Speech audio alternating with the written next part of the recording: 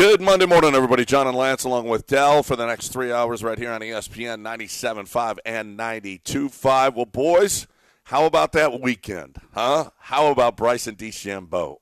That's the lead, boys. That's the lead. The what about Astros went 2 out of 3, and you're not even going to you're not even going to be Super Astro? They're 9 back right now. Holy crap. Thanks, Rangers, for nothing this weekend. You suck. The Rangers blow. Okay, yeah. The Astros are a half a game out of second place, and they're 33 and 39. That is just horrendous. What a terrible division it is, just awful. And 7 back now from the Twins for the wild card, just awful, just awful. The Rangers are terrible. I mean, but you did have a very good game from Hunter Brown. Hunter Brown is really. I'm starting to feel very.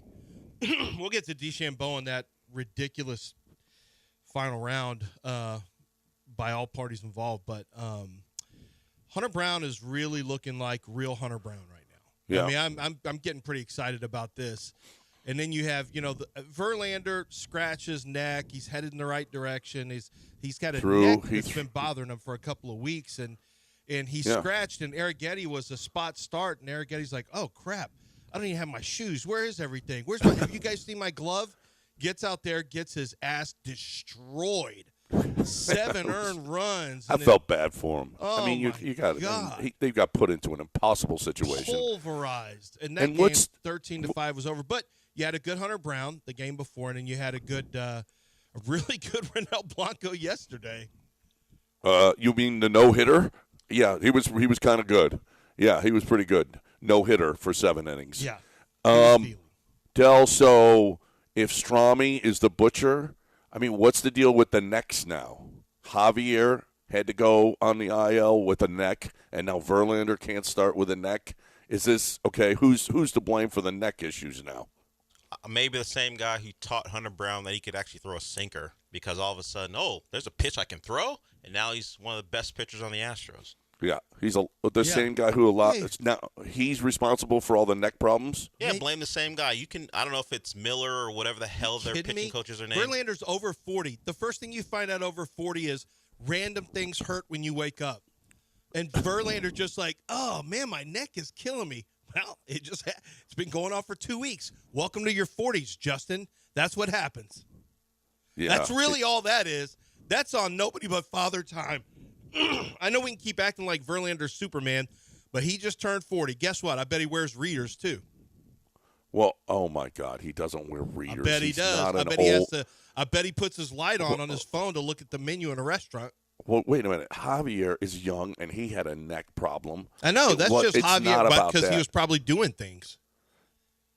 Oh, my gosh. What kind of things was he doing there, Lance? What do you think it created his neck problem, Lance? Just different things other than sleeping while 40. Sleeping while 40. Here's signs of Justin Verlander's neck.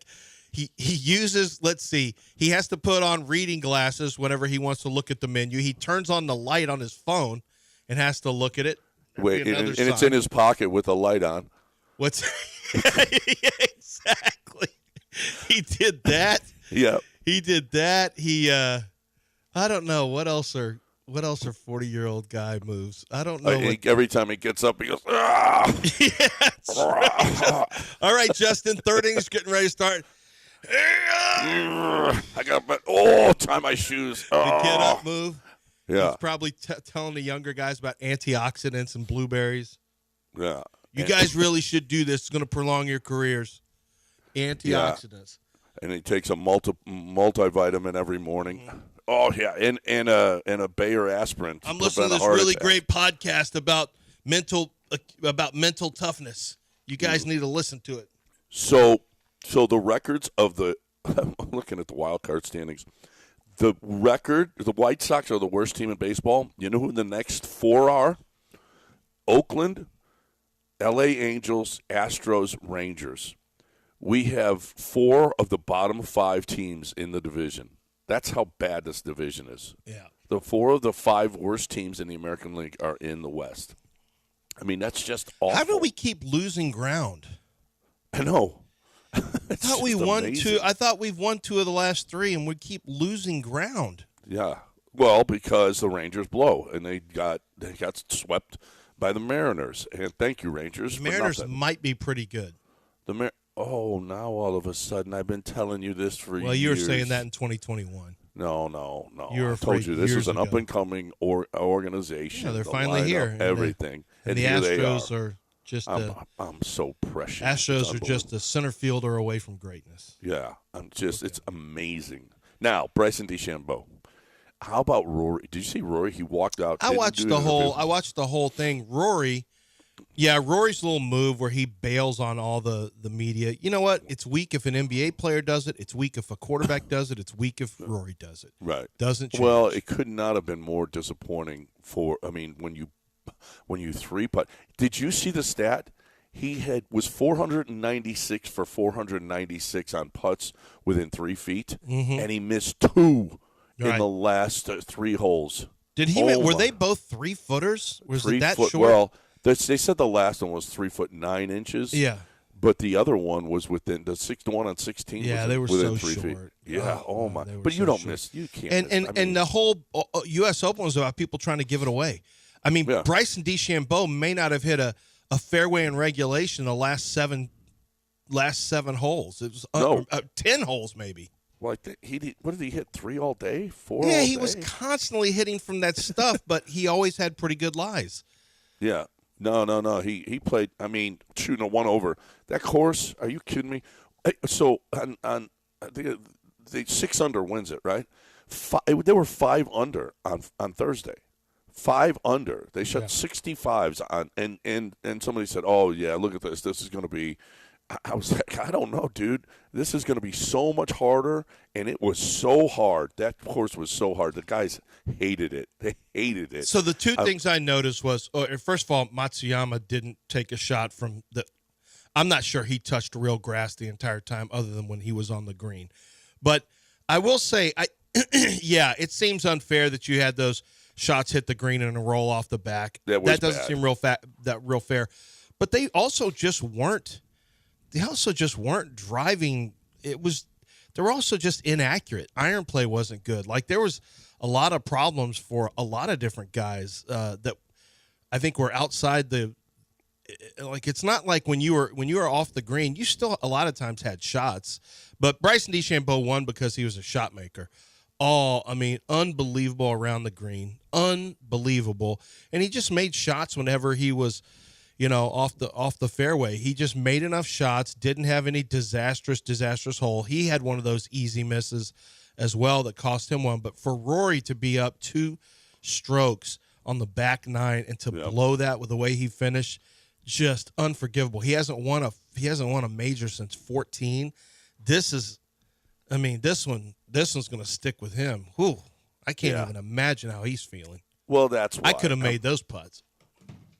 You could have made those putts, is what you're saying right now. That's what I'm saying. What you just and said. you know what? Technically, I was thinking about this. I was listening to a commercial when they were talking about the U.S. Open and who all can play, and I realized technically I could play in a U.S. Open. Technically. No. You absolutely could. All you have to do is qualify. Yep. No. You can't. You could. Yep. I mean, but Brian wait a minute. Windhorst But could didn't play you in the lose US your Open. frisbee this weekend? I How are you played going a to play lot, when you and then lost your frisbee? Yeah, I lost my favorite disc. But this guy reached out to me he's a professional disc golfer who saw my tweet, and he has his own disc shop also. And so I think we're going to get together and be friends, and then I'm going to be part of a big pro event that's coming here. So don't you worry. This is actually God helping me meet somebody that's going to help me with disc golf stuff by sending my favorite yellow disc that I found on a course, I think in Colorado. I sent it into the drink on hole number 7 because of this. Well, I also had my right arm was kind of injured. It's just worn out, but it's not forearm. It's more tricep tightness. So it's not like Yamamoto. It's not tricep, so I'm not worried about getting a Tommy John. I did meet a listener out there. I was walking from hole number 8 across hole number 6 to go to hole number 9. And this guy goes, "Lance, are you Lance?" I said, "Yeah." He goes, "Zerline?" I said, "Yeah." He goes, "Oh, man, you mind if I get a picture? I listen to you. You and John are my favorite show." His name's Reagan. He goes, "You and John are my favorite show. I listen to you guys all the time." What's that? Reagan Swinbank? Not the same one. Not the Not same the one. same? This guy's, No. although this guy's family were a bunch of Aggies, but he actually worked at Channel 13 in sports for a little bit. Oh, yeah? Yeah, younger nice. guy. So really cool. So we ended up playing together later on and around, and Oh, my God. So it was good, man. Look Just at the friends people- you make, Del. just Look at the listeners friends, come the lifelong together. relationships. friends. That's right. Lifelong relationships. I'm going to get new Discers. discs. What do you call it? Frisbees? No, we're Discers? disc golf kings. Nerds? Disc What do you golf call it? kings. I just call him, "What's up, King?" You What's- don't call your Fri- disc golf buddy a king. That's what we call each other. I said, "Nice shot, Frisbee King." You don't dorks? say what's up. What do you- No, I say, "Nice shot, King." No, you don't. Yeah, that's what you say. That isn't what you say. Oh, my God. Nice shot, King. That's what you say. Frisbee dork? Is that what it's No, called? it's not The Frisbee Dork Dorks. League? No? It's not Frisbee dorks. You already gave your. Unfortunately, you already gave your advertisement. No. Here's the deal. Here's the deal. You lost your Frisbee this Yeah, weekend. it's my top. I got on top of it, And and then- I what do you almost mean tweeted like, Why, this why is- did you lose it? Where was it? Where did it go? It went into the water down a gully. It was. I could have. I've gone down there before. It is dangerous because you go down there. A, it's snakes.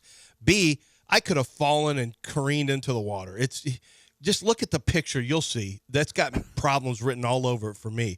And then Well- secondly, it's not easy getting down there. It was in the water. I can't go get it. It's in the water at what's that? What is it? What's the water that runs through there? Through that around No one TC cares. Jester. It's somewhere. Del, where, bigger loss. Verlander with his neck injury or Lance's Frisbee? I've Bigger had a loss high for the ankle sprain because of organizations. going after a disc. That one's in the water, and that's it. And I was devastated. I bogeyed like 5 of the next 12. Okay. So yeah, You turned into Rory. I All was of a sudden, exactly like three-putting all Rory. over. I was exactly like Rory. My Yeah. top disc was gone, and I was like, I don't even know what. I mean, does this even matter anymore? But does my life even matter Yeah, anymore? does my life even matter? But Wow, he contemplated his life after he lost that Frisbee. How'd you overcome it? You seem to be somewhat chipper, and you're at work. Did Well- you? Well, I some got soul here's how. searching? Number one, I'm a grinder. I always come back after adversity. Number two, this disc golf pro reached out to me, and I know that I can go find maybe some new disc, and he can throw me some new sweet. He can show me some new sweet shots, and so I'll King? just be out there King killing. is going to fools. show you this? Well, no. Once he accomplishes something or does something great, then you go, "What's up, King?" Or "Great shot, King." Yeah, great shot. That's shot, not his King. name normally. Normally his name Oh, I is thought whatever. he was King all the time. No, it's when you do something. No, when you do something good. Oh, I got it. Then you're King. I got it. Yeah, What a- good shot, King. What's this guy's name? Look Wow. at this. I mean, So did sometimes- y'all watch the Dragons last night? Chris did watch the Vandergriff. Dragons. Chris Vandergriff. Here he is. I'm a pro disc golfer, pro tour event promoter, and shop owner. I saw you lost your favorite disc. I feel that sincerely. See this? So people know if you lost your favorite, although you don't really get attached to golf balls necessarily. Okay. We don't let you know what? It's just What if you dorks are lost a us. putter? What if you threw a putter in the water, which I've No, done? well, the only one I know that did that is you. Tour on the 18, first hole at hole Tour one. 18. No, First hole. He Yeah. was so mad. On the first hole, stupid. he threw his Because putter I in the thought water I came out and there. I had was none the rest rushing of to the Tour round. 18. I got there. You and Greg Bingham were already on the first hole. I have to run out, put my stuff in. I hit a great first shot, great second shot. I'm not even warmed up, and then I 3-putted and just took the. I mean, I thought I was going to make a birdie. It ends up a bogey, and I just flung my. What a dumb move that was. Impulse controls. He didn't have a putter the rest of the round. That is so funny. All right, we're breaking it. If you want to get in, 713-780-3776. I'm is not. By the number. way, I'm on episode 10 of season 2. So Oh, I decided I've got to finish these 2, and I'm glad I did on House of Dragons. 'Cause I'm like, oh wait a minute, I forgot about that. Oh wait, Del, what how now? was it? Del, how was it? Aegon's a little bitch. Well, Oh, Aegon's wow. actually the funniest part of the show, at least through episode 1. The last 10 to 12 minutes of episode 1 for season 2, I'm just going to use the word harrowing. Oh, yeah? So I'm not going to tell you anything else. Harrowing. By the way, I'll also tell you, don't waste your time on Brats. If you want to watch the Brat Pack documentary by Hulu? Andrew McCarthy, it starts off interesting, and then it's just Andrew McCarthy's own therapy session. It's not worth it. Thanks. It's really Thanks, not. brats. Like, All right. where were you when you first heard the term Brat Pack? He said it ruined his career because this writer wrote this, and then this writer's a huge dork who's like, I was kind of part of it by writing that ugly article about you guys. I kind of was responsible for a lot of the success. Like, all right, I'm done with this documentary. This is stupid.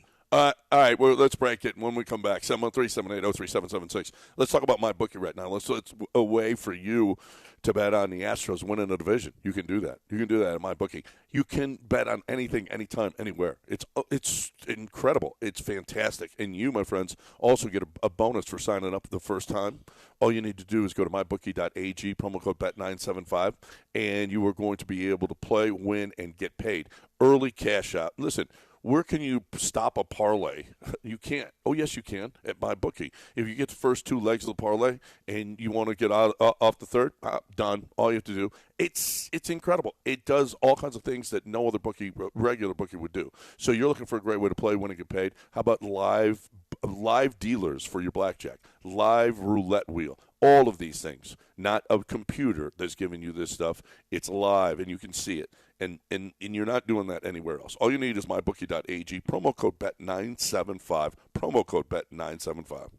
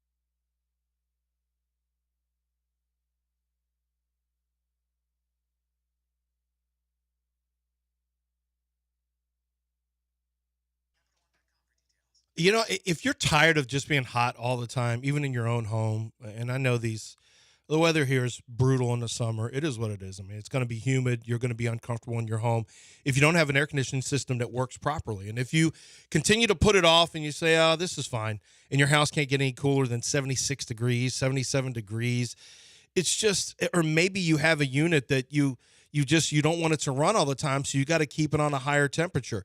Listen, you need to have a unit that works properly. So if it's not working properly, have Vanderford Air come out and diagnose it and get the problem fixed.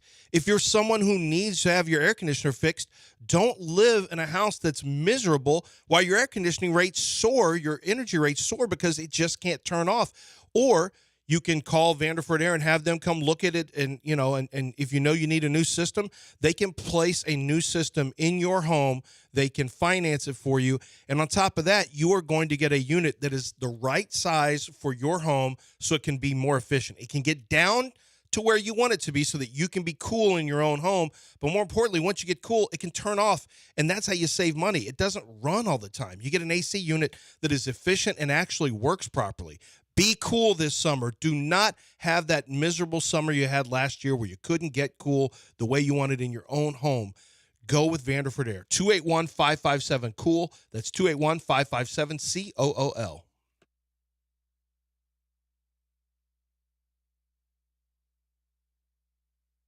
You're back in the Veritex Community Bank Studios with John and Lance. On ESPN 97.5 and 92.5.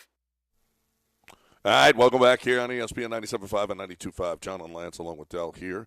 713-780-3776. Come on, hang out with us. Bigger news, Caitlin Clark beating Chicago or Jose Abreu released? Jose Abreu released. Nothing's ever going to be bigger than that. You know, I feel bad for the guy. I mean, did you see his comments afterwards? How he said, honestly, I'm just really embarrassed. Yeah. I wanted to help the team so much. And I do. Brian McTaggart had that. That was the, I think, the translation. And I felt bad for him there. But, I mean, it's business. You can't play anymore. And you got to go. And you got $30 million, but it's clear coming to him. But it's clear that the money was not the important thing, or he would have just bailed after the first time he was sent out. Yeah. I mean, what are you going to do? I mean, listen, they hung with him a lot longer than all of us thought they would or should have. It was embarrassing. It was embarrassing, and it feel bad. But oh well, he's got $58.5 million. Okay, I'm not going to feel that bad for him. He got himself a nice payday. He doesn't even have to work. I mean, what a great job he had. I'll be embarrassed that long for $58.5. Well, some people have professional pride. I mean, you're not one of those people. I don't care about that. No, you're not them, but he might. Give me the $58.5. I don't care. You can embarrass me. Well, he was getting the $58.5. He just wanted to be better as a baseball player. No one wants to go out that way. He doesn't even have to work. He only has to work half the time. Yeah, it's baseball. It's not really work. It's like John Wall. I mean, that's awesome. Look at that money. You don't even have to work. That's baseball. How much work is it? Oh, my gosh. You have to go up every 3 innings or so and go hit. Okay. Right? He stands out there and hopes a ground ball doesn't come his way. Oh, and when it did, you know what? You let it go by, whatevs. I mean, what a great job he had. What a great. And then you go to take a few weeks off, go to Florida, and just hang out. I mean, what a perfect life Jose Abreu has. Just perfect. You got a thing on your chin, your tie on your beard. You got the shirt open, chains. It's just awesome. I feel you would love to be Jose Abreu, working a year and a half for $58.5 million. Perfect. Well, it's something that they had, that they were going to do, and now we'll see. They couldn't bring up Joey Loperfido. We'll see if they do in the end. But you know what? We'll see if he's the future at first base, because you got him lefty, Singleton's lefty. What will Espada do? How much will he play him at first? We'll see if and when he comes back. Well, and you've got now.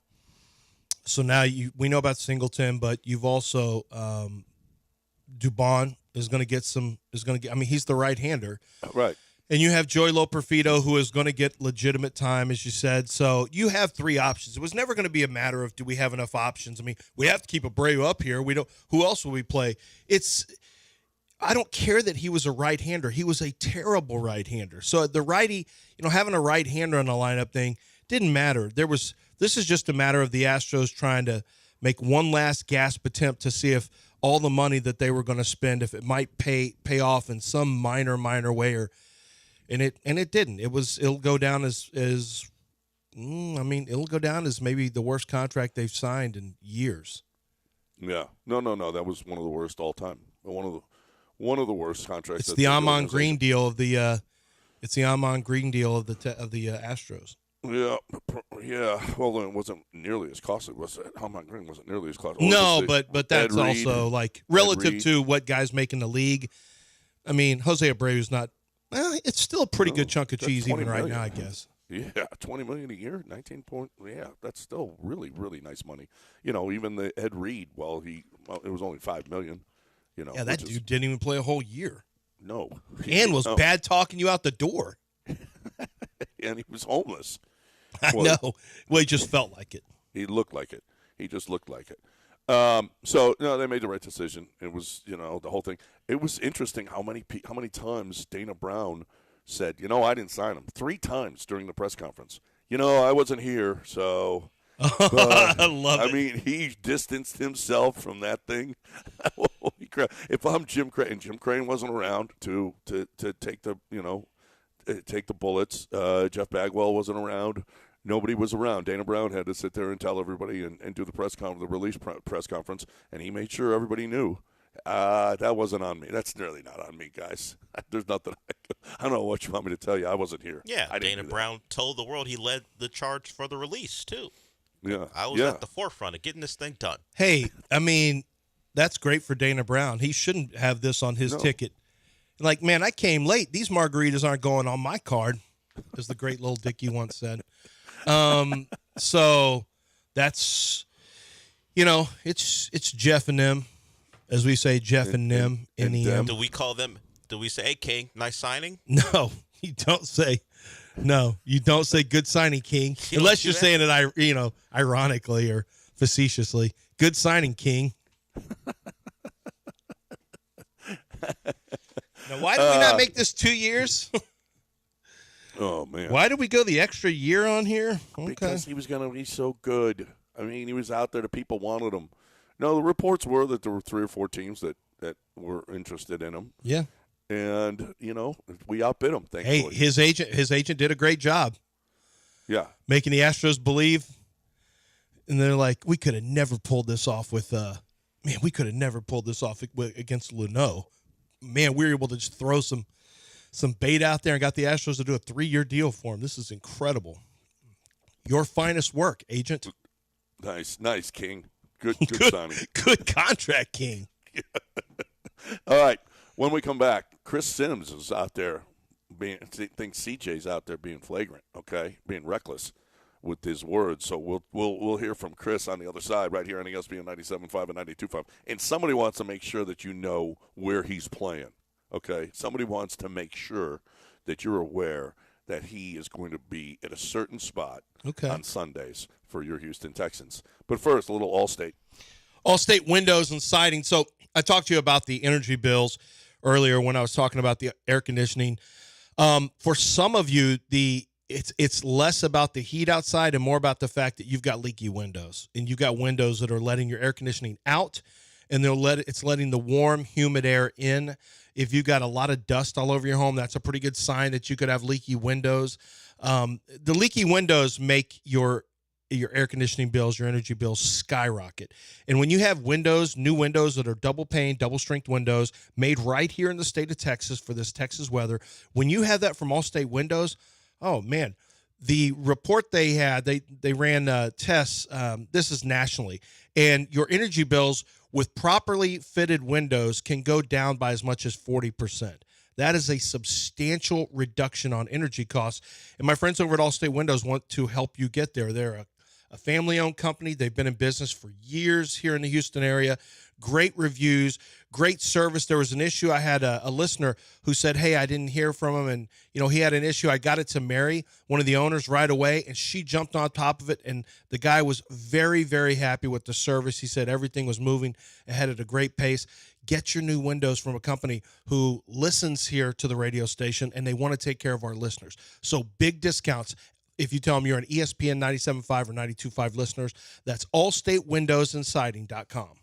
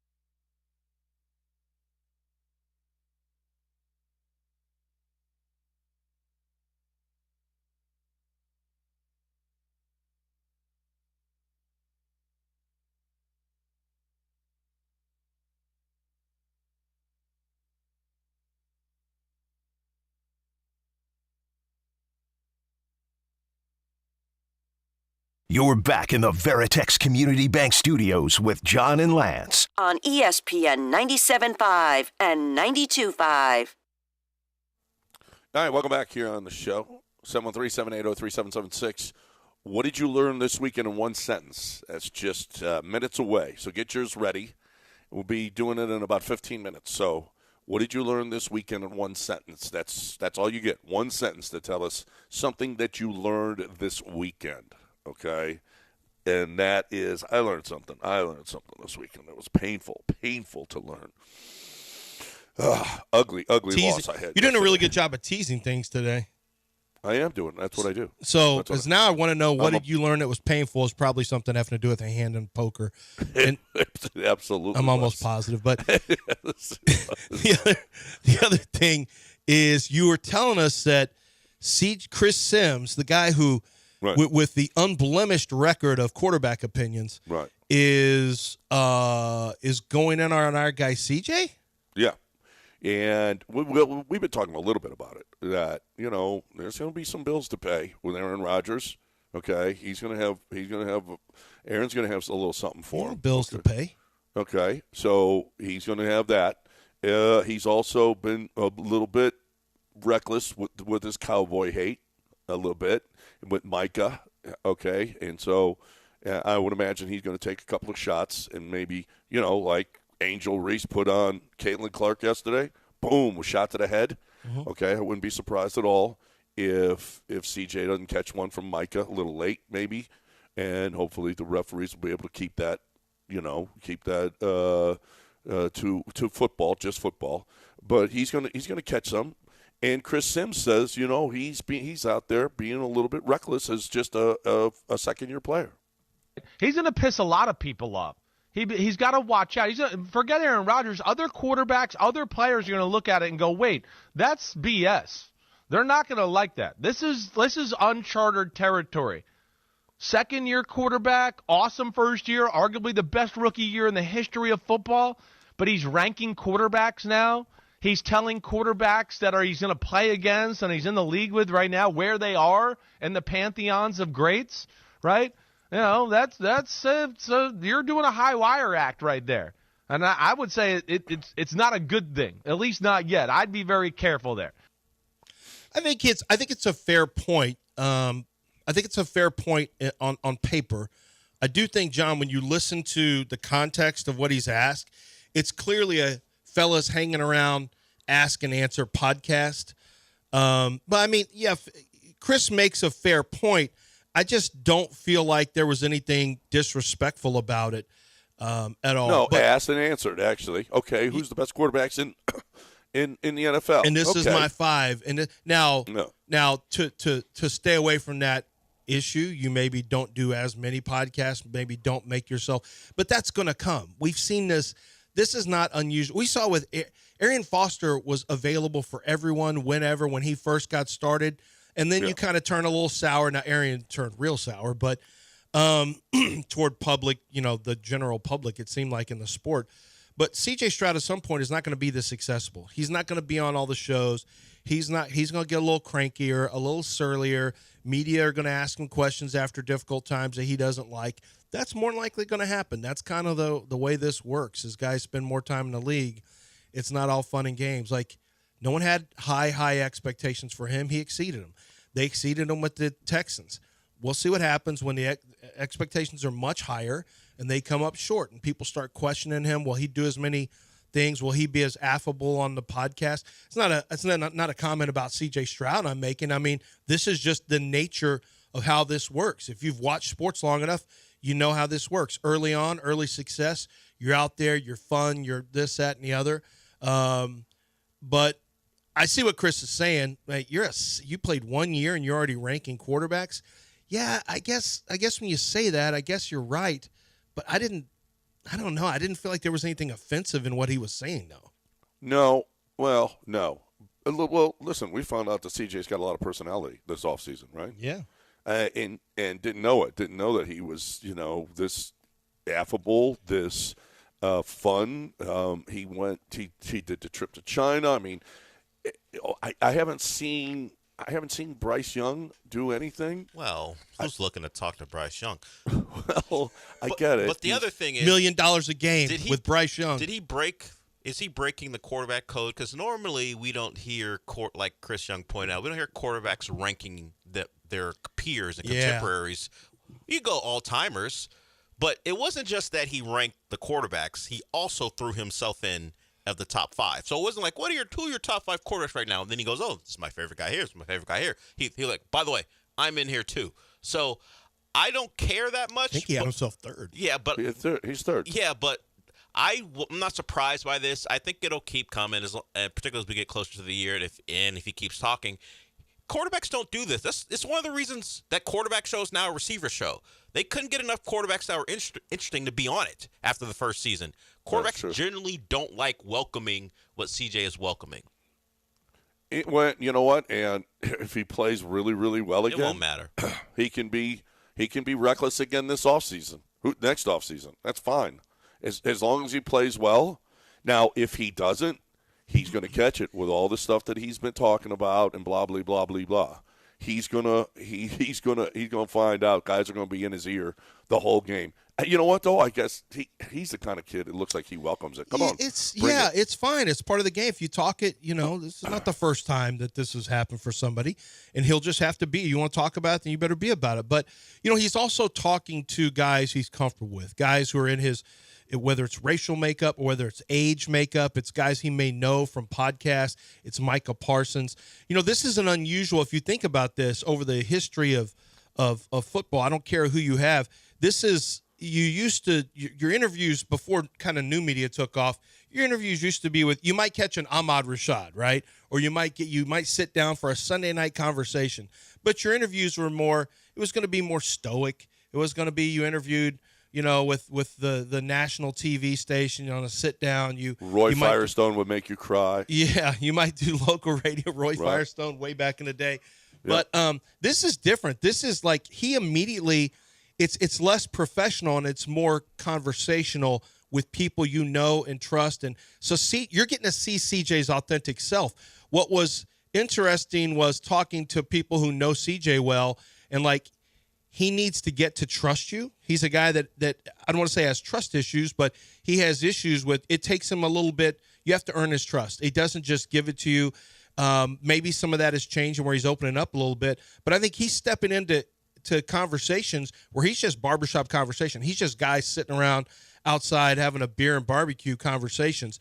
And that's something that he feels very comfortable with, and we feel comfortable watching it. But then Chris Sims, for a former quarterback's looking at it as, hey, I don't care how comfortable you are. This is outside the code. So I think it's an interesting conversation. I also don't think CJ's going to shy away from anything, honestly. No. And he's put himself, like you said, he's going to be a lot less accessible as he goes along. Yeah, it's going to happen. Yeah, because everybody's going to ask him. Now, here's the deal, though, is we're seeing more and more player with player as opposed to media asking. This is more. We're seeing more podcasts with players, right? Current players. We never saw current players together just doing something ever in the past. So maybe this is the future, is that we're going to see a lot more. We're going to have a lot more exposure to guys in their comfort zone with other players as opposed to talking to the media. The media isn't even going to be necessary now to get all of this stuff. No, but I think one of the things that will come with that is players are going to maybe say some things, and we've seen it with Aaron Rodgers. Yeah, we're already seeing it. We've seen it with Aaron Rodgers on a regular basis. Yeah. I think you're going to see it you're going to see it a lot more now, where players say things, because this generation's also used to growing up with social media, and so I think they're less reserved. They put on less of a front when it comes to being quote unquote professional and kind of buttoned up. Maybe, but they'll also get themselves in some trouble with things they shouldn't say. There'll be apologies, and then there'll also be bulletin board material. That's just the truth.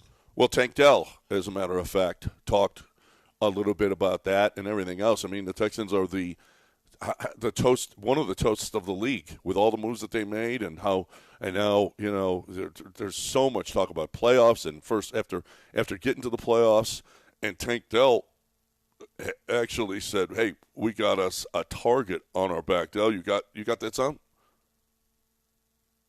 All right. Yeah, and you know what they do, and they're going to. They're going to be like everybody's looking. It used to be you look at the Texans on your schedule and go, "Oh, there's a win," and now you're looking at them, looking at the Texans on your schedule and going, "Wow, that's a pretty good football team over there." They did. There was a ranking of, I think CBS Sports did a ranking of the best rosters, and they didn't have the Texans in the top 10 of best rosters in the league, and I was a little surprised by that because I would think that. You know, they had San Francisco number 1, and the Chiefs were up there, and all all these different teams. And the roster building that Nick Caserio has done recently has been tremendous.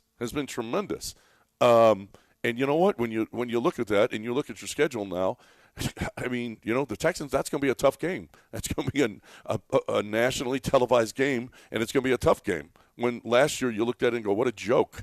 So here's Tank Dell talking about the target they got. It starts early, and for you guys, you want to hit the ground running. What's the vibe around the team? Because I know there's a lot of excitement. People are talking about the Texans now and talking about them in a good way. Yeah, like I said, we ready. We all excited. We have a target on our back. We got a lot of things that we want to accomplish. Super Bowl, playoffs, things like that. So we ready to go work. Yeah, they're going to have a target on their back. That's going to be, you know what, everybody's going to be getting up. And how crazy is that? From what we were talking about last offseason to what we're talking about this offseason, it's incredible. It's not the first time. I mean, we've certainly seen worst to first. It happens. It's just we didn't think it would happen for us. But that's what happens when you get a Will Anderson. And speaking of that, when we come back, we're going to have plenty of time for what did you learn. You still have to tell us about the Texan or the player who – or the person, whatever it is, you tease it that they're definitely one thing, and they want you to know they're one thing. That's it. One thing and maybe one it's somebody thing who only. identifies as a slot receiver only or a wide receiver I don't only. know what he identifies as. I don't want to put that. I'm not putting any pronouns on him. I'm just saying he wants you to know this is what I do. Okay? That's it. That's all. Well, some people, Jalen Milroe identifies as a quarterback, and some scouts identify him as an athlete who will find another position. I'll find out what you're talking about at about 8 o'clock, because next up is what did you learn this weekend in one sentence, and I definitely learned something. You learned something. And the stars of the show, however, are the callers who are always really good. If you've got something that you learned this weekend, it can be in anything, television, sports, food, gambling, drinks, relationships. It doesn't matter. Yeah, what else? And here's the deal: it could be about basketball. I mean, what did you learn this weekend when you watched the Mavs? Okay, I learned that it's just one game more over. that we're going to be playing. But here's the deal: is you learn that your kids are interested and they want to watch and they want to play basketball. So if they want to play basketball, there's only one hoop to get. We had one at our house. And the boy loved it, and the kids were all in our driveway, and it was awesome. We knew where he was because he was lowering the goal, and they were dunking, and that's what they wanted to do. And then he grew up, and he didn't need to lower it anymore. But when they're young, the kids want to be able to play. Dad, you got slow white kids or whatever they are, and they can't jump. Well, they don't have to jump because you can lower it to 5 feet. And the kids can actually enjoy it and act like they are, NBA players dunking on a rim because they can lower it, and they can do it with a drill now. And it's the best goal, period. The installation is second to none. They will secure it into the ground for you, raise and lower it. The tempered glass backboard, the unbreakable rim, it's the perfect goal. I mean, it still looks like it's brand new today. You go drive through our neighborhood and see it. They moved it over to a neighbor's house, and they love it. You are going to love it too. ProDunk.com. Tell Keith Tate you heard it right here.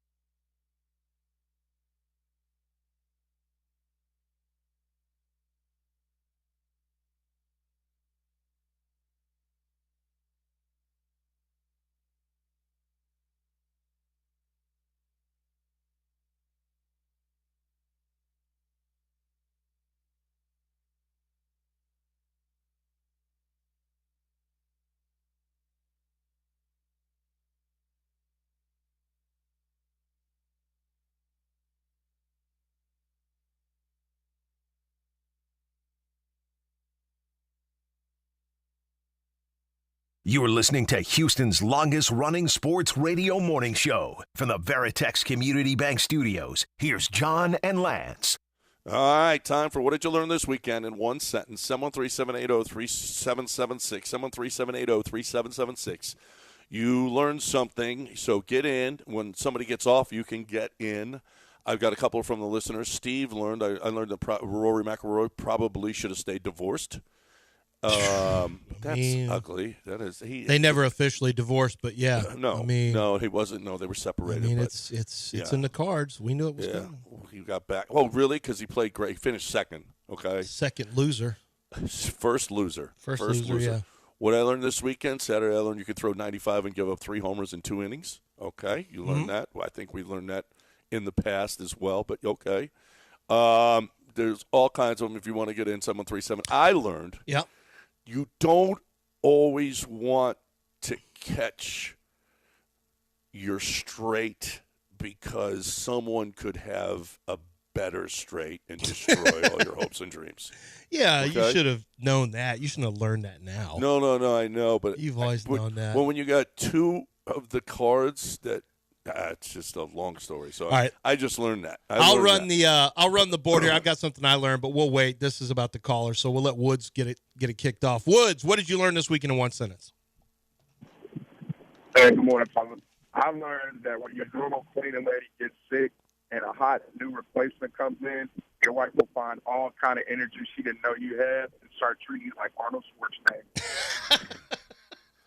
Schwarzenegger. You learn things like that. Yeah, you learn things like that when it comes to the opposite sex sometimes. Yeah. Any kind of competition. That's true. Tom on a mobile is up here. Tom on a mobile is up here on What Did You Learn This Week? What'd you learn on a mobile? Hey guys, how we doing this morning, guys? We're good. Hey, I learned that it's not considered cheating if the partner is fast asleep. No, delete that call. That's terrible, Tom on a mobile, and that's also criminal. Okay, so we're not doing that, Tom on a mobile. The real Tom would never. Let's get Keith in here next. What's up, Keith? I love the show. What I learned this weekend is after 8 hours at the JW Marriott in San Antonio poolside, the blackened chicken sandwich there is absolutely one of the best chicken sandwiches I've ever had. It was so good. I got to tell you, do you know, John, that Keith will send pictures of food he's having? Yeah, I know. And he used to ask me or you or whatever. Yeah. He constantly goes to Jeremy Branham now and says, rate this. Rate this. I see it. It's not always food he's making. It's food he's just having, I think. Keith is really into food. I tell you, Keith knows his sports, too. Keith keeps up with sports. You know, he works for a professional team here in ticket sales, as a matter of fact. Yeah, I don't want to talk too much about it, but yeah, Keith is a sharp guy who really. I know the food thing is interesting. Yeah, because I see it all the time. He wants Jeremy. I'm like, for whatever reason, Jeremy is his food rater. Why Jeremy needs to rate Lance, his food. you're the chef, right? Well, I mean, you're the many brisket things. guy. Yeah, but I don't really want to have to rate everyone's pitmaster. food. Pitmaster, but amongst other things, yeah. Right. Yeah. Right. Let's get we've got other Keith on the line right now. Keith. What's up, other Keith? On a mobile? No, I think this is just a regular Keith on a mobile? Yeah. What's up, Keith? Hey, sports fellas. I learned this weekend that the boys still gets me. Oh, no, I mean, still goes hard. My bad. The boys. I have not. I started watching like the first 12 minutes of the boys. There's a lot of shows to watch now. That lost me. The boys lost me. Are you on Dark Matter? Have you started it yet? No, I have not. Okay, you need to start Dark Matter, and then Presumed Innocent looks like it's going to be really good. Presumed Innocent, I'm on that. I'm on Clipped, which is pretty good. So you do recommend it? Yeah, I do. Clipped is good. Did you start the Nazi one, Hitler and the Nazis? No, I have not they are started terrible. that one yet. Hitler was really bad, John. You're going to be. I don't want to spoil this. Illuminating fact. I don't want to spoil this, but boy, is he bad. Hitler was He's a bad worse guy. than you think. Let's get Tom on a real Tom. The real Tom. Real Tom. What's up, real Tom? Well, glad to actually be here. I learned that Ryan Presley has a rule. If you're not going to let me close, not going to let you get a no-hitter. Yeah. Hey, there's repercussions for your decisions. Well, and not even a shutout, thanks to Hader too. How about that? We don't even get the shutout. No, the bullpen let him down. Let's get Trey. Let's get Trey in here. What did you learn this week in one sentence? 713-780-3776. Hey guys, What's I up? learned that ice cold Coors Light is good on the golf course. Hey John, the brothers drink Coors Light too. See, how about John? that? The brothers love that? Coors Light. The Was brothers that a love. question? Is that a question? Was that in question? No. I don't think that was the thing we were wondering. Well, he was just, but Trey was Everybody just saying, just loves letting a you Coors. know. I don't care what race that you was are, the second sentence. That's what why. nationality you yeah, are. it was the second It's about the Coors Light. I'm allowed to question something when you use the second sentence to get it off. I feel like that wasn't a thing we considered out of bounds for the brothers. Yeah, but you can't speak on this. Well, I don't. You're not a beer drinker, Yeah, so you can't speak on it. But no one said Coors Light is for whites. No, I don't. Coors Light didn't have that in their advertising thing. Coors Light, just for whites. It's not a good slogan. No. You're not selling anything. No, Trey's just let you just in case you're wondering. Okay, John, Yeah. were you wondering? No, I had no. Everybody loves Coors Light. I don't care what Coors Light nationality likes- or race you are. Coors Light likes Asia Wilson too. What? Yeah, Yeah. it's What not does like that it's not a Caitlin Clark thing. We're not culture war in this. Okay. Yeah. Oh, Yeah, we're just showing does you. a- I but does should have used Angel Reese, not Angel Asia Reese? Wilson. No, I'm Yeah. going with the top player. Okay. All right, Not the one Kennedy? who swatted her in the head. No, Yeah. not the one that gave her the clothesline to the head. And what did you think about that flagrant foul, Caitlin? It's just basketball, and those things happen. She was going for the ball. Caitlin's like, man, I got to dodge so many. Oh my There God! are does so she many ever. landmines around. Every interview is a landmine for Well, Caitlin and then she Clark. caught it because she wouldn't say anything. And then one of the players, silence is a privilege. What? Yeah, that happened. I mean, she's not talking. She's not being, This guy David Dennis on ESPN said on Around the Horn said one of the. We got the okay. listeners are the stars. Oh, Let's you're go. right. You're right. Yeah. Who's next? We're not doing a second Tom. Why not? It's fake. It's third Tom. Third Tom. Okay, but if this is the same guy coming in trying to answer after Tom, we're not let. Well, all right, go ahead. We'll fake, see. fake Tom. Hi, guys. I learned that if you date a Latina and only speaks Spanish and she's trying to kill you, you have to call immigration. This is La Raza. That's This is La not. Raza. Get him off. Well, it's Get him off. Well, it's a third different person. Get so him that's off. Fine. That's La Raza.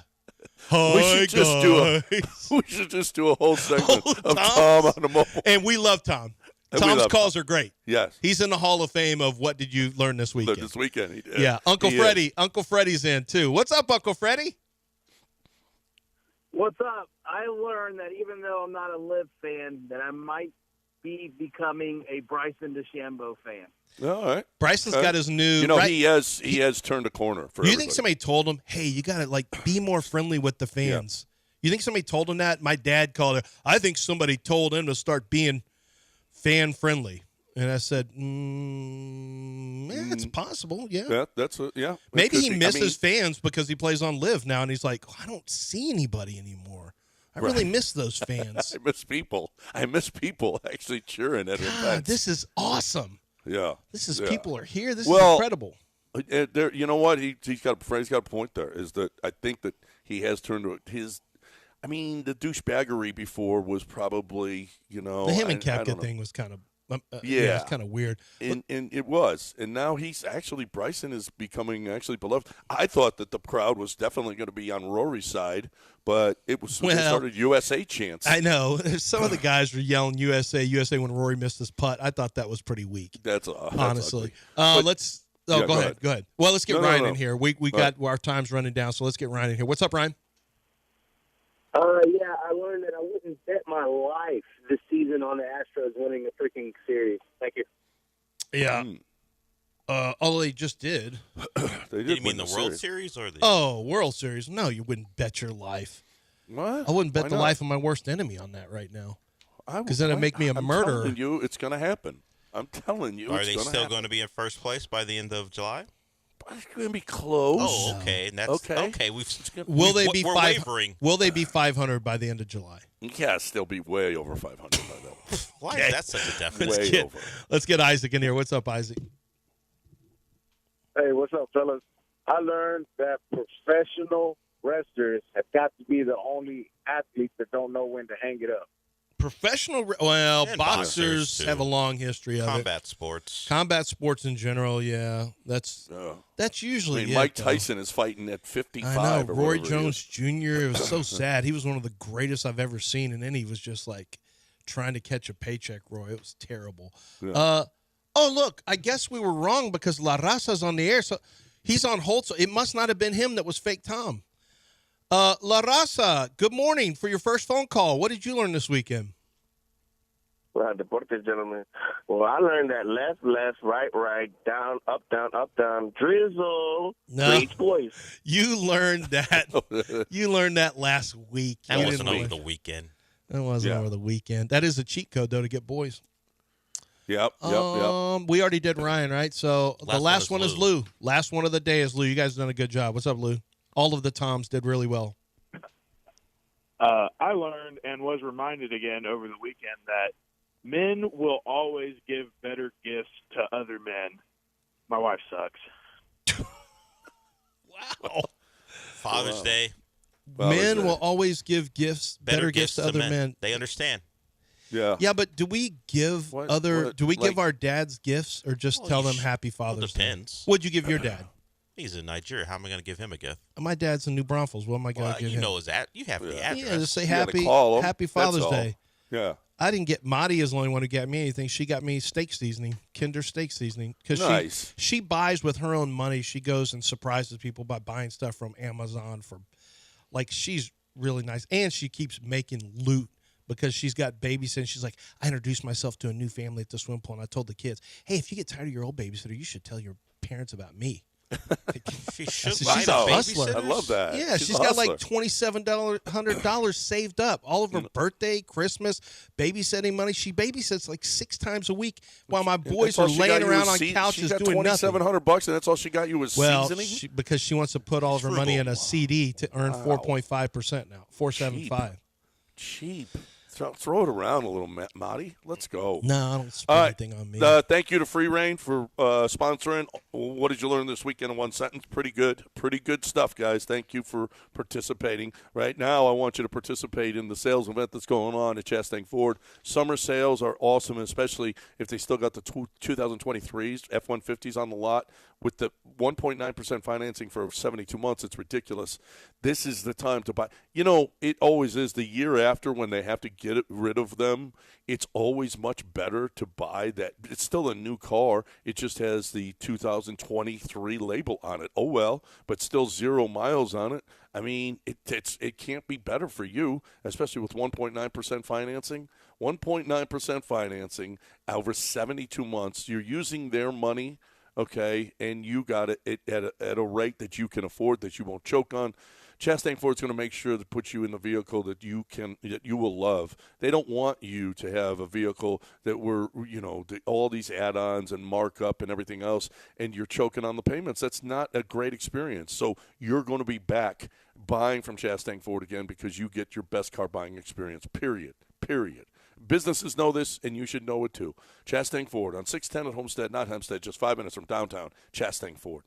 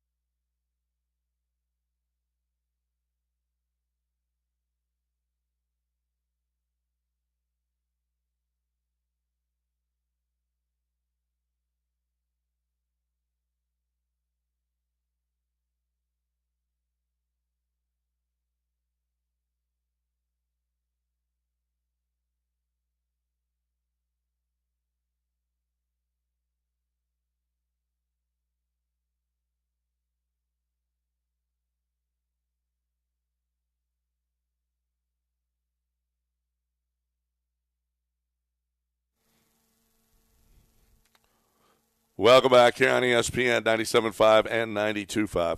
713-780-3776 if you want to get in here. This is ugly. Jason said, I learned this weekend that you should – oh, no.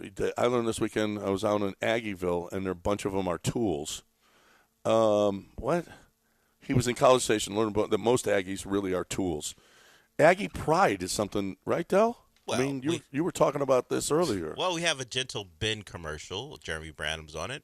And they're Aggies, and they're, well, not Jeremy, but Gentle Ben. Those guys are Aggies, and they're talking about Aggie pride. I think it's just overall pride of being an Aggie.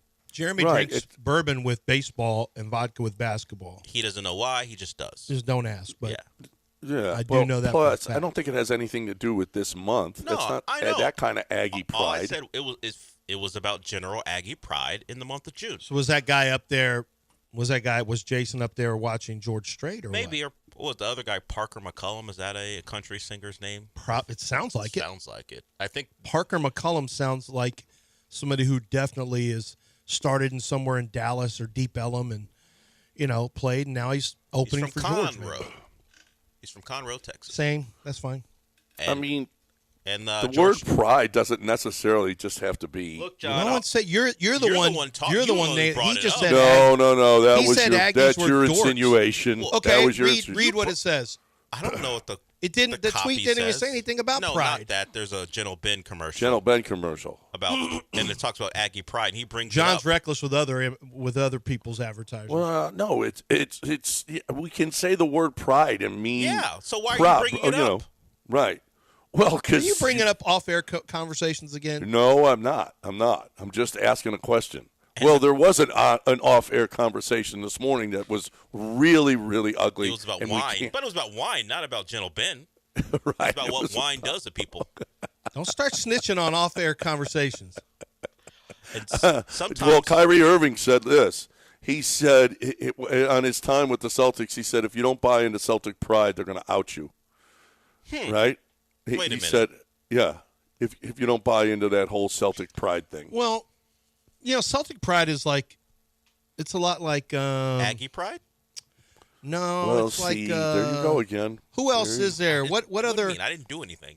Probably Yankees. It's probably similar to yeah. It's probably similar to Yankees or the pride Red of the Sox. Yankees. Yeah.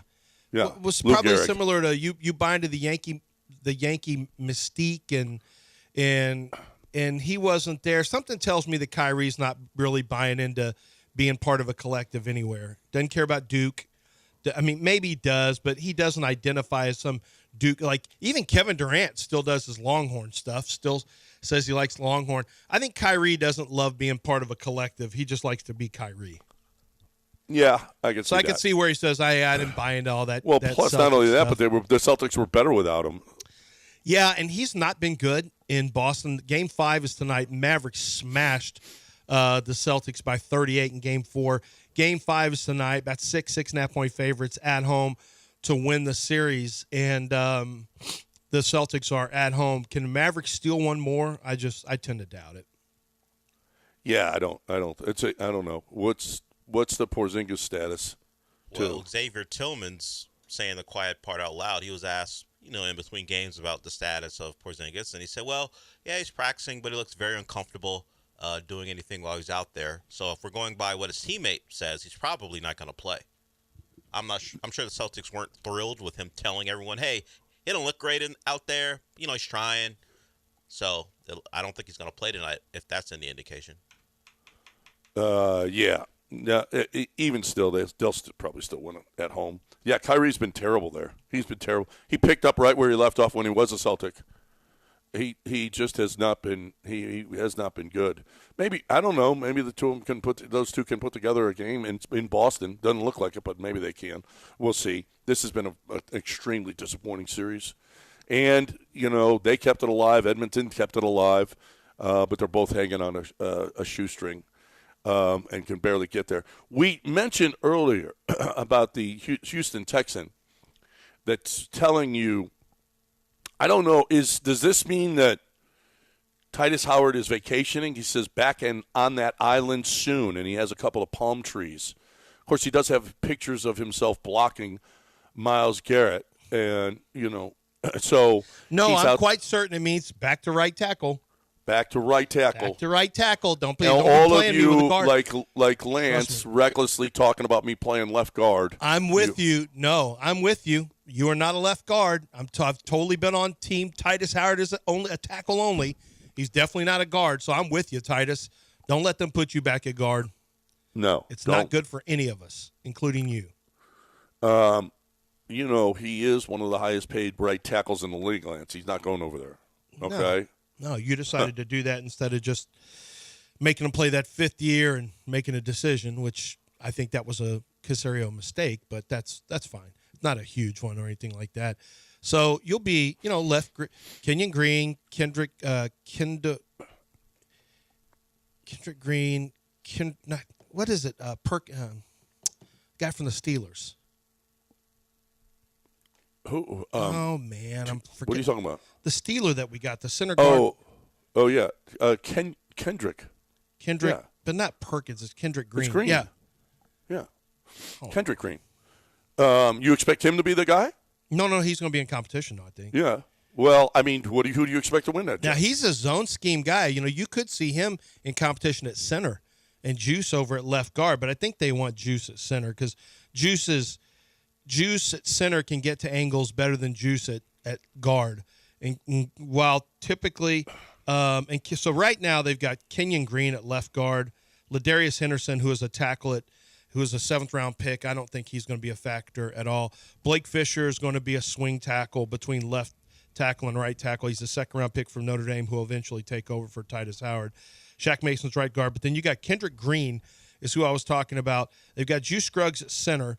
Kendrick Green is a backup guard. But to me, Kendrick Green, Kenyon Green, and that's probably it. That's probably what you're looking at in terms of playing guard. I don't think anyone else is – I don't think they want to put Juice Scruggs out at guard. I think they'd rather have him at center. Juice is not a real quick – I was kind of surprised when they drafted him in the 2nd just because he's not the quickest guy for an outside zone scheme, but it's easier to get to angles from center than it is to get there from guard. So, and he's a strong, powerful guy. So I think Patterson's going to be a backup center. Juice can swing between center guard. And then Kenyon Green and Kendrick Green will fight for the left guard spot. And then, maybe Nick Breaker. I don't know. It's going to be interesting. It's going to be one of them is lost potential so far in Kenyon Green, and one of them is not the biggest guy, but he's strong. He's 6'2", 315, Kendrick Green, but he's really quick, really athletic. So it's that still looks like it could be a weak point, but I'm saying that with the 1st-round pick from just 2 years ago, manning the spot. So we'll see if Kenyon Green can get his confidence and technique in order, because if so, he had the talent coming out of college. But we'll see. Does Titus Howard have some kind of right tackle inferiority complex or something? Well, I think this just is doesn't another want to play. time he's out to making sure everybody knows, I'm the right tackle. Everybody. Well, he's been moved to left guard by 2 coaching staffs. Yeah, and that because out of necessity, and it's not good for him, and frankly, it's not good for the Texans. But he really doesn't want to do it. That's a whole different lifestyle at guard. That's a lot of grit, he's already and got power, paid. and strength, and and there's a different pay scale too. But he's already gotten paid, he's already so got he doesn't paid, have to worry so about it can't that. be that. I just think you're going up against a lot of bullies over there at guard, and I think he just likes tackle. That's what he is. Well, I don't want to be inside against Jason Simmons. I know that. No, or Jeffrey does. Simmons. I do not want that in my life. Nobody does. He is a monster. He's back this year. The Titans going to be any good?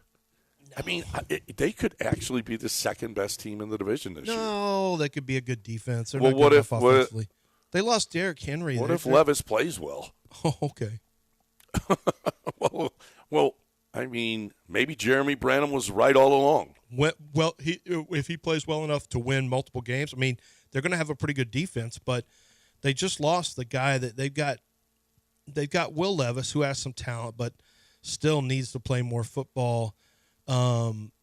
You lost the guy that you've relied on for the last several years. We'll see what their running game looks like. I'm not worried about the Titans. I think it's a 3-team race. Titans to me are the the clear fourth. I'm not a believer in Will Levis. He'll have. I'm not a believer in Trevor Lawrence. Well, I'm looking at the defense for them: Sebastian Joseph Day, Tavondre Sweat, Jeffrey Simmons, Harold Landry. I mean, that's not bad up front. Jack Gibbons, Kenneth Murray, Arden Key. That's not that good. Chidobe Awuzie, Armani Hooker, Elijah Molden, L'Jarius Sneed, Roger McCreary. That's got a chance to be pretty interesting. They're a little better on the back end for sure. But then offensively, your running back is Tony Pollard, who I think is a good second back, Tyjae Spears, Hassan Haskins. I mean, I just don't see that as a running game. And your offensive line, they did add Tyler Boyd and Calvin Ridley. That's kind of interesting. Tyler Boyd, Calvin Ridley. You added J.C. Latham right now, who they've got out at left tackle. Nicholas Pettit-Freer. I'm going to tell you, they're going to be a tough out this year, much tougher than they were last year. You think? I mean, a lot of it's just going to rely on they have to have they got to have good quarterback play. We'll see. Yeah, well, that's it. You know, like we thought Kyrie was wrong about the vax thing, right? And turns out he was right. Maybe Jeremy Branham, you know, his love for Will Levis might come through. He's the Kyrie of the station. I think He's you the might Kyrie be the Kyrie of the station. Of the station. Everybody thought he was wrong, and it turns out, look at this. You're the Draymond of the station. just driving a wedge. People on driving a wedge through everybody. Yeah, that's right. That's me. That's me. Oh, how about this? I couldn't have been dumber with my air conditioning, and now I feel, and it cost me. It cost me big time because I didn't clean out the air conditioners, and, you know, never got them tested. So then when it's not working, you go, oh, my gosh. So Air Team comes over, and they're like, hey, you had a leak here. If we had known earlier, we might have been able to save it. We can't save it. So they put a couple in and did an unbelievable. They were just so great. It got me all the rebates that I could possibly get, and there are rebates out there for you. But my advice to you is don't be stupid like I was. Get your air conditioners checked out, especially now because we've got summer in full force. It's hot. You're going to be using your air conditioner every day. Let them come and check it out. And if you have some kind of a problem, they're going to be able to fix that, and you don't have to replace your air conditioner. This is kind of a big deal. And Air Team is awesome, and it costs you a little bit now as opposed to costing you a lot later. If you haven't checked out your air conditioners, you need to do that now. Call Air Team. They are go to airteamltd.com, airteamltd.com. Tell them you heard it right here.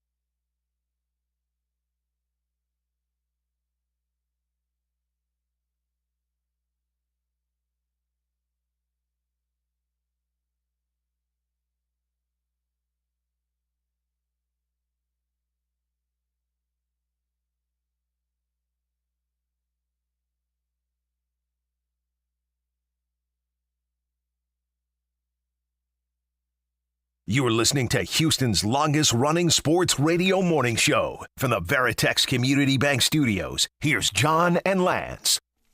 Welcome back. Astros win 2 out of 3 this weekend. Got an update. Man, it's concerning with this Kyle Tucker thing.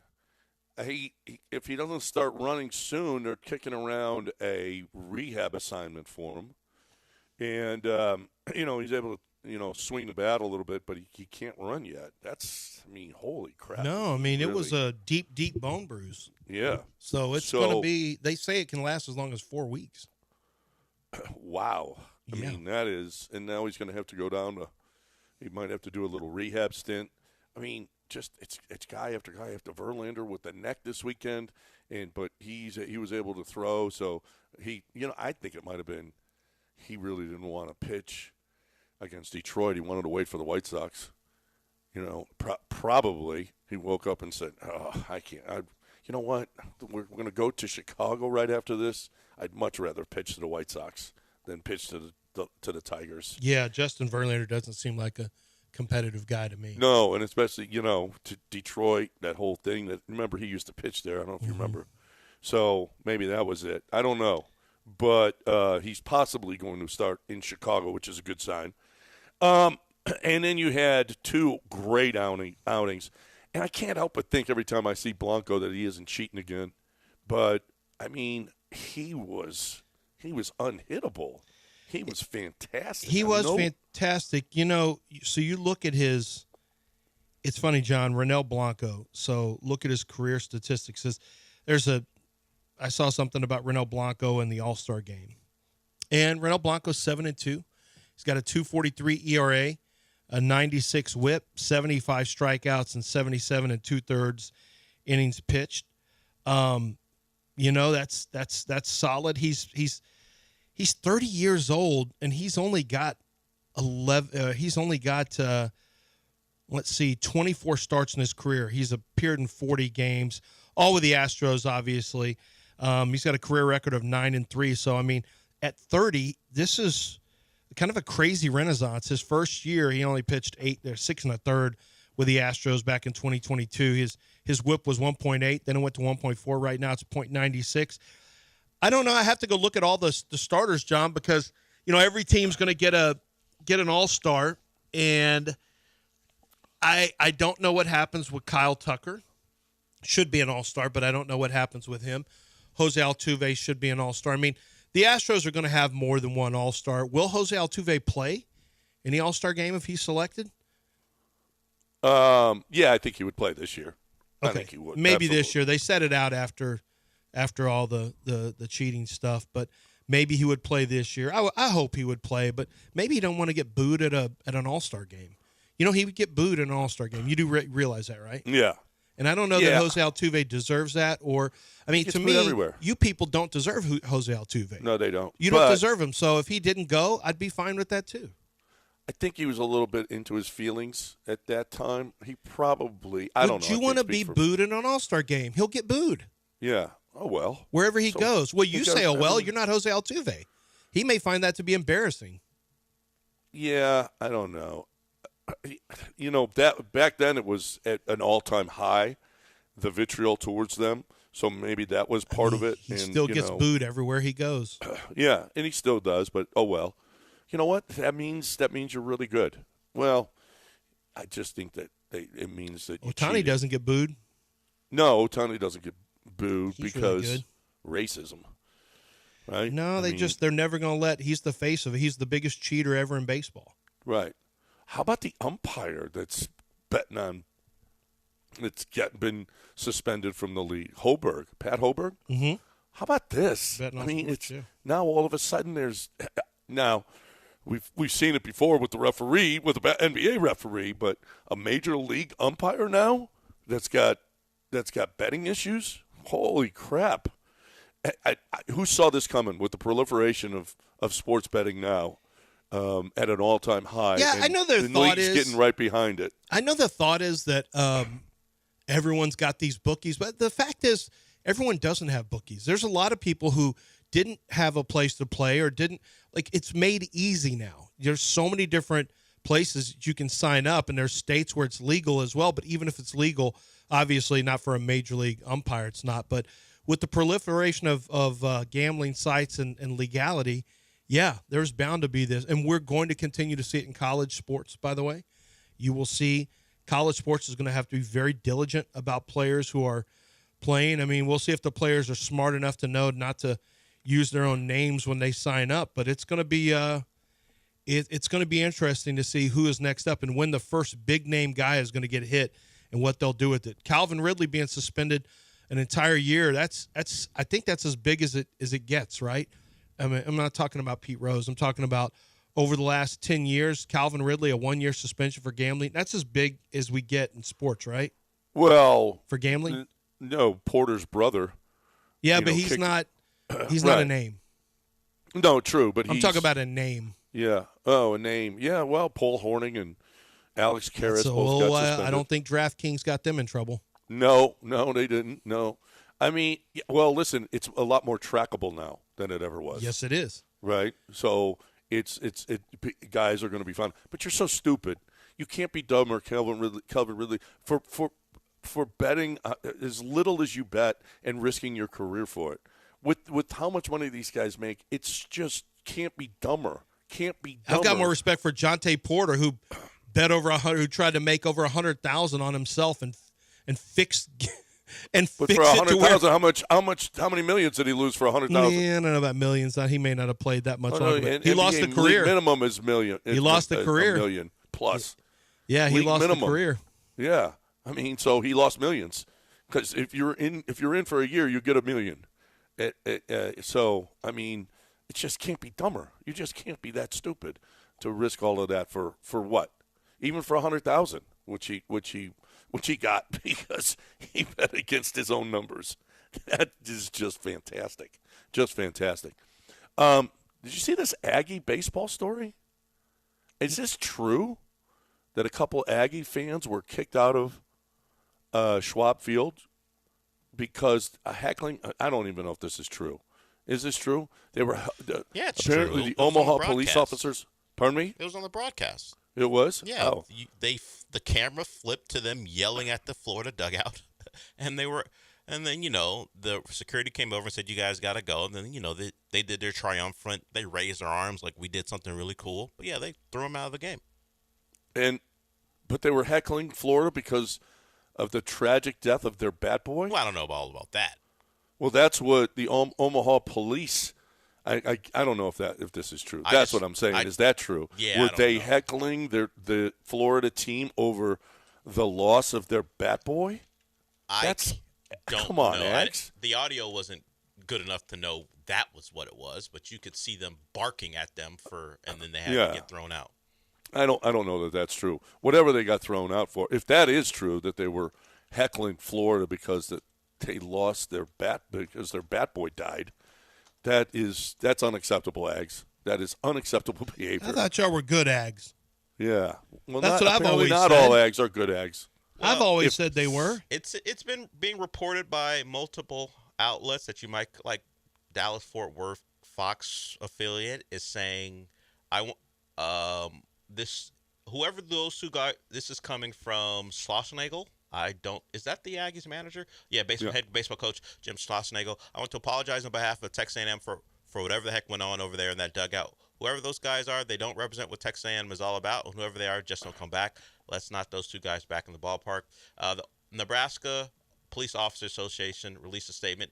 Heckling an opposing baseball team about the tragic death of their bat boy is beyond unacceptable. Glad our officers and security threw this duo out of Charles Schwab Field. So, that shouldn't be part of baseball. I don't think. If just you lost your bat boy, let's not. That's terrible. That is terrible. It's like the Steve Kerr thing when he went to Arizona State. It's just terrible. So, now we're getting different comments from people who were around the incident. According to this article, another report from the game said the hecklers were yelling at Coach Sullivan, that's the coach for the Gators, saying that he killed someone and should be ashamed. Assistants on the Gators staff started throwing F-bombs at them and went to run up to them, but the cops had wrangled them by then. So, yeah, according to anyone who was around, that was what it was. About. God, what a bunch of pieces of crap.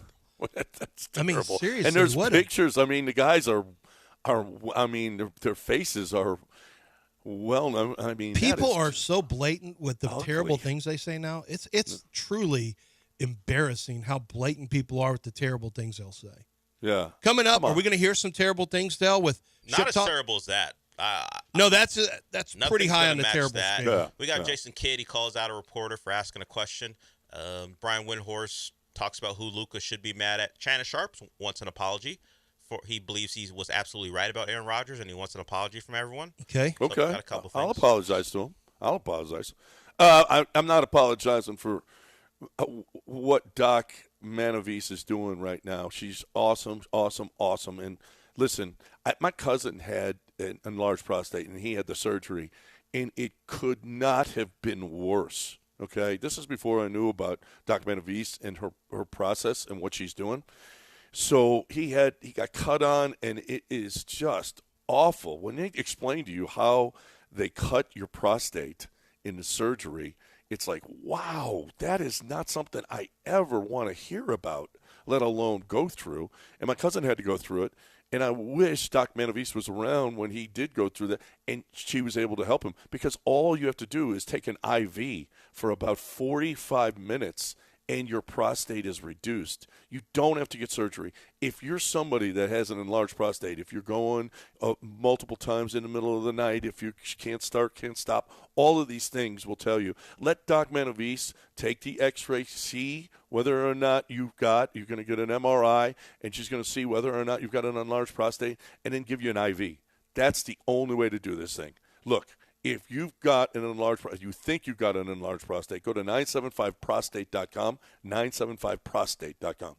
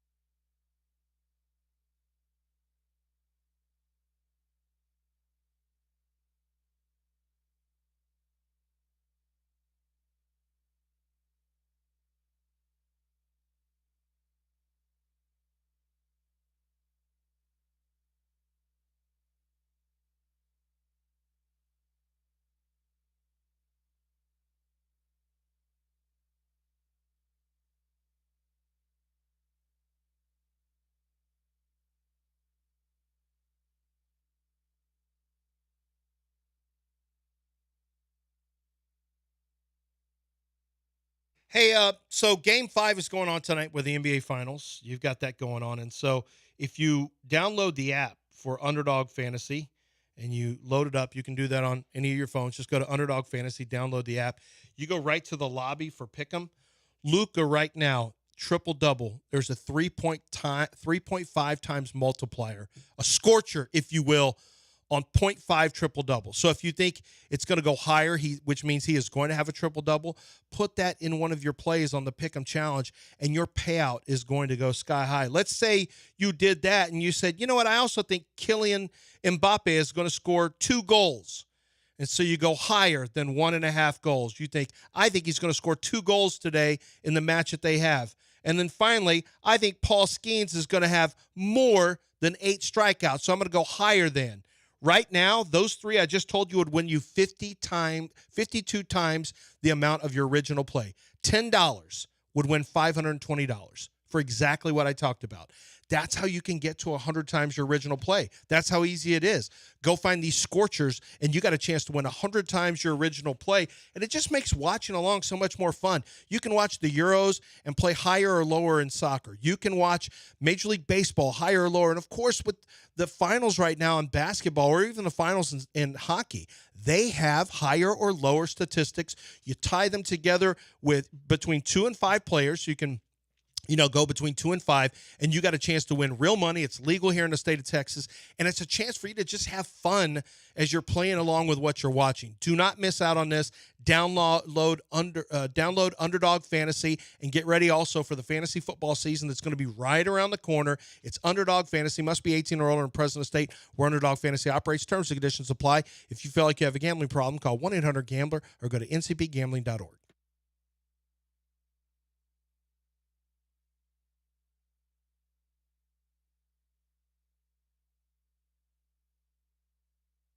You are listening to Houston's longest-running sports radio morning show from the Veritex Community Bank Studios. Here's John and Lance. All right, welcome back here on ESPN 97.5 and 92.5. Time for Dell take over the show. There's a lot of trash talk going on out there, and Dell has got it all for you.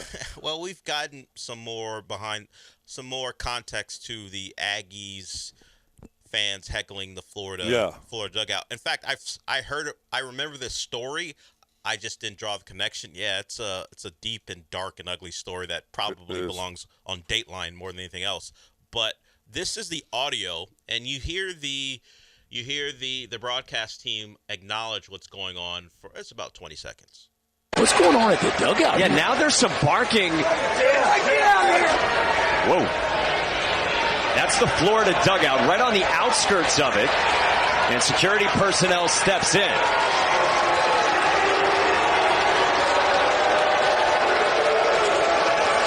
So hopefully that situation handled.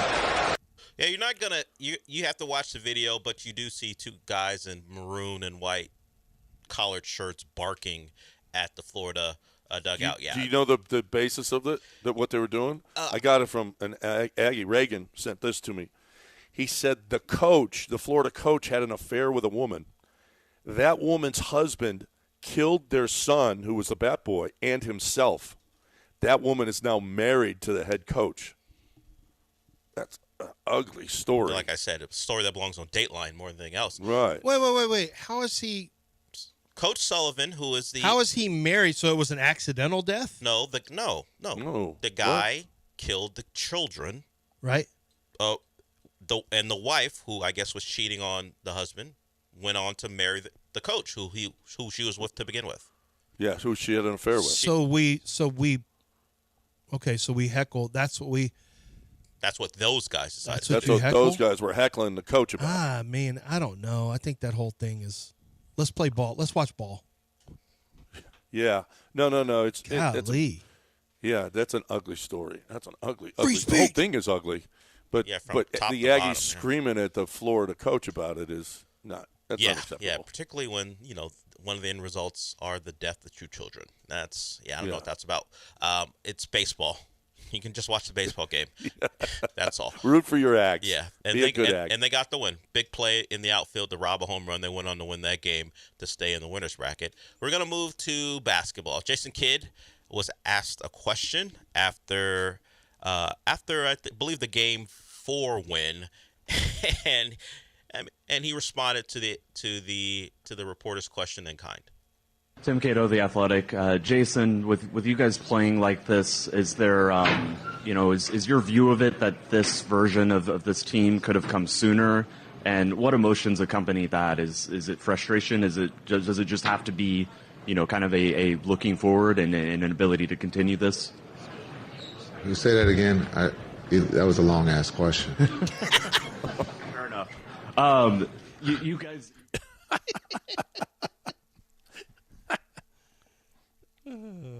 That's pretty good. Nice, Jason. Hey, man.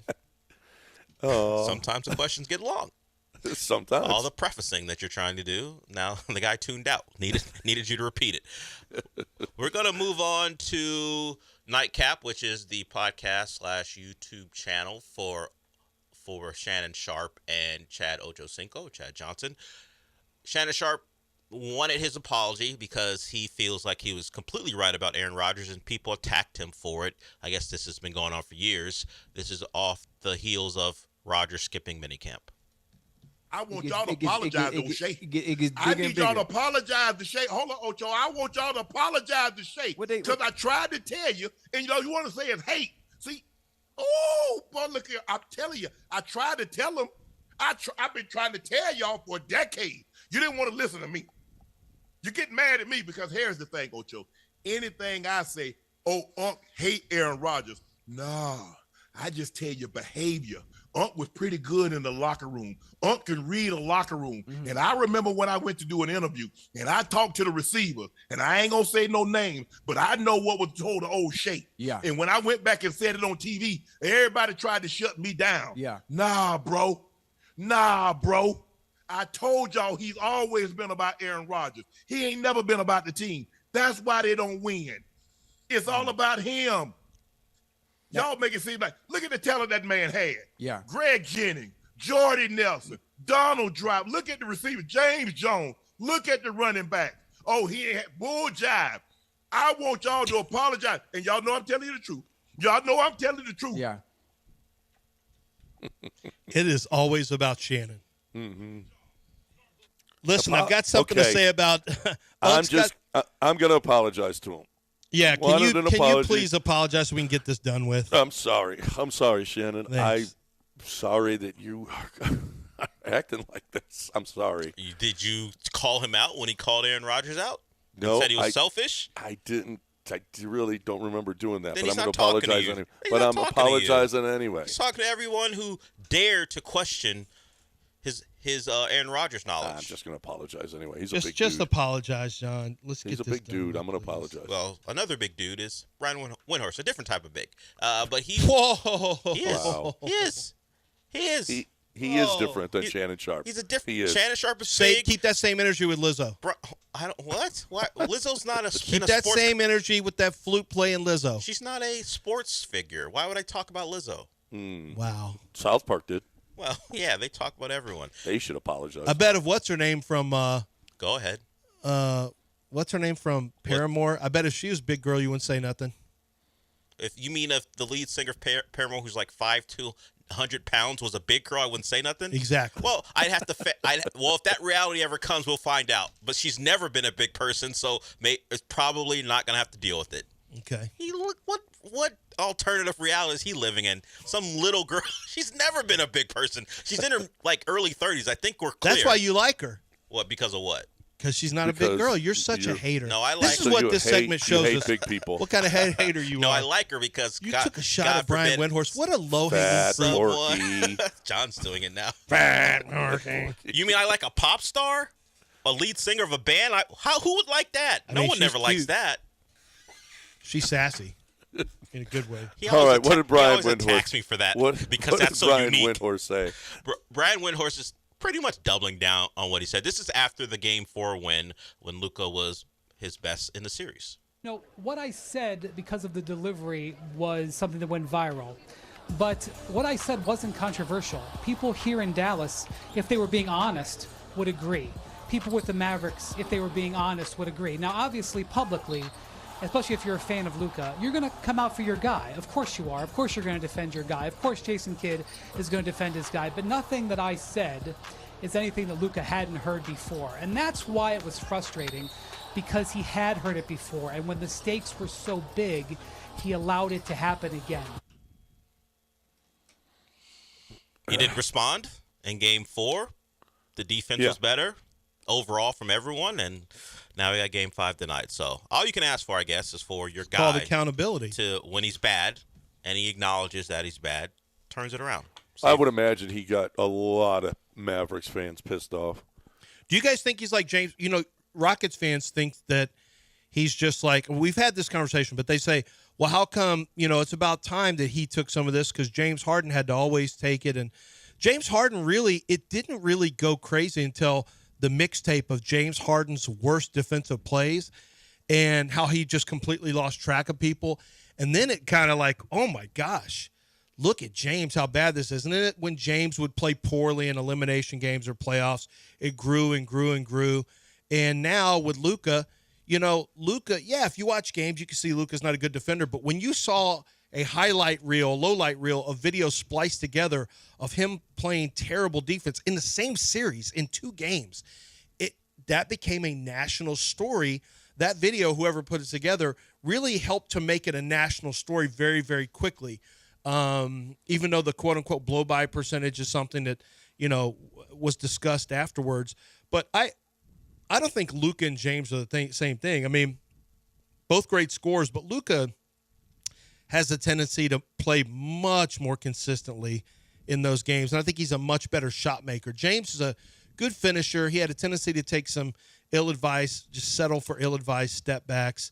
Great scorer. I would put Luka got to the ahead of NBA James. Finals, though. Luka got further than James ever.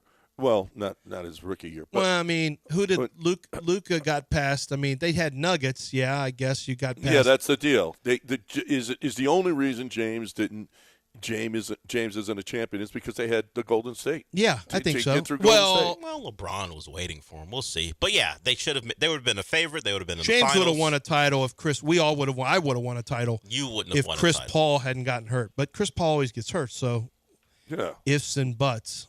Right. Candies and nuts. And D's.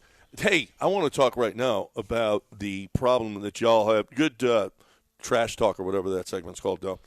Now you're being disrespectful. I thought you had David. What about David Dennis? I brought him up earlier about who? Caitlin Clark, and you made me stop. No, I didn't make you stop. I think I made you stop because we were doing something for the listeners. Yeah. Oh. Yeah. We wanted to keep going on that thing. But I want to keep talking about this. I want to keep on talking about Artisan Grange, the Canstead and the Dublin. I want you to take a look at yourself. I want you to take a look at the dipping that you're doing and stop, okay? If you're dipping and you got the gross, you put in the dip and it's gross and it's all over your shirt and you're spitting all over and you get a beer bottle or you get a cup and you put a napkin in it and you're spitting into it. It stinks. It's gross. No woman has ever said, oh, yeah, I hope he dips. That's it's never been said that. So do it clean. Do it with no tobacco, no nicotine. It's not dangerous. It's not dangerous to your health. As a matter of fact, it's awesome because you have the CBD in it that's actually helping you. So, I mean, there's no better way to dip than Canstead and Dublin. Wean yourself off that tobacco and nicotine with the flavors that you love. They've got all the flavors that you can get when you're dipping. And do it safely. You do it by going to 975dip.com, 975dip.com.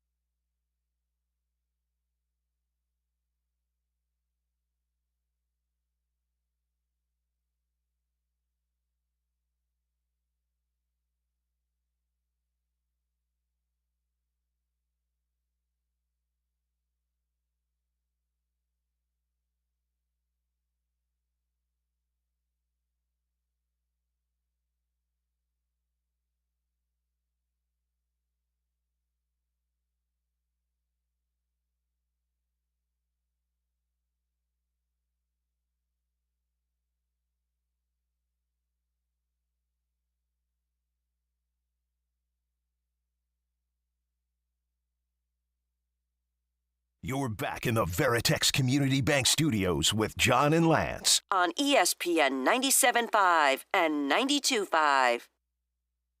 All right, welcome back here on the show. ESPN 97.5 and 92.5, 713-780-3776 is the number to get in here with us. TJ is on the line, and he wants to talk. What do you say, TJ? Hey, what's going on, guys? Hey, man. Hey, Dale. Nah. You insulted him a little bit. Got a little out of yourself with the Brian Windhorst quote. That was out of line. All I said was a big guy. No. I said a different type of big. I didn't insult nobody. I'm just partying. I didn't insult nobody. No. You're a little out of your. You called him fat, porky. I did not call him that. You said all that. Yeah, you did. Yeah. Hey, I was calling to see you guys see the Bleacher Report about Dana Brown's job being safe as of right now, and your guys Jeremy Brenham called Jim Crane the Jerry Jones of baseball. And I was reading through the comments, and Jeff Bagwell, he's starting to catch it.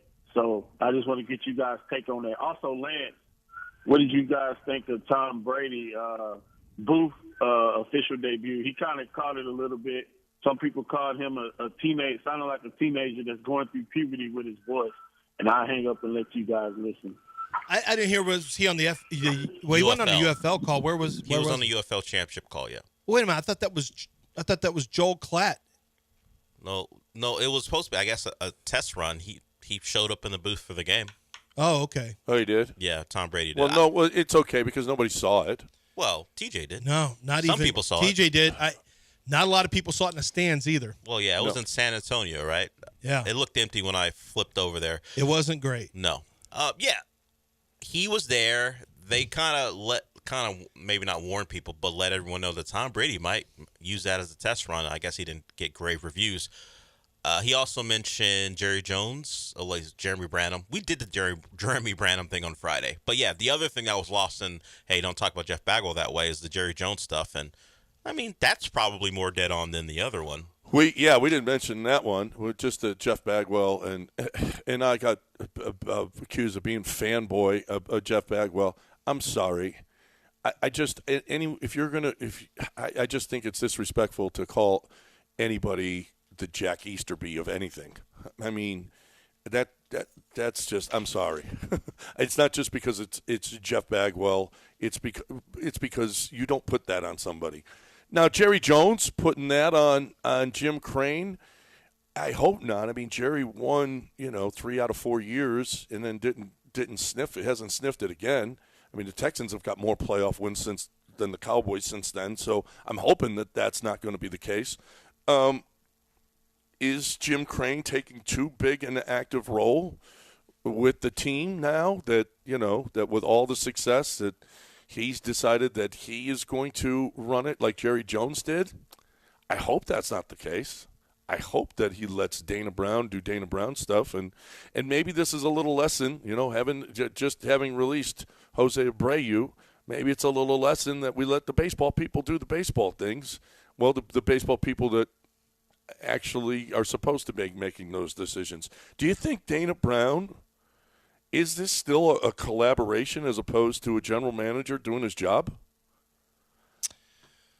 I hope not. Yeah, I mean, I think it's still a collaboration. Yeah, I don't think, Dana Brown coming out and basically making sure everyone knew, hey, it wasn't me who signed Jose Abreu, but I was certainly more than willing to get rid of him. I mean, I think there's probably a level of frustration there. He probably came to the Astros thinking that he was going to get to do the same things that Luneau and probably to a lesser extent James Click did, and maybe he's finding that there's a lot more red tape involved with trying to get certain things done in Houston. I don't know. I don't know if that's true or not, but I would imagine he's a little frustrated that there is a consortium of individuals who are, and this is by the Astros' own admission, there's 5 different people that talk about these things, and I think Dana Brown probably was thinking, hey, I was kind of hoping I was going to be the guy, and then there was the owner. Yeah, I go right to the owner, but instead I've got to go through all of this. I hope that's. I hope maybe. Well, when asked, is there any kind of any kind of a learning. Well, I forget the way they put it. Did you guys learn anything from this Jose Abreu signing? And no, and he said no, we didn't learn anything. It was just it just wasn't good. That's all. Maybe you learn that you don't sign a guy whose bat speed is slowed down, and that all the signs were there that a 36-year-old is not going to be as good. He also said, I'm not the kind of guy that signs older players, which is a good thing, which is a really nice thing to hear from him. But he's not the one that signed him anyway. And maybe he'll be up since he is there, which he told us he wasn't there for that signing. Maybe he's going to be able to go, wait a minute, guys. Maybe we did learn something. Let's not sign older players here. And if it does come up, hey, this guy's out there. Listen, I'm hoping Jim Crane ain't Jerry Jones, because Jerry Jones has screwed this thing up for 25, 30 years now, the Cowboys organization, because he's taken too active a role. Let the football people do the football stuff, and let the baseball people do the baseball stuff. So I hope Jeremy Branham is wrong in that he's not going. That's one that you can actually look at and say, oh, I can see why you would think that. But I'm hoping that certainly isn't going to be the case. That he's not going to be Jerry Jones. That he's not going to be making the baseball decisions. When they were at their greatest, Mrs. Luno told us there was a reason, okay, and the reason was Jeff Luno. And so let's stick with guys who do look at analytics and know what they're doing. And maybe Danny Brown is going to be that guy. We'll see. I hope he's got some teeth in that organization. I'm hoping it's not going to be just by committee. No, let Danny never Brown do his thing.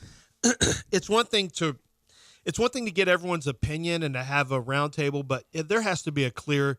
And what it should be is Jim Crane, and then Dana Brown, and then the little consortium of I'll take your opinions, but then but the problem is the consortium really is hired by, and frankly have been there longer than Dana Brown, have been hired by the owner, and they just go straight to the owner. They don't go to the GM. It's not a very I think a very workable situation for Dana Brown based on what we believe to be how the Astros work. It's very difficult when your job is general manager and there are other voices in the room that carry, potentially as much sway as you do with the owner. That's not a great situation. No. And hopefully he's not going to be a guy that goes, man, I got to get out of there. Because I can't do – I'm in a great position with a great organization, and it turns out I can't get anything done around here. That would be awful. That would be terrible. Dustin says Crane isn't he's not a new Jerry. Their motivations are different. Jerry's taking over is about jealousy and credit. Crane's takeover is about having trusted people who ended up putting the integrity of the business on the line. I would say that's mostly accurate, but I do think Jim Crane right now maybe is having a hard time. I don't know. I mean, he trusted people who are extremely successful. Like, I'm not sure why he wants to be in the middle of some of these decisions. Yeah, is he simply hiring people and getting out of the way, and he hired the wrong people, or is he having real input? Because real input. If he's having real input, then he is somewhat like Jerry. I'm not going to compare him directly to Jerry Jones because Jerry was like a man unto himself for a lot of that before he gave it over to Steven. But Jim Crane has input. He's making decisions. I don't think it's, hey, Jeff and Craig and Reggie, go do it, and I trust you. He's part of it. I think people acknowledge that. Yeah. I don't want it. Jerry Jones, let's not do that. Let's not do that anymore, okay? We can't be the Cowboys. Please. I'm sorry. 713-780-3776 is the number if you'd like to get in here on ESPN 97.5 and 92.5. 713-780-3776. I've been talking about this for a while now. That here's the deal. You really have to do some preemptive stuff, and one of those is with your roof as well. Because if you start to see your roof is starting to shine, that's a sign right there that you need Brinkman quality out at your home. You need Brinkman and Jason and his company over at your home, because if anything happens, now we're getting a lot of rain this week, right? If you start to get leaks in your roof, then all of a sudden, you're going to want the insurance company to cover it. Well, they're going to go, no, you haven't done anything with your roof. I need to see proof that you actually were a little proactive on this thing. Otherwise, we're not going to pay off. Your roof was just old, and you didn't take care of it. You got to take care of your roof. And listen, they will give you a clean bill of health, and you show that to the insurance company, and the insurance company now has to pay. But if you don't do anything, and you don't have proof that you are preemptive, then you're going to have a problem. Call Brinkman and have them come to your home. They're fixing stuff. Don't trust the guys that come and knock on your door. Jason told me, he said, we do more fixing of those guys than we do regular work, okay? 281-480-7663, 281-480-7663, or BrinkmanQuality.com.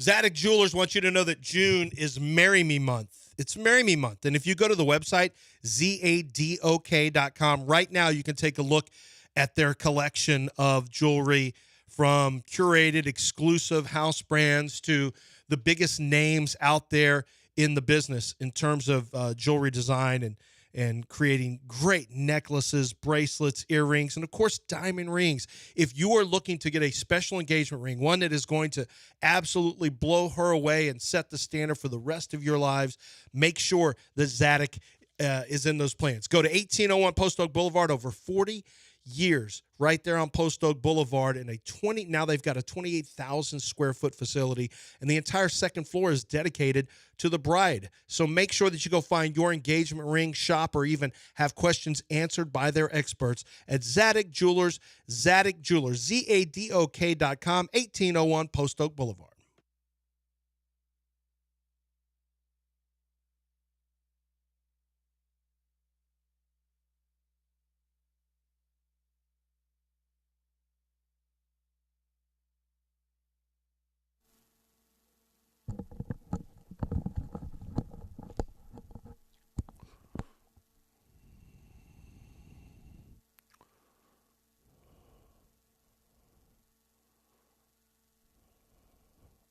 Welcome back here on ESPN 97.5 and 92.5, 713-780-3776, 713-780-3776, the number to hang out with us here on the show. You are more than welcome to do that. I had to sneeze. So our Texans, Christian Harris says, we've been talking about, all of the stuff, the attention that the Texans are getting and whatnot. Christian Harris is putting it all in perspective. Rat poison. He says that, and he got this from Nick, obviously, and maybe Nick is right about this. Hopefully they won't be listening. Hopefully, although, CJ's out there being reckless with a bunch of people. He's not being reckless. He's being a little What's reckless. all the reckless stuff he said? I'm not sure what people think he's saying that is reckless. Well, he did mention the opposing linebacker didn't make any plays. And Yeah, because they're breaking each other's balls. Did it seem like that? Well, yeah. I mean, if they're on the same podcast, not Micah Parsons, EJ Speed. No, yeah. The linebacker for the That's Colts. who he was. That was directed at EJ Speed. Because EJ Speed had some things to say about him. Actually, EJ was very favorable. Yeah. His CJ comments said like, what he said. yeah. Apparently, it's all stemming from what they say behind the scenes, because I don't know if EJ Speed had said anything until his response. Yeah, CJ said, "Hey, don't talk about making plays. You had a chance to make plays." Oh, you talking about on the field? Something, or maybe a DM or two. I'm not sure, but CJ said, "What are you talking about making plays for? That's personal you had business. A chance to make don't plays. bring that. Don't try to bring that to the public. Well, that's what CJ did. CJ did. Well, and EJ, you know what? One of us here Aaron in this Rodgers, show is Aaron pro Rodgers. CJ. He was being a little reckless with Aaron Rodgers. He wasn't being reckless. What did he say about him? He said if Matthew Stafford was in Green Bay, he'd have had 3 or 4 titles. He is pro Matthew Stafford. And by saying that, you're insulting Aaron Rodgers. Can I ask you a question? Sure. Did John already have to apologize to Shannon Sharp? He did. Yes. This I show? did apologize. Okay. Do you want to apologize to CJ? Because you can't apologize to what Shannon Sharp said and now not apologize to CJ Stroud for what he said about Matthew Stafford and Aaron Rodgers. What? What? Because Shannon tried to tell you about Aaron Rodgers, and now CJ Stroud's trying to tell you about Matthew Stafford / Aaron Rodgers, but now you want to get reckless, but before you had to apologize to Shannon. Well, CJ hasn't asked for an apology yet. Shannon demanded maybe one. That's he why should. John was scared of Shannon being so big, so he I'm not apologized. afraid of CJ. He's not afraid of CJ. No, I ain't afraid of that. Well, plus, we don't want to keep hearing Shannon. I mean, oh my. It's Shannon hard. Sharp's a big Between dude. Shannon Sharp and Stephen A. Smith, it's getting hard. Like, did you see Stephen A. Smith, the video of him walking in for game 4? Oh, my gosh. In the pink suit, and ESPN Oh. following him. And Like- it is the most embarrassed. Athletes were crushing him like, dude, you are not the game. You're not a player. The comments from the players in different sports were murdering Stephen A. Smith. Like, this guy, and they showed the graphic of him scoring 1.6 points per game in college. And they said, this does not get a walk-in. What about? Have you seen his commercial where he's playing pool? Stephen A. Smith, where he's playing pool. He's playing pool with somebody, and he hits a 3 ball into the corner pocket, and and the guy goes, "Hey, we're Stripes," and he goes, "I'm Stephen A. I make the rules." No, I think that's real. I think that's real. People around the ESPN are literally afraid to argue with him. I mean, what? You got to be. When's the kidding last me. time you saw Monica McNutt on the show? I'm I'm watching right now. Not on now. Basketball talk. She's A whole lot of Andrea Carter. A whole lot less of Monica McNutt. Monica well, that's McNutt. the way it should be, though. But no, that's neither here nor Why? there. Why should it be that way? He's a fan of Andrea Carter. For what reason? Her basketball knowledge? He can never Yes, hear her. yes. You can never hear her. You're in there doing the show. The sound's not I on. know.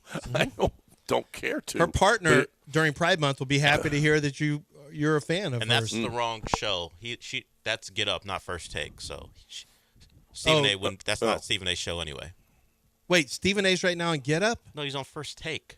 Oh, see, I'm watching it on YouTube. What is that? I don't know. What's the difference? Well, Get Up is Mike Greenberg's Well, one show. of them is the earlier show in the day, and Stephen A. Smith's show hasn't started yet. It hasn't. Why I'm watching why it is he right on now. my TV right now? I'm watching ESPN too, so I'm not sure. Yeah, Well, he's what on are you right now. commenting on, Dell? Well, Andrea Carter, I'm watching her right now on Get Up. I'm watching her right now. That's what I'm commenting on. What are you commenting on? I don't know. Just go to the phones. Okay. All right, we got a SMU, call. let's hear what SMU Sonny's got to say. He didn't win any kind of UFL trophy or anything like that. So what does he got to say? Hey, good morning, guys. What's up, Sonny? Man, that was an awesome championship Sunday. I just have to shout out Bryson, and I love that he got that victory right in the middle of ACC country. SMU is coming, baby. And I loved it. Call in Tuesday and called the shot. Bryson got it done. Never out of the fight. Keep on swimming. Also, I sent a song to Dell. if you need something for today or later on in the week. Oh yeah. And then the other thing is, I know people don't like Liv and everything, but man, I think the team aspect, like I think that him being on an actual team when he was having trouble really helped him a lot. It's such an individual sport. Like I know we don't, people don't like it, but they play on teams their whole lives and then they're so isolated. So what do y'all think about that aspect of it? And, okay, thanks. Love the show. Thank you. I don't think any of that stuff makes any sense, being on a team. I did think it was cool for him to get a play in front of people and them get to see it on television. I said that on Twitter, and then you had these Desham bros who are like, yeah, whatever, people see him on Liv. Maybe you need to pull your head out of your ass and find out that Liv's on TV. Is it, though? Is it on TV? Yeah, if nobody watches it. Is it on TV? Nobody cares. You play in shorts. Beat it, livers. Stupid Liv bros. Get out of here. You can't be yelling USA chant. USA, USA, USA. Whenever Bryson DeChambeau makes a putt and then realize he's going and playing for that Saudi blood money. You can't do that.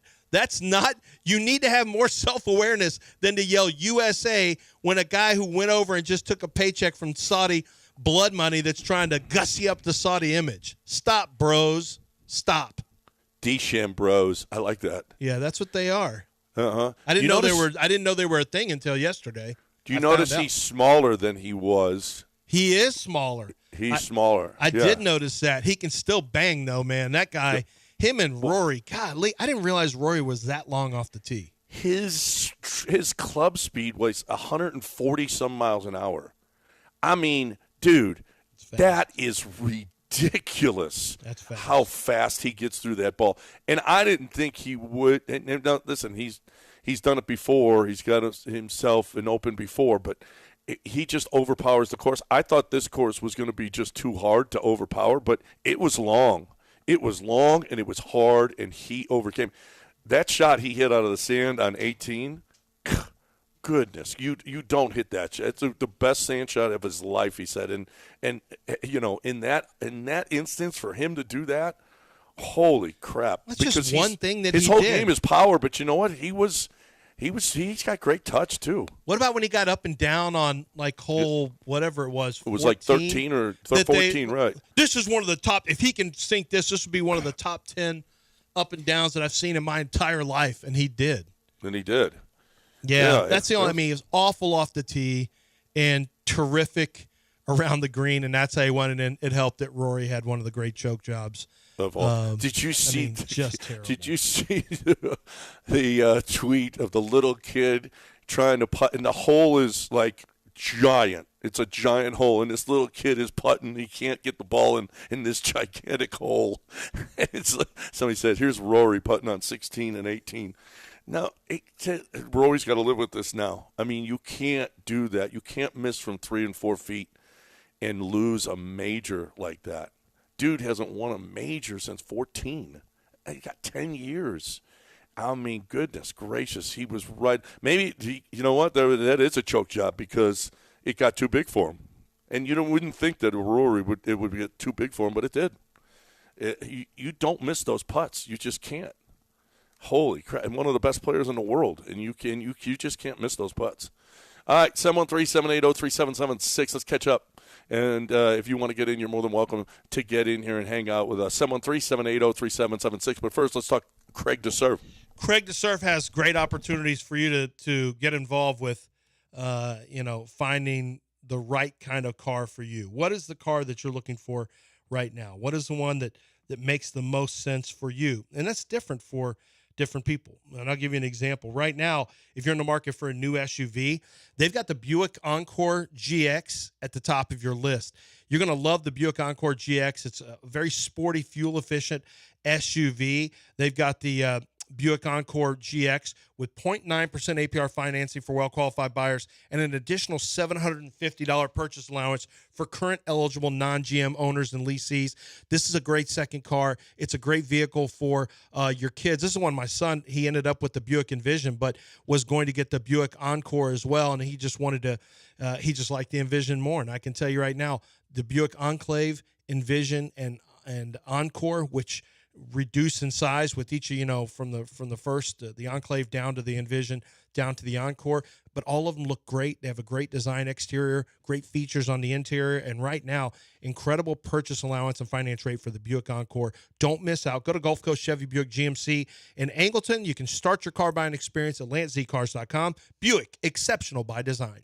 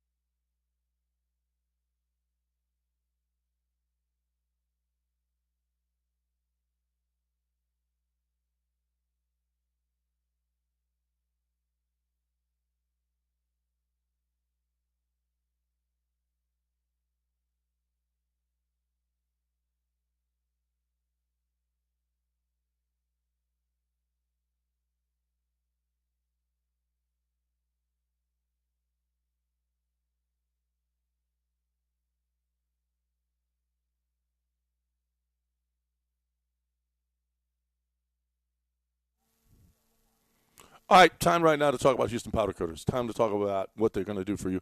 Time to talk about 5-star customer service.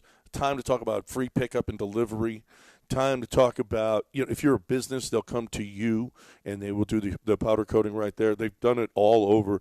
You look at the Woodlands. You look at the giant Ferris wheel downtown. They've done it all. I mean, they really, they're the biggest. They're the best. They've been doing it for 20 years. 5-star customer service, very hands-on, great communication. Chances are you will talk to Robin or any of the other great people over there at Houston Powder Coaters. Car parts, wheel lift kits, bumpers, boat parts, anything that's rusted out, your patio furniture. That's what they do, a lot of the patio furniture. And you got to save it. If you bought your patio furniture or your patio furniture is older than 10 years, well, then, that's really good steel that they put in it. The steel today is not nearly as good, so you don't want to buy new stuff. You want to save that stuff, and you do it through Houston Powder Coaters. HoustonPowderCoaters.com, 281-676-3888. You got anything rusted out?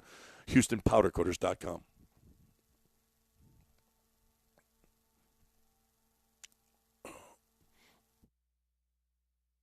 You're back in the Veritex Community Bank Studios with John and Lance. On ESPN 97.5 and 92.5. All right, welcome back here on the show. 713-780-3776 is the number. 713-780-3776 to hang out with us here on the show. Astros win. Jose Abreu DFA'd.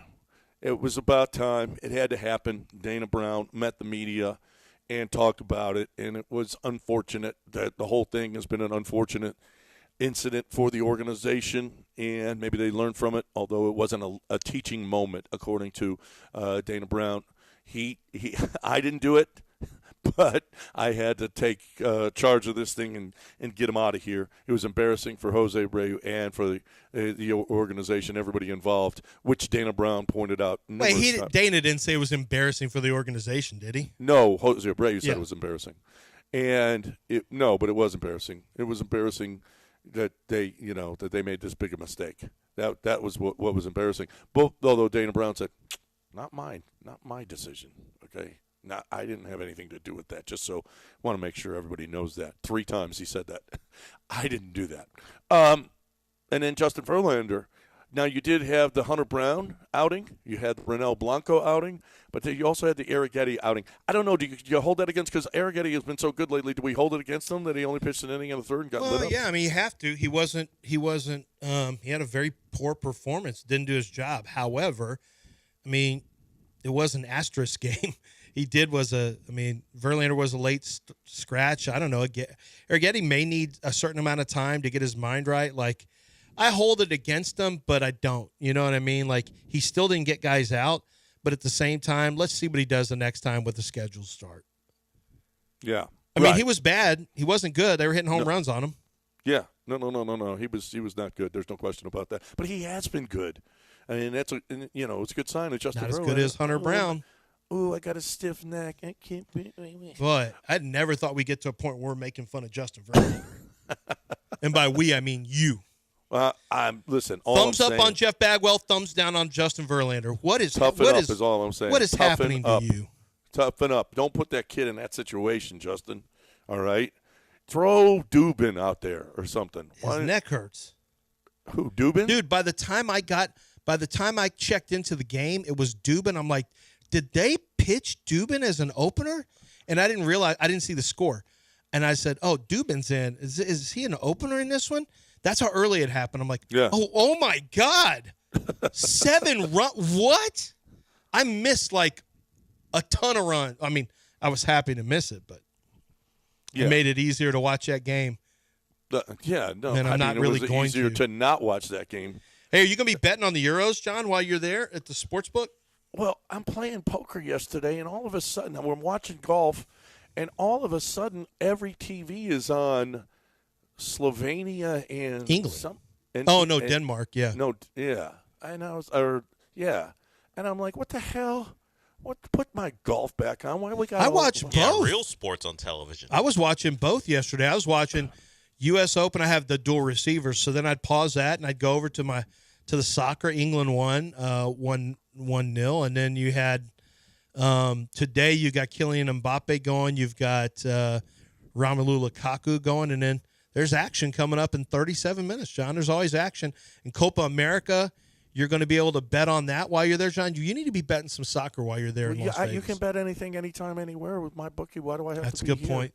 You know what I'm saying? I don't have to do that. And I could go under or over, or no, I can't go under or over. Why don't you still – then you need to start betting on some soccer. What? You need to bet on soccer. So when you're – poker can take a long time when you're grinding through it. Have something to watch out there. 2-2. Netherlands won 2-1. Do they still have the bald guy? Which you mean Ian Robin? Yeah. Yeah. No. He's not on the national passed team away, anymore. I think. He's not dead. He's just old. No, I know. Yeah. I had forgotten about him. I mean, he was good. I like that. Belgium guy. is old now too. Yeah. Well, the Netherlands won, so congratulations to them. Oh, and by the way, how about you two? Everton's new owner is from Houston, and he's a billionaire. A guy named Dan Friedkin is going to take over majority share. He's a billionaire who lives here in Houston. That generally goes well. The American owners going over. Don't worry about it. He owns AS Roma also. He's going to stop paying attention to them. Oh, yeah. And I'm going to see if I can get a hold of him so he and I can do watch parties together for Everton matches. You think he wants to hang out with you? Yeah, we'll just go somewhere and watch games together. He'll probably be at the games, actually, now that I'm thinking about it. Why wouldn't he be? But it'd be cool if I could fly over in his jet and be in his box. Be very cool for you. And right there we see there's the new owner of the Toffees, Dan Friedkin, and next to him is an internationally known and highly respected draft expert, Lance Zierlein from NFL.com and radio personality for several decades, a man of great leisure, a professional gentleman of leisure with tremendous skills at cooking, at golf/disc golf. So many things to know about him and Friedkin.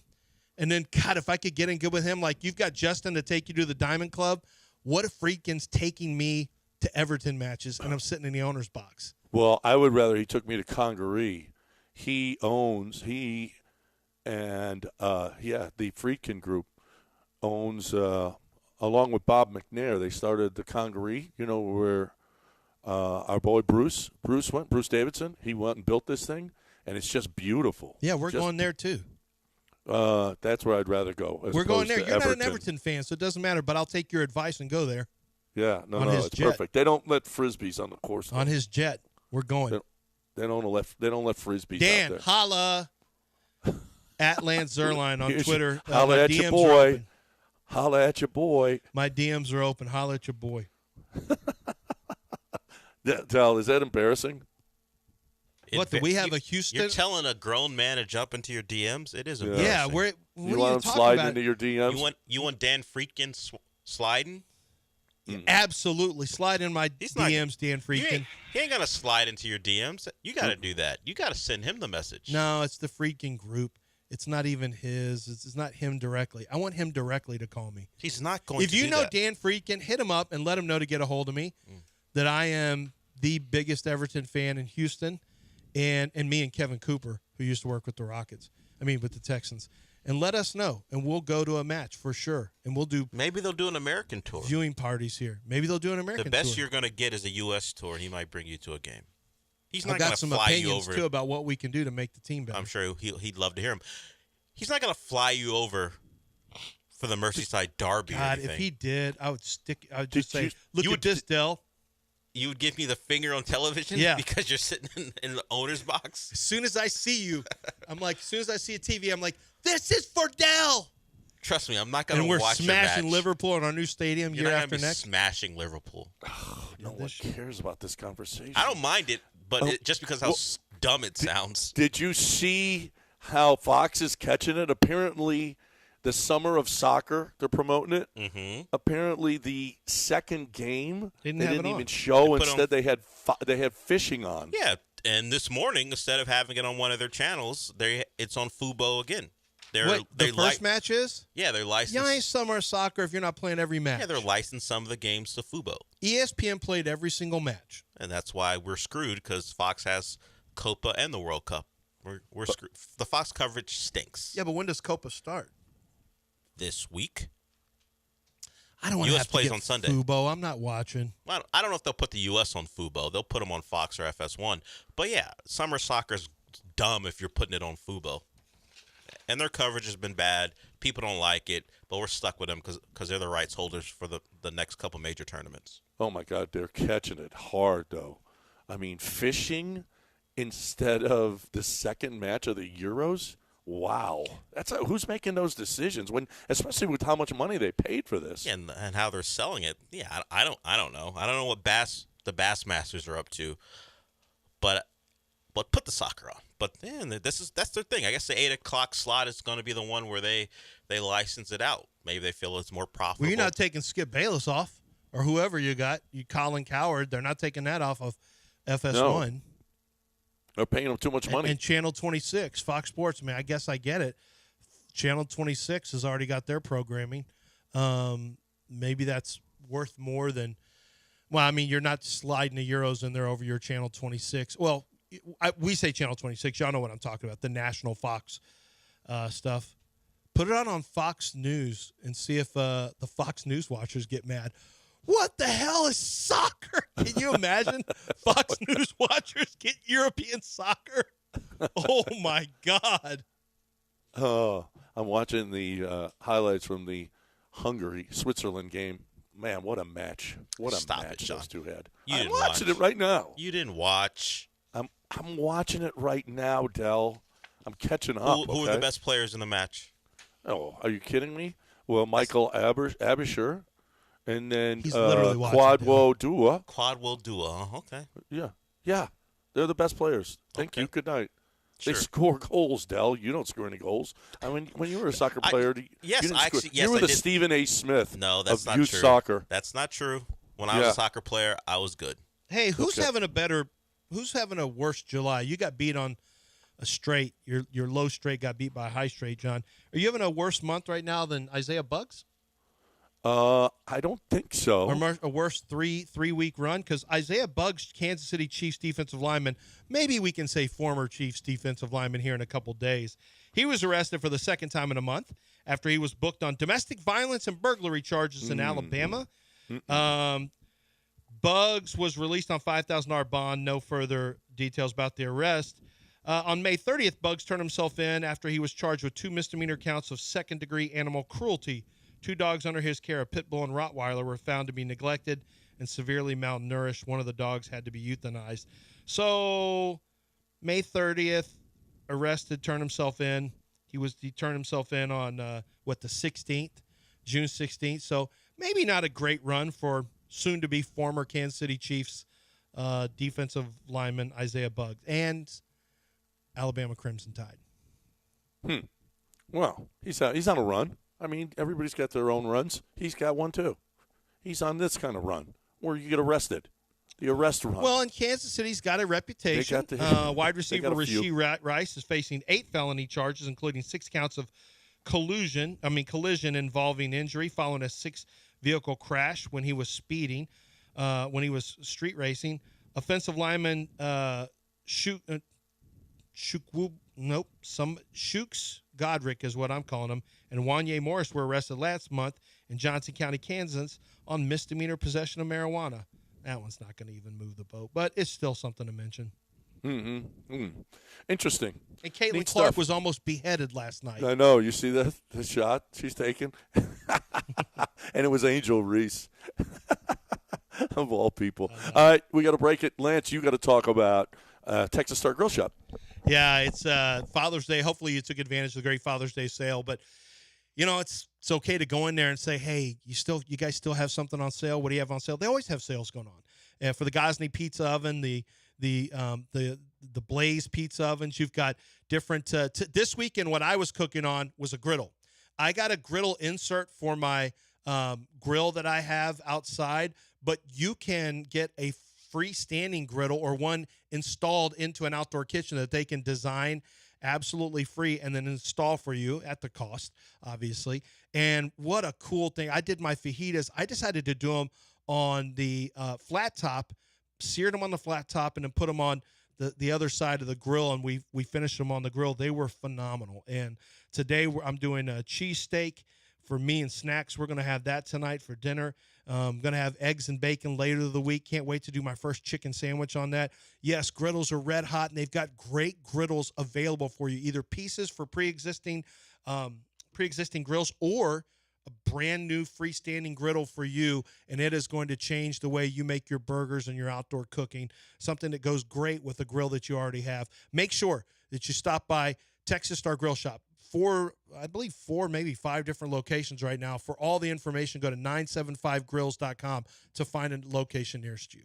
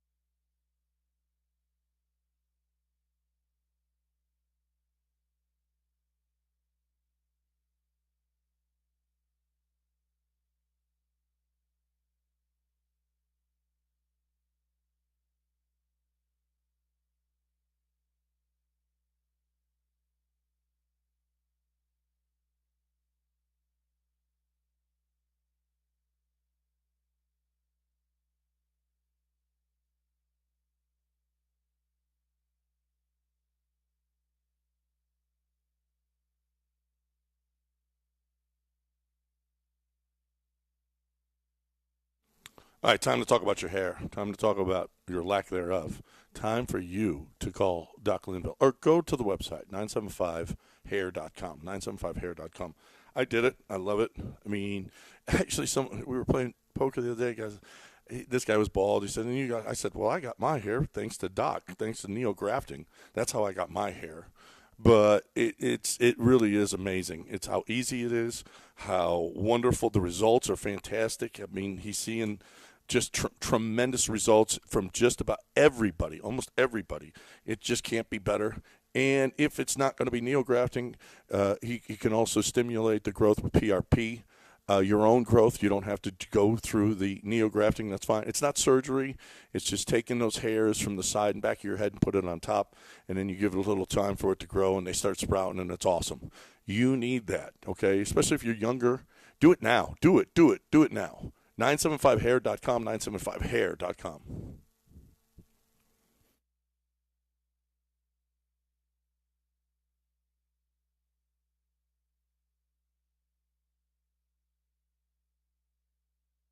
You are listening to Houston's longest-running sports radio morning show. From the Veritex Community Bank Studios, here's John and Lance. All right, Del, what did we miss from this weekend that you're saving for your little show? I don't like the implication as if I'm using your show as a platform to just talk about what I want to talk about on my show. I don't know. I don't usually hold things back. Is there anything that you're holding back that we're going to hear? Well, you always position it that way. They're just things you don't care about that I care about that I would talk about on my show because you wouldn't want to hear them on this show. What are you going to talk about with the House of Dragons? Nothing, because it's been less than 24 hours, so I'm not a spoiler, so I won't do that. Just like when you asked me about it, I just said, hey, the last 10 minutes are harrowing. That's all I gave you. I'll probably talk about my guy more than you guys have because you've been disrespectful, Cy Blanco, and what he's doing out there. The only real positive about the Astros pitching staff because everyone else gets hurt. So I'll talk about him. We'll talk about what it means for Titus Howard to simply not just go out there and play ball. Hey man, we get it. You're the right tackle. How many times you got to tell us about it? And also how the finals are being ruined by lack of presentation. They don't feel special right now. They just feel like regular basketball games beyond the actual content on the floor. ESPN uses their commercials to take up time that could be used to be, player introductions, actually giving it a special feel. It just feels like another basketball game out there. So much ESPN propping up ESPN stuff right now. They really do need to get a little bit more of the focus back on the game. But with that said, the best thing to happen would be for the Celtics to get beaten, upset by the Mavericks, and turn this into a 2-game series. I mean, they could really – TV could use it. Sports fans could use it. ESPN could use it. We could all use a big game from Kyrie. From a television standpoint, it'd make for good TV if Kyrie had a huge game today and they beat the Celtics there and took it back to Dallas. That'd be a cool story. I don't think it's going to happen, but that would be a cool story. I got a funny feeling the Celtics are going to hornswoggle them.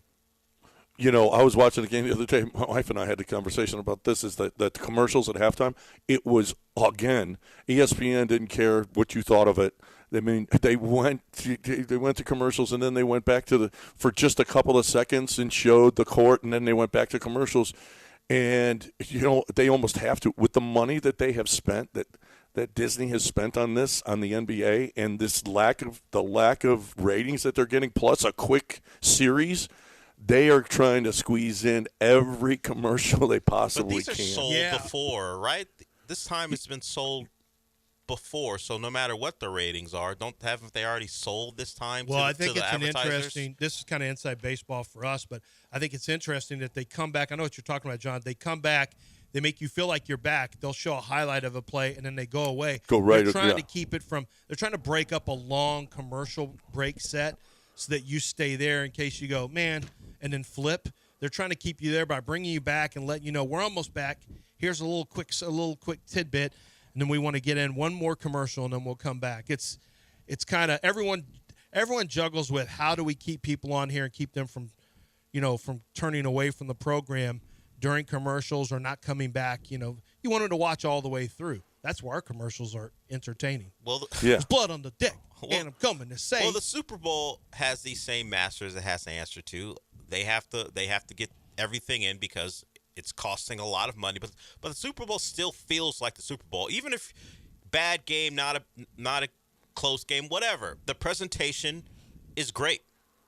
It feels different. The NBA Finals don't feel different as a game. The only difference between, at least in my eyes, what I feel watching a regular season game and watching the final is the score bug at the bottom is different.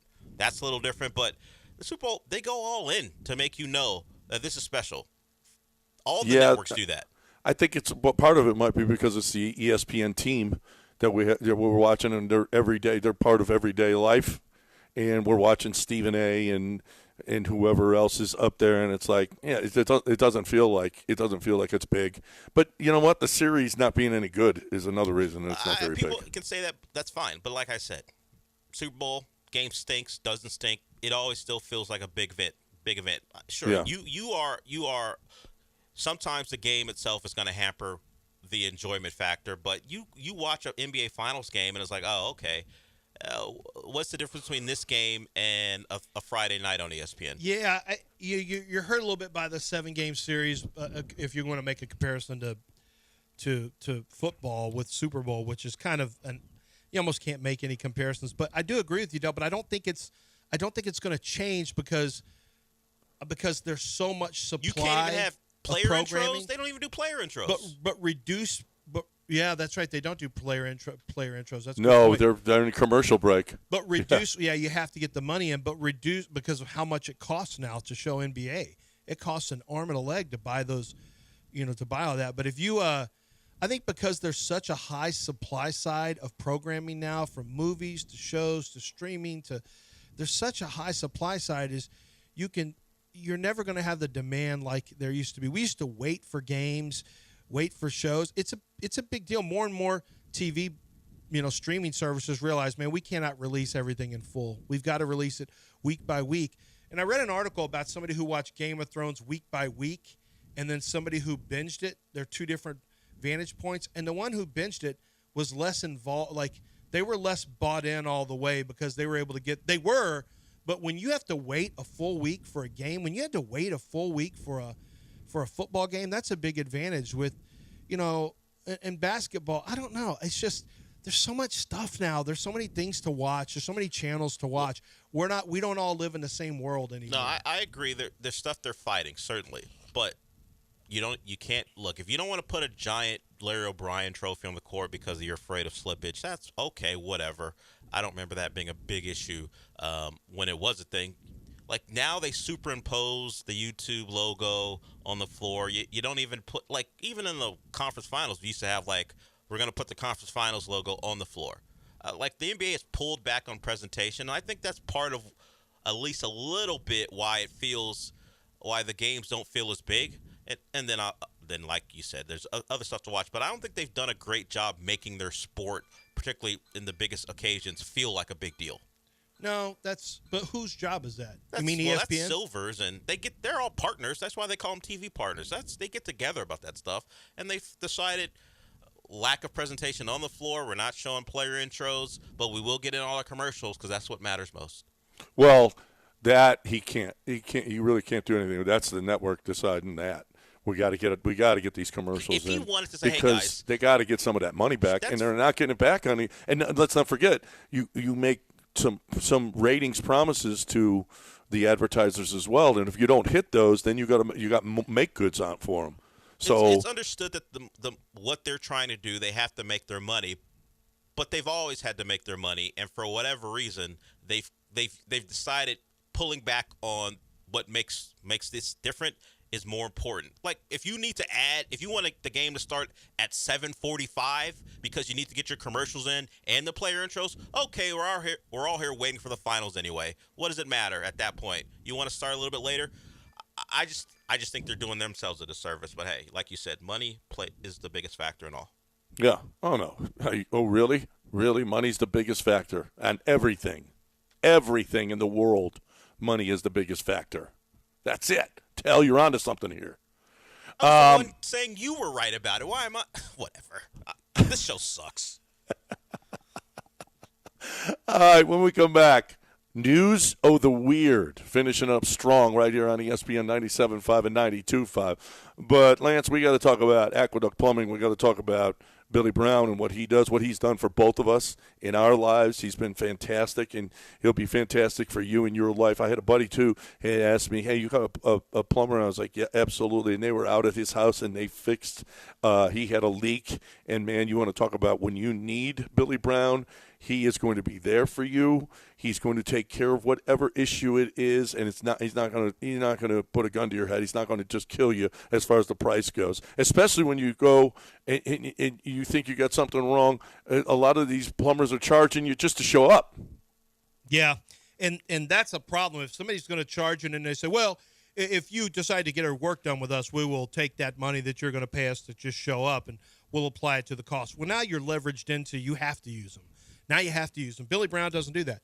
They come out there and they have enough confidence in their work that they're going to come out there, diagnose it for you. It happens very quickly. They can find it very quickly, and they can get started on your job very quickly as well. And so, plumbing issues feel overwhelming because it can have an impact on your ability to use your sink, an ability to get the right level of water going through your pipes. If you've got very low water pressure, maybe your hot water heaters. There's all kinds of areas that they can help you in, and it's just a phone call away. Just make sure that you go to the website to get all the information you need at aqueductplumbingcompany.com. Great company to use. We highly recommend them, and they're a company that you can trust. aqueductplumbingcompany.com.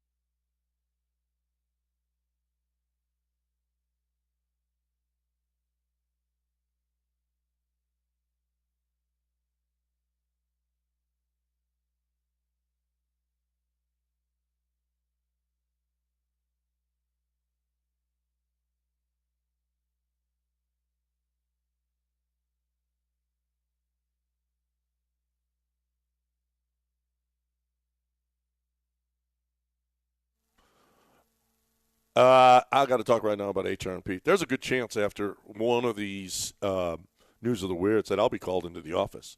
But you know what? They don't have to. You know what? Our people, Laura, doesn't have to deal with it because we got HRP, and they're going to take care of that for us. You do not want to be taking care of your HR problems because you could make a mistake. And if you do make the mistake, the chances are you could lose. I mean, people have been sued before. It's just not a good thing. So don't do that. And how big is your business? Because now if your payroll department is growing, you're paying people to do the payroll as opposed to HR&P doing it more economically than you can perfectly every time the technology is second to none. You don't know payroll. That's not your business. That's HR&P's business. Payroll, taxes, and then they'll give you options on your benefits packages, your 401ks, your insurance, and all this other stuff. So you're looking for the best way to get that payroll to your people. There's one way to go: hrp.net, 281-880-6525, or hrp.net.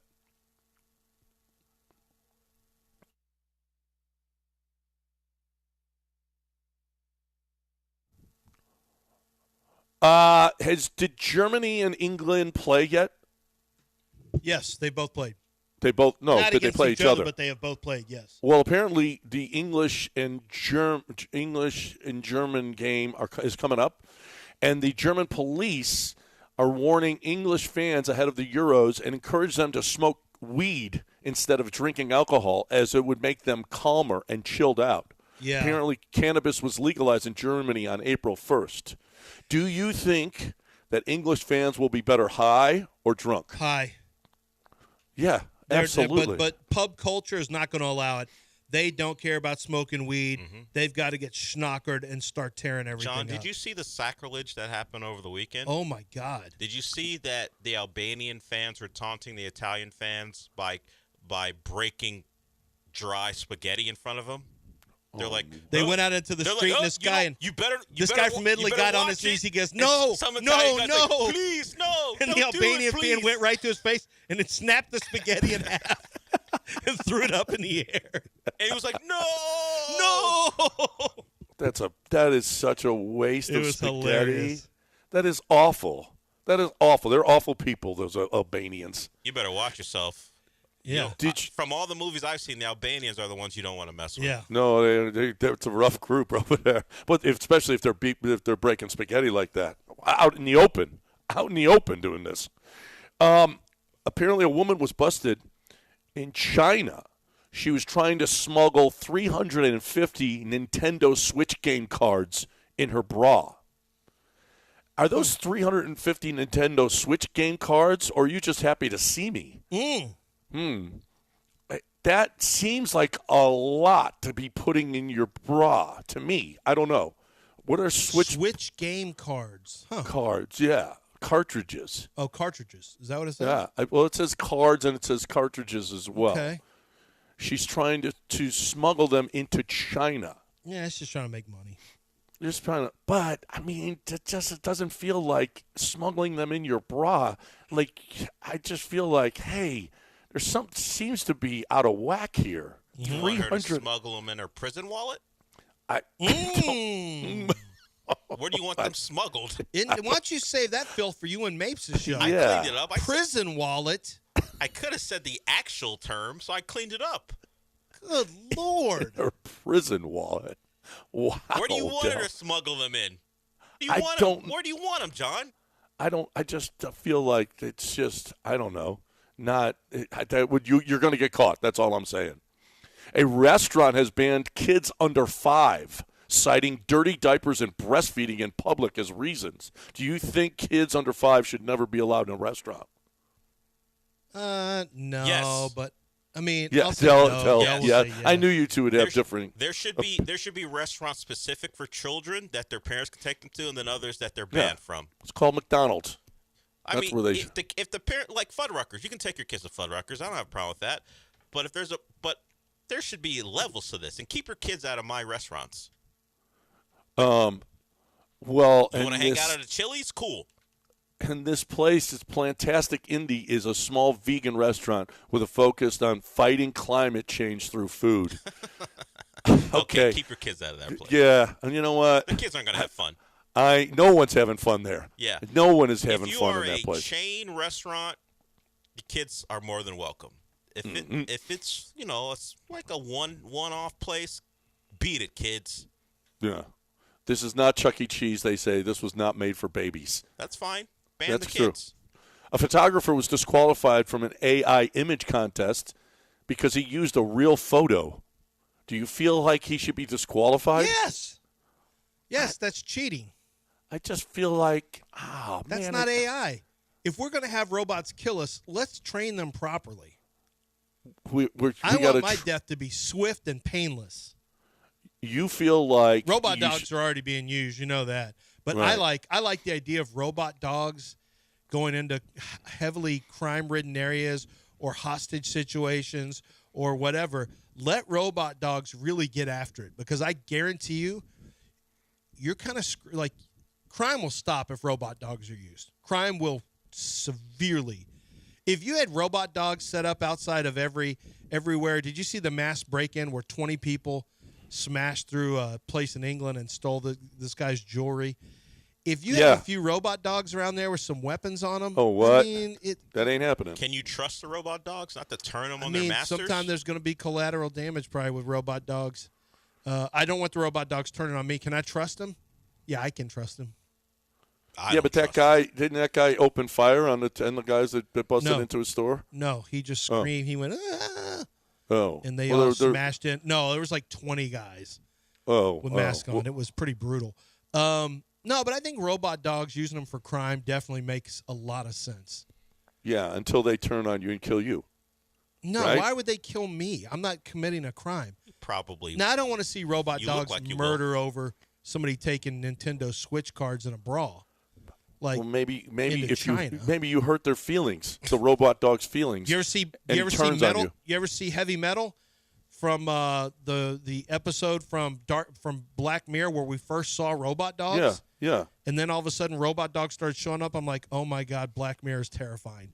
Yeah, that thing was terrifying. If you got a robot dog chasing after you and following you, I mean, God, it's so great. We really have got to start using these things to really clean up crime. You stop it. You are welcoming Skynet. Stop talking about using robots. If they clean up crime, though, Del. And you know what they're also going to do next? Hey, kill you. Maybe humans dead. No longer belong here. Del, we are dead man walking. Let's not accelerate it. It's just a matter of how much time. I saw this AI expert who said we would have never thought that we could get from 10 years ago to here as quickly as we have. He said super intelligence is coming faster than we all realize. Like he said, it's coming within the next 5 years. You're the problem. Sure, we understand. Are the problem. If I'm going to die anyway, let's at least kill off all the bad guys. No, let's fight this. Let's not welcome it. I'm not fighting it. We're done. We've already crossed the threshold. You want to welcome T2s and other Terminators Boston to kill Dynamics has ruined us. Boston Dynamics should go down as the bad guys. You're one of the bad guys. It will. Well, backflipping robots that can shoot you up and They've been warning you what's coming, and you're like, hey, let's bring on the killer robot dogs. You know what's great is no regulation about what we could do with robot dogs. No regulation whatsoever. You got to have people like me. Let's put a machine gun on their back. I'm inherently good. You're not. I'm worried about inherently greedy bad people. Greedy. Yeah, people whose only idea. Why do you think they keep running? I guarantee you, there's a financial play behind the AI push. To be fair, always is. We don't know who's good or bad. And sometimes we just have to judge off appearances. And anybody who sounds like this is definitely awful. Who didn't know that was coming? That sounds like a That's terrible the one person. that to this day, sick the robot dog on him. Yeah. No, that guy has a robot dog, sicking it on other people. Yeah, I mean, he may have used robot dogs. That terrible All right. guy. We got a break. John Daspit's a good guy. He's not a bad guy. We'll talk to you again tomorrow from the Golden Nugget in Las Vegas, everybody. Yeah, so make sure that with John Daspit, if you've got an injury of any sort, that you're calling John Daspit, because personal injury is what he specializes in. And I say John Daspit, he's got a law firm of 70 people. There's 12 different cities in the state of Texas that he has his offices. He's got offices outside of the state of Texas. And the reason's simple, because he's very good. He understands that the process requires multiple lawyers so that they can spend the time necessary on your case, find out exactly what's going on medically. If you get injured, a lot of people are afraid to go to a doctor. John Daspit will send you to a doctor, send you to specialists, get the MRIs done, the x-rays done. You don't have to worry about the cost of that, because Daspit understands you've got to make sure that you find out what's going on. So many people, especially guys, are afraid, I just don't want to go there. It's going to be a hassle. Oh, you mean you just want this debilitating injury or maybe a fracture in your spine or your neck or your hip? You don't want to get that looked at? John Daspit will make sure you get compensated for that. Your medical bills are taken care of. Your time missed from work is taken care of. And you get a fair pain and suffering settlement. And he is going to work his tail off. If it gets to court, you're basically, the other side is dead, because John Daspit simply doesn't lose. So make sure that you call John Daspit and speak with the people in his office about working for you. 713-CALL-NOW. That's 713-CALL-NOW, or go to daspitlaw.com.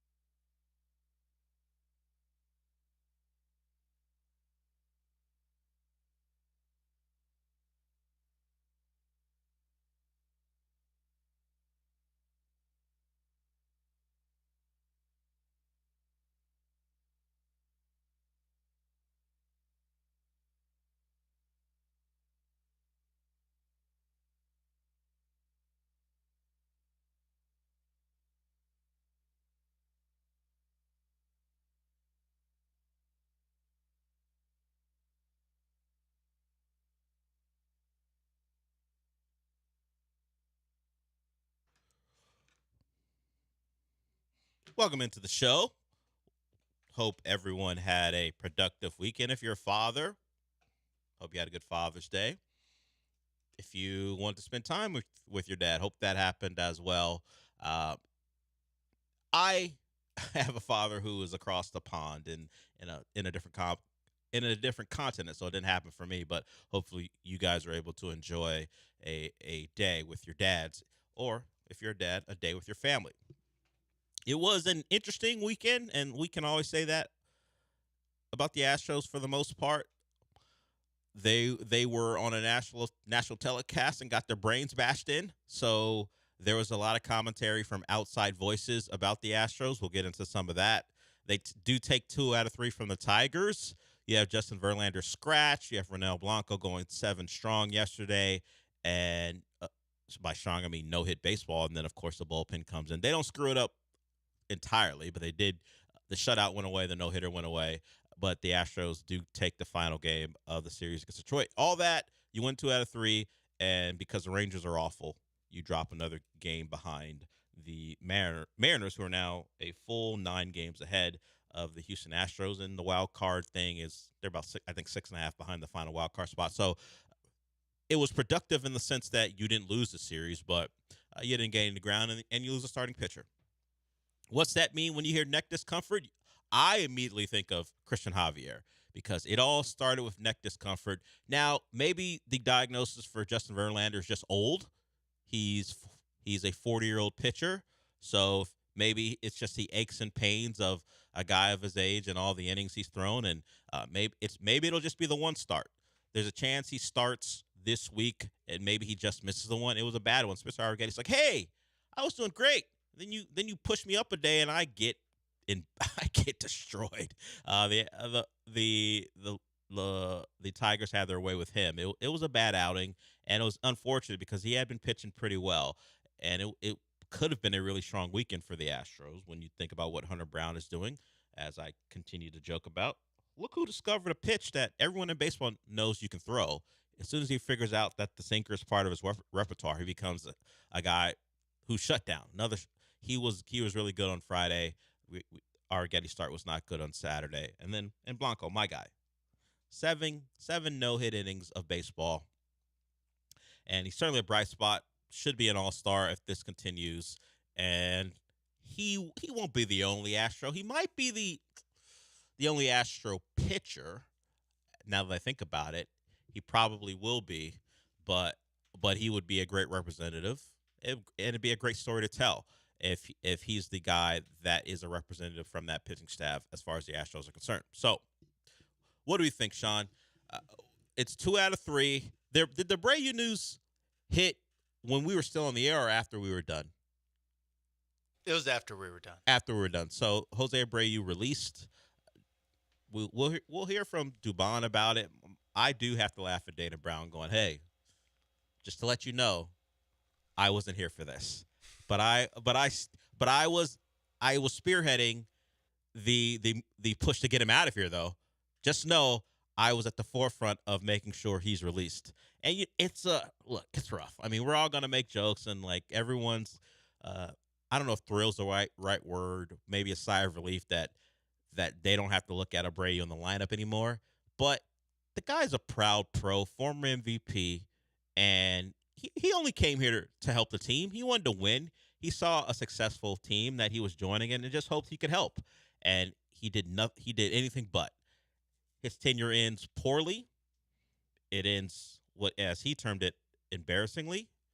And it's just a bad way to end. And you imagine I don't know if anyone's going to pick him up. I know some people are suggesting maybe someone will look at him because he'll be out on the street. I don't know who's going to look at what he's done here this season and think he can help us. But now that he's not our problem anymore, Sean, I wish him all the best. And you know what? To be fair, I wished him the best when he was here, just not on the active roster day to day. But now that it's not a concern for us anymore, as far as affecting the lineup, hope Jose Abreu finds a way to turn it around so his career doesn't end the way it looks like it is going to end with a DFA, with a release, just an outright release. Yeah, you want him to have some honor before the end of his career. Yeah. Go out not on top, but just go out a reasonably okay baseball player. Yeah, we talk. Well, we watch a show, and I'm not gonna do the whole spoiler thing because this isn't like one of those obscure shows that's people calling about. I would probably give it a full week before I would actually do House of the Dragon spoilers, just to be fair to people. But a lot of that show is about having a clean death. Sometimes you don't wanna go out screaming. Yeah, or like Shogun. Or you want to go out with the Warriors' death. You want to go out honorably. And honorably would be for him to be on a roster to close out his career, not someone who gets released. And he making the choice to retire as opposed to what it looks like now where the decision has been made for him. Yeah, it didn't, obviously the signing did not work out, although he was good.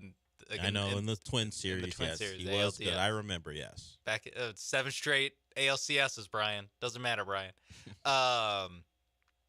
But the signing didn't work out, but it wasn't because he just came in and just like was obviously out of shape or obviously wasn't working hard. Like he was trying. You have to hand him that. He was giving his best effort, but it seems like just all of a sudden once he got here, the game passed him by.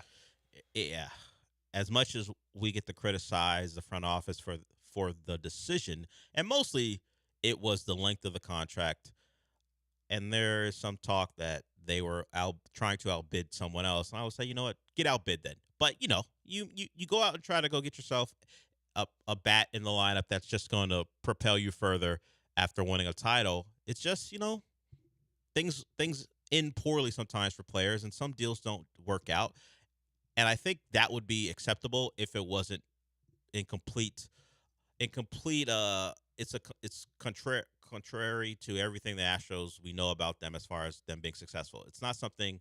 It's in contrast to what we think about them, and it played out the way you would think. You go against what you do. You go against what's successful, and you get burned. And that's what happened.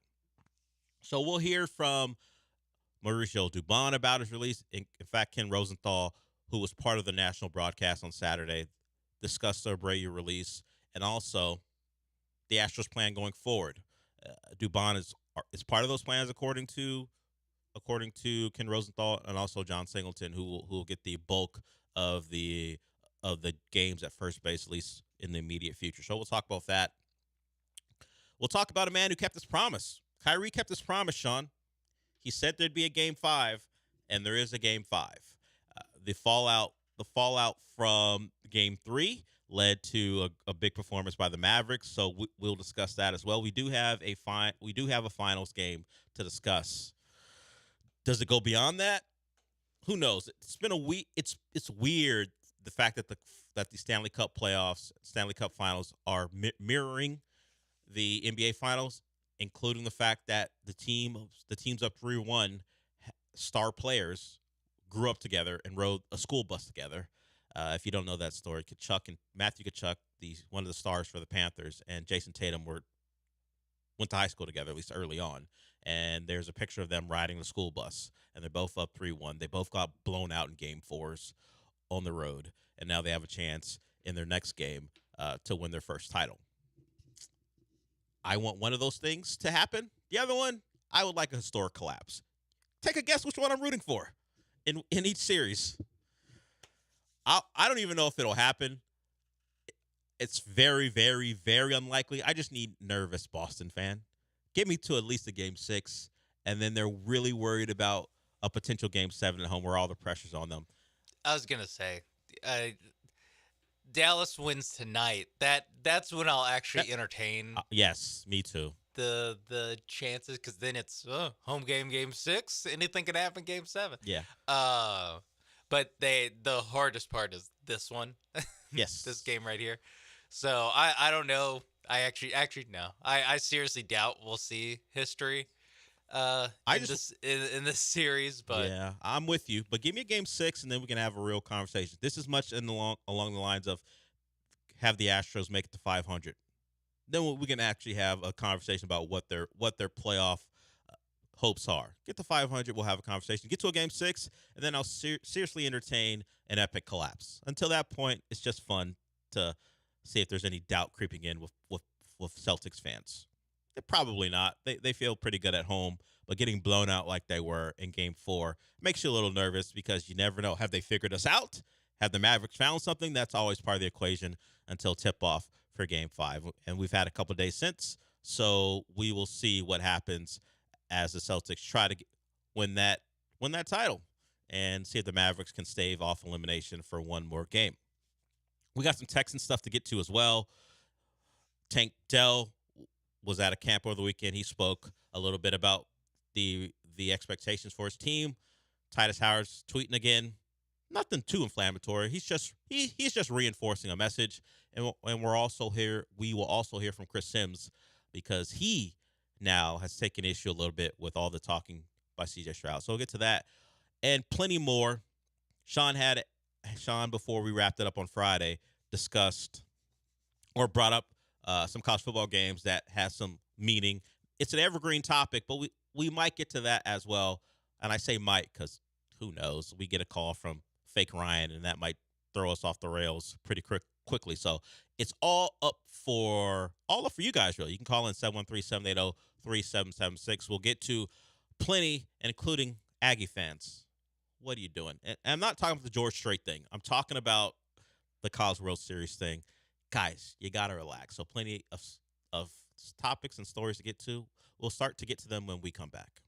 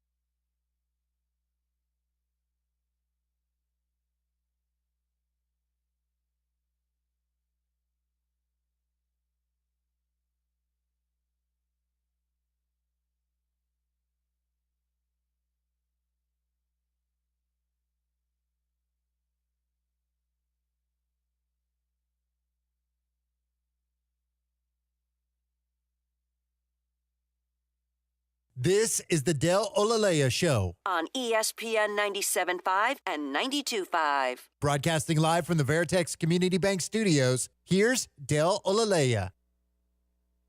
Well, what they'll do at first base is pretty simple. They're going to platoon John Singleton and Mauricio Dubon for now. The decision, Kevin, came down to his numbers. The fact that he couldn't hit this year. Batted 124 with a 361 OPS. This is a guy they signed coming off a season that was a good season, but he showed diminished power in that season, and they gave him 3 years, $58.5 million, entering his age 36 campaign. So they signed him for 36, 37, and 38. That was when they were between general managers, when James Click was gone, when Dana Brown was not yet there, owner Jim Crane was making the decisions. Obviously a move that left the Astros in a really bad place, and they felt they had no choice but to let Abreu go. So that was Ken Rosenthal over the weekend on Fox talking about the decision, a decision we all were waiting on, felt like it was inevitable, although the Astros tried to put it off as long as they could. But at some point, a decision had to be made for the betterment of the team and also for, let's be honest, Jose Abreu. He will be well paid to depart, and appreciate the efforts, Jose. It just didn't work out. I don't think there's any bad blood from anyone, really. As I said, I think most of the issues were people directing it at the front office for continuing to run him out there. It's interesting when we talk about who do we, because people like to blame people, and I think Espada, as this kept going on, people stopped pointing the finger at Espada and started pointing it at the guys above him for this continuation of something that we knew was never going to work out. And Dana Brown was like, you can point it above Espada, but don't point it at me. I'm not the guy you should be pointing at, because as you heard Ken Rosenthal talk about, and Dana Brown pointed out during the press conference to announce the move, wasn't around. This was a Crane decision, at least according to Rosenthal. We'll see how much, we probably will never really find out how much Jeff Bagwell had to do with it, but this one is going to fall on Jim Crane because of the absence of a general manager, and it's just a bad move, and you hope it's one they've learned from, and they realize, like Dana Brown said, he doesn't like to sign old players, and maybe with him around, they will stop doing that, and certainly not give big money to older players who are declining, and in Abreu's case, were on the verge of falling off a cliff. Eric wants to ask a question about Saturday starter Spencer Arrighetti. What's up, Eric? Hey, what happened on Saturday with Spencer Arrighetti? He looked like he was nervous throwing up mom spaghetti. Is that all? The Eminem reference is all? Do you have anything else for us before I get into that? Yeah, what about the rumblings around earlier this morning that the Astros and Trevor Bauer are speaking? Is that correct? I don't know if they're speaking. We know that people who really devote a lot of their time to the Astros on social media, they make it their whole social media personality, have said that he did a bullpen session for them, and people saw it. Astro people saw it. I don't know the validity of how serious anything involving Trevor Bauer is. We know the Astros are in for starting pitching. They've talked about that. The reports are out that they are looking for at least one, maybe two starting pitcher. And maybe they knew that the Verlander thing was around the corner, so they need to fortify. I can't speak to that. I don't know. I just know what the rumors are, just like you. And we've had this discussion before, Eric, last week, and the stuff still remains. If it happens, then we can have an actual conversation about what it means and why they did it. But right now, Sean, have you seen anyone who, makes their living reporting on the Astros report that they're talking to Trevor Bauer? No, I haven't. No.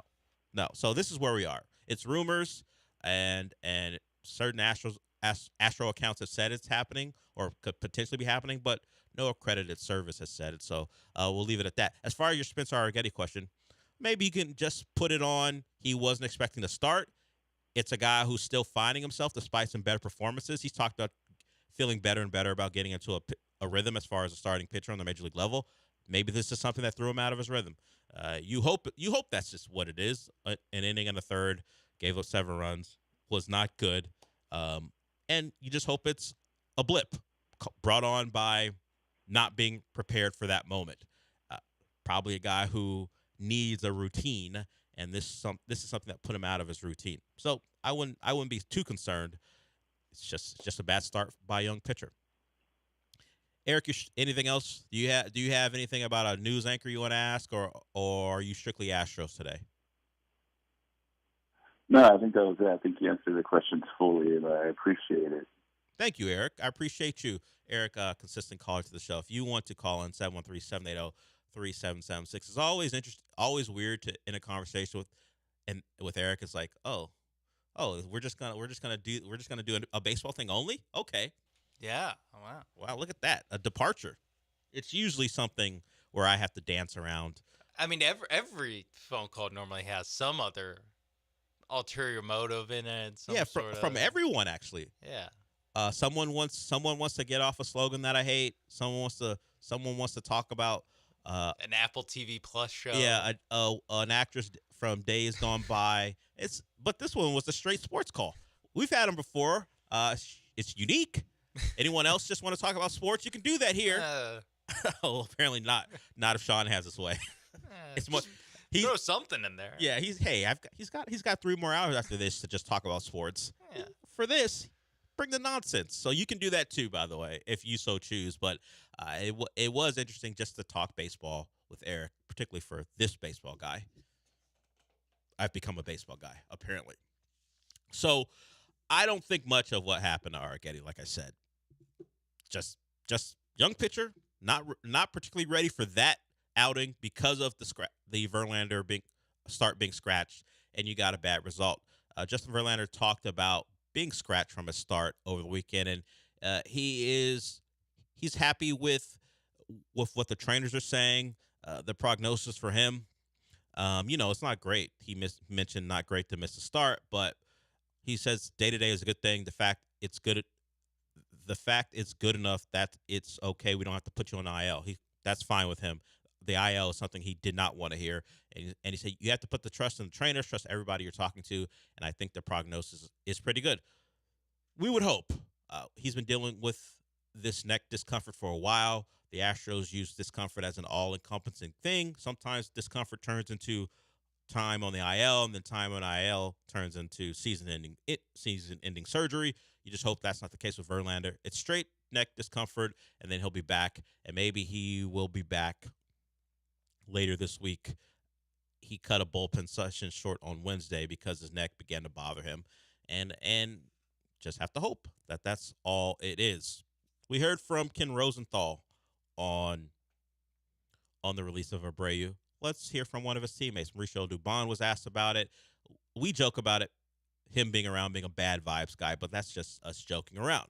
What does Dubon feel about Abreu's release?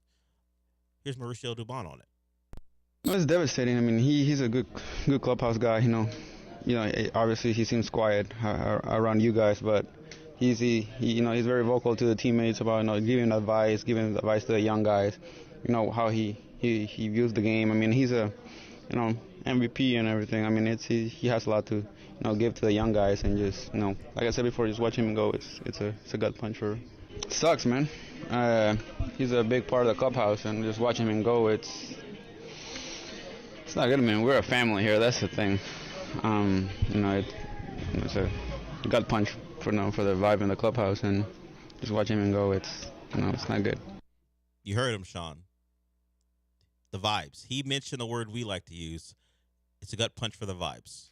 We talked about it, how it's the vibes of me on the couch watching Jose Abreu that suffers. That's true. You're having a good time or a medium time. It is the Astros and they're below 500, but then you realize, Abreu's coming up. Yeah, runners on first and third to 2 outs, and I might as well go to the bathroom. Yeah, this ain't gonna end well. Why couldn't it have been Caratini? Anyone but Abreu. But the human aspect of it is he's probably a guy people like. As I said, nothing about this felt like this is a bad guy. We can't wait to get him out of here. It was just simply he's not performing, and he had become the example of what has gone wrong in the last maybe 8 months or so with the Astros. He's not hitting. Questions about leadership, and it was the guy who represented that void in leadership. He was the big move made when there was a void as far as from the executive side of things, and people latched onto it.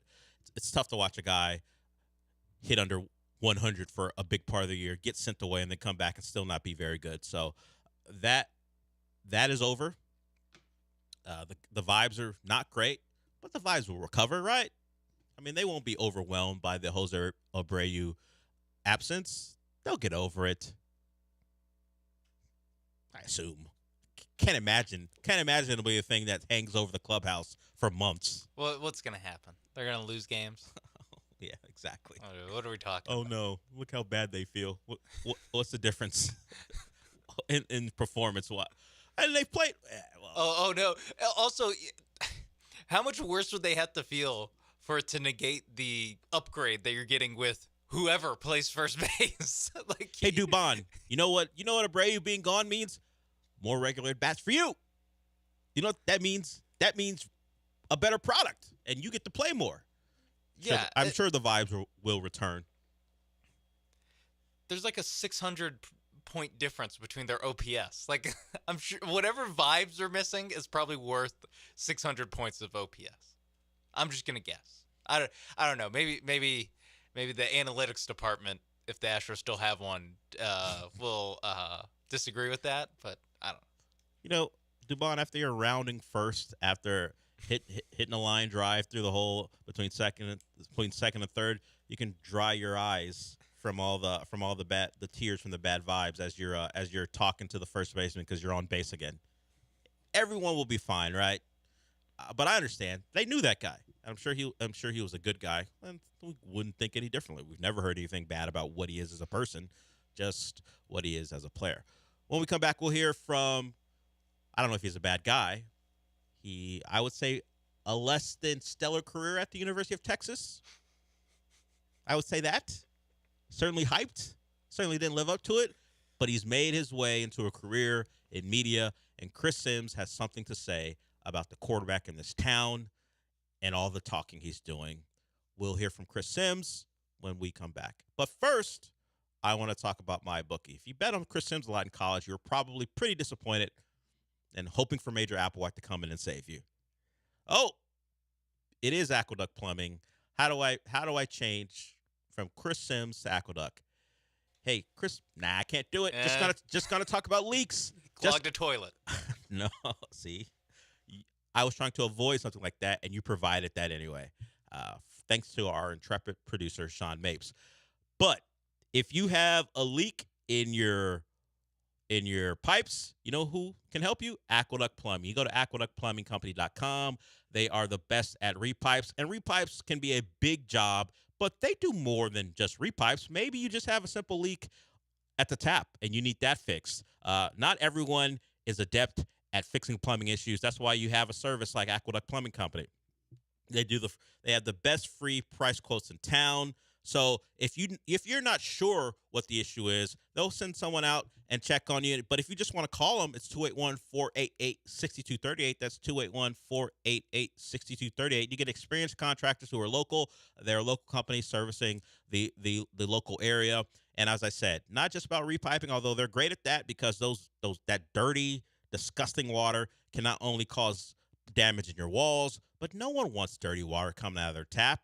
That's the stuff you use to cook. That's the stuff you use to, bathe yourselves. You want that to be clean. Aqueduct Plumbing Company will take care of you there. If you need a water filter or drain cleaning or you need gas piping, they do all that and more. I'm a guy who's going to have to replace a water heater at some point. Aqueduct Plumbing Company is a business that can help you do that as well. Once again, 281-488-6238 to call them or aqueductplumbingcompany.com.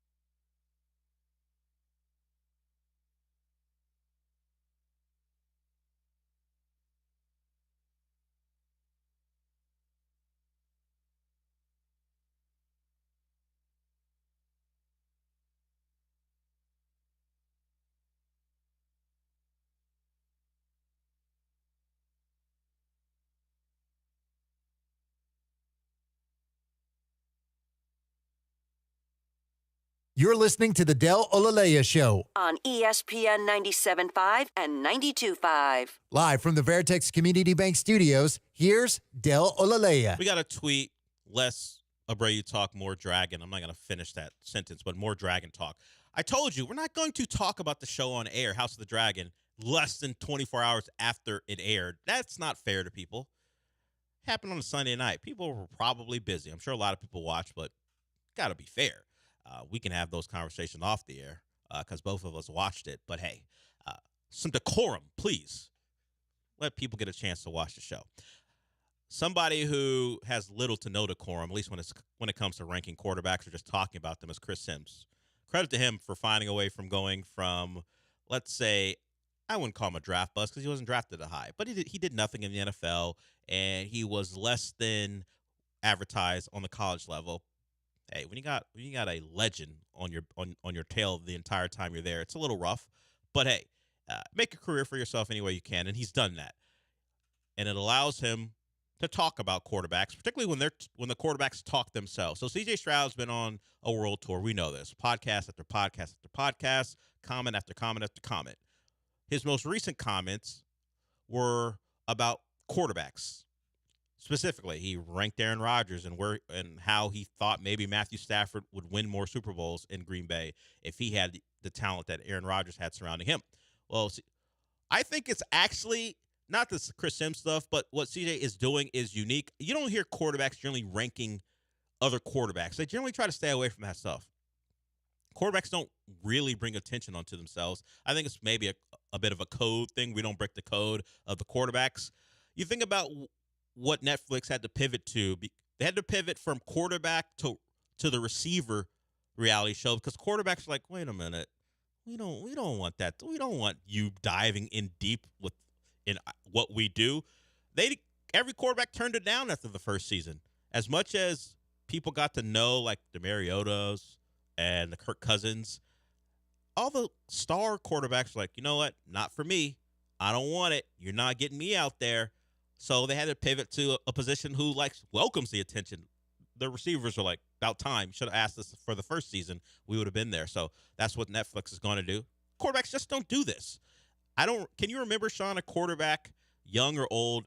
You know, Aaron Rodgers has a thing on Pat McAfee, but I don't know a lot of that comes out of that is about other quarterbacks. It's about all the stuff that Aaron Rodgers likes to get off to tell you he's more than a football player.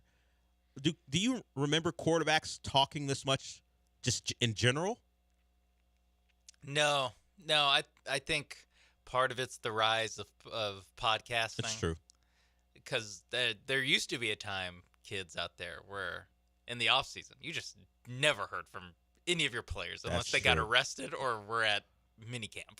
Like you just never heard from them. So there's a little bit of that where everyone's doing a podcast now. So if they say one thing, but there's not a guy or there's not like a specific thing I can point to where a quarterback really said anything of note about another active quarterback other than, man, that guy's awesome. Yeah. Man, Mahomes. Yeah. He does stuff that's just not fair. All right. Yeah, like when they do the top 100 list and if they get the players to rank the other players, it's mostly he's him. He does things, like you said, no one else can do. I love how he throws the football, blah, blah, blah, all the stuff. You do the compliment. You rarely get the guys ranking quarterbacks and then telling you, hey, why this guy maybe not specifically isn't as good as what you think, but I prefer this guy over this guy. You don't see a lot of comps like that. Even just going like who's better, this guy or this guy? They never answer. They would never answer that question. They would dance around it and give both guys compliments. Well, CJ, I mean, he wasn't very insulting of anyone. It's just it would probably not be something other quarterbacks would do. And it isn't because we don't see it. But here's Chris Sims, a former quarterback, discussing what a current quarterback is doing in the offseason and taking it to task. He's going to piss a lot of people off. He's got to watch out. Forget Aaron Rodgers. Other quarterbacks, other players are going to look at it and go, wait, that's BS. They're not going to like that. This is uncharted territory.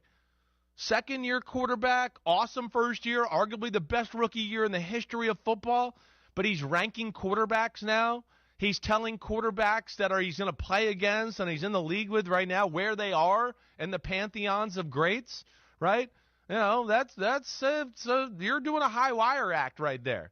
And I would say it's not a good thing, at least not yet. I'd be very careful there. We all know what'll happen.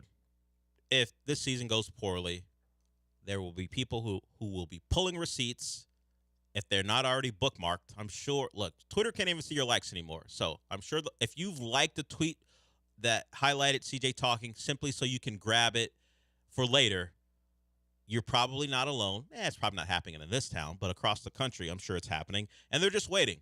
They're waiting for a 1-3 start. They're waiting for a 3-pick game. And we know the knives will come out for CJ. But hell, you keep winning, you keep performing, what can they do? You can keep talking. It's just something that I have to play out. And the fact that the Texans are a team people are looking at to be a pretty good team and maybe a contender, will that play a part in how this season plays out? I think it's more about the schedule. I don't think it'll be about extra motivation. I just think the schedule will be tougher. Tank Dell was at a camp over the weekend. We'll hear from him when we come back. We're late for a break. He discussed the target on the Texans' back and really that they're just going to be ready for it. So we will hear from Tank Dell. Some other things I want to get to in the show. We talked around the NBA Finals and kind of joking, but that game, I don't know. I don't want to get into cementing legacies, but at least it's tonight after a couple of days off. So we'll get into that as well. And also, we got to talk about the Aggies. And it's not all the Aggies. It's a story that the story that these particular Aggie fans were reacting to probably belongs on Dateline. When I tell you about it, you can agree or disagree, but it's a crazy story. And the Aggies, because I guess it's winning time, the fans thought to themselves, you know what we're going to do? We're going to go taunt one of the players in this story in their own dugout. So we'll get to that probably in the second hour of the show. We are way late, so we'll get back on time here. We'll be back.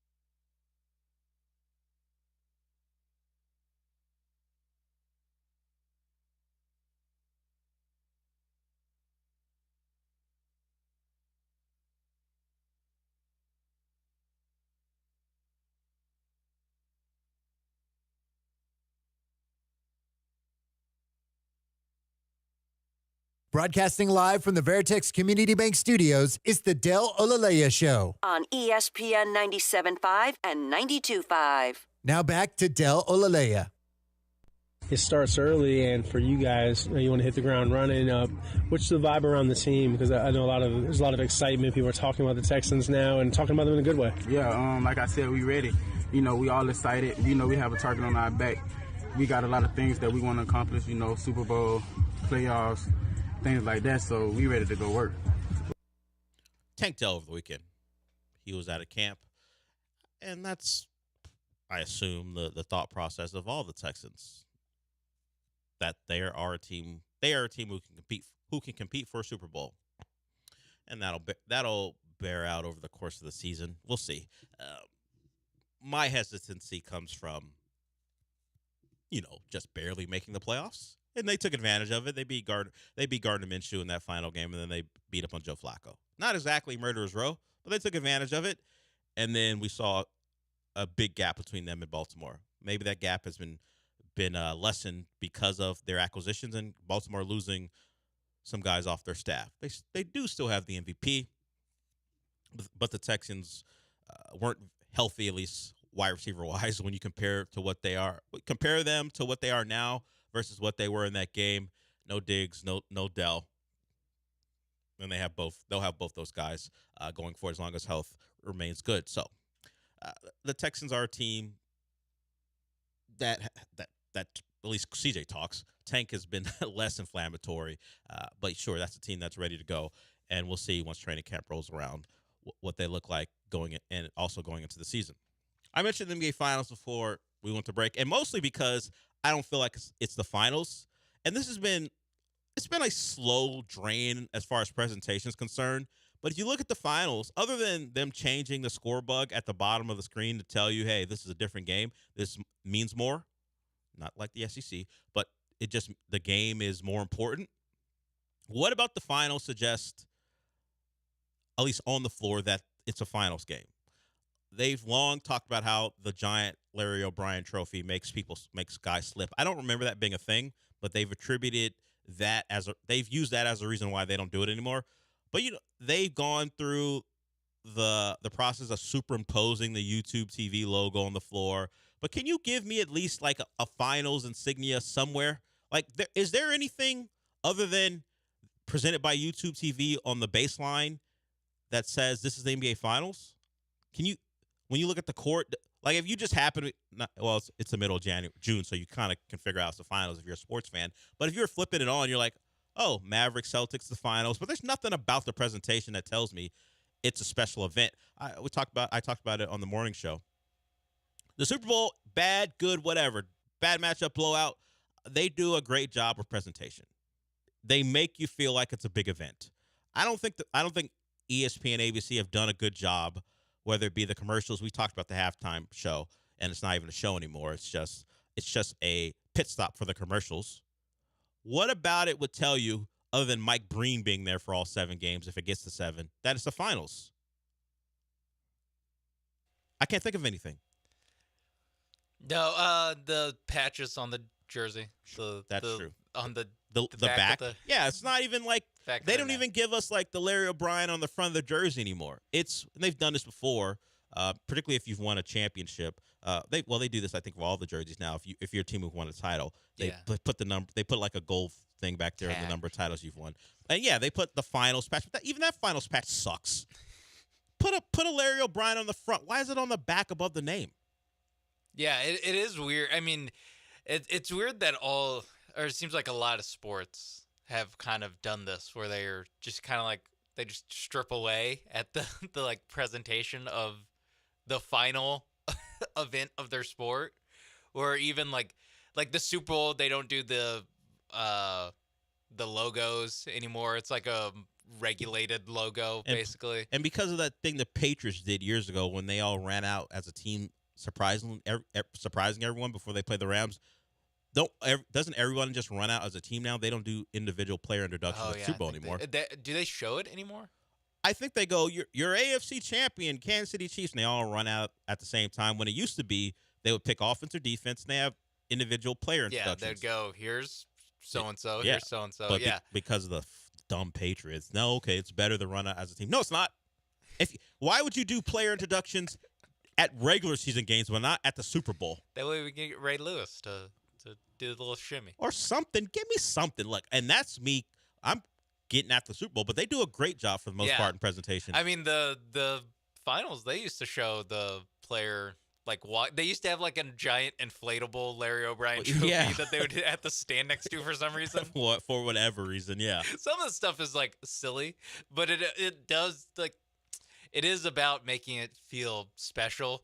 And these I really, I don't know, the last like finals that you're like, oh my god. I guess the Warriors Celtics one was a good finals, but it wasn't like I don't know if there was maybe it is just Steph Curry and LeBron were just in finals for 10 straight years. That's true. That now when any finals without them, you're like, all right. Because I'm thinking about like last year's was also like, all right, this is just the finals. It was again. the Nuggets versus an 8 seed. So yeah, there's something to the lack of star power, I guess.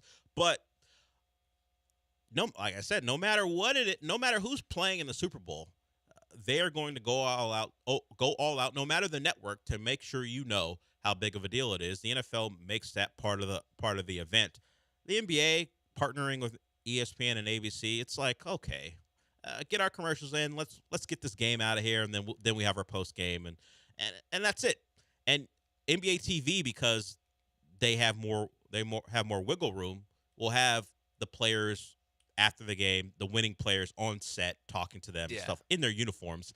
Hey, let them get a shower. I don't know, but they're on set talking to the guys. And so I guess if you're looking for good finals coverage, you go over to NBA TV after the game because that's where a lot of it comes from, and that's where we heard Charles Barkley announce that he's going to retire. Charles Barkley says after the 24-25 season, he is going to retire from broadcasting. I appreciate that announcement more than Angel Hernandez announcing he's going to retire. There's some people I want to hear that from, like knowing Charles Barkley is going to have one last dance because he said he's not leaving TNT. He's saying, after this, I'm out. I don't know if I believe him, but that's what he's saying. Yeah. I don't believe it. Whatever. Let's see how big the check is, Charles, the next time someone wants to cut you a check. It's also not like being an athlete to where it's like, okay, if he's out for like 2 years, it's not happening. Cough, cough, JJ Watt. But for him, it's like, I don't know, he can just 10 years from now, he can still do it. Like, yeah, he can wants still talking to a microphone. People are going to want to hear from Charles Barkley. He might retire from the day-to-day stuff, but you don't think Charles Barkley's going to show up at particular events and go, hey, we got Charles Barkley here? Oh, no, his analysis won't be as informed as it is right now. He won't be watching every game like he does right now. How's he going to watch these games? How is he going to come up with another nickname like Street Clothes after 2 years off? I know. It's going to be hard. Yeah, I think the minute he decides he wants to and the check is big enough, we're probably going to see Charles Barkley. But at least right now, the announcement is he will call his final season of basketball call. He does the Inside the NBA. He'll be broadcasting for the final time next year on TNT because he doesn't want to leave his TNT family and he doesn't want to go work for someplace else. Charles is probably going to have a podcast at some point or be making appearances weekly with someone. I don't know if he'll be on First Take. Like, at the very least, he'll have a weekly hit on arguing with Stephen A., you think? Yeah, come on. At the very least. Yeah, the bag's going to be really big. If not, he'll just be like the Amazon show will just buy the TNT show. Like, I don't know. I think a lot of this is... I think he'll work less, but he's going to get a big check from someone to work less than he did with TNT. I don't know who it'll be, but someone's going to have Charles Barkley around because they're going to know what it means to have him on their broadcast. Maybe he replaces Jay Williams on First Take. Who knows? Whoa! I'm just looking at Jay Williams right now. It's not personal. He's just on my TV right now. Right now, talking about which team wins tonight. Yeah. Wow. Well, that's an actual basketball conversation. Yeah, taking a break from LeBron hiring JJ Redick. Wow. LeBron's in the room. Sending over the contract to JJ and negotiating. Might as well be the case. So, as far as the game tonight, since they're having an actual conversation, I'm gonna say the Mavs win, mostly for the narrative. I need a game 6. I need more days of Boston doubt. But I think the Mavericks have a real shot. Look, I mean, we can talk we can talk about momentum. It's one game, and now you've had multiple days off. You had to go to Boston now, but you've seen multiple Boston players. It wasn't the star players, but the guys who fill in sometimes. Talking about like Pritchard and who's the designated shooter? Number Hauser. 30, Sam Hauser. They were discussing, it'd be nice to win in game 5. But Designated shooter. That's what he is. What else is he then? That's coded language. No, it isn't. He is a designated shooter. He's a stopper. He was locking up Kyrie. Okay. Before game 4. Yeah. And games I don't 1 think and 2. I don't think it's coded language to say Sam Hauser is a designated shooter. That's what he's there for. To be like Pritchard and Hauser, too. Well, they were the ones who were talking and leading to my point. They were the ones saying, "Hey, it'd be nice to win Game 5, but we got other opportunities." I mean, it's not the greatest attitude to take into a Game 5. No. I can't. Did they not get media trained at all? And Xavier Tillman, he was another guy, not about winning Game 5, Yeah. but Kristaps, he's practicing, but he looks uncomfortable, so on and so forth. And Woj threw it out there before Game 4. He was going to be available to play, knowing he wasn't. Now the Celtics gave him that information, knowing he wasn't going to play, but he was available, I guess, in an emergency. What's the emergency? If 8 guys get hurt, then Porzingis was going to play. I was trying to think of what could possible emergency could have got him out there.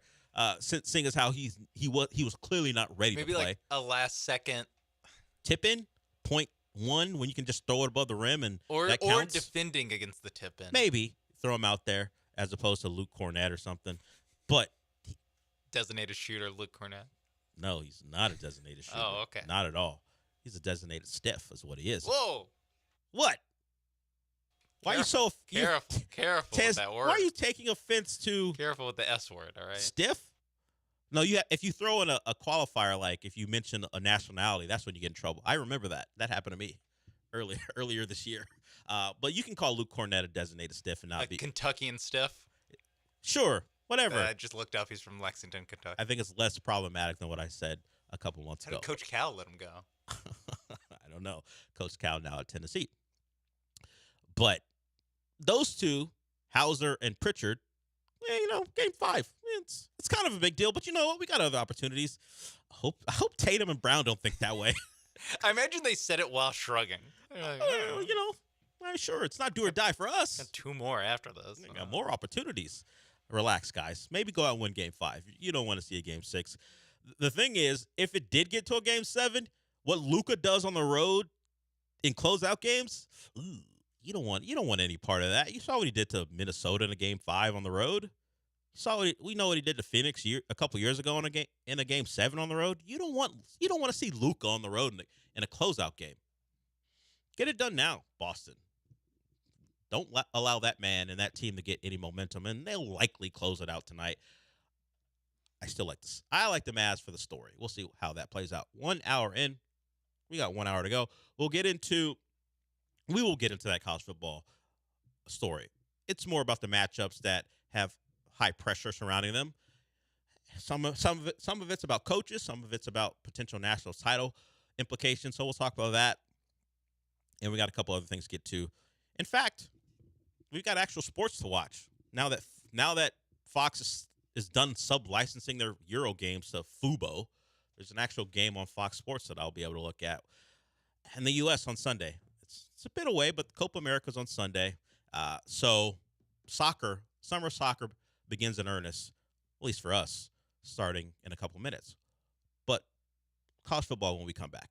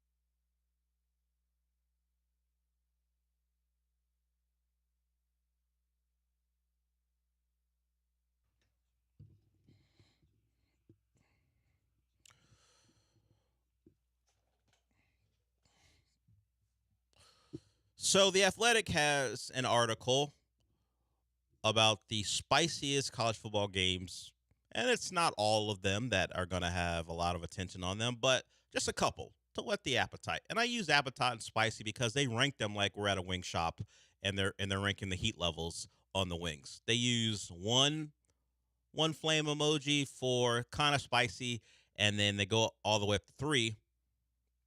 And a game close to our hearts involving the school that's on this station week to week during the season, and the school that has deluded Sean because of his attending the school, and maybe beyond that as well. The Texas Longhorns. A&M versus Texas ranks as the spiciest, one of the spiciest games on the list, as Slovakia just scored a goal against Belgium after Belgium had a chance to take the lead. Big mistake by the Belgium defense. Slovakia up 1-0, and that goal just went in. So, but back to the spiciness of A&M and Texas. So The Athletic has their reasons for ranking it that high and why it's going to be spicy. A couple of those have to do with, obviously, the return of the rivalry, and it's going to be in the SEC, all the things you might imagine. And also mentions who the game will mean more to. And Sean, take a guess. Who do you think, if you haven't read it already, take a guess. Who do you think the game will mean more to according to the article? I'm going to go with Texas. Correct. And it's mostly to do with the expectations for Texas. The fact that this could be and should be another playoff season for them, and potentially losing a game to the Aggies could change that. Although, we know the season means less, everybody, because you can lose 3 games and still make it. I know. I get it. I've heard the complaints with the 12-team playoff.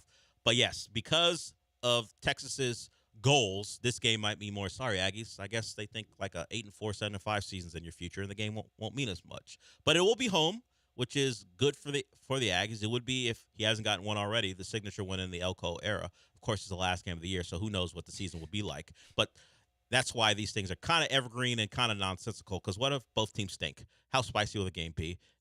Or maybe both teams are great, so it'll mean just as much for the Aggies as it means for the Longhorns. I think it would mean a lot if both teams were 5-6 going into the game. That's true, but it wouldn't be spicy on a national level. No, not a national level, but just the it's a way for either team to salvage their season. That's true. To be like, hey guys, don't get too mad.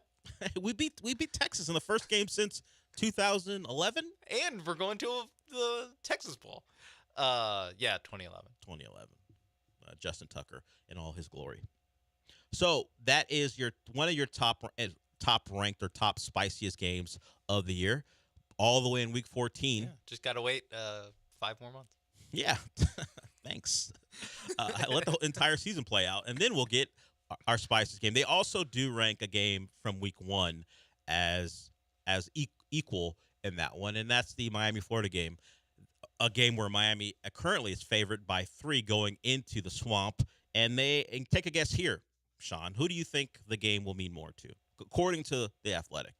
I think because every win will matter given the rest of their schedule. Any possibility to win, I think Florida has a pretty good opportunity to win against Miami. Give me the Florida Gators, because, again, Billy Napier will need every single win he can get. They use your reasoning, but they go the opposite. They say Florida's already in a bad place, so this game won't mean as much to them, even if they lose it. They're not expected to be good anyway. They put Miami in the spot where they could be potential ACC championship contenders, and this would be a win to get them off to a good start. Obviously, it's not a conference game, but hey, you want to start off well. So yes, they are with you. But not in the way you think. This team stinks. This team stinks, so who cares if they lose? Which is not how the Gators will approach it, considering the rivalry. But yes. It's in the Swamp, too? Yeah, and Miami's currently a favorite in that. A home game? Home dog for the Gators. Hey, I like the Gators. Yeah, you can't trust Cristobal. I mean, if you want to lean on something, if you putting money on that, I mentioned, at least I thought I had a MyBookie spot, but if you want to put money down on the game, you think, hell, at one point, Cristobal could take Oregon into Ohio State and win a game. And it's certainly not the same type of challenge early in the season playing a Florida team led by Billy Napier and Graham Mertz, yeah, come on, as opposed to one led by C.J. Stroud and Ryan Day. But it's still Mario Cristobal, so he can never be trusted. So those are your two top spicy games, at least in the month of July for games in December and in August. Yeah, one's only 2 weeks or 2 months away. Yeah, I will put some credence into because we don't have any real information to determine if it's not going to be spicy. You could give the Miami-Florida game a spicy designation because there's nothing to say it won't be because we won't have any evidence that either team sucks or is good. We don't know. We don't know yet. Nothing's going to change between now. I mean, realistically, nothing's really going to change between now and then. Yeah, the Texans. As long as they stay clean off the field. Well, that's always a debate. That's always a question. Feels like we're due for one. We're due for someone getting suspended and missing an early season game that matters. It always happens. Someone's going to get hit with it. I'm ready for a coach to, wreck his motorcycle with a co-ed. You're ready for Bobby Petrino? Yeah, I'm just ready for it. But I think once you experience the high of Bobby Petrino, it's like no other scandal will come close. Yeah, outside of Bill Napier being sued by a former signee who's now at Georgia, it's been a pretty silent offseason as far as college football scandal. Yeah, we need a little spice. Come on. I don't need anything really serious, but maybe a coach being caught with a co-ed. Maybe a single coach being caught with or a staffer maybe a staffer's better. A staffer's better. Yeah. Like that fake Auburn story when they tried to get rid of Brian Harsin. Yeah, we need a real one of those. Not the fake one, something like that. I like how they planned that story and then hired Hugh Freeze. Hey, we're gonna get rid of a guy for improprieties and then hire Hugh Freeze who had a phone for prostitutes. It's the SEC. You know what it is, Sean. It just means more. Yeah. We need a Hugh Freeze. We need a Bobby Petrino. We need something. Someone to get suspended for the first couple games of the year for doing something. We had Harbaugh getting suspended. Sonny Dykes. Dude, give me something. Leave TC alone. They got Dave plenty Aranda. of problems. Give me something. Both of those guys have made enough of a scandal with their uniform choices this year. TCU has new uniforms. They're basic as hell. Apparently that's Nike's aesthetic now. We're just going to make things basic as hell. We're going to remove design elements and make our uniforms boring. Josh Heupel, get in trouble. You don't even reside in that Tennessee. Okay, you moved over to Tennessee. Do. So now yes, I do. It just means more. You moved away from the Big 12 when you're going after Dykes and Aranda. I was thinking like local. Yeah, why are you going? I didn't want to do that to Willie Fritz or Bloomgren. So. Yeah, he's new, and Bloomgren's like, I'm trying to get people to the games. What are you doing? Leave me alone. Hey, respect. Yeah, leave me alone. So go farther from home. Yeah. So hopefully Josh Heupel does something. I guess J.G. Kinney do something. Just start naming SEC coaches and see what happens. It would likely come from the SEC, but Harbaugh. That's part of it. If we're gonna choose, it's better to choose from that conference. It's more likely to happen. But hell, Harbaugh got suspended for cheating multiple times last year. That is true. So something should happen. Sharon Moore run that dirty program. He was Harbaugh's right-hand man. At least that's the narrative I'm spinning. He's next. It didn't matter. You can cheat. We know in this city. It doesn't matter. Cheat and you win. It's kind of all forgotten, except for everyone who hates you. But the titles stay the same.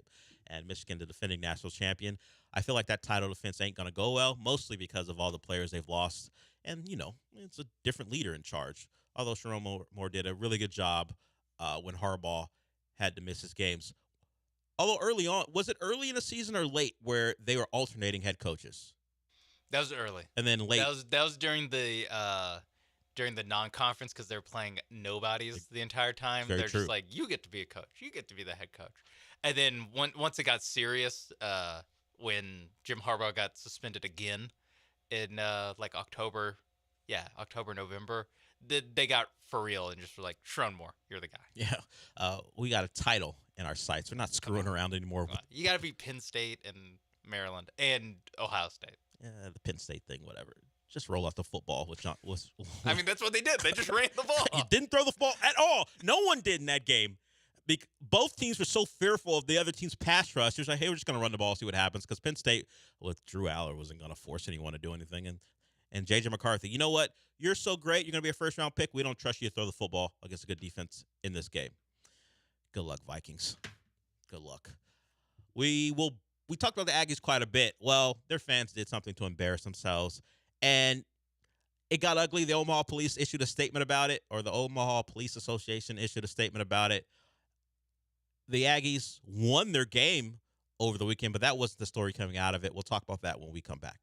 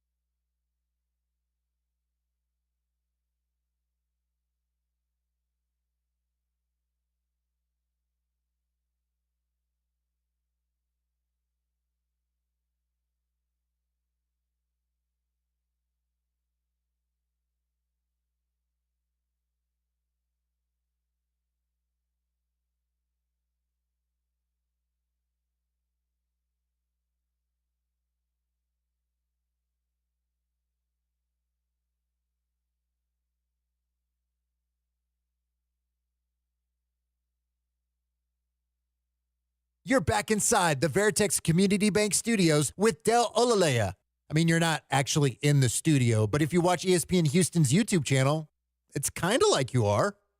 No, not really? Okay. So if you missed it over the weekend, College World Series is going on. The Aggies win their game. Great play to rob a home run. outfielder's like 6'5". Was it really a great play? He barely jumped. But yes, it was a nice play at the wall to save a home run that would have given the Gators the lead. And the Aggies go on to win that one. Of course, that is a big story. You are trying to fight for a national title, and you win game one, makes it a much easier path to the World Series title. And of course, because of it's not even all that recent anymore. It used to be all you had to do is win the national title game. Now you have to win a series, win 2 out of 3. So the Aggies are on their path to get that done. But that isn't really the major story coming out of it. If you missed it, during that game, two guys wearing Aggie polos were thrown out of the stadium because they were found to be heckling the Florida dugout. Now, normally you could just attribute that to drunkenness and go, you know what? All right, you guys said some things you shouldn't have said. Get out of here. Okay, fans being unruly, whatever. But it turns out, after an investigation, this goes way beyond just fan heckling. The context is the Florida manager, Kevin O'Sullivan. I don't know how much real reporting has been done on this because of the story so damn ugly that he was accused of sleeping with the mother of one of the Florida Bat Boys. This was years ago now. It turns out the father found out about it and in his despair killed the kids in his marriage, his kids and himself. Kevin Sullivan went on to marry the woman who he was having an affair with. So a story that feels like it belongs on Dateline as opposed to context being added to a College World Series game.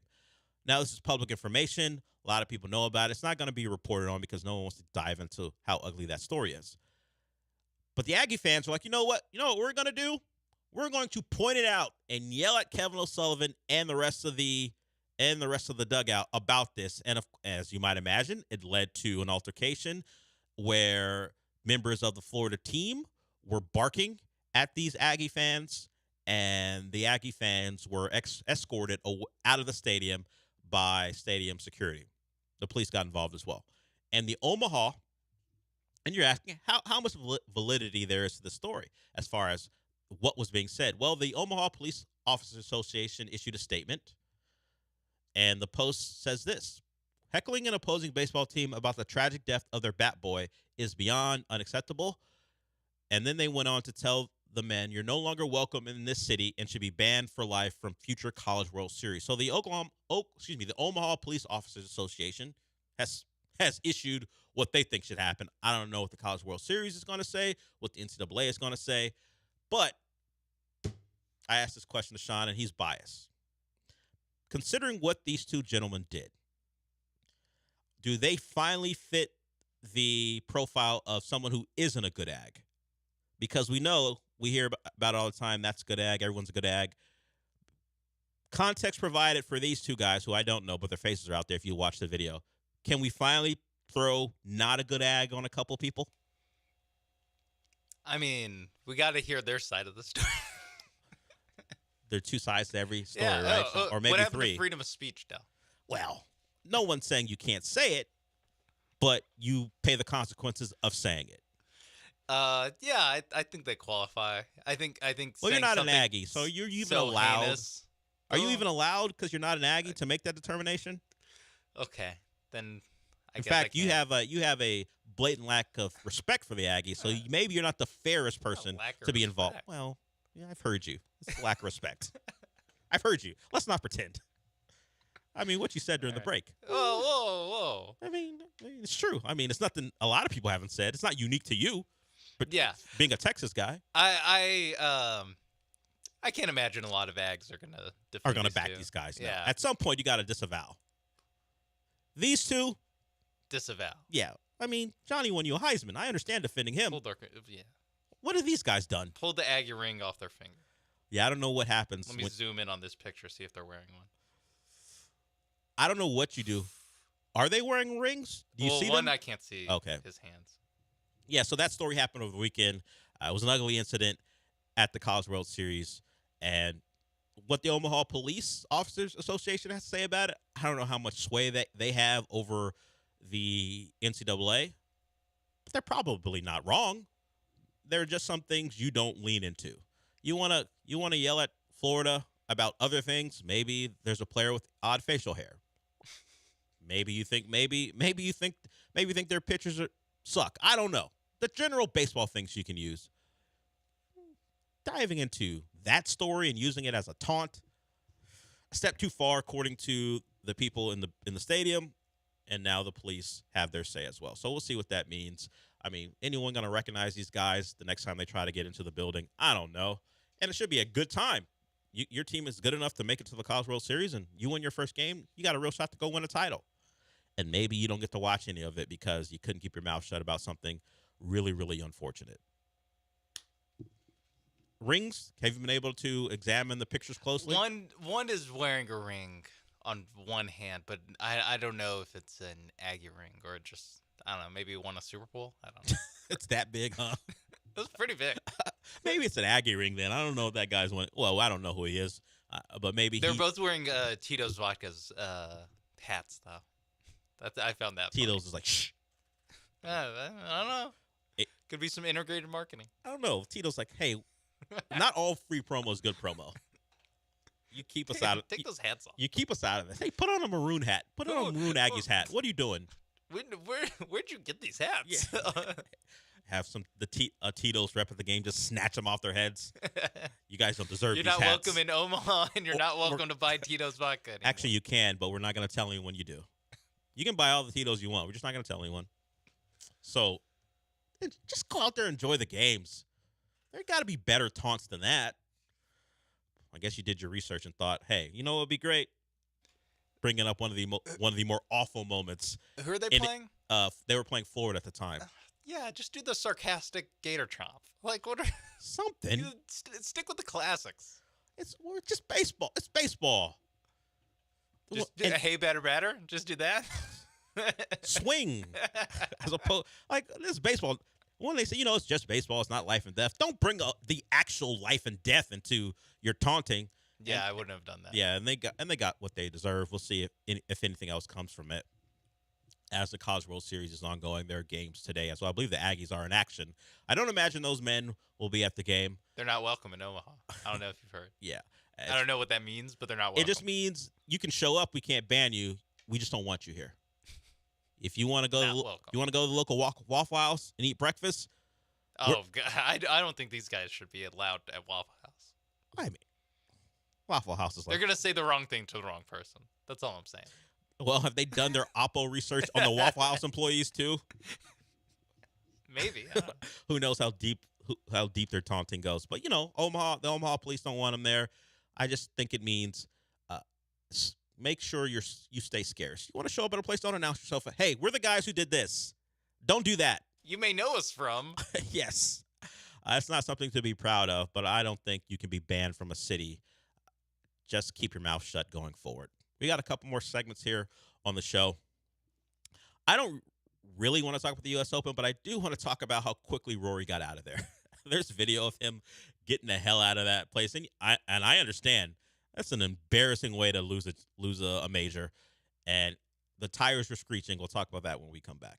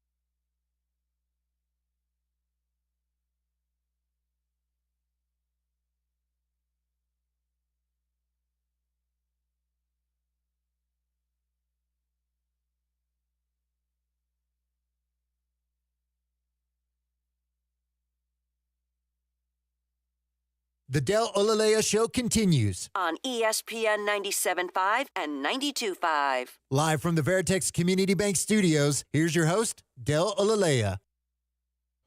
Sean and I have similar approaches to watching golf.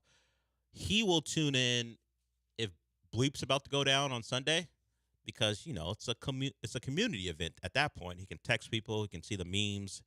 He wants to be aware. Me, to be honest with you, I was watching the final episodes of my catch-up with House of the Dragon. I timed it out where I can watch episode 10 of season 1 right before, a couple hours before the new episode dropped. So I didn't see much of the U.S. Open until I saw the clips this morning of Rory speeding out of the event after blowing a major. And I understand being upset. I don't hold him to, hey, you should have done media. Do it or not, I don't know what the PGA's rules are. Maybe he'll get fined. Who knows? But Sean, I was talking to him during the break. What's the protocol, man? Do they take showers immediately after the event, after they do their media availability? Because Rory was not having it. He wasn't hanging around the clubhouse. He got in his car, I'm assuming drove to his hotel, and then got on the PJ wherever he wanted to go. I don't know that I assume they would take a shower after the event, right? But not him. I guess normally you would, right? If you're not crushed, you probably hang around, chat it up with the guys, with the boys. I don't know how much chatting up you do either. Well, he's not. Well, I don't know if he likes Bryson so much. I don't know the golf rivalries, but Bryson's a live guy, so maybe Roy's not having a real conversation with him about anything. But the other guys you like, maybe you have a beer and just say, "Hey, man, that was a rough one out there." I don't know how golf people handle things when they lose the way he did. But he wasn't going to be around. In fact, the audio, it's whatever. But there's audio of him leaving the event, and you could hear the tires screeching on his way out. And some guy goes, whoa, reacting to how fast he's getting out of there. He's leaving the scene of a crushing loss. Understood. I don't take him to task for that very much. I just want to know the protocol. Not talking to the media probably is going to cost him some money if the PGA's rules are anything like the other major sports. You know what? I don't want to hang out. I don't want to hang around there. I'm out the door. Like I'll treat it like I treat this place. I got to send a couple of emails. I'm out of here. I understand Rory's plight. Yeah, he didn't have to send the emails. His email, my email, sending his version of talking to the media. Except there's less pressure on me. Except actually, to be fair, sometimes the salespeople get a little aggressive when they haven't gotten their air check in time. So I feel like there is a little bit of pressure, but people are taking him to task, and I'm like, you know what, man, that sucked. He's got the money to pay any fine he's going to hit with if they do that in golf. Get the hell out of here and go home. You should hear, listener, when Dell pulls out of the parking lot. Whoa. If they gave me a free car to get back to my hotel, I'd peel out that way too. Yeah, if you I got to worry about my tires. Waiting for you. Yeah, I can't do that with tires I pay for. But if they gave me that big SUV to get out of there, I would do that too. That U.S. Open branded Lexus, I'd peel out of there too. Hell, I'm staying around here for. Watch Bryson. Rory, be careful behind the wheel of a car. That's all I'm saying. Yeah, golfers have had some issues. You saw what happened to Scotty. Make sure there's no security personnel trying to get you to stop from leaving the club. Just make sure the yellow jackets aren't anywhere around, or vests, excuse me, and then go about your merry way. So that happened yesterday. Right? Just 10 and 2. Follow the laws of the land and get out of there and go back to your hotel. Then you can do whatever hell you want on the PJ. It would have been hilarious if we found out that he also got arrested for not obeying traffic. It's just a thing now. It's just a thing that happens to golfers now. Golfers are now the Kansas City Chiefs. Everything in the offseason results in a traffic violation or worse. Georgia football presents the PGA. Ooh. Georgia football sponsors the PGA Tour. They're all wearing red and black now. Yeah, I mean, there's talk about logos being put on college fields. What if it's the opposite? What if football teams get involved or programs get involved in sponsoring other sports? But you have to emulate who we are. And who we are. Uphold the brand. Yeah. What people expect when they see Georgia football. Yeah. Wins and some other stuff. Traffic violations. Yeah. And sometimes, unfortunately, worse. Like McDonald's has a reputation of the fries are always going to be good. You represent Georgia. You have to be a certain way. And that way is... That's the McDonald's fries. Is the getting into a Dodge Charger and driving it as fast as you I'm can. sure McDonald's doesn't appreciate the comparison. I was just trying to figure out a brand that's pretty consistent with what they produce. You know, you expect healthy scoops when you go to Chipotle. Well, do you? Well, obviously some people don't. Now you do if you put a camera on them. Now you do. As we said on the show before, leave those people alone. They're not looking for you to bother them. So Rory's embarrassed. If you want to call it a choke, he choked away the tournament. Bryson DeChambeau wins, I believe, his second U.S. Open now. And Liv reigns supreme. If you say so. If I say so. Is that just a thing every time a Liv golfer wins a tournament? Just like, oh, Liv reigns supreme. That's what I'm going to say. Okay. That'll be my tagline for golf. Liv reigns supreme. And Scotty Scheffler's not a Liv golfer, right? I don't believe so. So for the first 5 months of this year, where it's like Scotty Scheffler just shows up and wins, or he's getting arrested. That's basically every golf tournament to start this year. He either wins or gets arrested? Yes. I don't know if it's literally wins or he's got to He's got to find a different alternative to winning. It can't for him. Well, I think one of them, his wife had a he won that child. tournament though, and in fact, she did not have the child. No, but she did eventually have that child. Yes, the baby. He didn't win. I don't think he won. She's not still in labor. No, but he was like, hey, if it happens, I'm out of here. It didn't happen for another 2 months. Yeah, and then he got to go party at his local dive bar when he got home. She gave him permission though. I always thought that story was funny. He's like, I'll leave here as soon. Okay. If you're leading after the third round, are you leaving? You're walking up to the 18th tee box. Exactly. When's the point of no return on that? If you're in the middle of the fourth round, about to win, are you staying or it doesn't matter? Are you going to leave like Rory McIlroy? Just peeling out. It's got to go. What if Rory McIlroy, is his wife pregnant? I think we know very well his wife's not pregnant. They were on the verge There goes his excuse. They're on the verge of breaking up, and then they decided to try again. And you keep reacting to things like seconds before I see them on YouTube TV, so I know something's happening in a soccer game. Sorry. Because I can't see it yet. There were two chances that Slovakia had, who were up 1-0 on Belgium, and now it looks like Belgium has a chance. As Lance's favorite, Romelu Lukaku, misses again. So not great for the Belgium and former Everton. No, you did not.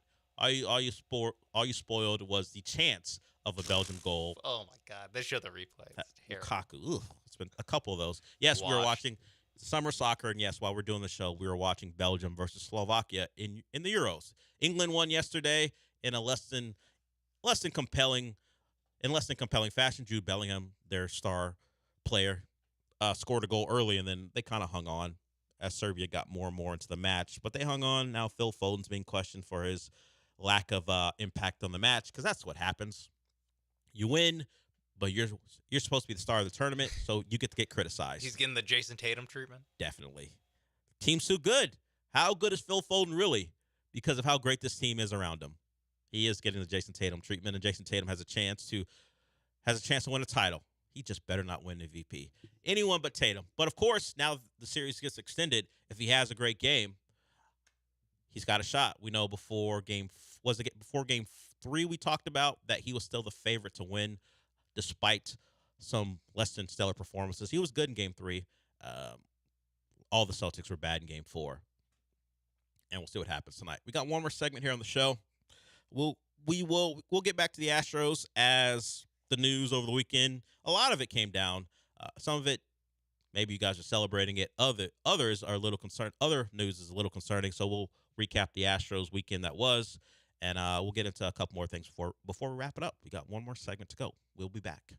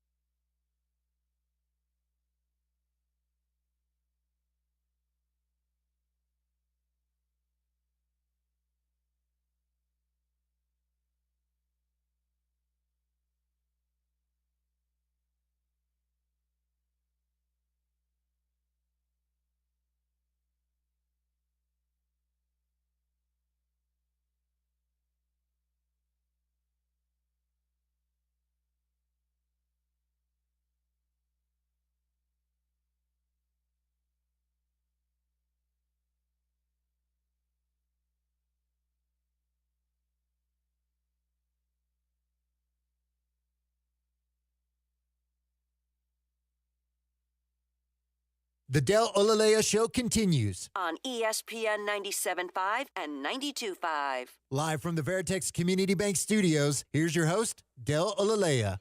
Brother Bear he's branding it Ask Mopes and Mapes. Would Los Astros fans fold up their season tickets for this year if Jim Jones Crane went to go grab Trevor Bash Bauer? Okay, that's a lot of editorializing on your part. Is that Dipset Jim Jones that he's referencing? Yes. I believe it's part of the yes, him and Joel Santana will be making decisions for the Astros going forward. That's a reality I think a lot of people don't want to face, Brother Bear.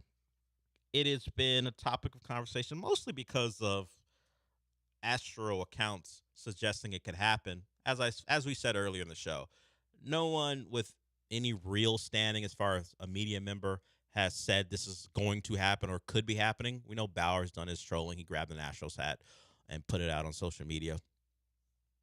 I think enough people have said yes, that it would be a problem, particularly for this team. It's not like Trevor Bauer's going to put this team over the top. I know the win at all costs motto was something maybe the Astros didn't say, but it felt like they operated with when Jeff Luhnow was here. But you signed Trevor Bauer, and what does it get you? If you're a team that isn't even going to compete for a World Series title, and that came up over the weekend with the Fox broadcast discussing the Astros, and they were talking about, hey, maybe they'll get back into the playoff picture, but this isn't what we're used to. This is a team who competes for titles. This isn't just simply a playoff team who scrambles for that and their early exit. So at this point, until proven otherwise, adding Trevor Bauer is an addition simply to try to make the playoffs. And are you risking all the goodwill you may have with a lot of people in this town for that? It's always about, are you worth it? And I don't think Trevor Bauer is worth that. I'm not sure what he is as a pitcher anymore anyway. You'll see a couple outings where people are like, yeah, he's dominating in Mexico. And then you'll see a couple of appearances where he's not great. So I think a lot of people would. Now, would winning make people forget? Winning generally makes people forget all the flaws of their favorite teams. This one, particularly because it isn't just Trevor Bauer, the alleged abuser of women. It is Trevor Bauer, the giant troll of the Astros. You know, for some people, it's easier to forget his off the field exploits than it would be for him. Would be for people to forget that. Oh, wasn't he the guy who went after the Astros over and over again as the cheating scandal was going on? Because maybe you can convince yourself that yes, that accuser was after him. The other ones, nah, you can't prove that. But what we can prove, we do have evidence that he hated on the Astros, and some people would be bothered by that. In some cases, unfortunately, maybe more than the other stuff. Feels like a lot of risk and not a lot of reward for a team who I think, and health is always a concern, has pitchers that are just as good as him, particularly for a guy who hasn't pitched in the major leagues for years now. But away from Trevor Bauer, that's something I don't think we have to consider until it becomes more real. And for now, it's just internet rumor, and maybe the Astros viewed a bullpen session. But the Astros that are actually on the roster, Justin Verlander, scratched from his last start. He doesn't think it'll be a long-term thing. He expects and hopes to be back. And the Astros, there's some consideration that he'll pitch this week. We know Ronel Blanco had another great start yesterday. 7 scoreless, 7 hitless. And since those 2 wobbles, not immediately after, because I think his first start after he came back from the suspension, he was good. But he had 2 wobbles after that. But he's been good in his last 2 starts. So he seems to be the guy we saw before the suspension. And the Astros won 2 out of 3. It was a kind of a drama-filled weekend, considering Abreu gets released and Verlander gets scratched. We had the Arrighetti blow-up when he wasn't expected to start, but he came in and didn't pitch well on Saturday. But you just take 2 out of 3. And it was a good weekend, except for the Rangers not doing you any favors because they get swept by Seattle. So you play well, Seattle plays better, and you're now 9 games back. 6 games below 500 still.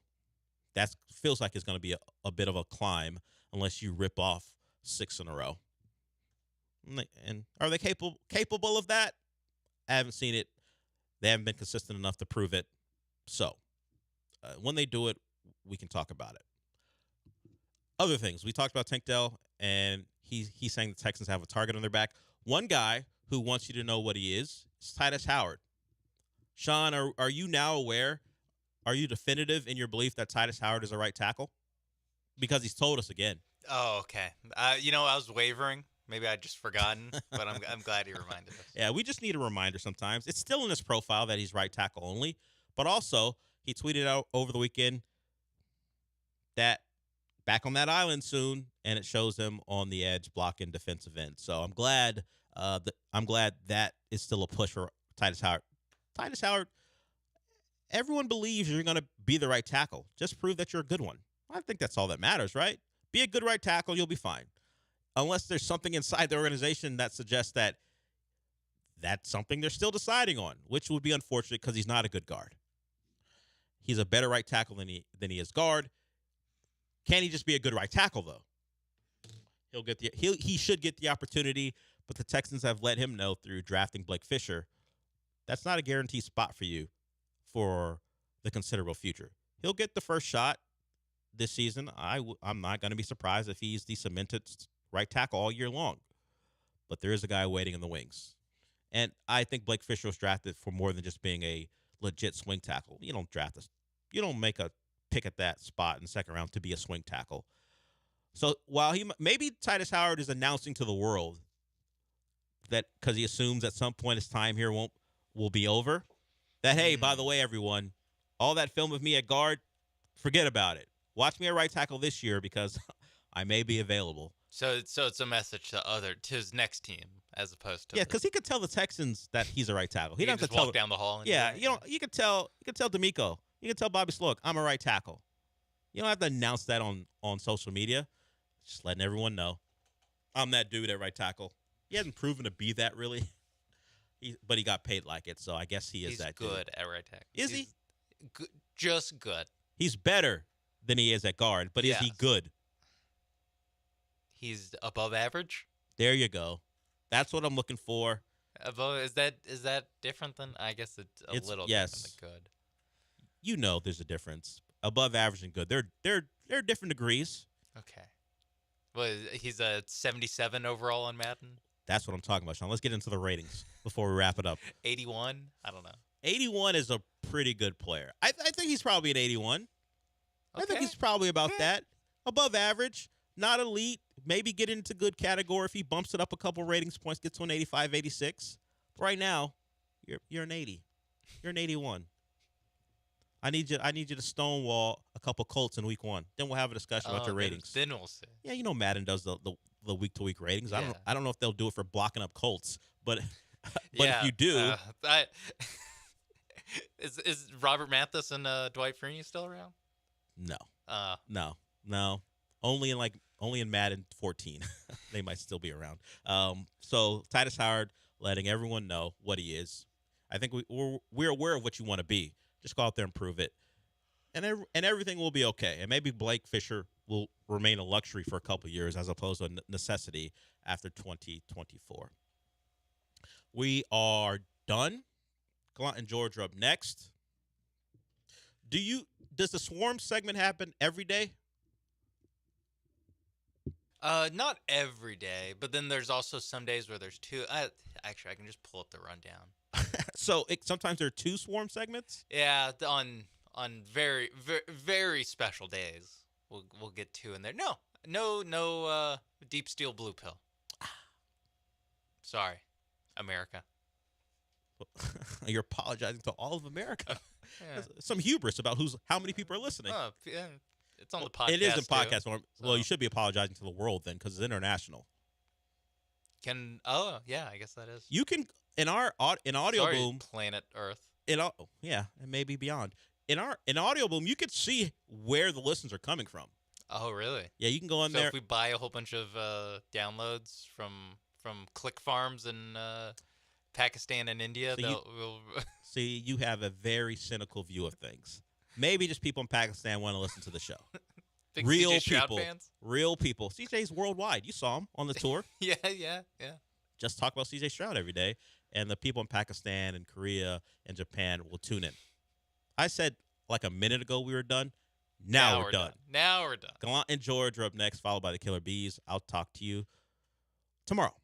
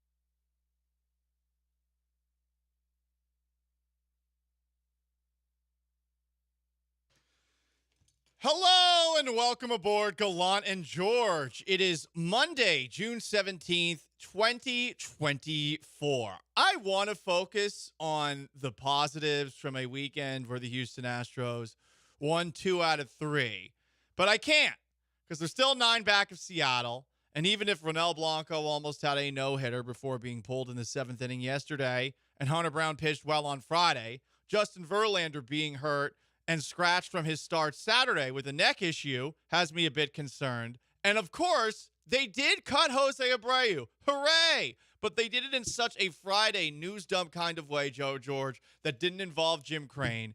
And it's still lingering in the air, at least for me. Yeah, it is. Saturday was weird because, well, let's see, the last time an Astros pitcher had a hurt neck, Christian Javier got Tommy John. So that kind of like raises some red flags about what's going on with the Astros right now. Spencer Arrighetti was terrible, but then Jose Abreu he wasn't good, and they got rid of him finally. But there still leaves this kind of stench a little bit on the team that even though you're 2-3 this weekend, it still leaves this weird. Every article you go to ESPN.com, worst contracts in baseball. Jose Abreu is not number one, but he's the headline photo. That's at least a positive. Yeah, I didn't click on it because it says Jose Abreu is not number one in the headline, or at least in like the little blurb. But it's still everywhere you go for Astros coverage right now. It's still kind of the predominant thing. But it's hey, at least they won 2 out of 3. That's positive.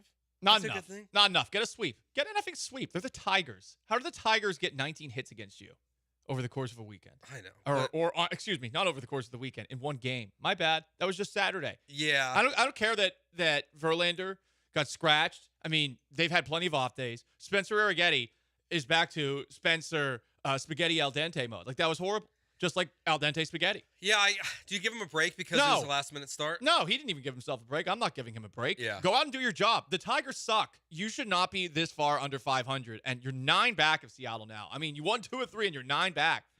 You won 2 out of 3. You're 9. 7 back of the wild card. Like, it's not even just the division. Like, you lost ground on the wild card this weekend. Yep.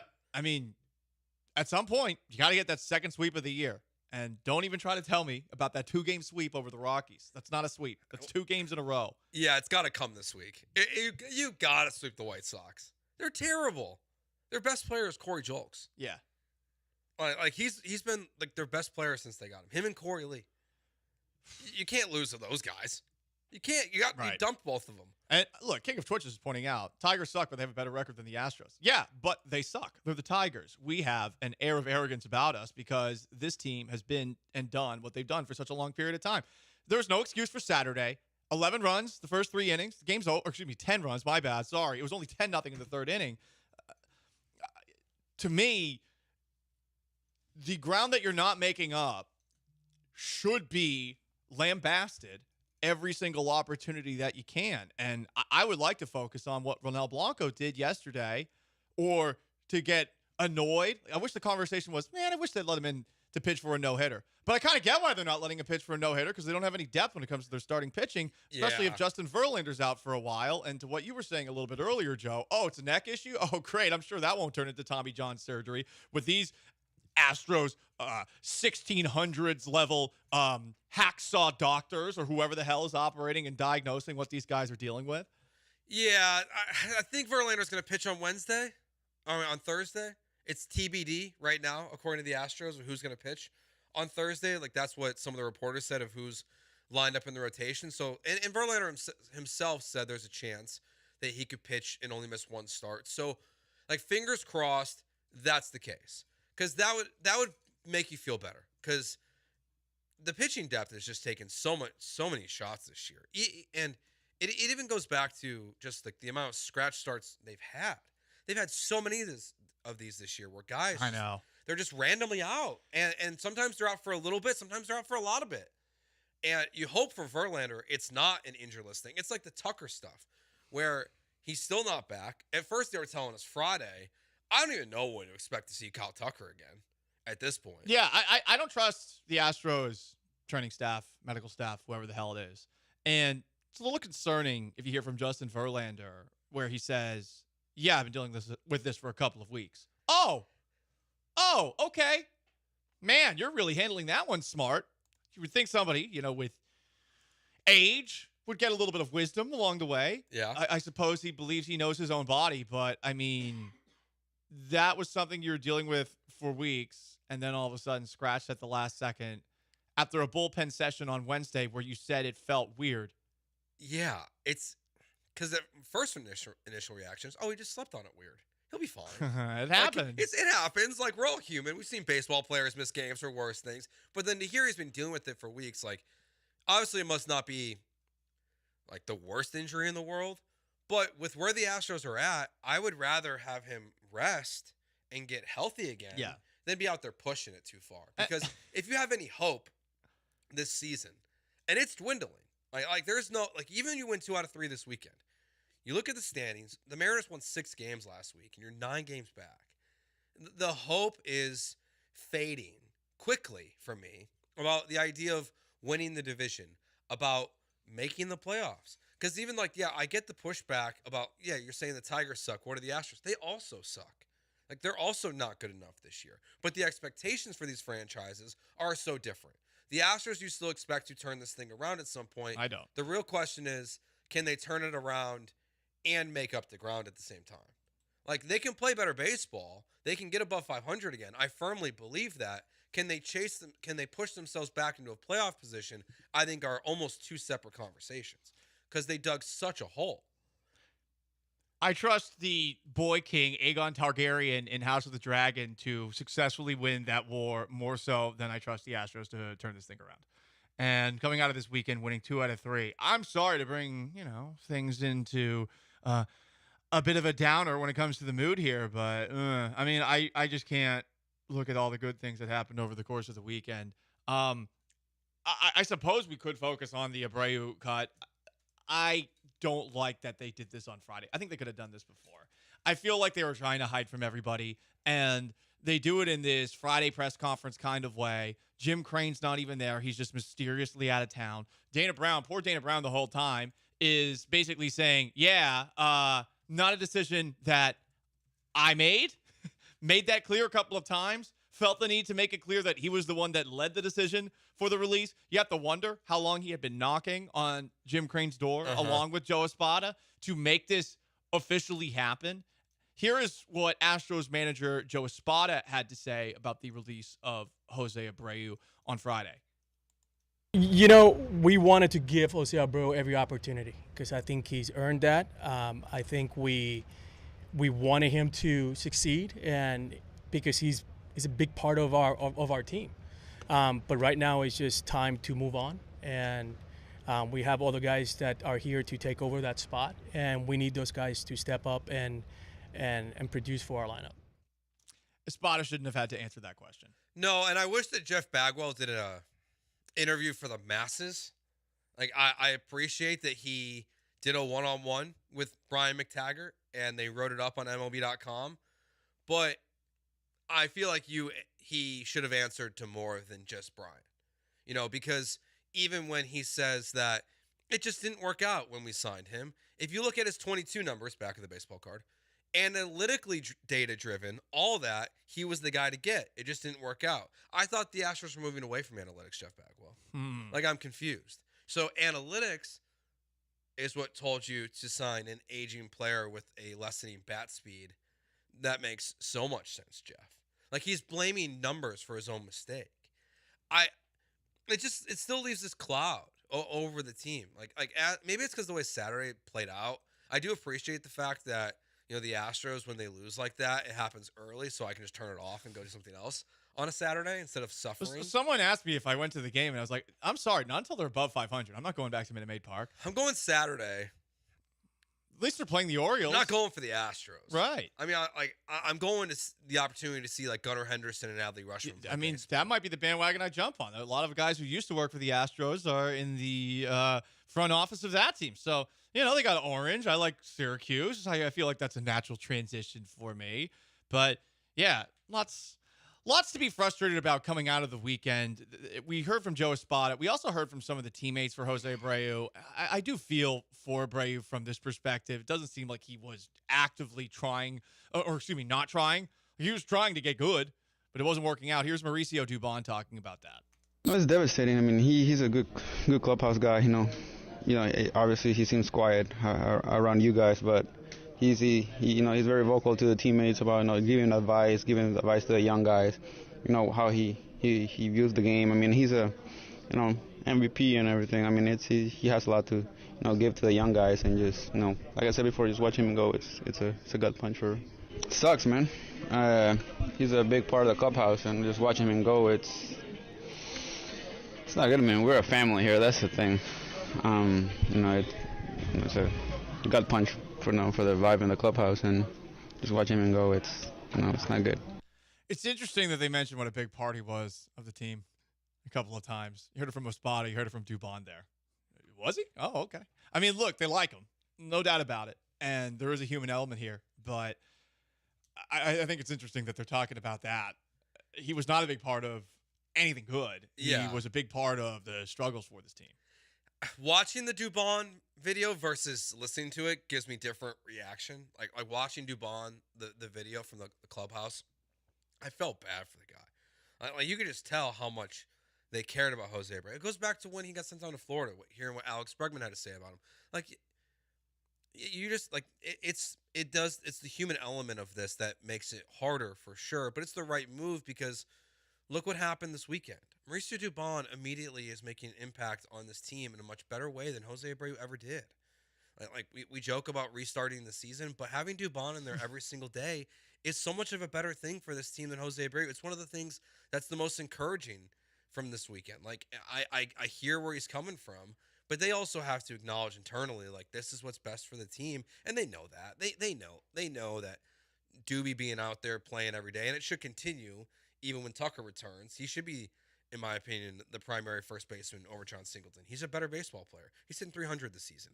Like he should be out there playing different positions. He's played every single position on the field this year besides pitcher and catcher. He's Joe George. I'm Paul Gallant. Gallant and George, ESPN 97.5 and 92.5. Do you think the Astros are back on the right track? You can answer that. I suppose we could listen to Justin Verlander telling us about how hurt he is, too. 713-780-3776 to call, to text. It's Gallant and George, ESPN 97.5 and 92.5. Tell you about my friends at O Athletics, 767 North Shepherds, where you find them over in the Heights, oathletic.com. Over 100 classes per week that you can take, whether it's weightlifting, agility training, MMA, Brazilian Jiu-Jitsu, any kind of class you want, you can take at O Athletic. They've got them set up throughout the day, so you can go before work, after work, even on the weekends as well. If you want to get a personal trainer, I recommend Cam. That's who I work with on a weekly basis, and you can set up those to your personal schedule as well, as long as they're there at work. You can do it one time a week up to 5 times. O Athletic is a great gym. Everything you need, they have for you there. Not just the weightlifting, not just the cool areas like the boxing, the Brazilian Jiu-Jitsu, the octagon. They also have all the recovery perks. You need the sauna, the steam room, the endless pool. I can't recommend it enough. You should go there and check it out yourself. In the Heights, 767 North Shepherd, and check them out, oathletic.com.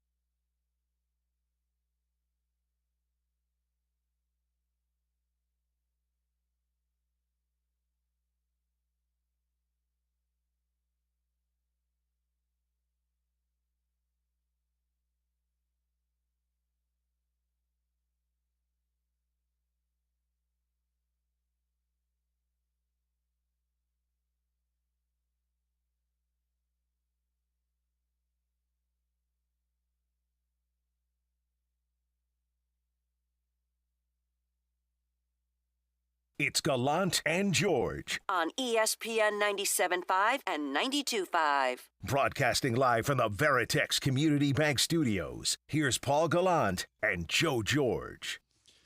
Couple of texts. If Abreu was such a big part of the locker room and helping all the young guys, why not make him a $30 million coach? I mean, that would make sense to Jim Crane because it really feels like he was holding on to Abreu entirely because he didn't want that money going to nothing. I mean, Greg Kessinger was on the lineup on this roster for how long and took like 11 at-bats? Why couldn't Jose Abreu just be that guy? I mean, in theory, he could have been. He takes the roster spot, so that's why you don't let him do that. Yeah. But, I mean, Abreu as a... Well, do you want him to be your hitting coach? I mean, that's the ultimate problem there. Like, what kind of a coach would he actually be? What's the saying? If you can't do, you teach? That's what I've heard. So, he can't do, he teaches. I mean, maybe, he could teach Loper Fido how to play first base. I mean... Back in my day, when you look at the back of my baseball card, it says MVP, Mario. You know what was a bummer to see is that John Singleton's also a bad fielder at first base. Statistically, yes, but I feel much more confident when I see the ball go his way than when it goes Abreu's way. I mean, I don't feel confident with either, mainly because with Abreu, I know he's almost 40, and with John Singleton, he's a little hefty. From the 936, Dubon having too much range and accidentally overjumping a ball is something Jose Abreu never would have done. That's fair. Another text is from the 832. Here's my thing with the Astros. As everyone's mentioned before, they're actually leading or close to the lead with hits, runs, etc. And with starting pitching doing pretty well. And we still can't win ball games. That scares me. What happens when we're not playing well? Losing streaks? April? Yeah, I still don't know if they're playing well. I mean, they won the series this weekend. It's great, but it's the Tigers. Like, both teams are bad teams right now. You have the same record, basically, right now as the Tigers. Like, you're not anything better than they are. So you won 2 out of 3. Good for you. What matters is what happens this weekend. What happens when you play Baltimore? Like, if there's a sign of hope of life, that's what happens Friday, Saturday, Sunday. I sort of need a sweep of Baltimore now. I don't need 2 or 3. I need a sweep of Baltimore. I need 6 wins in a row. 6 wins in a row. Shouldn't be that hard against the White Sox to get the first 3. I want to sweep against the Orioles. That's asking a lot. I don't care. They should be asked to do a lot. Yeah, I mean, 5. I was thinking 5-1 this week. No, 6-0. 6-0. Stop settling. I'm not settling. That's unrealistic. Yes, you are. Unrealistic. Nope, it's not unrealistic. 6-0. Do 6-0. Asking too much. 5-1. So they went to 7 straight ALCS. They can't win 6 games in a row. I mean, I know that logic doesn't go down. No, they haven't done it this year. They cannot. But Dana Brown said they could. It's going to happen. Dana Brown says a lot of things. He does. That's true. Lots and lots of things. He does, but honestly, everything that he said on Friday, I'm okay with. I like that a couple of times on Friday. He made clear that he was the one that led to this decision. I led this thing myself. Ultimately, as a GM, I always talk to my owner in terms of giving him my thought process, and I talked to Jim, but I pretty much led the process of getting rid of Jose Abreu. On top of that, I'm not the type of guy that's going to be in the habits of signing a lot of older guys. I think the older they get, you should try to go less years. It was only a 3-year deal. I think he would have preferred a 1. Like with Michael Brantley, also a bad deal. Dana Brown, I don't think there's a teaching moment here. There were a lot of teams that were in the market for first base. A lot of these deals work out. Houston did good things before I got here. How to take a shot at your boss while complimenting what the Astros have done in one really political sentence. Good job, Dana Brown. Yeah, that is it was a good deflection. I give him credit for that. Like he also walked the good line where if he gets challenged on that quote by Jim Crane, he can say, "Well, I didn't say anything directly about you guys." Like he didn't directly throw them under the bus. He just kind of lightly threw them under the bus. Yeah. A couple of comments on the twitch.tv/ESPN 97.5. They're not feeling the negativity this morning. I'm sorry. This is how it is. Shrimp Boat Dana believes that I need to go get some ass. And I will say to Shrimp Boat Dana, I did get back on the dating apps yesterday. Oh. Officially back on the dating apps. Really? Yeah, I'm already regretting That it. surprises me. I've spent way too much time on them already. Did I set screen time limits for them. Well, on Saturday, first off on Friday, went to go see the Celtics game with a girl. We had a good time, but we kind of decided I'm not ready for anything like super serious or anything like that. I think she wants something a little more serious. Okay. So on Saturday, somebody who I had met at a bar a couple of weeks ago texted me, "Hey, come out to this bar." I get there, come up to her, say hi, give her a hug. She acts like I'm not there right after the hug. So I'm just standing there awkwardly. Luckily, I ran into somebody else, move away, and we ended up going to a couple of different bars after that. Then she texts me angrily asking, "Where am I?" And then on top of that, as I'm walking back to my car after the night is done, I see her coming out of the bar. She proceeds to get up to me and start yelling at me. And I was like, "Hey, you're the one that forgot the date a couple of weeks ago." Paul, run. Yeah.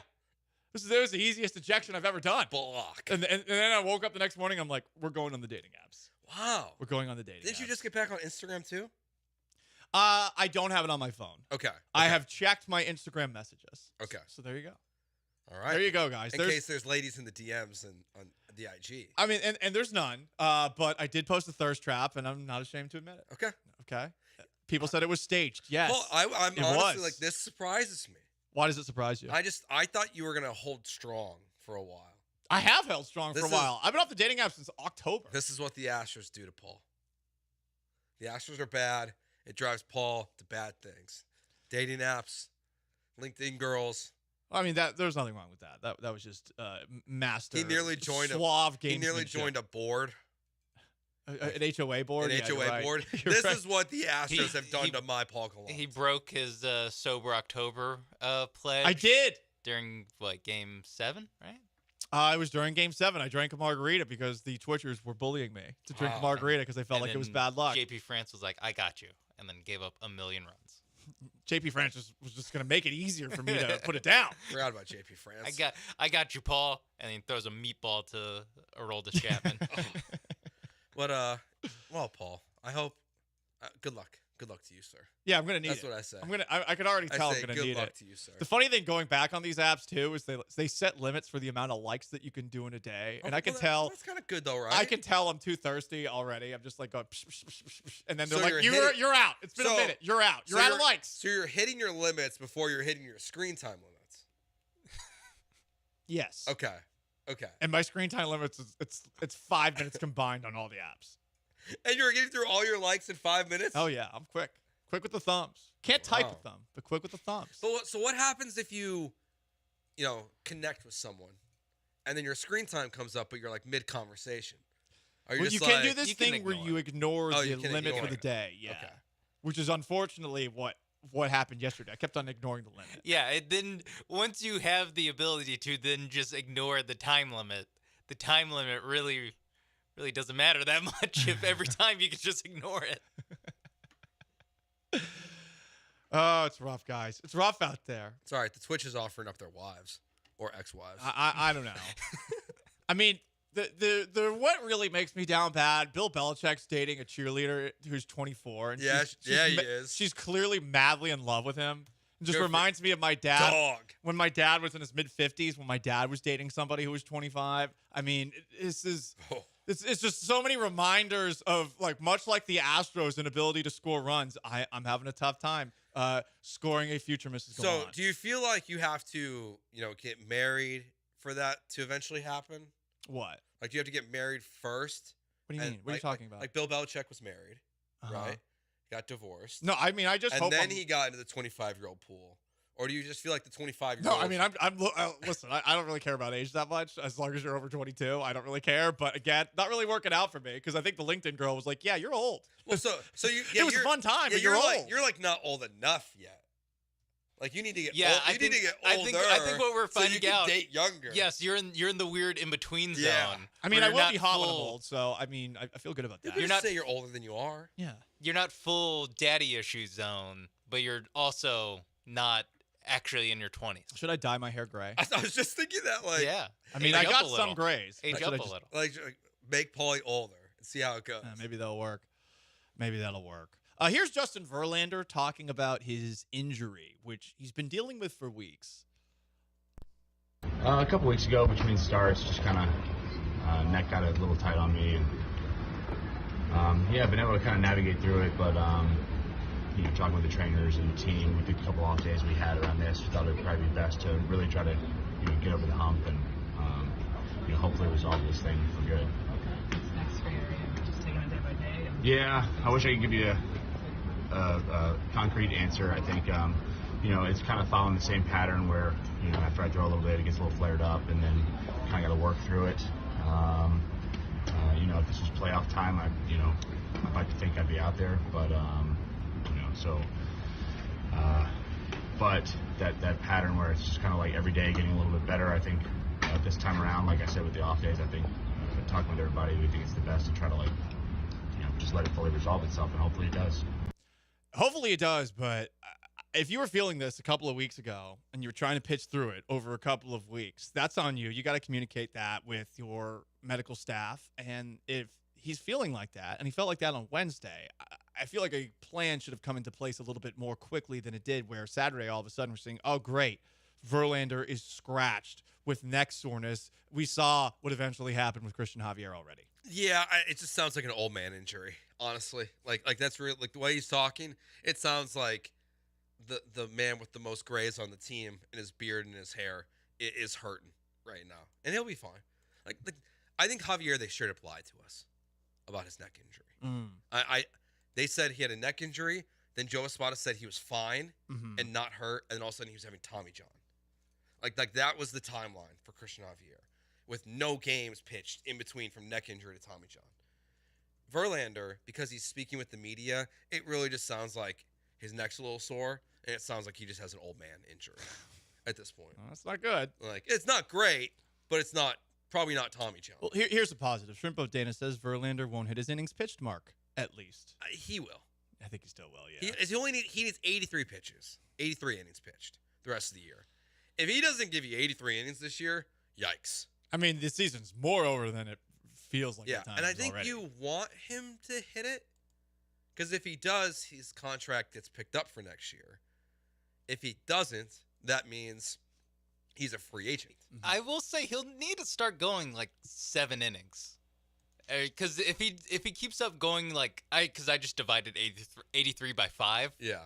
That's 16 more starts. Over 16 more starts he needs to make. I don't know, Jim. I don't think he's gonna get there. Astros won 2 or 3 over the weekend, and we're not really feeling it. None of us are feeling positive today, but maybe we're being haters. And I have a question for you guys. Are there rules for rooting against athletes? Do you feel like there should be some sort of code? Because I'll be honest, I loved watching Rory McIlroy puke himself at the end of yesterday's U.S. Open. We'll discuss that and a couple of other athletes who are easy to root against next. It is Gallant George, ESPN 97.5 and 92.5.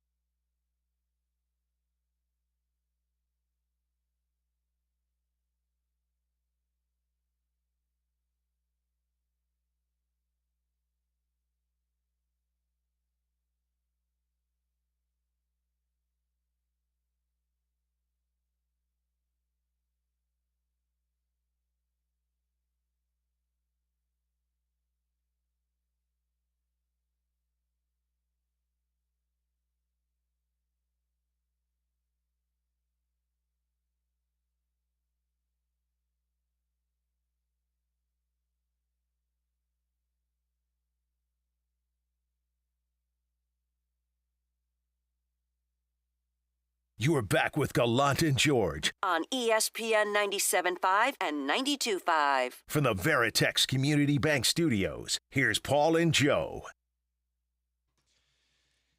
I don't know how many people watched the U.S. Open over the weekend. I'll be honest, my watching of the U.S. Open was the volume was on, but I was cleaning my kitchen. So I heard Rory McIlroy missing 2 putts down the stretch that were very short, one on 16, one on 18. But I laughed and did a little fist pump when it happened. And ultimately it led to Bryson DeChambeau, who not too long ago was one of the most disliked golfers in the game, maybe short of only Patrick Reed. All of a sudden he has become the people's champ of golf, and he ultimately ends up winning the U.S. Open, his second, while Rory McIlroy hasn't won in 10 years. I know that I am a bit of a hater.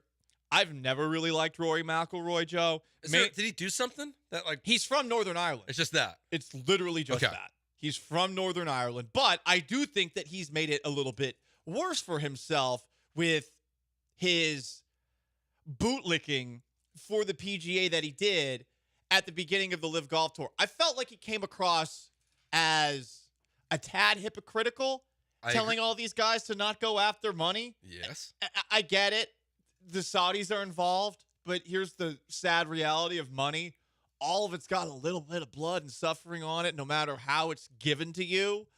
And I feel like Rory going after those guys the way that he did made him a little bit more dislikable in the grand scheme of things, especially when you realize like he probably had a lot of input with the actual commissioner of golf. So I Joe, really enjoyed seeing Rory so close to finally snapping that 10-year major drought, biffing it at the end of yesterday. Yeah, that's where I liked Rory for a while. I thought the whole PGA versus Live thing was stupid.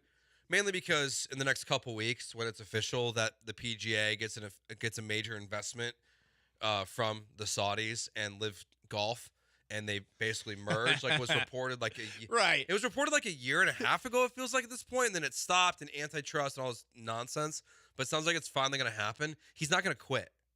Like he's not going to leave the PGA Tour because now Live Golf and the PGA are one. Like that's not happening, and that was always inevitable. Like, that's always why I hate when athletes go on their soapbox, because they're oftentimes going to be presented with what they're soapboxing about, and then they're not going to do anything when it really matters. Like, he's not going to quit his job when now his paycheck is going to be signed by the same people that have been paying Bryson's paycheck. Exactly. So I'm kind of with you where I'm, like, over it, even though I also am not – I'm Irish, but not Northern Irish. I don't have the same disdain for Rory that you do for that reason. I just don't like Northern Ireland as a whole. Go watch any documentary about, as it's called, the Troubles once upon a time in Northern Ireland. I mean, that island should belong to Ireland, and for whatever reason, there's some people who are, I guess, Protestant or Anglican who decided, you know what, let's be a part of licking that English boot. Whatever. Again, this is just stupid country on country hate over very small differences that don't even have anything to do with, like, it's just religion, I think. Yeah, it's like all religion. And worshiping the actual crown. But I've never liked Rory, and I enjoyed watching him lose. And I'm curious if there's rules against stuff like that. I'm a petty hater. Some would call me that. No doubt about it. I'm not even going to deny it. But I enjoyed watching Rory lose. I feel like it's fun to root against athletes, and you should be allowed to do it because villains make sports great. Paul, I think the only rules that would apply to a situation like this are things that just don't apply to normal people like you and I. The people who throw racial words at people because they hate them, you know? Like people who just attack family members on social media. Like we've seen that. Like it happens all the time where you hate a Rangers player. We've seen, you know, the very small percentage of loony bin Astros fan base goes after like wives and stuff like that. And it happens to the Astros players as well. But most of those rules I don't think apply to us. To me, there's no rules. You hate who you want to hate, and you can root against them at all times. You don't even need a good reason. You know what's funny, though? So Friday, wearing my Larry Bird jersey, I was out at McIntyre's, and clearly having a conversation with the person that I went to McIntyre's with. And this guy just stumbles over to me drunk, asking me about my Celtics jersey. And I have no interest in talking to him. And the guy just wouldn't go away. And then all of a sudden, and I'm sure he listened to a podcast, and he started asking me all these questions like, why does everyone in Boston hate Kyrie? And I told him right away, well, because he never bought into the idea of being a team player. It's really that. And he was, as he got hurt and time wore on, I felt like not supportive of the guys who were playing. Well, he wasn't. And then on the way out, he was an a-hole. So to me, it was pretty simple. But the guy kept on asking me over and over again, but why do you hate Kyrie? I mean, he stomped on Lucky. I don't even care about that as much as he acted like he had no idea why people wouldn't like him on the way out. Yeah. But he never bought into that team, and he never was there for his teammates. I mean, he got surgery on his jaw like during the playoffs when his teammates were playing in the Eastern Conference Finals. So I think too before the first game of the season or whatever it was, when he told the fan base that he was going nowhere, like he was gonna be a Celtic. There was for that life. too. Like it's like all of it combined. Like Kyrie did himself no favors while he was in Boston. He was asked before tonight's Game 5 about the treatment as a villain that he's had during his time since leaving the Celtics. Here's what he had to say. What it is when the fans are chanting Kyrie sucks or anything, they feel like they have a psychological edge, and that's fair. And of course, if I'm not making shots or turning the ball over, that makes it even more of a pressing issue, right, that they can stay on me for. So I think in order to silence even the self-doubt, let alone the crowd doubt, but the self-doubt when you make or miss shots, that's just as important as making sure that I'm leading the team in the right way and being human through this experience too, and telling them how I feel. I've had a few teammates be in this building with me on wins and losses, so I know what it feels like for both, but I try to pay attention to the positive things that got us wins here early in my career, and then also thinking about the things I can learn from throughout the performances that I've had here where I didn't play up to par. So it's just being honest about it, and then also breathing through the experience and having fun with it. The way he talks about breathing through the experience, I mean, that's another reason the people in Boston don't like him. Get this hippie rhetoric out of here. Kyrie does himself no favor, and he's better now than he was before. Like when Brooklyn and Boston, all that stuff was going down. The end of Cleveland and now, I'm good with Kyrie. Like who he is when he talks to the media. It's annoying, some of the stuff he says. It's more like the Brooklyn era and the Boston era where you're like, this guy really sucks and doesn't care about basketball and only cares about talking about the world being flat and Kyrie and other stuff. But emphasis other stuff. Well, some of the stuff he was right about, like COVID. I mean, he was. He should have been allowed. I thought you were about to say you're right about something. The other stuff. No. Careful. No, I know where I'm going. Tread lightly. Careful. Paul's basically being like, I don't like Rory McIlroy because where he's from. Are there rules against this? It's like, I think when it's Ireland versus North Ireland, it's okay. Just don't extrapolate that. I mean, if you're not from America, we can root against you. Okay. Whoa, damn. Be careful. Why not? I mean, you started by saying don't be racist, and now you're saying, it's country pride. Okay, fair enough. But there's really no. I think you can hate whoever you want in sports and root against them. You will get shamed for it, though. Yeah. Some people online will shame you for it, and I think there was a lot of that going on during the U.S. Open yesterday. To what you were saying, Joe, a little bit of that country pride. I heard tons of USA chants as Rory was peeing down his leg. What's the best part of golf? It's the Ryder Cup. Like, besides the Masters, the Ryder Cup is one of the best things that happens in golf. It's because the fans are crazy. Like, they are real fans at this event.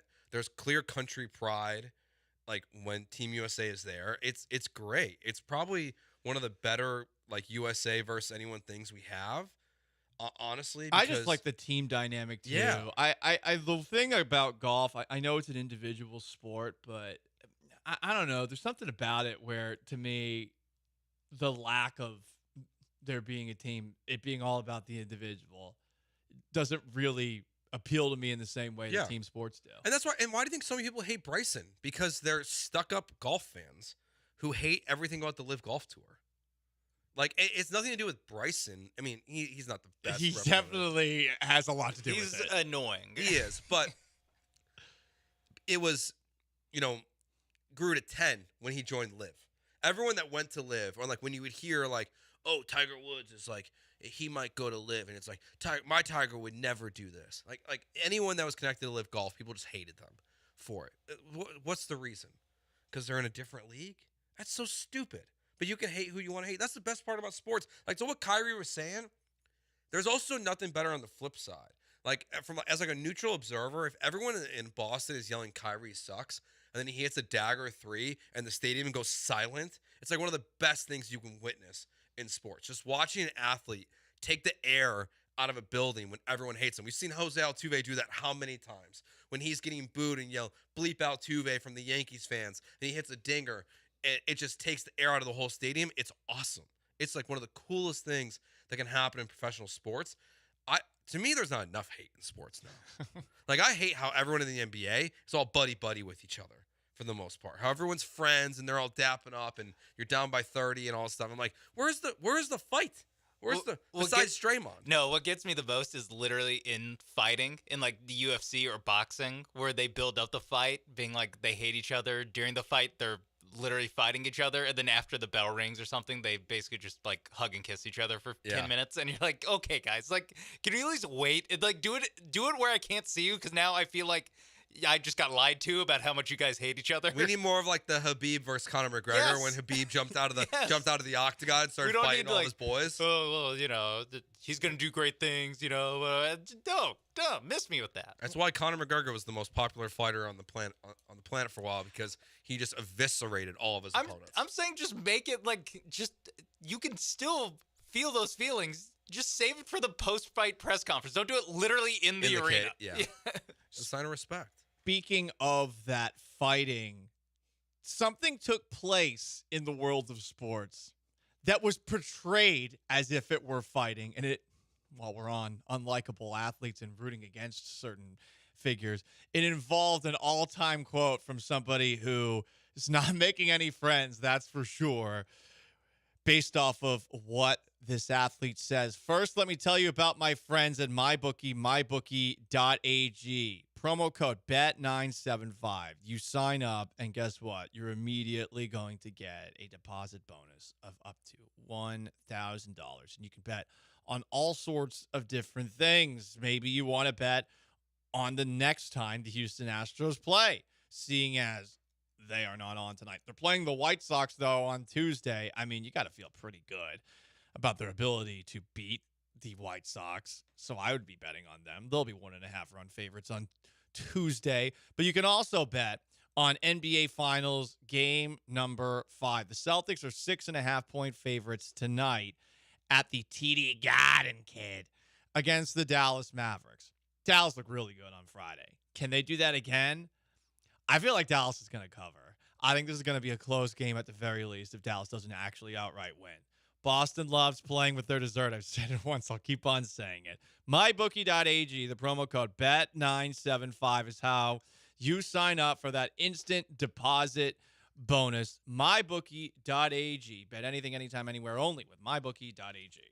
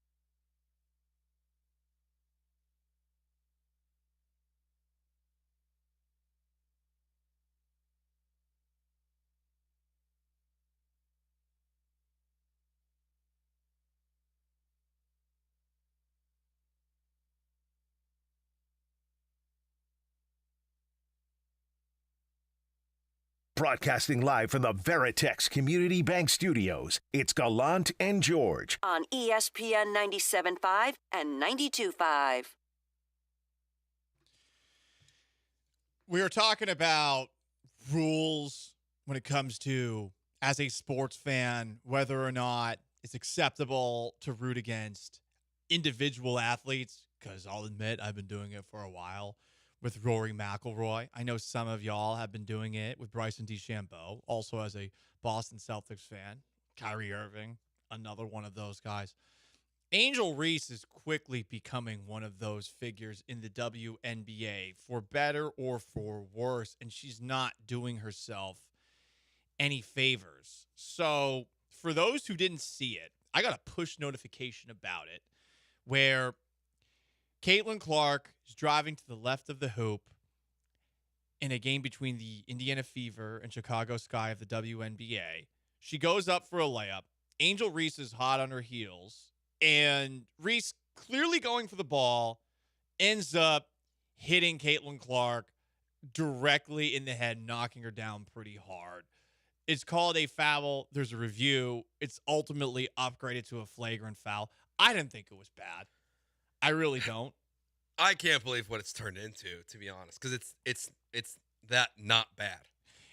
It's a hard foul, Yes. sure, but it's not one of those hard fouls where you can claim malicious intent. You can see Angel Reese's eyes are on the ball, and she just didn't hit the ball. And it's not like her hand hit Clark in the head. It was her, inner forearm, inner elbow. I mean, it really wasn't that bad. But then, of course, since it's June and there's not a lot going on outside of the U.S. Open yesterday, everyone immediately is turning it into a culture war battleground, Joe. And I thought it was a reach. This is a physical league. Every single time Caitlin Clark hits the deck hard, are we always going to say, oh, they hate her because they ain't her, they're just jealous of her? We can't occasionally say that sometimes this is just two athletes trying to play a sport? Yeah, I mean, like flagrant foul, yes. Like, is it a bad play? Yes. But the evolution that it was like taken into in this conversation is where I think it goes too far. And it's, at first I was like, okay, any coverage is good coverage. Now it's to the point where, like, I think I'm kind of getting tired of it. It's like looking at Clay Travis' thing, like everything's about white versus black, and they hate her because she's white and all this stuff. And I'm like it's just it might be a dirty play even. Like it's a hard foul, but like to the extent that people are trying to turn this into a conversation, even saying like she should be banned from the game. Like Matt Leinart had like 5 million views on a tweet, was just getting ratio left and right. Like this is kind of exhausting. Like it's a flagrant foul. It's also because it's the same thing every time. Like it's literally Caitlin Clark has like a pretty normal basketball foul happen to her, and people act like she's like JFK going through a drive in Dallas. Like it's crazy that like this happens like 4 times in a game where someone gets hit in the head, like when they're going up for a layup. Yeah, like this happens all the time. Like if Jason Tatum didn't get a foul call and he got hit in the head in I think game 4, like he went up for a layup, got hit like directly in the head, no call, and we just kept moving. But it happens to Caitlin Clark, and like you said, Matt Leinart feels the need to weigh in. Yeah, like if you want to put her in the Draymond Green category, like you can start to talk about Angel Reese. Angel Reese, yeah, you can do that. Like you can identify her as a dirty basketball player, and that's dirty though, and that's fine. But like to me, it was a hard foul. It was a flagrant foul, yes. It was just a normal. Sometimes you go for a block and you hit someone in the head. That just happens. People like, because they're women, they don't know how to talk about them, and I don't understand. Like they're just view them as basketball players. Like it's like if you watch the UFC and you watch Ronda Rousey fight or Holly Holm like knocking her out, like yes, they're women punching each other in the face, but they are agreeing to be in this moment. Like it's a hard basketball play, but I feel like because they're women, people are freaking out about it way more than they need to. Yeah, when like there's a like like a men's college basketball phenom that happens, like we don't get updates every time he gets hard fouled. Like that just doesn't happen. Maybe it has to do with their sex. I think a lot of this has to do specifically focusing on Angel Reese with her track record, where it seems like she does have some sort of vendetta with Caitlin Clark, whether it's jumping up on the court when Kennedy Carter hip checked Caitlin Clark before an inbound, or just going back to the game that they played at LSU where Angel Reese, when LSU was beating Iowa, constantly did the waving my hands can't see me John Cena dance in front of her. And Reese is making it worse for herself because this should just be an incident where a very physical basketball league, the WNBA, continues to be very physical. It's more physical than the men's league. They don't dunk. Cool. It's more physical than the men's league. I think a lot of basketball players are kind of proving that they can't play in the NFL based off of the backlash and reaction that they're having to something like this going down. But the problem for Angel Reese is Angel Reese continues to make it worse for herself because then she talks about it afterwards. Here she is after the game saying a bunch of different things about the fouls that were called against her and her team, the Chicago Sky. It's a basketball player. I can't control the refs. They affected the game obviously a lot tonight. So, I'm always going for the ball, but y'all gonna play that clip 20 times before Monday. So, it's cool. I think we went up really strong a lot of times and we didn't get a lot of calls. And going back at looking at the film, I've seen a lot of calls that weren't made. I guess some people got a special whistle, but just being able to play hard as best as we can. I'm still proud of Camilla going on, still getting a double-double. And that's something y'all not going to be able to stop regardless of the referees. Like, we're here for a while. We're not going to be denied, it's no matter what you guys can try to do. But our goal is to win, and we're going to do whatever it takes to win and continue to do that. They lost this game by 9, and by the way, Angel Reese has lost the last 2 games that her Chicago Sky have played against the Indiana Fever. Caitlin Clark also had, I think, like 23, 9, and 8 in this game. It was a very good game for Clark. Reese makes it worse for herself by talking about this afterwards and honestly adds to the stupid debate online about whether or not that was a dirty play.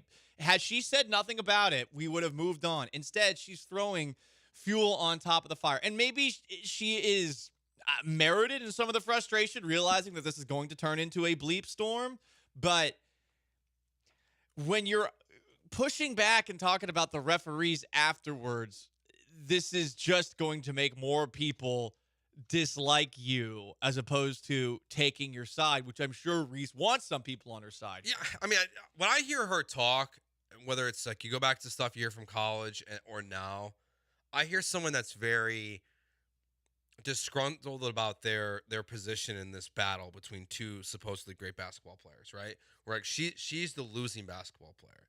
That every time they match up, she seems to look worse and worse than Caitlin Clark does. And that's what I kind of hear in the post-game comments. The ref stuff is, to me, sounds normal. Like she's going to get fined for that. Like if anyone else said the special players and special fouls. Like, that happens after every fifth NBA game that someone says something like that. It's just like it's funny to me like how covered Caitlin is versus everyone else, because like someone put together a montage of 4 or 5 other plays from this weekend that looked worse than this play. Yeah, it's a physical league. I saw somebody get kicked in the face and no one talked about it. Yeah, and it was also, if we want to add that racial component to it, I get that she's Turkish officially, but a Turkish player got kicked in the leg on kicked in the face on a moving screen by a black player. No one talked about that. They focus on this, and again, it's all due to Caitlin Clark, but more people are focusing on just this dynamic than they are the actual basketball. And to what you were saying a little bit earlier, Joe, maybe part of it is because they're not familiar with women's sports, but I think the real thing is the sport itself is still not entertaining because of Caitlin Clark. This drama, this sideshow is why the WNBA is being discussed, as opposed to in college where Caitlin Clark's play was the reason it was being discussed. Caitlin, obviously, like the sellouts and stuff that they play in front of, that's the thing. That moves the needle. They had a thing where their ratings have like tripled. I believe that. The discussion though has like 500 has been like 500x, and that's where I think a lot of the issue in the discussion is that yes, a lot more people are watching it, but so many more people are just commenting on it without watching it. And so there's just so much there's just so much backlash to everything that happens. And by the way, everything that happens is the same thing every time. It's always just a normal foul that people get outraged about. And it's people on other teams being like, I want to beat Caitlin Clark. Whoops. Didn't know that was a bad thing to say. And Caitlin Clark just pouring cold water on it, being like, oh, yeah, normal basketball play. Guys, be quiet. I give her credit. Yeah. I mean, honestly, if it wasn't for the hard fouls, we would not be talking about Caitlin Clark every 2 days on the show. Not at all. Like, Caitlin Clark, other than what she does on the court, which she had a good game, but for most of the season so far, she hasn't been that good. If it wasn't for people fouling her, like, this would not be a topic. That's Sean Mapes behind the glass. Gallant and George, ESPN 97.5, 92.5. I got a cake out of something that took place Friday with the Houston Astros. And we're finally putting to bed all conversation about Jose Abreu. This is the last segment ever. I'm not kidding. Ever. You want to get your final thoughts in? Got to be right now. Gallant and George, stick around.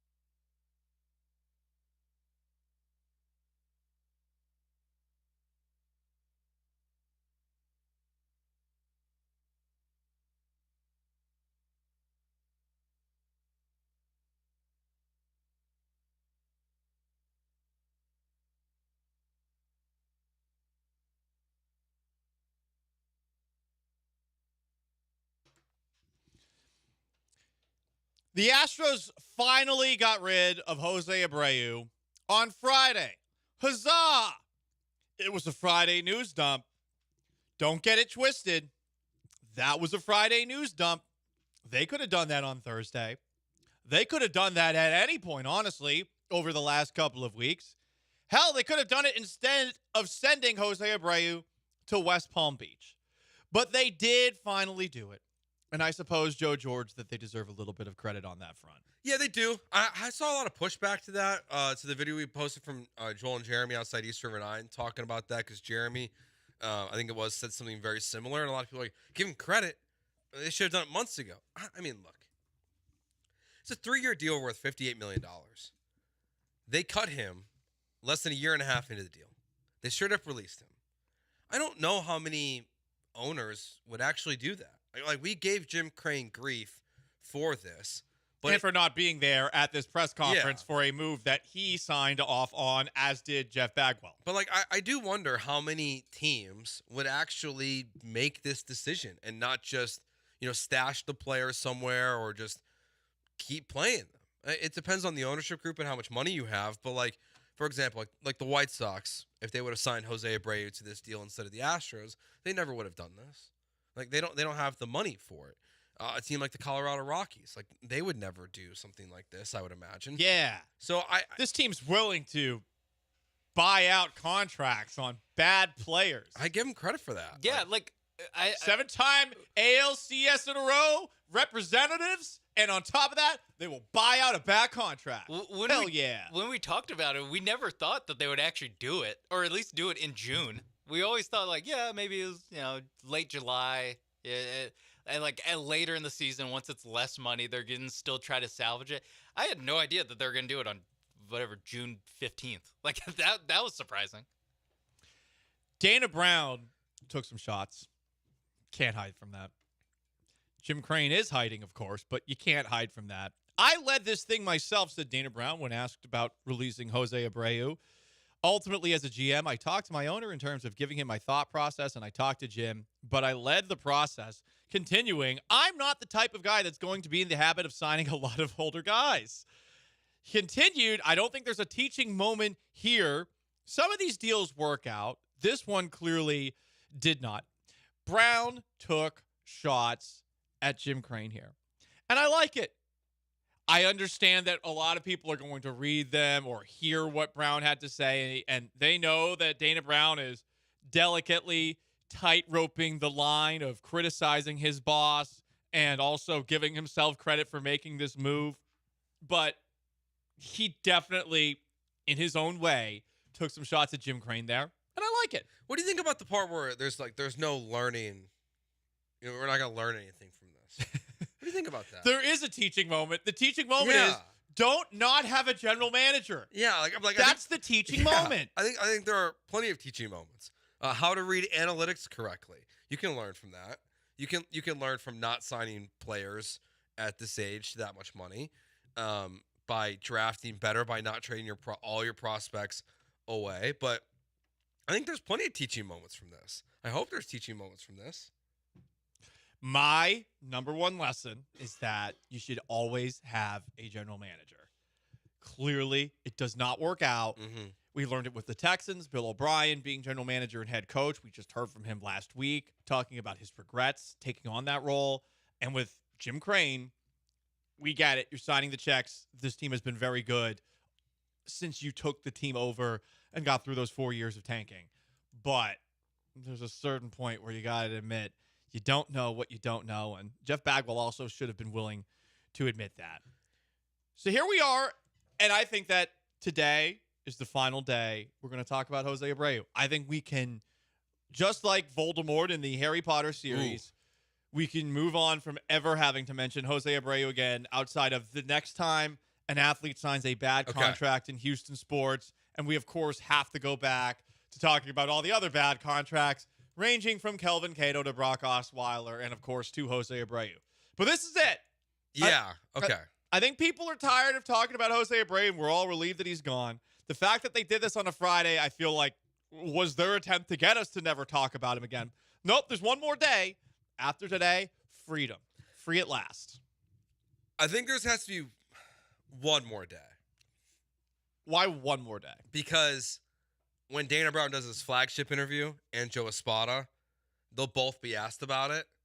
And I'm curious, if their answers will differ, since they're going to be in a more one-on-one conversation about Jose Abreu.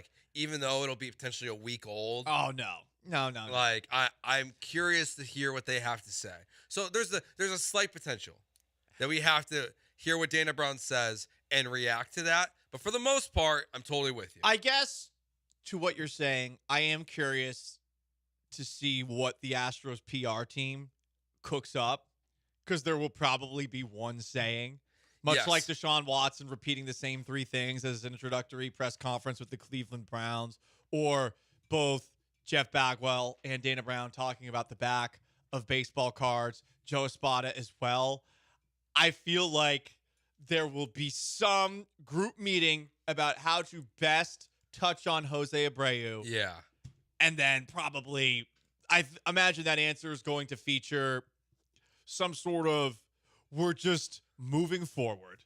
It's time to move forward. I think moving forward and learning moment, or teaching moment. Moment. We'll learn a lesson. There's lessons to be learned. I think those are the two leaders in the clubhouse for what is for sure going to be on the bingo card for Dana Brown. Oh, maybe we should just do that ahead of time. We should make a cliche bingo card for Dana Brown and Joe Espada before they do their weekly interviews. He's a great guy. He was a great teammate. I could honestly just say him like, hey guys, like he's not on the team anymore. Like we're not talking about Jose Abreu. We talked about it last week. Yeah, just trying to move on. We don't talk about guys who aren't on the roster. Yeah, like I could just that's what Bill Parcells would say. I could just see like they're just being like, whoop, like we're over this. But for the most part, like I do agree with you. Like I think after today, it's because it's like you're on your remote. It's happening on the fly. Not like you have the time to process it.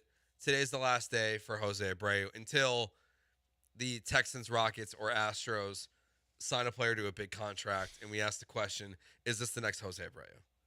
Let me tell you, it'll be hard to beat. I think he's right up there with Brock Osweiler as far as just like untouchably bad. Because it's the amount of money. I hope it is. It's the amount of money and just how bad he was. I don't think people talk enough about how bad Jose Abreu's been. He was on pace to be the worst baseball player in history, position player this year. Which proves how hard that record is to break, because it's hard to stay on the team long enough to break that record. So this is for the most part, this is the end of Jose Abreu because he's gone. The players have talked about it, the GM, the manager have all talked about it. And it's more about what's next. The only other time besides when bad contracts come up, we talked about this a little bit on Friday. I still do have – I wonder what the long-term repercussions are for Jim Crane's mindset as he's willing to sign paychecks. Of if a player is a certain age, like I know Dana Brown, obviously you said, like as we read his quote, talks about signing older players as well. Not every time it's going to be a bad deal like this. And my only concern would be that this is – in the future, when they hit free agency, it's going to prevent long-term signings even more. Like, is there any chance that this move has long-term effect on what you view Kyle Tucker? Because he would be 33, 34, 35 if you sign him to an 8-year, 9-year deal like Jose Abreu was when you signed him to his deal. So, like, the back end of that contract will be the Jose Abreu years. But the problem is you signed Jose Abreu at age 35 I know. to those deals. I think the closer comp would be a Justin Verlander deal. Would be just like, do you learn your lesson? Justin Verlander's the one where you're like, which is kind of funny because didn't the Justin Verlander deal, they kind of did learn that. Like they let him go to the Mets. They didn't sign him, and they to a didn't deal? sign Yeah. him, but they signed Jose Abreu to a massive deal. And then they traded Ryan Clifford, who's apparently doing very well in the minor leagues, for Justin Verlander. The Astros did tweet out a picture of Jose Abreu saying, "Thank you for everything, Jose. We wish you the best of luck!" ! And then there's a big graphic. Thank you, Jose I have a question. Abreu. I have a question. That was funny. Are we sure we need the social media team for a thank you? Till I see you again. The two cars going on the two different roads with Charlie Plouffe playing. Like, do we need that for Jose Abreu? We don't need that. The funny thing is they still did it anyway. And if you read the replies, most of the replies have been marked as probable spam. But you click the view probable spam, and it's just everybody clowning on the Astros. Okay. If Jose Abreu somehow gets a job somewhere else. Playing baseball. Okay. Does he get a tribute video when he comes back to Houston? If he signs with the Marlins. I want him to. I want him to. How many home runs did he hit in the ALDS against the Twins? Is that enough to make a tribute video? I mean, he'll have the home run for when he's like his first home run as an Astro that took forever to hit. The one that he hit in June. Where like his like shirt was like falling off as he's sprinting around like the bases. If you show all the highlights in slow motion, you'll have enough time. The real question is how slow motion do you go? I mean, look, that part that Joe mentioned, the Astros losing their mind when he hit that home run. Yeah. That's going to be probably 50% of the video. Yeah. If they were to give him a tribute video. But yeah, I just that'll be like hopefully the next time we talk about Jose. I now I do want him to get a to get a job again, play for another MLB team For the tribute video? just for the where we can just oh man, all those moments with Jose Abreu. It's been a long day without you, my friend, and you're really bad batting average and wins above replacement. It was historic. Do you remember the numbers? Holy crap, this actually happened at the major league level. 697 plate appearances in 19 months with a -2 wins above replacement. No player with at least 600 plate appearances since the start of last season had a lower mark. Oh, man. By the way, John Singleton, not much better. But Singleton's at least better than 5 first I basemen. just want to say thank you to Jose Abreu for that moment. without Jose Abreu, we don't have what just happened on this show. So thank you. Is Singleton the guy who's most bummed out about Jose Abreu leaving our lives? Yeah, because we're all going to start going after him. Yeah, now. because it went from play Singleton, he's so much better than Abreu, to now where you look at his numbers and then think about what an average first baseman does. You're like, oh, actually, he's not good either. Yeah, we talked about this because I know you weren't with us on Friday. Like, who is the kind of the next fall guy? And that was the first thing that I said was Singleton, because people are going to be wanting Dubon, Loperfido, who has, by the way, not played in a baseball game since Friday. He looks like he hurt his hand, sliding to, I think it was third base or second base. Great. So he's ready to be on the Astros. He's not playing, so maybe he's hurt, maybe he's not. Who really knows? We got that dude Hummel. Hummel's here. Cabbage Connor? has played some first base, who for some reason I sneaky kind of like. I can't explain it, but I just like sneaky like Trey Cabbage. Sneaky like Trey Cabbage. But yeah, All right. John Singleton, like he is going to be enemy number 1 for Astros fans now. Singleton, who went over 3 on Sunday, has a batting average of 217. His 646 OPS is the 5th lowest among Major League first basemen with 170 plate appearances. He has a 569 OPS during his last 95 at-bats, and the Astros viewed Singleton as a worse defender than Jose Abreu. He's got a worth -4 defensive runs saved. Only 2 qualified first basemen are worse. One of them, Spencer Torkelson, is no longer on Detroit's Major League roster. So there you go, guys. I mean, that's the next one up. I think Joe is right on that front. It is Gallant George, ESPN 97.5 and 92.5. This is it. This is the last Jose Abreu talk that you will ever hear from noon to 3. Goodbye, sweet friend. This is it, okay? Unless you texted something in. Up next, we do have to talk about... Wait, I have one more idea. You do? For Jose Abreu. No. This is it, Joe. This is it. Say it right now. We're not going to... I'm not teasing it. Okay. Really quickly. Over the last 3 years, what has been like your content power rankings? Who gave us the most content? Okay. Dusty Baker, Jose Abreu, David Culley / Lovie Smith, COVID. Where does anyone else we're missing? Like, what gave us the most content? Since, I guess, if we're throwing go in like, COVID we'll since say like 2020. since 2020. Dusty was better content than Jose yes. Abreu. I mean, COVID has the numbers. I mean, what are we talking Yeah, about? maybe we have to leave COVID out It's been a while. COVID, Yeah. one hit wonder. Yeah, it's been a while, though. But what a year it was. It was a long year. Actually, it was like 2 years. Right, you are there. So there you go. That's I it. suppose if you That's have any it. last Dusty Abreu number thoughts. 1, though. Dusty number 1. We'll Because that was every day. It was every day.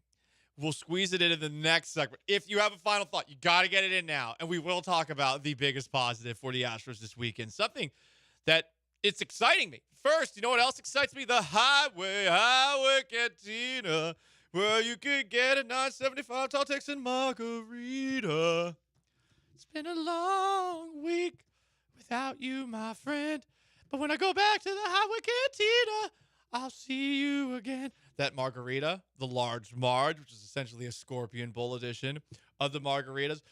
The Highway Cantina is awesome. It's right smack in the middle of East Downtown, by the baseball stadium, by the basketball arena by the soccer stadium too. So if you're looking for a place to make a pit stop before you go in there, or maybe you're just downtown, you want some good drinks and good food, the Highway Cantina is your one-stop destination. They got award-winning chefs in the back that are going to cook all sorts of things that you don't traditionally expect at a Tex-Mex place, like wood-fired oysters, mesquite sausage, but also they got the old reliables, whether it's chips and salsa. I love their salsa verde. I think it's the best in the city. Or their fajitas, the chicken fajitas. Again, best in the city. This place is so flippin' good. So check out the Highway Cantina on St. Emmanuel in East Downtown and tell them Paul Gallant sent you by.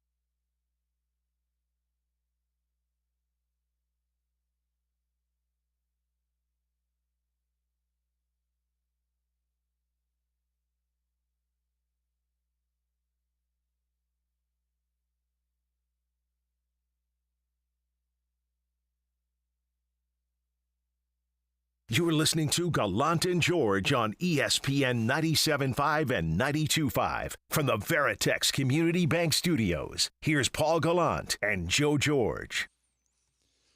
That's it, guys. Jose Abreu is now Lord Voldemort.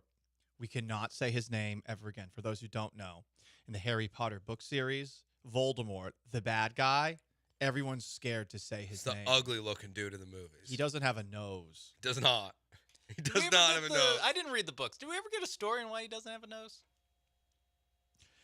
Part of it is because I actually don't know. Supposedly, it's because of how many times he broke up his soul. Yeah.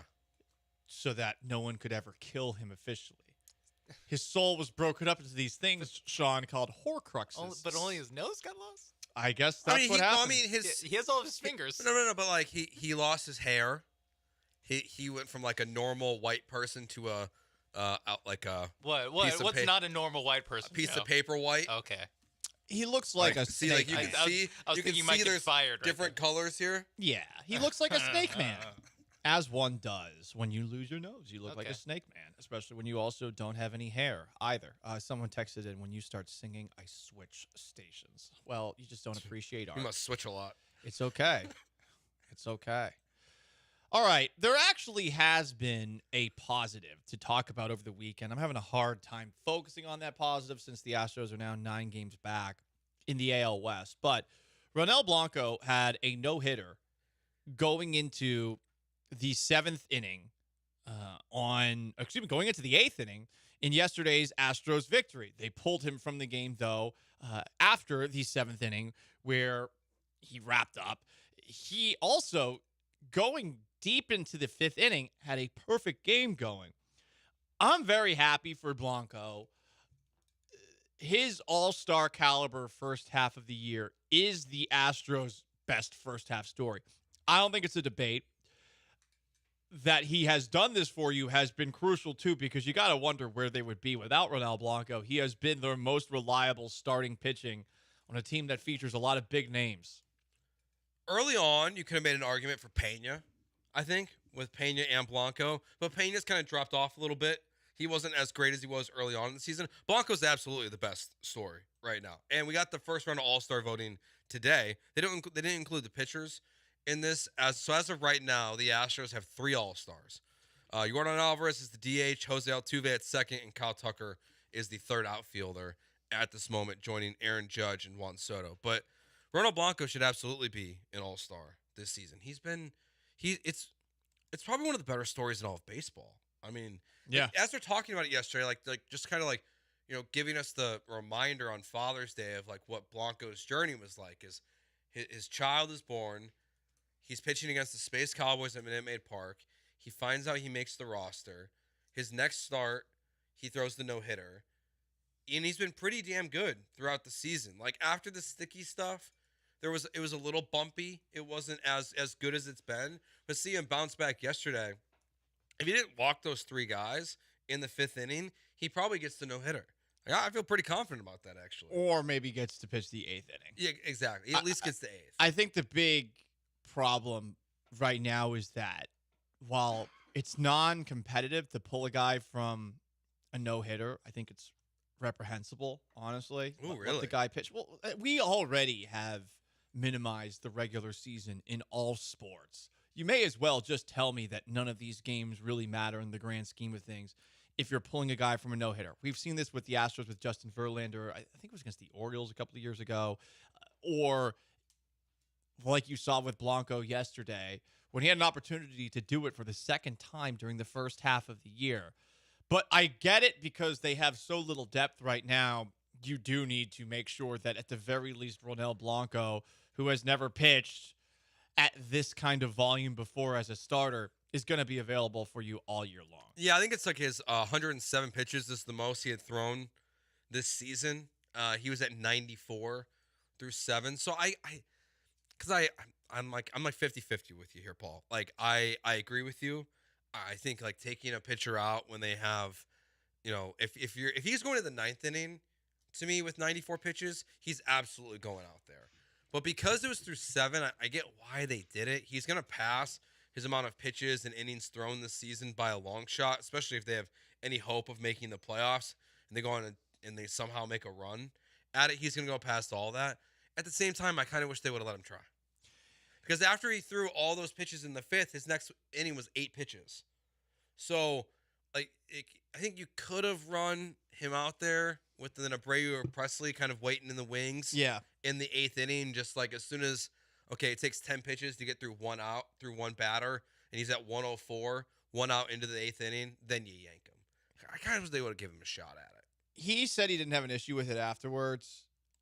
I bet deep down he probably does. I mean, how often do you get a chance to do this? How many more chances is he going to have for this? I mean, there's still a part of me that, much like with JP France last year, I am wondering when eventually things come back to earth, because Blanco's all of a sudden doing this in his late 20s out of nowhere.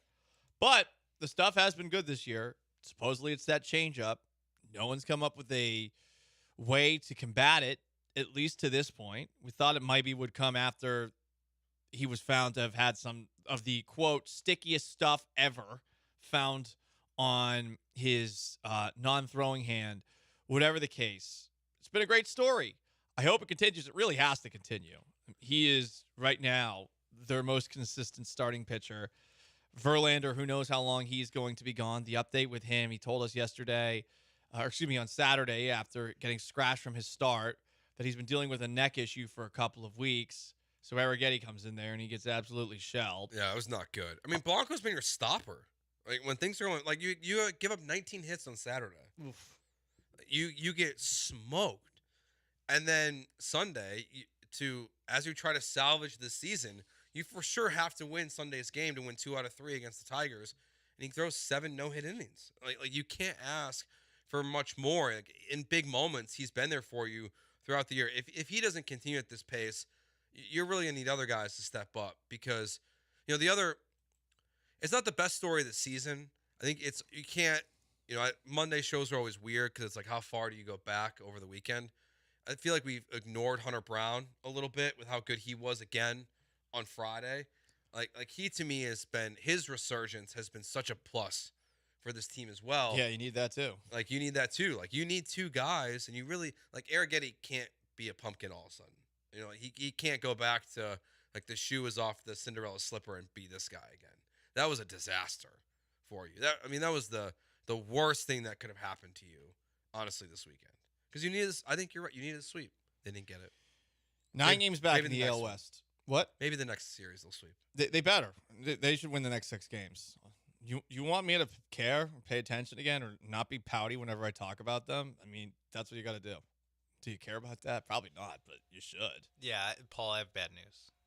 They don't care about what I say? No, well, that, and even if they did, I don't think they're sweeping the Orioles. Well, they didn't sweep the last 3 series where you laid down the gauntlet. I'm just gonna keep laying the gauntlet. Just keep laying it down. One day it's gonna hit. Eventually, it's like playing roulette. Just keep betting on black. It'll hit eventually. Well, you might lose a bunch of money as you wait for it to hit, but you get kicked out of the casino and have your legs broken. Yeah, because you're taking out money from loan sharks to keep on betting. Joe George, I'm Paul Gallant. Sean Mace behind the glass. Gallant and George, ESPN 97.5 and 92.5. Over the weekend in the NFL, we found out that the greatest coach in NFL history has a lot more game than we probably realized. Stick around.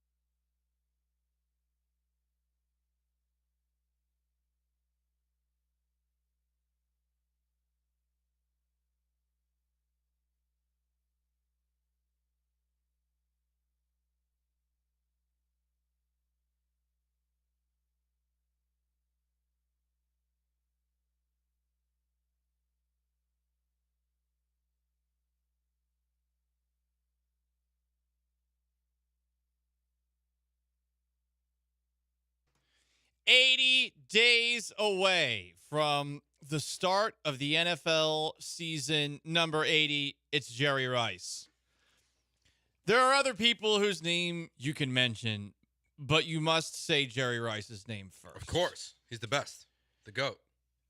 You think he's the GOAT receiver? Yeah, I still do. I think Randy Moss was better, but I understand why everyone picks Jerry Rice. It's close. I don't think I go with Rice, and I kind of de facto go championships here a little bit, even though I know it's not Moss's fault that he has none, but it just helps the Rice case. They're easily the top two. Moss seemed more athletic, I would say. Moss was more athletic. I mean, look, Rice, there's no denying that in the open field, once he caught a pass, he was incredible. But Randy Moss, until Tyreek Hill, was perhaps the fastest player in the NFL. And it was just such an effortless glide past people. But, I mean, I think I pick Moss over Rice because of the sheer terror factor. I mean, Randy just puts his hand up, and if he's actually trying every single play, that's what's scary. But that's the difference, because Jerry Rice gave you his all on every single play, and obviously was, again, really good. And every play with Moss on the field, it was like, there's a chance there's a touchdown right now. Like, there's a chance he scores a touchdown. Rice could take a slant to the house. He scored a ton of touchdowns, which is the other thing that really jumps off the screen with him. You're thinking to yourself when you see the number of touchdowns he has. Wait, how? As a wide receiver? But personally, I understand. Moss was scarier to me. I kind of just give him credit, too, for at ages 39 and 40, having over 1,000-yard seasons with the Oakland Raiders. I mean, now he didn't have more than 10 touchdowns in a season post 1996 and after, but still to be dropping 1,000-plus yards at 39 and 40, like, man, that's good for him. I forget how old he was when he was playing for the Seahawks. He was 42. It wasn't bad. I mean, he was still a good player out there. Yeah, he had 25 catches and 362 yards for the Seahawks. Like, like in 2005 or something? 2004. Yeah. Crazy. Like, he played that long. Also crazy, Bill Belichick, who is 72 years old, is dating a 24-year-old former cheerleader. Good for you, Bill. Bill Belichick is the new love interest in his life. TMZ Sports has learned he's dating 24-year-old former competitive cheerleader Jordan Hudson. Sources close to the situation tell us the two have been romantic for a while now, becoming an item shortly after the ex-New England Patriots head coach called off his longtime relationship with Linda Holliday. According to one of Hudson's former cheerleading teammates, Hudson first met him on a flight from the Boston area bound for Florida back in 2021. They bonded over a philosophy project the student athlete had been working on. What? Oh, boy. We're told they swapped contact information after landing and stayed friendly through the ensuing months, discussing her schoolwork and the X's and O's of her cheerleading routine. What? Oh, man. That, I thought it was I thought this was the normal amount of weird whenever you see a 70-year-old dating a 24-year-old. Nearly 50-year age gap. Yes, but then when you go into the details, it just makes it even weirder.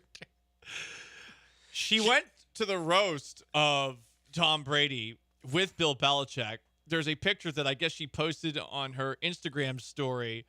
It's the back of Belichick before he goes on stage. You are the embodiment of virtue, dedication, humility, and grace. I am deeply moved by you. Heart emoji. Oh. She does not remember the first 3 championships. How could she? No, that's just a fact. Bill Belichick is dating a woman who does not remember the first 3 championships he won. Yeah, I mean, she was probably as a Patriots head coach. She definitely doesn't remember the Giants one. I mean, they might have been months old. She was alive for them. Hey, months old when they won this first title. She was alive for them, and that is important. Rob Gronkowski may have been making fun of this age gap during an interview that he did with Barstool Sports before Tom Brady's I think this was actually before the Tom Brady retirement ceremony at Gillette Stadium last week. Here's Gronk. Mr. Kraft, 100% made the right call by putting Tom in within the first year and doing it on June 12th. Obviously, it's the 6th month of the year. He won 6 Super Bowls here. Tom's number 12 in 2024 is just age girls that Tom and Bill are talking to now, 24-year-olds. So. Now we have the confirmation on that That last makes part. more sense. That's very funny. I saw this tweet going around this weekend, like just Jordan calls up mom and dad and says, "Hey, I want you guys to meet my boyfriend." Yeah. And then Bill Belichick walks in the house. Yeah, just imagine your 24-year-old daughter's like, "Hey, I want you to meet my boyfriend." You open the door, it's Bill Belichick. And you're like, "This is a joke, right?" Here's the thing, though. Like, is Steve coming? If you're somebody, she's, I believe, from Maine. If you're somebody from the greater New England area and Bill Belichick is dating your daughter, oh, no, even yeah. with the 50-year age gap, there's got to be a part of you thinking, well, she's not going to want anything, and that is my favorite football coach. Hey, everyone, this is a season 1 of House of the Dragon. Everyone's got a little Otto Hightower in them, all right? Everyone's willing to pimp out a little bit. I would imagine that there would be some mental gymnastics being There done has to be. by her dad at a setting like that. Just a thought. It's gotta be so uncomfortable. Do you think her dad is her dad older or younger than Bill Belichick, you think? 100% younger. Yeah. What are we Definitely talking younger. about? Yes. Her dad would have to be 50. It would have had to been 50 when she was born. Yeah. Do you think her dad, if they've met, we're already zooming to they've met. Do you think he's been like, so why did you bench Malcolm Butler in the Super Bowl against think the you have to. Eagles? Like, if he's that big of a fan, you have to. You have to him get to cornered. the bottom of that if he's dating your daughter. Yeah. You definitely do. What'd you know about Aaron Hernandez? I saw a documentary. That documentary made it seem like you were okay with murder. Former Alabama turned Eagles linebacker Terrell Lewis went viral over the weekend. Why? Well, OnlyFans model Mia Mercy accused him of not paying her. There's a video online showing him running away from a hotel room while Mia Mercy, butt naked, was chasing him. The caption for this... I didn't know that was the link that I was clicking on. Not safe for work, Joe. The caption on this video, quote, "We've got a runner, ladies and gentlemen." And then she tagged a bunch of famous NFL accounts. Still up by X.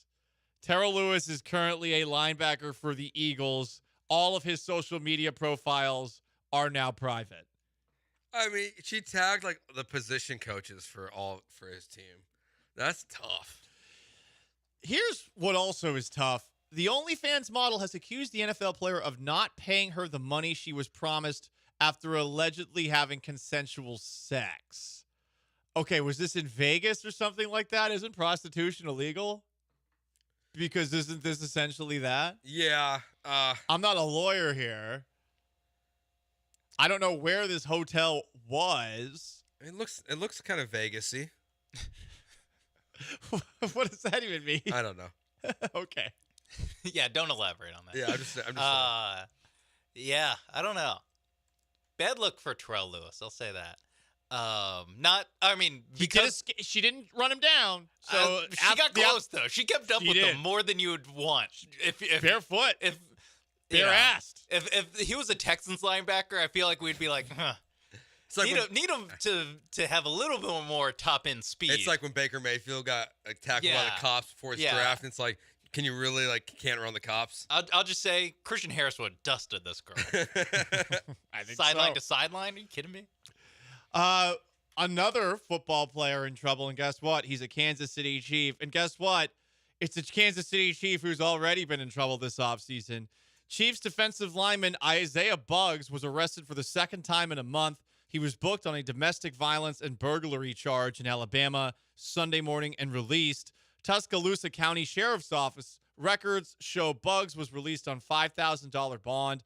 No further comments about or details about the arrest were available. The Chiefs were aware, did not comment.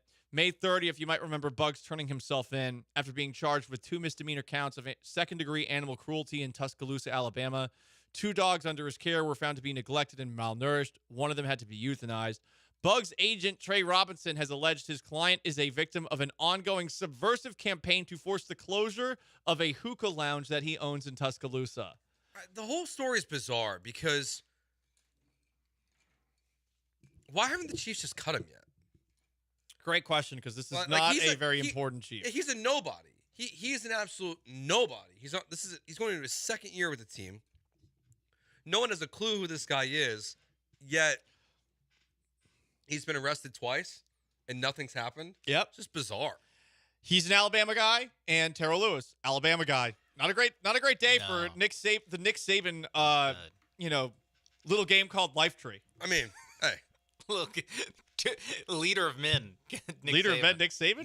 Once they leave Nick Saban, they're no longer Nick Saban's Yeah, problem. yeah, I like that. Him and Kirby Smart, like, yeah, it's your problem, dude. This isn't Urban Meyer. Nick Sirianni, you deal with him. Yeah. It's not Urban Meyer. It's not Nick Sirianni, but it's also not D'Amico Ryans. Would this happen on D'Amico's watch? Never. Because D'Amico Ryans, he teaches these guys about, you know what? I just said again. I'll say it again. A little thing called life. Because ultimately, that's the biggest thing. Also, that, like Sean said, if it was Christian Harris, he would have run the girl. Yeah. Christian Harris doesn't own a hookah bar that's getting shut down. Boom. Tobacco? Bad for your lungs. Good for Yeah, your lungs. you can't outrun borderline prostitutes if you do that. All right, that is our countdown to the start of the NFL season. We are 80 days away. Joe George, Sean Mapes behind the glass. I'm Paul Gallant. It's Gallant and George on ESPN 97.5 and 92.5. Coming up next, we got more proof of how outside of Houston, no one knows what they're talking about when it comes to the Houston Texans. You'll hear why next. Stick around.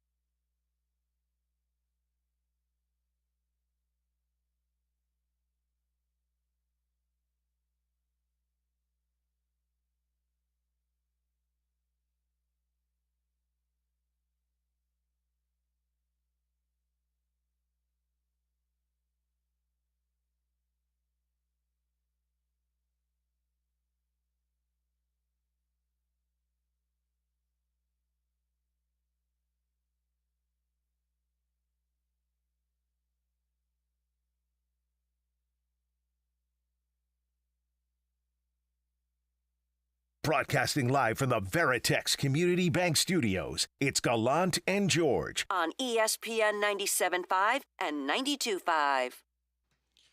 713-780-3776 to jump in, to text, to call the HRNP listener line. You can also join us on Twitter at Gallant Says, at Joe George Radio, at Shawnee Mapes Behind the Glass, twitch.tv/ESPN 97.5 on YouTube, at ESPN Houston. Do got to remind you guys that we got a very fun event coming up June 27th, ESPN 97.5 and 92.5 night at the Sugarland Space Cowboys game. That's June 27th, in case you missed that.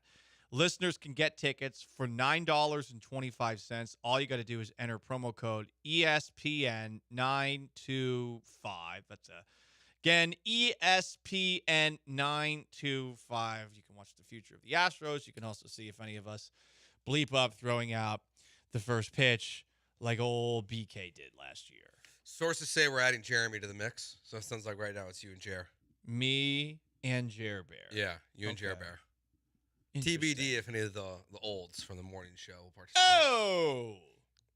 I mean, they're closer to Bill Belichick's age than they are his girlfriend's age, so. I actually don't know if that's definitively true because I don't know how old either They're definitely John or Lance are. They're definitely closer to 72 than they are 24.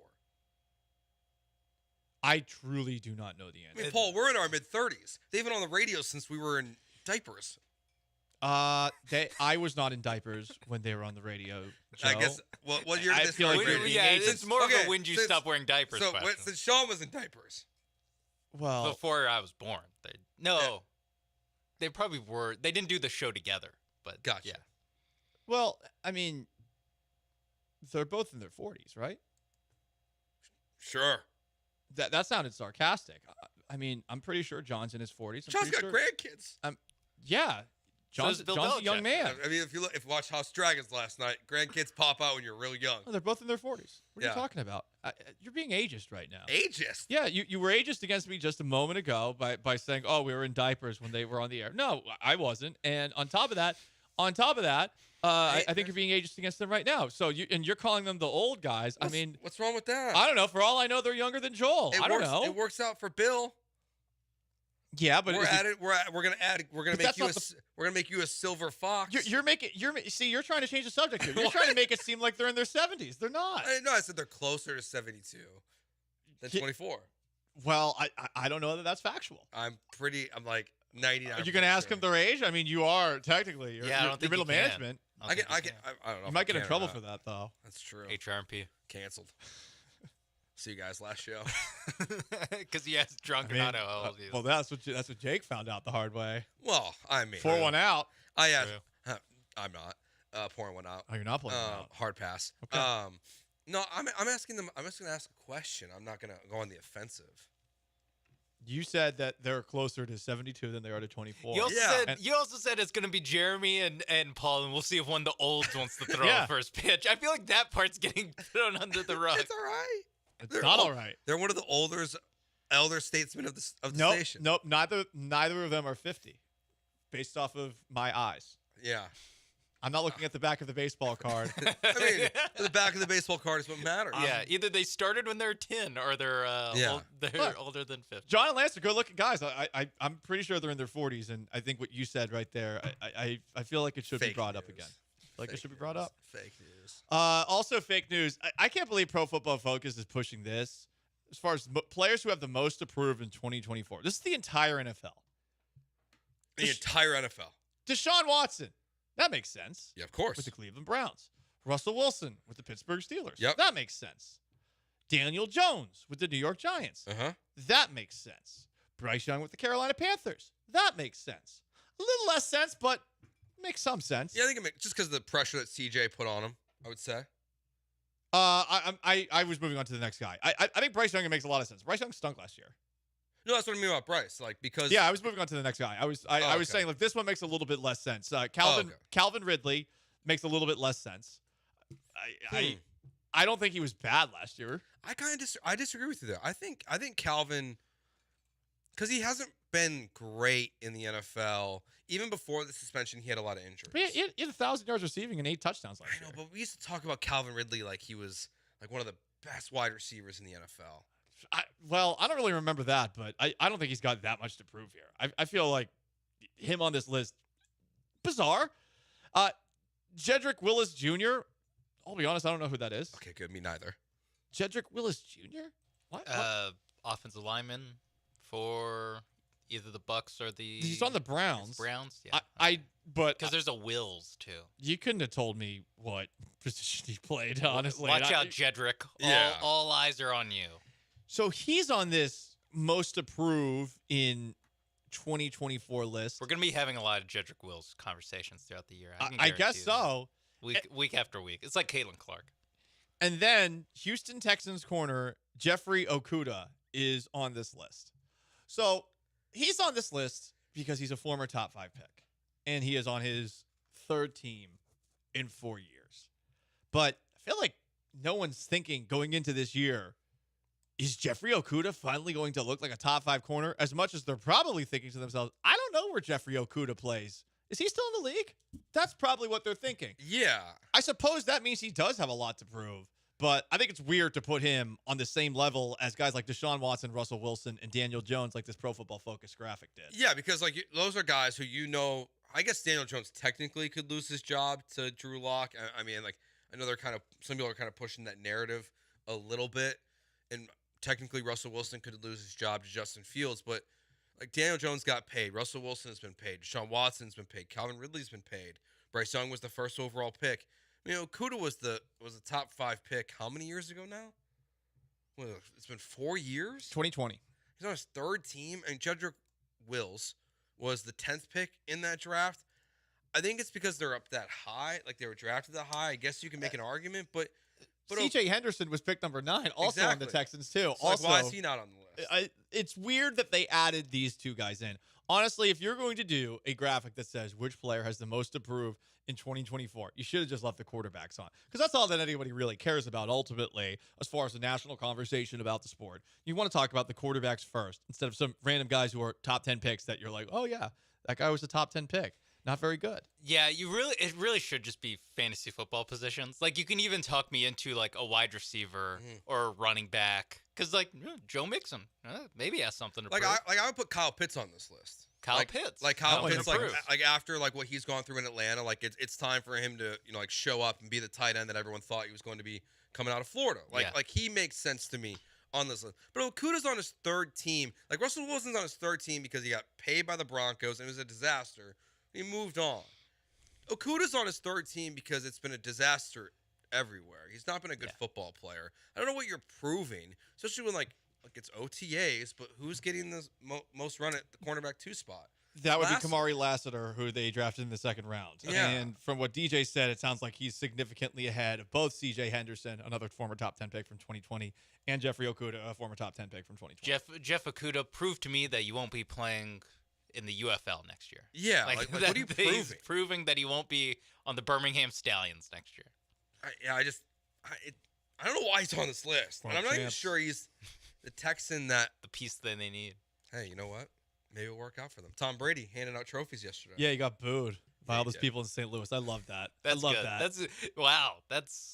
was good. That was good. Sports Town by St. Louis. Yeah, they don't even have a football team. They're still mad about losing the Super Bowl 36. I love it. Good for them. I'm commending them. Long memories. They need a team back. They do. Dude, they had like 30 to 40,000 people show up to these XFL games. They're the only team, they're the only city that cares about this not very good football league. Yeah. They're the only city that cares. They deserve a football team. 100%. How does LA have 2? It makes no sense. And neither of them are the Raiders. Yeah. And no one really cares about either of them. No, if they're not good. The Rams have been pretty consistent, and won a Super Bowl, and yet, they're not the Lakers. They're not the Dodgers. They're not USC. LA's just not a great NFL town. Yeah, some cities it just doesn't work out in that way. St. Louis, I get it. It's a small market, but at least they care. And they didn't want them to leave. Like it was very like kind of what happened with the McNairs. Like it was more about the ownership group didn't want to be there anymore. He was operating in bad faith, Stan Kroenke, and got, I think he had to settle with the city of Oh, St. that's Louis right. for a That's- significant yeah, portion you're of right. money because he clearly was operating in bad faith, as was the NFL. And I get it. Okay, you want to go. I would want to leave St. Louis for Los Angeles too. Same. If I were a billionaire and had a company, I would love to move it, even with all the taxes I might have to pay. At the same time, there were so many signs, there was so much writing on the wall that this was not going to turn into this amazing story about LA falling in love with the NFL again.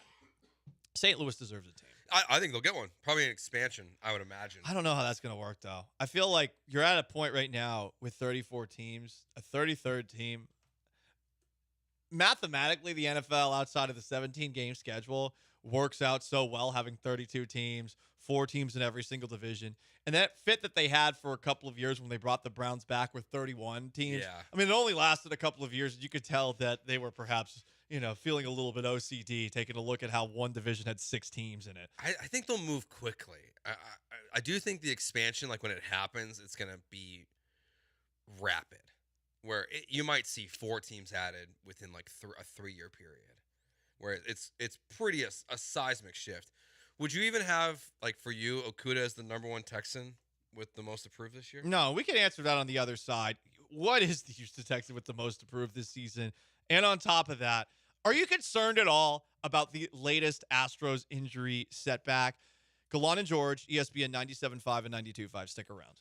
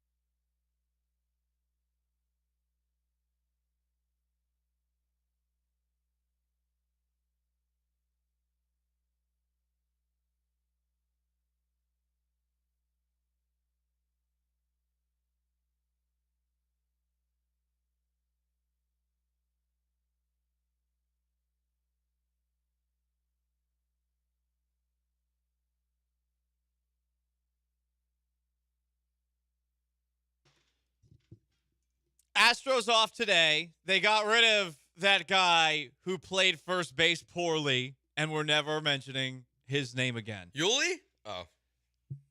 Yuli played first base very well. For a while. Until the end. Defensively was a Gold Glover and won the AL batting crown in 2021. Oh, Trey Mancini. Trey Mancini, at the very least, did make a defensive contribution to the eventual World Series champion 2022 Houston Astros. But Let's talk about the Houston Texans for a moment because, Joe, you asked the question before the commercial break. Who is the Houston Texan with the most to prove? I don't think there's any debate on this one. It's Stephon Diggs. Ooh, interesting. Playing on a 1-year contract. The Bills won when they stopped throwing him, forcing him the ball last year. He's in a crowded wide receiver room with Nico Collins and Tank Dell. I don't think there's any debate. The Houston Texan with the most to prove this coming season is Stephon Diggs, mainly to prove that he is capable of earning another contract from some other team, seeing as this is probably going to be his only season with the Houston Texans, the way wide receiver contracts are these days, very expensive. Yeah, I don't know why you slipped my mind when I asked that question because it wasn't the first name that popped in my head. So it's probably the right answer. But I was thinking Jalen Petrie, of the guys who have more been on the team, of the Texan that has the most to prove this year. Because Petrie's rookie year was really good. It was really good. And then last year was such a disappointment. And when you talk about the questions that you have with this team, like safety is still probably the top question mark. Like you have Stingley, so you have one good corner. But you have Jimmy Ward and you have Petrie. I don't expect much from Jimmy Ward. I expect a lot more from Jalen Petrie in 2024 if this team has the hopes and aspirations that it does. So I would say it's Diggs 1, to your point. I think you're right about that. And I would say Petrie's number 2 on my list. I do think cornerback 2 is a bigger area of concern than the safety position.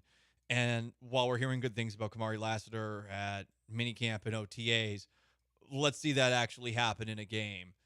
But to what you're saying, Petrie does have a lot to prove because last year he was a liability in coverage, and the year before he was opportunistic. He had 5 interceptions. He was always around the football, missing a lot of tackles, but always seemed to be in the right place at the right time. And last year, maybe it was because of just the different defensive scheme, not the same thing. It's going to be really curious between Jalen Petrie, and Dameon Pierce, who bounces back after the first year of the DeMeco Ryans, Bobby Slowick era for those two went very poorly. I kind of feel like Pierce is just going to kind of fade away. Why? I just don't have any expectations for him. Why not? I don't know. To me, Joe Mixon and Jawar Jordan are going to be your primary backs. Jawar Jordan, I would be shocked if he plays. I feel... Dameon Pierce barely played last year. Yeah, but Dameon Pierce, I think with Dameon Pierce, you clearly have something. I understand that it doesn't necessarily work in the system, but if you watch the film in 2022, he's clearly very talented. He can break tackles. He's powerful. For sure. Jawar Jordan does not check off any of the boxes for, at least based off of what very little I know of him coming out of Louisville. A guy who's drafted in the 5th round who doesn't seem to be that fast or that shifty. I'm not looking at him as somebody who steps in and has much of an impact. I think Pierce is going to bounce back this season. I hope so. Could be wrong. And, we're hoping that between he and Jalen Petrie, both of them bounce back. If you had to pick one or the other, I'm assuming you're going to pick Petrie over Pierce. And it's more about playing time. Like, even if Pierce bounces back, it's going to be limited, right, with how much they're going to ask him to do. Mixon will be the primary guy.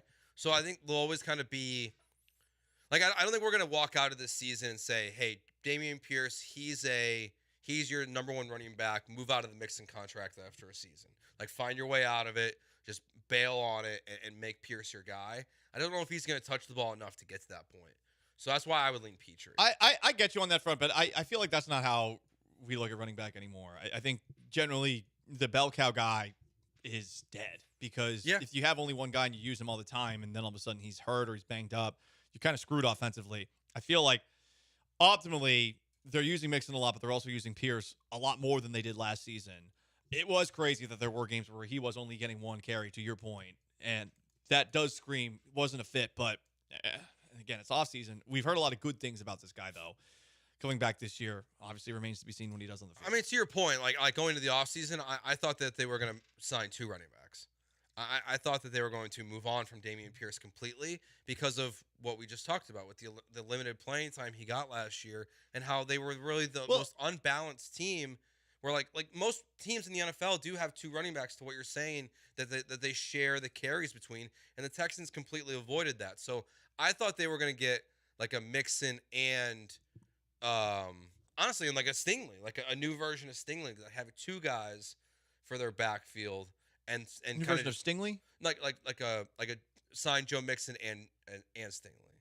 What do you mean by Stingley? Not Stingley. Singletary. Singletary. Gotcha. Okay. Bad brain day. So I was like, why does he understand? And I was like, duh, no, I'm saying the name wrong. I was like, I'm so confused right now. I don't know. I was like, is there a guy I'm not aware of? No, but like sign 2 running backs and then kind of fade Pierce out of the equation. But they didn't do that. So that means they must have some faith that he can be the guy. You can't move on from Pierce entirely just because of the rookie contract and all of that, but I really think there's something there. Maybe I'm going to be the last one on this island, like that random dude who was found in the jungle decades after World War II who still thought the war was going on. Speaking of the war, it feels like the Astros are constantly in a war against health. And the most recent example of this is an update that we got on Saturday before the Astros game against the Detroit Tigers, where we found out that Justin Verlander was scratched. Spencer Arrighetti comes in, and he gives up 10 runs. Excuse me, he didn't even make it out of the second inning. But the Astros gave up 10 runs in the first 3 innings, and Arrighetti got shelled along the way. Arrighetti even said afterwards, this has nothing to do with the change in schedule. Justin Verlander, for his part, the Astros pitcher, was asked, hey, what's going on with the neck injury that caused the scratch on Saturday? Here's what he had to say. A couple weeks ago, between starts, just kind of neck got a little tight on me, and been able to kind of navigate through it. But talking with the trainers and the team, with the couple off days we had around this, we thought it would probably be best to really try to get over the hump and hopefully resolve this thing for good. What's next for you? Just taking it day by day. Yeah, I wish I could give you a concrete answer. I think it's kind of following the same pattern where after I throw a little bit, it gets a little flared up, and then kind of got to work through it. If this was playoff time, I'd like to think I'd be out there, but but that pattern where it's just kind of like every day getting a little bit better. I think this time around, like I said with the off days, I think talking with everybody, we think it's the best to try to just let it fully resolve itself, and hopefully it does. It's so frustrating hearing Verlander say that he's been dealing with this for weeks, and that on Wednesday at his bullpen session, he felt it there, and that we go from Wednesday to Saturday, where it seems the Astros had no plan, and then he just gets scratched on Saturday. And when you combine that with the latest on Kyle Tucker, who is, per Dana Brown, quote, trending in the right direction, end quote, and is, quote, getting close, end quote, to the point he'd be sent on a minor league rehab assignment.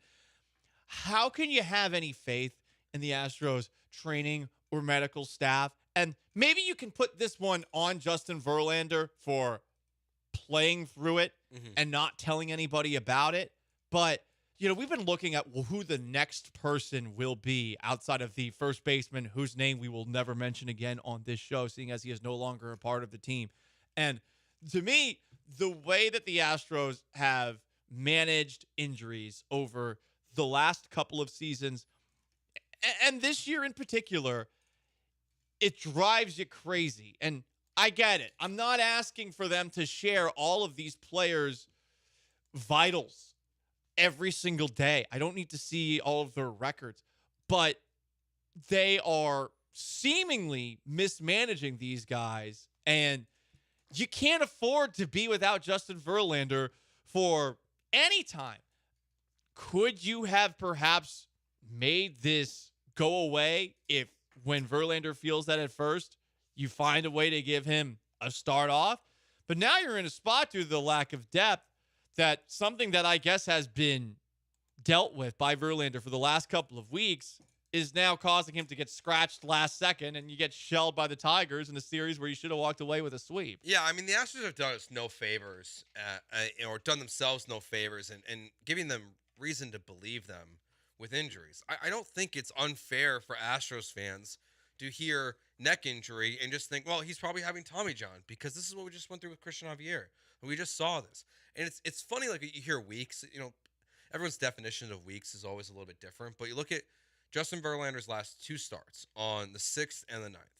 He pitched a total of 10 innings. He gave up 14 hits. He gave up 8 earned runs. He struck out 7 batters total in those 2 games. His previous 2 starts, he pitched 13 innings, gave up 11 hits, but he struck out 18 batters. So, like, you kind of see Seattle and Oakland, he dominates. St. Louis and the Angels, in the last 2 weeks, this month, in the last 17 days now, he struggled. And I would have rather him miss one of those starts, figure out what's going on, take a breather, and figure out what's next, versus letting someone at his age, not to be ageist again, but try to push through a neck injury in which he's hopeful it's only going to be 1 start. But if every single time he's pitching, it flares up and is a problem, well, then you have a bigger problem you have to solve. And the Astros don't deserve any belief that they're going to be able to identify this quickly and figure out how to make it better. Yeah, whenever they say something about injuries, it's just hard to believe them. And, the last time we heard about a neck injury with an Astros pitcher, Christian Javier's season is over. To go a little bit further, okay, Verlander is scheduled to pitch on Friday against the Baltimore Orioles, but to what you were saying, you'd rather him miss games against teams that aren't as good. Obviously, you don't see the future and find yourself going into this coming weekend series at Minute Maid Park against the Orioles. You don't know that you're going to be potentially without Verlander for specifically that series, but if there was a series to have the guy who has won a Cy Young Award fairly recently despite being in his 40s, that's the one I want Verlander available for. And now you got to wonder, okay, so he's day-to-day, but does that mean an injured list stint is coming? Well, if that's the case, I mean, you're going to be in some real trouble in the starting rotation and might have to put some guys out there that never have done it. I mean, that's where Dana Brown's always he's always talking out both sides of his mouth and just contradicts himself in a lot of ways. So he was on with Robert Ford before they do a pregame interview every Sunday. And he said it's looking like Justin Verlander could return Wednesday or Thursday in Chicago. Right now, Thursday is listed as to be announced. And then there was also saying it doesn't look like Verlander will need an injured list. Well, could return and doesn't look like he needs an injured list stint, to me, are very different things. You shouldn't even be considering the injured list if you're thinking he's also going to be back Wednesday or Thursday. Why are you? It should be a yes or no to the injured list. And really, it should be a no if he can pitch Wednesday or Thursday. But the Astros don't really know what's going on. It just makes me think back to when I worked at the flagship in 2020, and Dusty Baker came in and did an interview, like his first interview of the season, and he started giving way too much detail. He started talking about players' injuries. This is right when Justin Verlander and Yordan Alvarez get hurt, and he starts giving all this information. And then the next week he comes on, and they start asking him questions, and he's like, "Oh, well, I said too much last week, so they're not giving me as much information." Like, that's kind of what this seems like. We're like, you just don't know who even has the information of what's going on with the Astros players, because since 2020, they've been lying. Like, they've been lying, they've been deceitful, and they just don't tell the truth about their players and the status of, what's going on. And it would probably be in the best interest of a manager to know what his player is dealing with. If you're so scared about how he talks about it on the radio, then maybe your bigger problem is letting him do those interviews to begin with. Yeah. Or you didn't have a great plan as far as what he could theoretically do on the fly if challenged on the health of some of these players. Unfortunately, you're now looking at your starting rotation again right now with this Verlander neck issue. And how can you believe that everything is going to be fine and that he's going to make that next scheduled start? No matter what you heard from Verlander who seemed to be downplaying it a bit, he's been dealing with a neck injury for weeks. And finally, it got to the point where he got scratched. It took him playing through for them to make seemingly the right medical choice as opposed to being proactive here. And I feel like that's very consistent with anything that we've heard about the Astros on the injury front over the last couple of seasons. The way I hear Justin Verlander talk is the Astros didn't make this call. He made this call. He said, "Hey, let's dial this back here. It's a little too much right now. I'm gonna skip this start. Hopefully, be back on Wednesday." This doesn't sound like an Astros decision. Sounds like a Verlander decision. And if it is a Verlander decision, you know what? I'd kind of get it, given all of the injuries that Astros pitchers have had, to blame the training staff, medical staff on that, as opposed to just how all pitchers seem to be getting elbow surgeries these days. Maybe that's not fair to do, but if I'm an Astros pitcher, say I'm Lance McCullers, and I'm seeing some guys who are coming back a little bit too early this year, seemingly Jose Urquidy, Christian Javier, I would take my time, and I probably would ignore what they're asking me to do. And if I'm Justin Verlander, I definitely have the pelts on the wall to completely ignore them.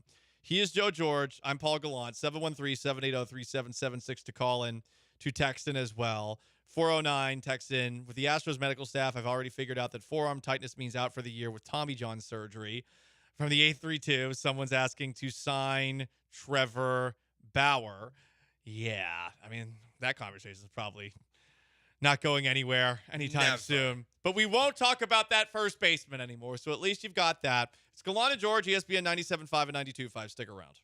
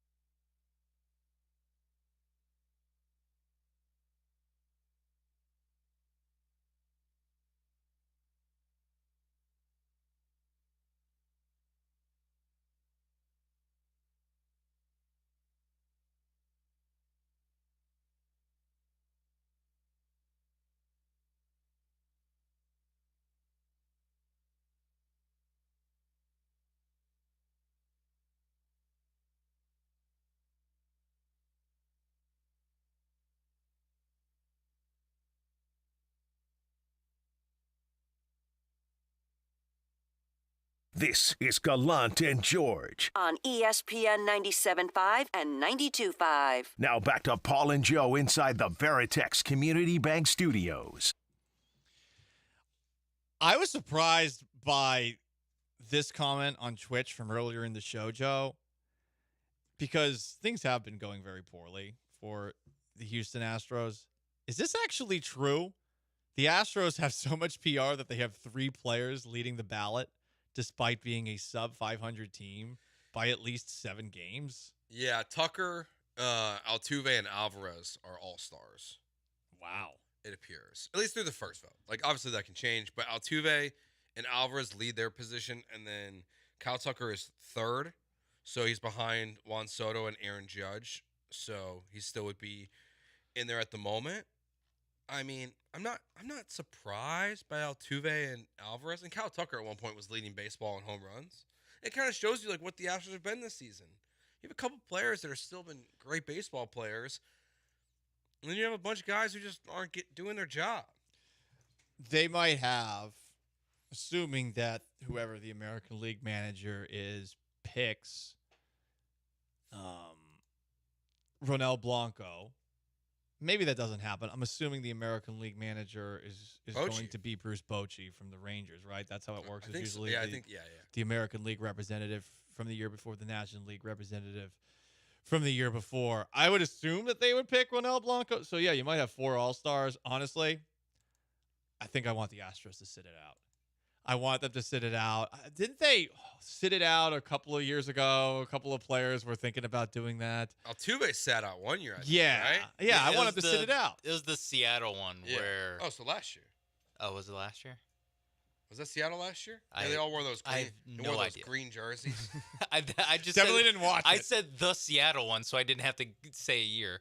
But yeah, I think Altuve had something. Like, they all basically had, like, some excuse to why they couldn't play. Altuve didn't play in 2022 or 2021. For the second year in a row, the headline, Jose Altuve will sit out the All-Star game. And this was back during the time where everyone hated Jose Altuve. There was no finally, oh, well, maybe he wasn't cheating. Oh, wow, maybe he has been good all along, changing in the narrative that we seem to have seen over the last couple of years, and in particular after he hit that home run in Game 5. That was where a lot of baseball writers were like, you know what? Jose Altuve, good guy. Yeah, good player. I remember like 2021 when him and Correa both sat out. A lot of people were trying to push that narrative that they were avoiding the booze of the cheating scandal. That was like the big narrative that was being pushed. Because that was the first All-Star game since everything happened, since there was no All-Star game in 2020, and it's just so stupid. Like, that was so dumb. But I would imagine Blanco, he's got to be close. I mean, the All-Star game is always weird because they have those rules where, like, every team has to be represented now. So, because of the Astros, if they get 3 guys in, 3 starters, it could push Blanco out, but he's deserving for sure. It's also name recognition, where if Verlander was having Ronel Blanco's like exact numbers, if you just swap their numbers, Verlander would for sure be an All-Star. We wouldn't even be asking about it. But since it's Ronel Blanco, we're not sure. I'd put him in there. Yeah, his numbers definitely deserved. I mean, it's like one of the it's like we said earlier, like it's one of the best stories in baseball this year. To go to be at that age, to come in, throw a no-hitter in your first start of the year, and then to do what you've done the rest of the season. Someone did asked on the Twitch, I can't remember who it was, but they're like, can you be suspended for a year and still be an All-Star? You can. I do wonder, like, if that would, like, if they're making their decision, if they would say, hey, we're going to not put in a guy who got busted for sticky stuff into the All-Star game as kind of like a punishment in a way. But there's no, like, hard, fast rule against it. But I could see Bochy being like, yeah, I'm not going to do that. I'm going to pass. Or yeah, I'm gonna do it. Make him throw 200 pitches. Oh, throw him out. That's my favorite. I mean, we'll talk about it in a month when we have to talk about the MLB All-Star game. I might be on vacation. Right now, we're just doing it for fun. Apparently, when's the All-Star game? July 14th, isn't that? It's always like generally around the second It's always week of like July. the 13th, 14th. It's like the second weekend or second week of July. It's always like a Wednesday. First 2 weeks of July, the absolute worst 2 months in sports. Yeah, they're not great. It is the worst time of the year. Yeah. Now we don't even have. We gotta hope Caitlin Clark plays. Yeah, exactly. People need to keep cheap shotting in quotation That's marks. funny. I'm off that week. Caitlin Clark. I'm off part of that week. Sean's out that whole week. All right, I'll just take off. There we go. I mean, I wish even the Olympics aren't even on then. The Olympics don't start till July 27th. Like that would have been the best time to put the Olympics during the All-Star break. So at least we have something to talk about. Just put it during the All-Star break. Yeah, be like, let's focus on America. Like America's ratings is what really matters. Forget the rest of the countries. in the world. Mm-hmm. Fact. Gallant and George, ESPN 97.5 and 92.5.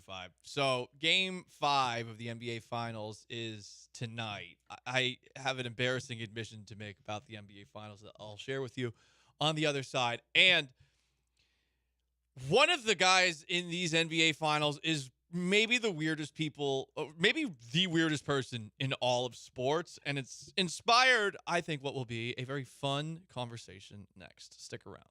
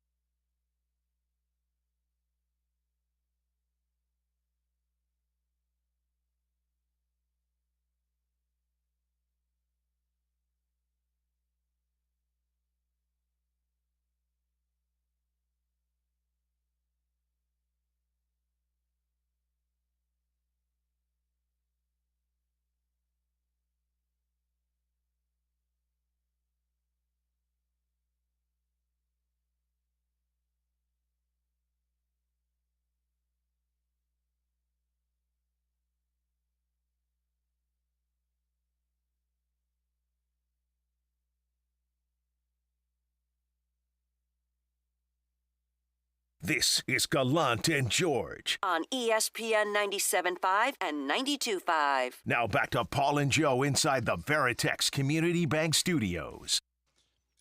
NBA Finals Game 5 is tonight. The Boston Celtics have a 3-1 series lead on Dallas. Dallas smoked Boston Friday night. I got an embarrassing admission to make. Sometimes your boy doesn't check the schedule. And because of these NBA Finals having 2 days in between games, I've been a little off. I assumed, given that the NBA loves them some Sundays, that Game 5 was going to be last night. It should have been last night. I planned my whole day around getting ready to go out and watch the game at the bar. What does that mean? Your whole day getting ready? I planned my whole day around at 7:30 getting out to a bar. Gotcha. So I had done meal prep earlier in the day. I had cleaned my apartment. I had done a little bit of show prep. I thought to myself, I'm going to go out. I'm bringing my victory dance. I'm wearing my Larry Bird jersey. Victory dance, for those who don't know, if you haven't watched Independence Day, it's a cigar. And the game's going to happen. I'm going to watch it. I'm going to enjoy it. I'm going to have myself a good old time. So I drive out to McIntyre's, go to McIntyre's, and I realize, wait a second, it's pretty empty here. And there's a bunch of college baseball on. And I'm like, ew. Why are we watching college baseball? The NBA Finals are about to start.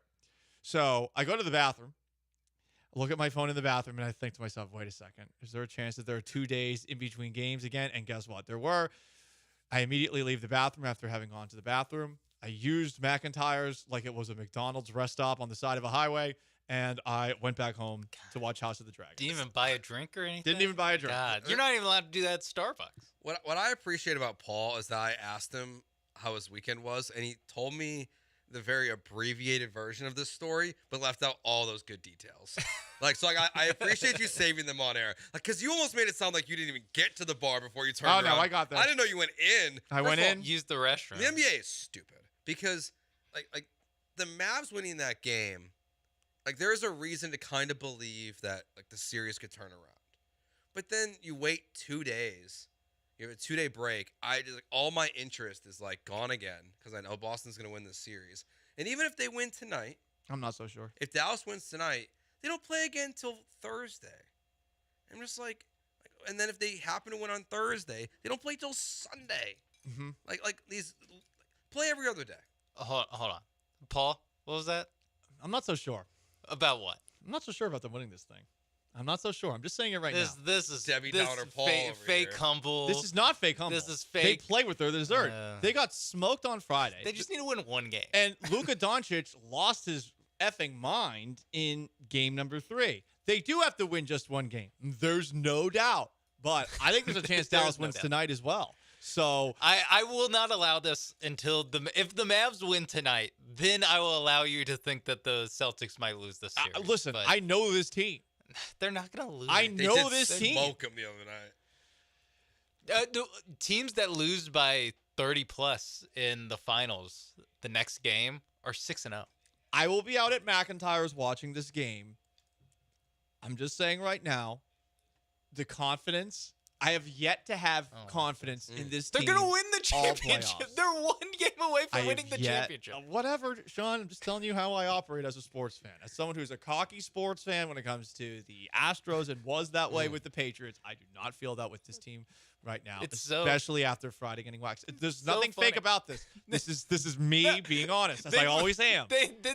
Their loss against the Mavericks was their third loss this postseason. And you have no faith in this team. Sean, I have some fun facts. It's not no faith. It's a lack of confidence. So no NBA team has ever won the NBA Finals. It's gonna happen someday. Down 0-3. It's gonna happen someday. But no team's ever won a playoff series after being. No NBA team has ever won a series after losing by 38 plus points. See? In a finals. There it is. Okay. So what's the sample size? So which history will be made? The second one. That's the one that's going to be made. They're going to win tonight. Today, what are we talking about? I learned today on social media that the main area code in Boston is 617. Yep. Today is 617. Nice. So, Boston tanked on purpose to win on 617. Didn't they win 08 on Yep. They won 08 yeah, they today. did. They went on the same day as they won in 08. There's too much thinking going on here. It's going to happen. Numbers. Congratulations, Paul. Congratulations.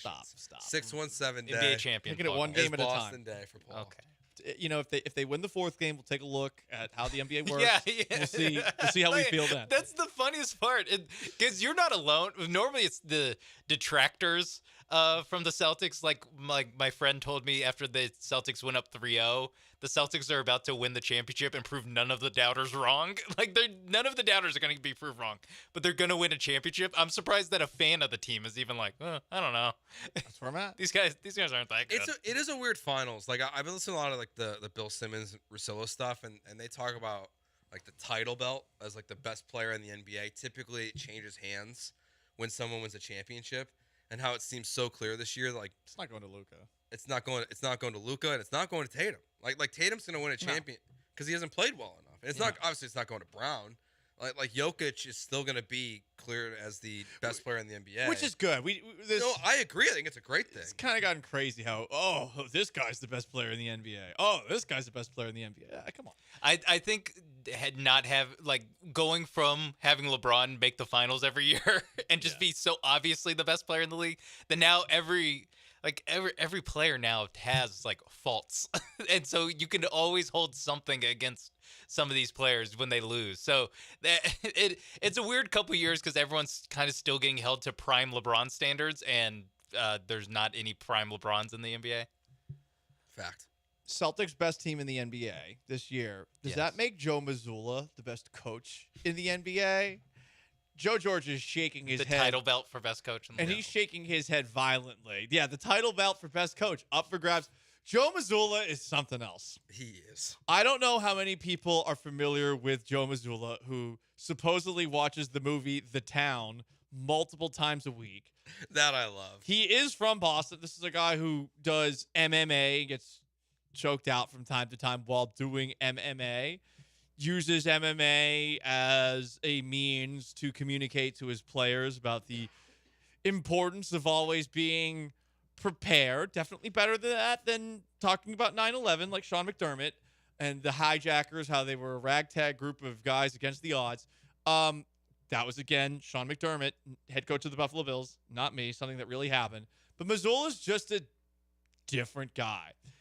Specifically, Joe Mazzulla will get asked questions from time to time, and I don't know if this is a bit or if this is just him showing how much faith he has, but here is one of two examples of, pick whatever one you want, Sean, of Joe Mazzulla making things awkward while answering questions from reporters.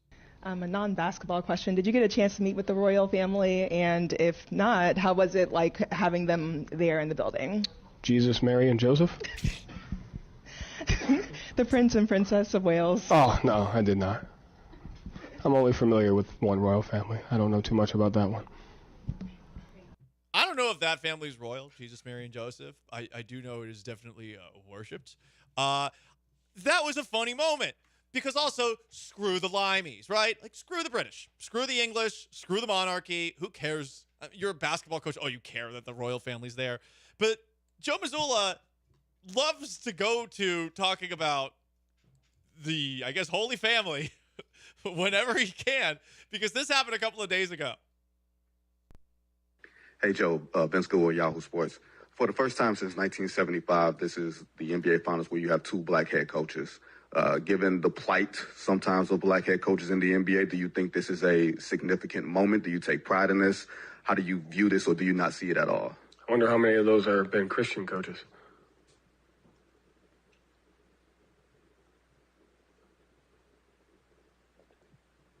David Aldridge? That awkward silence is so good. And listen, what is that response? I think he didn't want to answer that question. And he brought it back to religion. I guess. I'm pretty sure that every single NBA coach is Christian. So that would be my retort to Joe Mazzulla there. I would say a large portion. That guy is about to be the head coach of the world champions. Yeah. And he makes me laugh. Yeah, look, man, like so weird. He's such a weird guy. He's just strange. And I think honestly, him being strange is held against him. He's a weird person. There were tons of people that wanted to can him after last year. I thought that was crazy. It's the players. It's the same thing like with the Astros right now. It's not Joe Espada's fault. It wasn't Dusty Baker's fault. Well, look, it's the players. Here's what I know right now. I am pro one term for Joe's right now. Okay, Joe Espada. Nice. Joe Espada, one term. Joe Mazzulla probably should have been a one-termer. No, Joe Mazzulla's back. They're about to win the championship. Doesn't mean he's a good coach. What are you talking They about? lost in Game 7 in the East Finals. They should have had him last year and brought back Udoka. Okay, like I'm glad Udoka's here. They should have brought back Udoka. Joe Mazzulla's Lord of the Joes, and Joe George can't handle it. And Sleepy Joe got to go.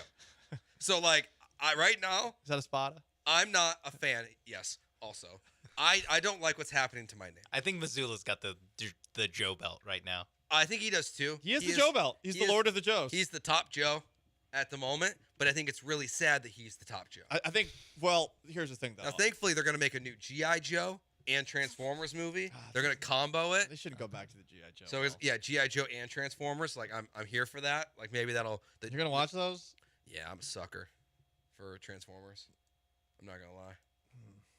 Did you watch the cartoon or something growing up? Yeah, so I Okay. watch all the movies. At the bright side about Joe Mazzulla would probably say Joseph is the number one Joe. Joseph, That's good. That's a good Joseph, the point. father who stepped up, The carpenter. That's a good when God did not, because God was not in. God was Jesus. Yeah. Right. That's a good point. Right. So, So- he couldn't be the father. So someone had to step up and be the father. Yeah. And Joseph stepped up. So Joe Mazzulla is not the leader of the Joes, according to Joe Mazzulla. No, But- but that's how you know that he's the leader. Yeah, but the Joe name, I just feel like is being dragged a lot. Like, Yeah. Joey Loperfido. see, I like him, but he's Yeah. but he's not even a real Joe. He's a AAA player. Yeah. He's a He's Mario. not a real Joe. He's a Mario. Oh, whoa, you're pulling this card. Hey, it's just a fact. He's not a Joe. He's a Mario. He is a Mario. That's true. That's his middle name. Yeah. Who's Because the it's a best me. Joe in sports? 713-780-3776 to call to text. You can answer that before we wrap up It's here. not July yet, Paul. It is.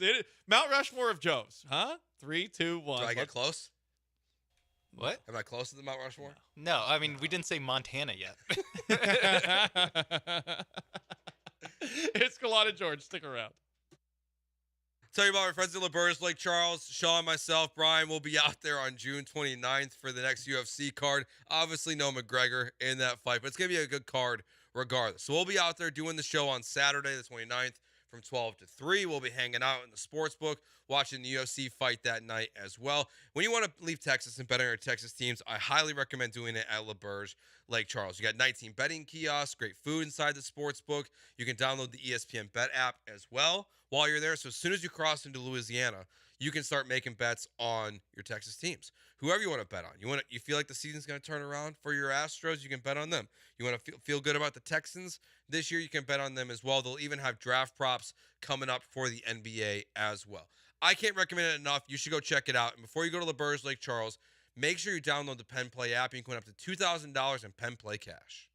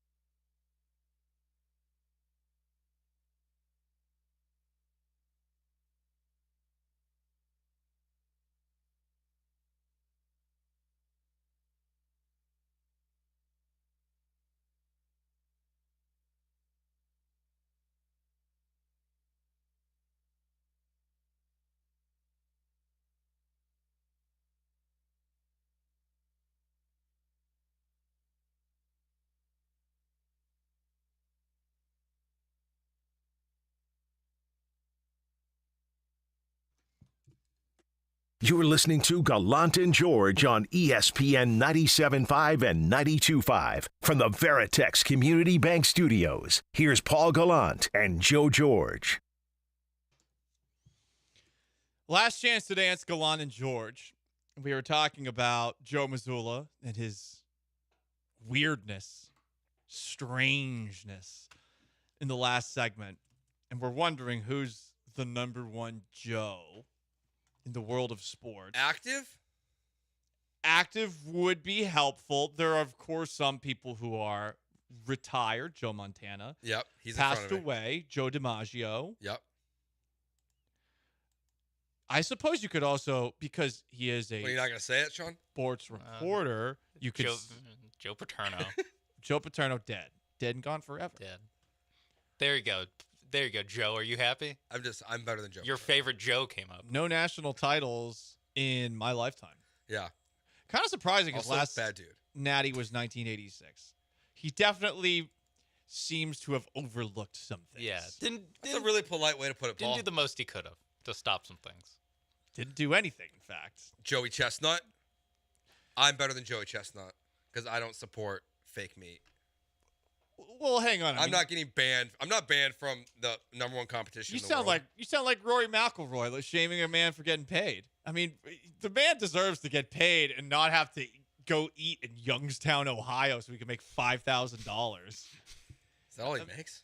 I'm assuming that. Yeah, the like lower level ones on the circuit, like you make no money. I'm assuming he goes to all of these because he's the biggest draw, but I'm assuming he's not making much money, and he's just got to go, and his poor stomach is getting attacked the same way that poor guy Adam Richmond on Man vs. Food was probably destroying his intestines. I feel like his stomach is in worse shape now by eating Impossible hot dogs. Probably. I don't think it's good for you. Joe Rogan's in the sports world. He's a sports journalist. He's great. There we go. He is a sports journalist. I think he's so good on the UFC calls. I generally watch the UFC on mute because I see it at a bar. That makes sense. It's just like because they're fans. And because it's the UFC, there's not the lack of structure. I think so. Like the big scream when a knockout happens, is always a good time. Yeah, they're not like by the book on how you would do a sports call where they step all over John Anik all the time. But Yeah, it works. But yeah, it's almost because it's like a podcast. Because there's times when there's nothing going on in a UFC fight where it's almost like a baseball game. Although they do a pretty tough. There's some times where you can tell that they are like, there's nothing happening in this fight. Yeah. Like they drift off a lot. Yeah, which is okay. Also, Fear Factor, very good. I love Fear Factor. Great sport. It was a good competition. Would you have done Fear Factor? I don't want to eat the bugs. That's a problem because you don't know what you're going to get into. Right. Yeah. You're probably going to have to eat bugs and/or a dead animal's wiener. Yeah. I mean, or not the Impossible hot dog kind. I think the worst one would be when they put your head in the container. Yeah. And there's all the spiders or bugs around. That's worse. Yeah, that's not fun. More Joes in the sports world. Joe Namath. Joe Green. Mean Joe Green. What a great nickname. There's a lot of good Joes out there, guys. And Joey Votto above or below Joe George on the power rankings. Joey Votto above. How about Joe Flacco? He's elite above. Yeah. And I'm active. I'm pretty low on this list. Joe Torre. Joe Mauer. You're above Mauer. Thanks. I am above Torre. Not above Torre. No. I don't know. He kind of sucks. Rings. Joey Galloway. Sneaky good Joey. Good college football analyst. He's a sneaky good Joey. The most underrated Joey of all time. I love Joey Galloway. He was fun in Madden. Yeah, super fast. He was really fast, that's for sure. I saw Joe Walsh texted in. That's obviously a good one. Joe Burrow. I mean, that one. That's number one, Joe. Joe Buck. He's my Joe. Joe Buck's your Buck? No, your Joe? Joe Burrow. Joe Burrow's your Joe. Yeah, he's the Joe. Gotcha. Joe. I think I'm still a Missoula guy. Yeah, I think. Wow. I think. How Joe many Missoula, of these Joes are Christian? Good question. That's my question. we don't know. That's all that matters. In honor of Joe Missoula. Yeah, he would knock me out. There's only one Joe who watches the town religiously that's about to win a title on 617 Day, kid. Joe Mixon. He's on the list. He's a Joe. I think you're above him and then prove it on the field. I think as a man. Yeah. I think you've had a better track record. Agreed. From what I know. Yeah, from what we know. From what we know. I can prove that I have a better track record. Okay. I can show my record, and it's empty. Nothing. You haven't punched somebody on camera? Not a woman. Whoa, have you punched a man? Burying the lead. Who have you punched as a man on camera? I'd be out of shot. I don't know if it's on camera or not, but Okay, gotcha. Well, we had a fraternity house. I think there was cameras inside of it. So I guess technically it was on camera. If you wanted to cancel Joe George, find the fraternity Nah, film. no, they threw the punch first. Oh, it was a retaliatory punch. Yeah, it's okay. Joe is the living embodiment of not Cobra Kai, of the Mr. Miyagi way of fighting. Wax on. Yeah. We're just going to move on from that. Time for garbage time.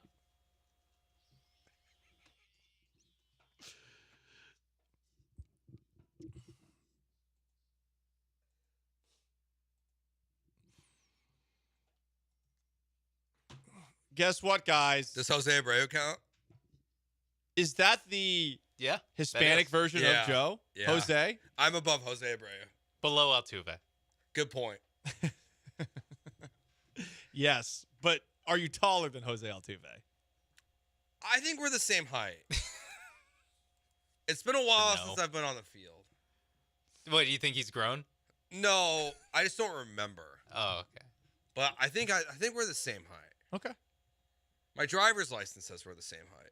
But you can always lie on your driver's license. My license But says so I'm does 6 feet his, tall. so does, He can lie on he his- can lie on MLB.com. Like his height could be fake news as well. I love how shrouded in mystery. This is So it's like I don't taller. I don't know. The country of England is under fire. Why? Well, it's about to be on fire. Forecast maps for the United Kingdom show that temperatures could reach as high as 26 degrees Celsius. It sounds high. In Fahrenheit, that is a burning 79 degrees.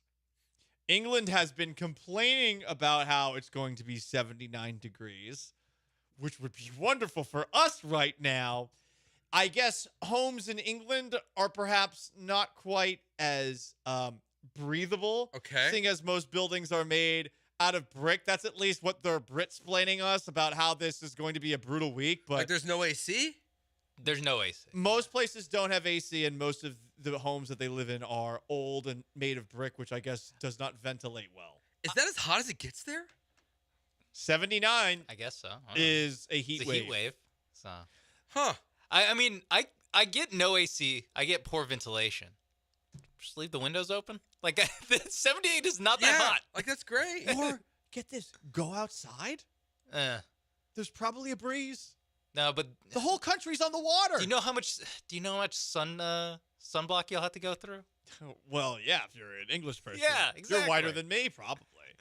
But 79 degrees. This is going to be a heat wave. That's in crazy. England. And they are complaining like crazy about it. And it's not even going to hit until the weekend.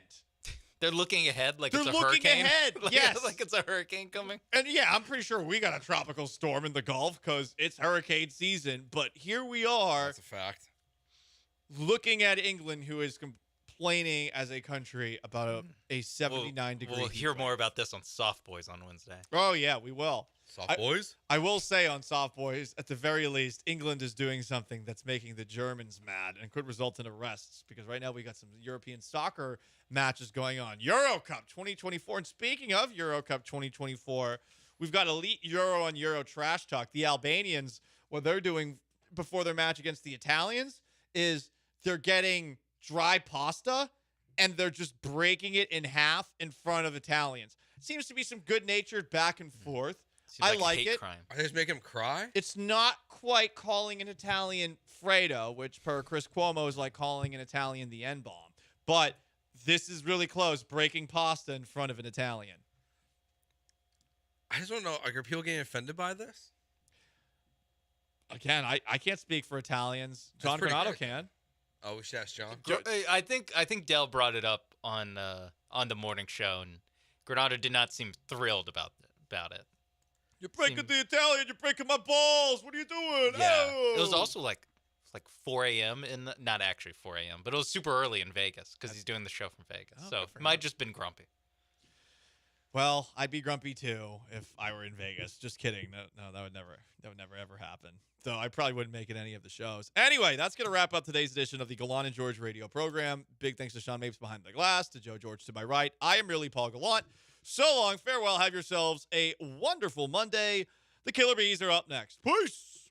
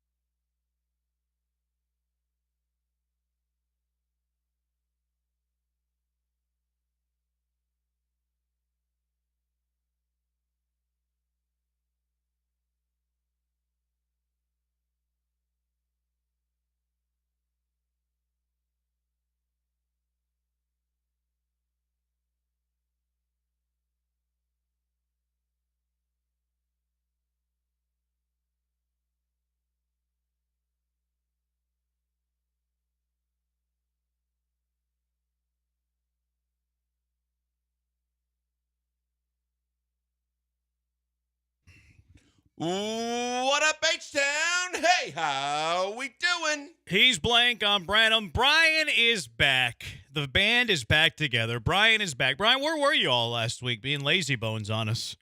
How come you're Well, two gone? of those days I was still actually working. Nah, I was filling in for Michael Carroll. I didn't see you around. Well, actually, one day you did because you came in and recorded the Jizzle. I think it was a week before. Pretty sure that was the week before. I didn't see you around. The other days I take off every year in June for my wife and I's anniversary. So those days I was legit off. Think so.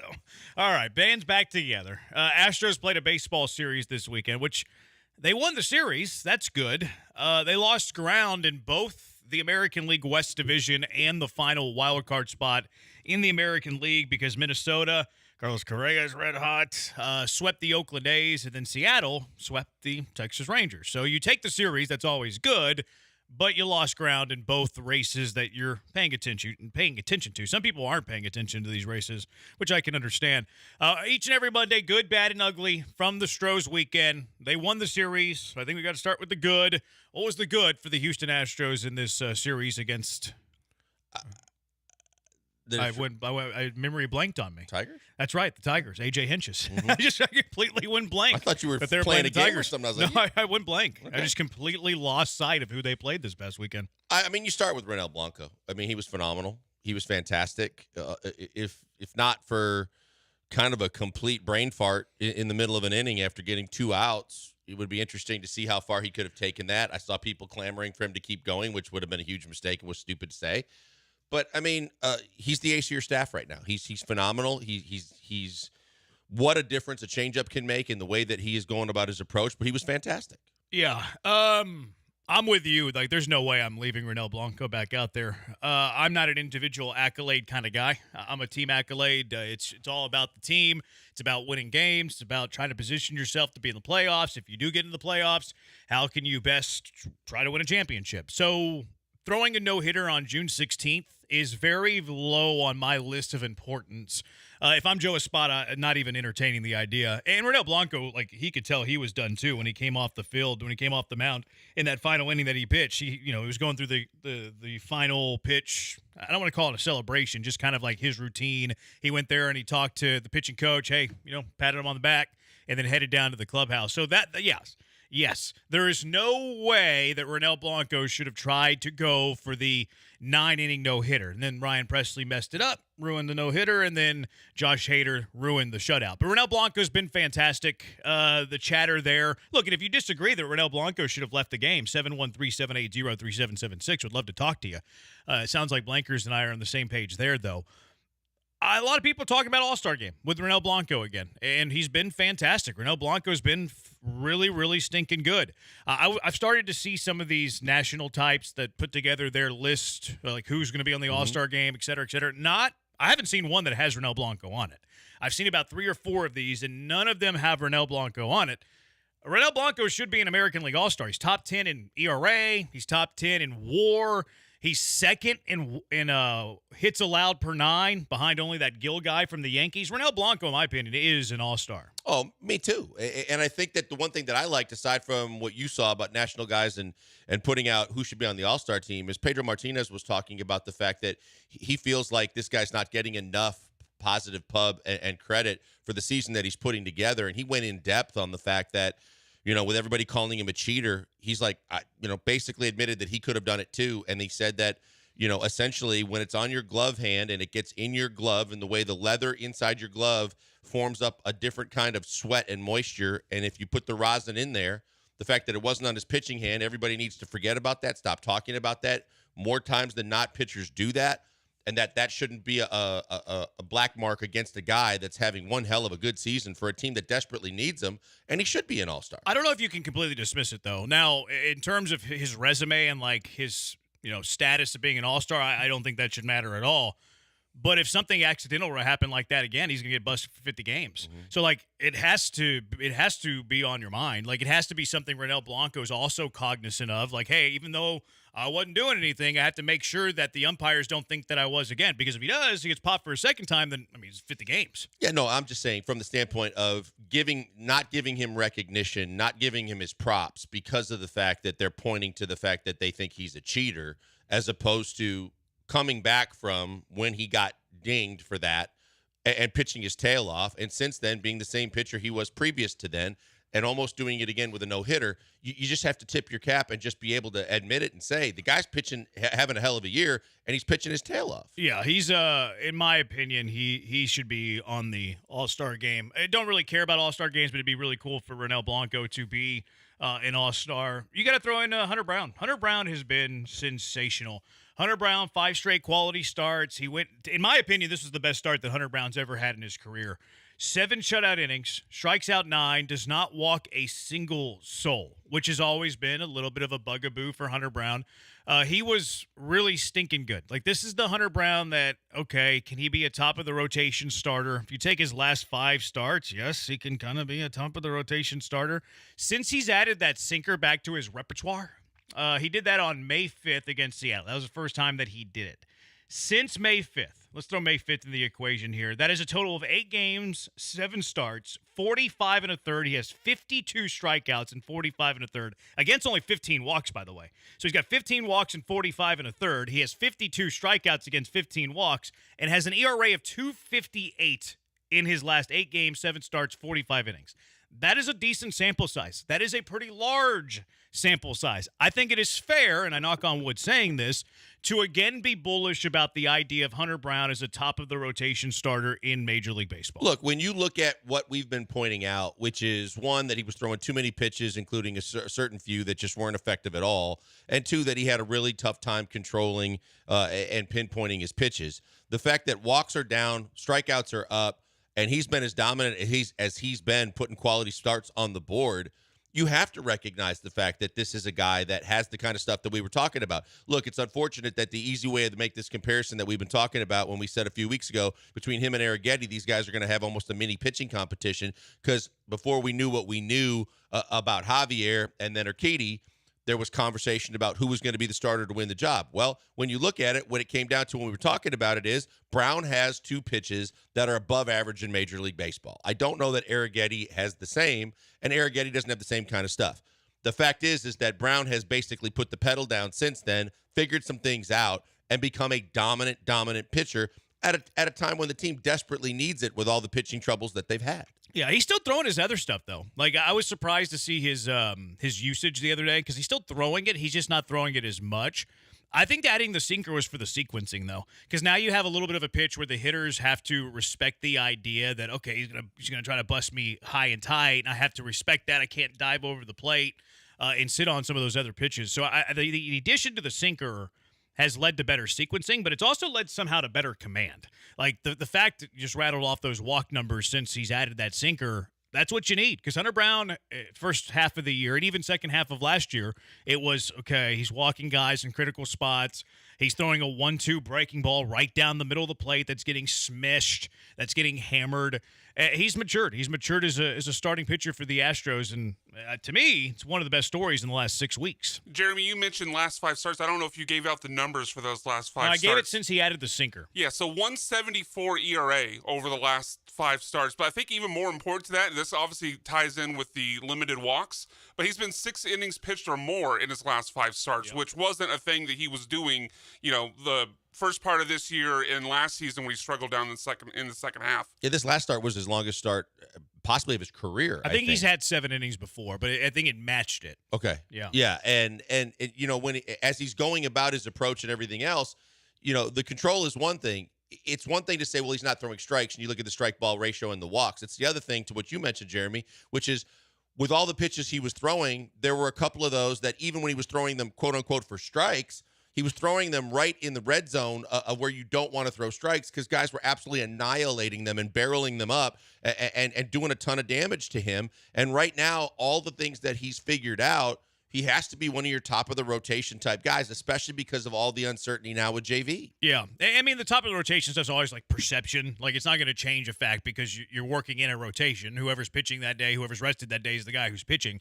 I think we put too much, stock in this guy should be the other day when they were talking about Fromber. They should demote Fromber, your number 3 or number 4 starter. Okay, what does that look like? What does demoting Fromber Valdez to your 4th starter look like? He's still going to start whenever it's his turn to start. It's not like demoting a guy from the setup spot, the 8th inning spot, to the 7th inning. Now you're actually talking about tangible change. Like, the idea of demoting Fromber Valdez to the 4th spot in the rotation is not tangible. It is not going to change anything. And it's the same thing with Brown. Like, it's all perception. Like, he is pitching like a top-of-the-rotation starter for the Houston Astros. And obviously it's different if you were trying to set a rotation for the playoffs or at the All-Star break. If you want to reset your rotation, then it's something that you can always consider. But you're right. And that still has days rest are still involved there. Like, if you pitch the day before the All-Star game or the All-Star break, are you going to be ready to go for the first game out of the All-Star break? I forget how many days off they have. Probably not. Same thing with, if you're setting a playoff series. Like, if you have to play all the way down to 162 and you're a wild card team, you're not going to have the luxury of setting up your rotation. So, really, I mean, the only time you can guarantee to set up a rotation is at the start of the year. Once the start of the year happens, you're really at mercy of how many days has the pitcher been off, are they healthy, et cetera, et cetera. Wouldn't divisional series too? I mean, if you're going from a wild card to divisional if you're going series, for the wild card, but if you got the first round, no, you should probably be able to set it up pretty good. Yeah. Yeah. I mean, I forget how many days off there are, but there's like 3 or 4 days probably. Yeah, Maybe even longer. I think there's like 5 days now with the wild card longer. series. Yeah, and the benefit too is the fact that at least it's looking like you've got guys to choose from again, because with all the guys that have fallen off the radar in terms of injuries, and with JV being a little less than what he's been and now dealing with this, and Fromber obviously between the years and otherwise has not been stable, to where you're looking at it going, at least you have options now that people were extremely worried about in terms of having big game pitchers. Other goods? I mean, look, Jordan to me was a good, as well as Altuve. Both guys with the bats were very instrumental in getting the wins that they got in this series. It was funny, the little story within the story of Jordan using Dubon's bat and then going back to his own, breaking it, going back to another Dubon, and then getting 2 more knocks. I thought that was a cool story within the game. But, yeah, I mean, look, Jordan is back to being Jordan. Altuve's doing big things again. So those 2 guys right there, top of my list. Yeah, for sure. I'm going to give credit to whoever found out that dude missed first base on Friday. Yeah, that was would have good. been the leadoff double. Espada said it was like their I forget who he said. Basically, somebody in the video replay room, too, was all over it. They said that they got kind of tipped off by the way that he rounded first and headed to second. Like, he kind of, like, stuttered his steps and kind of looked back at first base, so he, like, kind of looked guilty, and then they zeroed in on it. Great challenge. One of the best challenges you're going to see all year. Was it all Joe Espada? No, but he, got help from somebody else, and then he actually did it. And then also you have critical member of the Astros front office saying that they're in win now mode. We've been saying that the Astros need to be in win now mode for a month, for weeks. So the fact that they've come out and said, critical member of the front office, that they're in win now mode, music to my ears. I love hearing that they're now in win now mode. We saw it with Abreu. I can't tell if Presley's ahead of Abreu still, because like Abreu had the 8th inning Friday, but then Presley had the 8th inning yesterday. You had the weird, like Presley got up in the 7th inning last week, but so I don't know who's the setup guy right now for the Astros. And then they're not playing Chas McCormick, basically. So like they are acting, Abreu, Chas, et cetera, they are acting like it is now win now mode. Win now mode has been activated for the Houston Astros. Well, you hope so, because I think as much as they tried to stay with Chas and he got the home run in garbage time, and people are saying, well, that earned him another start. Look, at this point, you have to be in go mode, because as you mentioned to start the show, you're not catching up to Seattle anytime soon. You're actually losing ground. You have to be in go mode, because you're looking at the wild card more than you're looking at the division, and you don't need either of those to slip out of your fingers. So we've been begging for this and saying they need to do this. Let's hopefully see that they stick to doing this, because I don't need to see that much Chas McCormick. As soon as he's eligible, I'd like to see Joey Loperfido, if healthy, and there's other guys that are hitting the baseball that deserve a chance in front of Chas. Oh, yeah. Any goods for you, Brian? Quick shout out to Mauricio Dubon. Had a hit in each game, and he's quietly got his average up over 300 right now. Mauricio Dubon should not sit ever. Yeah, I completely agree. Right now, Mauricio Dubon, like they're talking about this platoon at first base, Mauricio Dubon's better against right-handed pitching than John Singleton is. So, like, why are you platooning him? Dubon's better at both.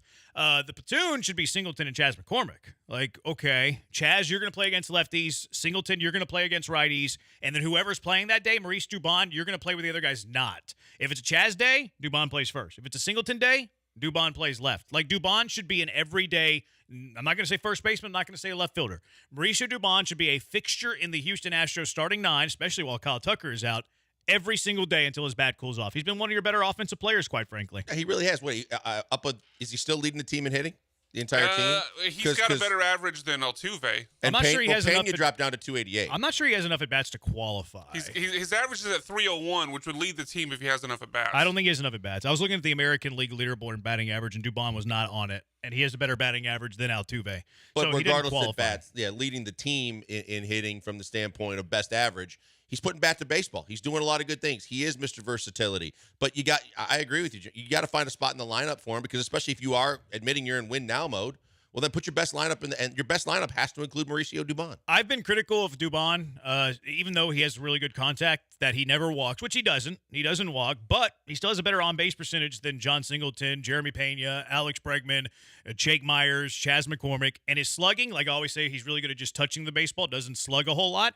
.422 slugging's better than Yiner. It's better than John Singleton. It's better than Jeremy Pena. It's better than Alex Bregman. It's better than Chas McCormick. It's better than Jake Myers. I don't think Dubon's a perfect hitter because I do think he lacks power. I think he lacks plate discipline and swings at everything. That said, despite those things, Mauricio Dubon's like one of your best 4 hitters, one of your best 5 hitters. And if a guy's a top 4, top 5 hitter on your team and can play anywhere, he should be on your lineup every stinking day. And he has been. But is it going to be the same when Tucker's here if they call up Loperfido if he's healthy? He needs to be because he is swinging a hot stick. 713-780-ESPN. What is your good? We'll transition to the bad and the ugly too because we do not ignore in victory what you wouldn't in defeat. 713-780-3776, the HRP listener line. We're on Twitch, twitch.tv/ESPN975, ESPN Houston on YouTube. A busy show, Mailbag Monday coming up a little bit later. Caitlin Clark is Cody Rhodes. What are you talking about? We'll tell you later. And what are the toughest divisions in the NFL? But the bad and the ugly from the Astros weekend.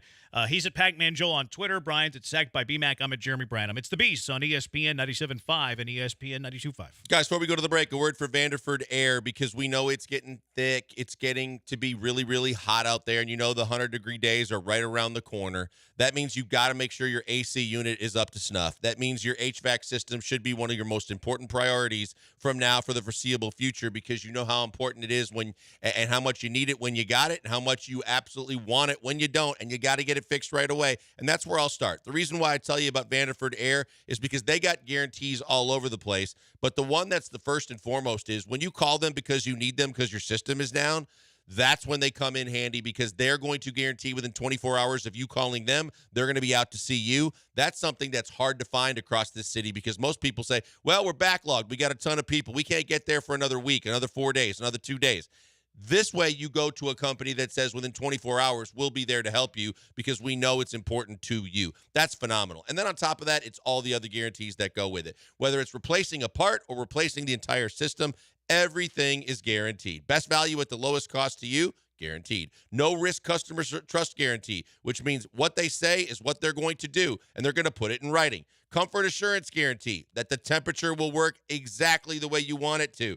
A quality workmanship guarantee. Their people will do it the right way and make sure it works the way it's supposed to. A performance guarantee that everything is operating at factory standards. And the most important guarantee of all, 100% satisfaction guarantee or your money back. That's why you go to a company like Vanderford Air, because so many companies out there are just trying to get you off their books, make sure it's taken care of and you paid, and move on to the next customer. They want to make sure that anytime and every time you talk about Vanderford Air, you're going to talk about them positively, you're going to recommend them to others, and you're going to be 100% satisfied with the job that they did for you. Put their number in your phone right now. You may want to get a checkup before it gets too hot, or you may want to put it in your phone so you have it when you need it. 281-557-COOL. 281-557-COOL. Extremely easy to remember, or vanderfordair.com.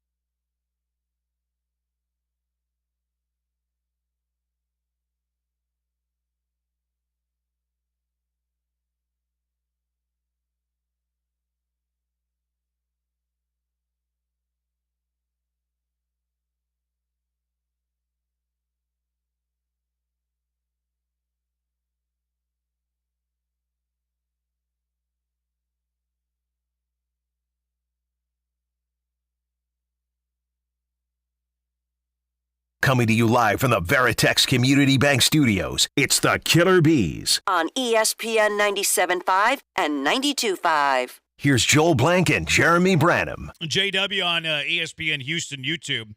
I can't figure this Astros team out. Friday night they beat a Cy Young candidate, and then Saturday they stink up the place. Exclamation point, question mark, exclamation point, question mark. It's kind of what they do. It's kind of what they do. Think about TK saying the toughest game of the series was going to going against Skubal on Friday night, and they get the W, and they did it the previous every time they do that. I don't know if it's a good thing or a bad thing that you beat their best, but then you kind of fall apart when you're playing lesser thans on the mound. Yeah. Dab brings up C.J. Stroud. I'm not sure why he did, but he said Stroud. Stroud was at the game yesterday. Was that him behind the plate? Yeah. I thought you'd be happy if that was him because I saw him. He was wearing the Father's Day hat. Oh, was he? Yeah. Why would I be happy about that? Because he's wearing Astro stuff. He's not a father. He didn't deserve that hat. Oh, God. Okay. No, I don't care that he wears Astro stuff, and I care that he wears Dodger stuff. I don't need him to parade around and pander that he's an Astro fan. I just don't want to see pictures of him in a rival uniform. That's it. That's all. I thought it was a positive then. I think it's a wearing low standard. an Astros hat. My bad. Actually, you can question his loyalty that he's repping two different teams. I did all the time when JJ got here and immediately was overdoing the Rockets in the Stros gear. Yeah. 6941, did Myers not realize there was a no-hitter on the line with no dive for history? I just don't think he could have got to it. I looked at it and thought maybe, but at the same time, I know if for the fans, they're going to get really into that whole team no-hitter thing again, but I just don't think that the players at that point are thinking about that. You don't think they're thinking about no-hitter? No, once the starting pitcher leaves, I don't think they're thinking about it. Oh, I disagree. Okay. Yeah, I think they're trying to keep the no-hit. I don't think that Myers forgot. And even if he couldn't have got to it, he probably should have just for perception laid out for it. I don't think that he forgot, though. But I do think they care. I think they care about the team no-hitter.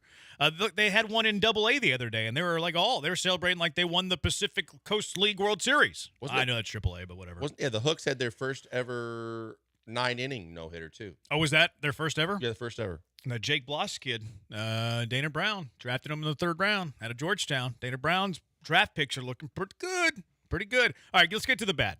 We don't ignore in victory what we wouldn't in defeat. What were some of the bad things from the Astros this weekend? I think the first thing was the JV injury that no one saw coming. I think that's a bad thing because of the fact that we've already seen so many injuries with this team, with the pitching staff, so many guys that are shelled for the year, and now not only is it another injury, but it's another neck injury, and we know how the last one ended to where you start having all kinds of doubt and wonder of what the hell's going on, and no matter how good or bad Justin Verlander has been, he hasn't been really bad, and he's been decent enough to get you through games that you need, and that would have been a nice game to have instead of the results without him. Not that you want him to be dealing with neck strains at the age of 41, but it's like, okay, maybe this explains his mediocrity in his last couple of starts. So it's like, okay, maybe that possibility exists.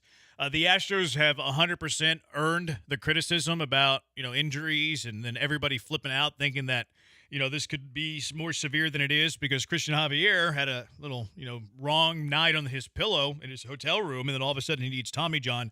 Now, Verlander talked about it the next day, said that he thought if it was the playoffs that he could pitch. Dana Brown also mentioned to Astros Radio yesterday that they think that Verlander could start in Chicago. They did not announce a starter for Thursday's game, so maybe Justin Verlander makes that start, and it's not a big deal. And they haven't placed him on the IL. But again, the Astros have deserved and earned criticism for how they handle injuries for us to kind of flip out and think, oh, no, this is terrible. To piggyback off the Verlander thing, Spencer Arrighetti, not good. Not good. And look, Arrighetti was on full rest. We know that. But he pitched sooner than he was expected to. And I'm not blaming the Astros. You should be able to pitch. But the Astros do not have great history whenever they pitch a starter a day earlier than expected. You go back to Lance McCullers in the White Sox divisional series. Whenever that Game 4 was rained out, they moved it to the very next day. Lance McCullers pitched. He was fully rested. He was, on 4 days rest. But he pitched a day earlier than he was expected. All of a sudden, the forearm's jacked up for good. That happened in not to an injury, but Spencer Arrighetti, full rest. He had 4 days rest, was pitching on the 5th day, no problem there. but he pitched a day earlier than he was expected, even though Verlander gave him a heads up, and was absolutely atrocious. Arrighetti with meatballs in that middle game against the Tigers. That was, that tops my bad. Arrighetti was brutal. All of this good, all the good that Arrighetti's been doing in these last few starts where he has looked like a big league starter, all that out the window immediately in that Saturday game. Yeah, it gives you concern, and when you see the numbers and just how bloated and how quickly it got completely out of hand, it has to give you concern because that's not something that this team needs, and you can't be taken out of a game in this, completely out of the game as a team looking like it, down 7 runs in the second inning. That's disastrous, and he just didn't look like he was in control of anything, and that's troublesome based on what he had been doing to kind of get us to believe, hey, this is a guy that could be in your rotation the rest of the season. Yeah, he's still probably going to be forced to be, at least for the foreseeable future. Some people were chalking it up to that's just an anomaly. Didn't think he was going to start grinding coffee and whiskey. Arrighetti just had a bad start game. Don't think that's who he is, though. He'll rebound. His next start's big. His next start's big in perception because if he pitches well, we'll all think, okay, it was an anomaly. No big deal. Pitched a day earlier than he was expected to. Whenever he's starting games, when he's expected to start games, he pitches fine. So his next start will be pretty big. Michael Schwabe, the czar of Astros Twitter, he posted, I guess he didn't post the picture, but he magnified it. He blew it up. Yainer Diaz after the game. I think they were traveling yesterday because they had their suitcases after the game. Yainer Diaz had like some sort of tape job splint on his right index finger. Why would you wear that for a bruise? When you blew it up and I looked at it, I was like, well, that's one of those kind of like hard plastic braces, like that's more than just tape. Yeah. And that's something that some catchers will wear if you got a really hard throwing pitcher along with something in the pocket of the glove. But yeah, if you're wearing it, that's on his throwing hand. It was on his right index finger, the one that got hit by the foul that's ball. right. Yeah. So then it's definitely very problematic because then why is he catching then? That's a good question. Like the fact that we know he got hit by the foul tip. He got hit by the foul tip. What was it, last Saturday, last Sunday? He had to miss a couple of games. Came back. His first start was Friday as a DH Saturday, and then caught yesterday for the first time. So it went about a week. I've never seen somebody wear tape. It's not really a splint, but it's like hard tape, like you said, for a bruise. I've never seen that done with a bruise, ever in my life. The only thing you can think about is that, some of these things only heal when they're completely immobile, and you're hoping that the downtime until you play again or need it again, that maybe that will help the recovery process. Yeah. But you're right. Look, it hasn't hurt his hitting. It doesn't seem to be. He's getting he looks hits, fine. and he looked like he's good at the plate. So then why screw around too much and just let him heal? Yeah, it's weird to me. Like, I've never seen somebody wear that with a contusion or a bruise. So I didn't love that I saw that on Yainer's finger. And then I tweeted this the other day. People got mad at me for tweeting it. The Astros have used a lot of spots on their 40-man roster and a bunch of fringe super low leverage relievers. They called up Luis Contreras. Great story. Hope he pitches really well. But is wasting spots on the 40-man roster on guys like Contreras, Forrest Whitley. Well, I guess they had to because they had to protect him in the Rule 5 draft.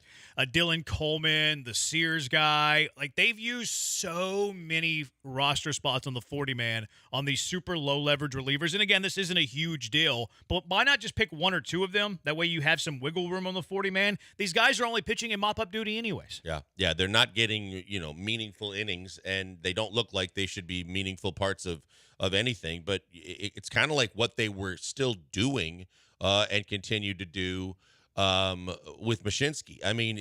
We just know that Mashinsky's going to be called up.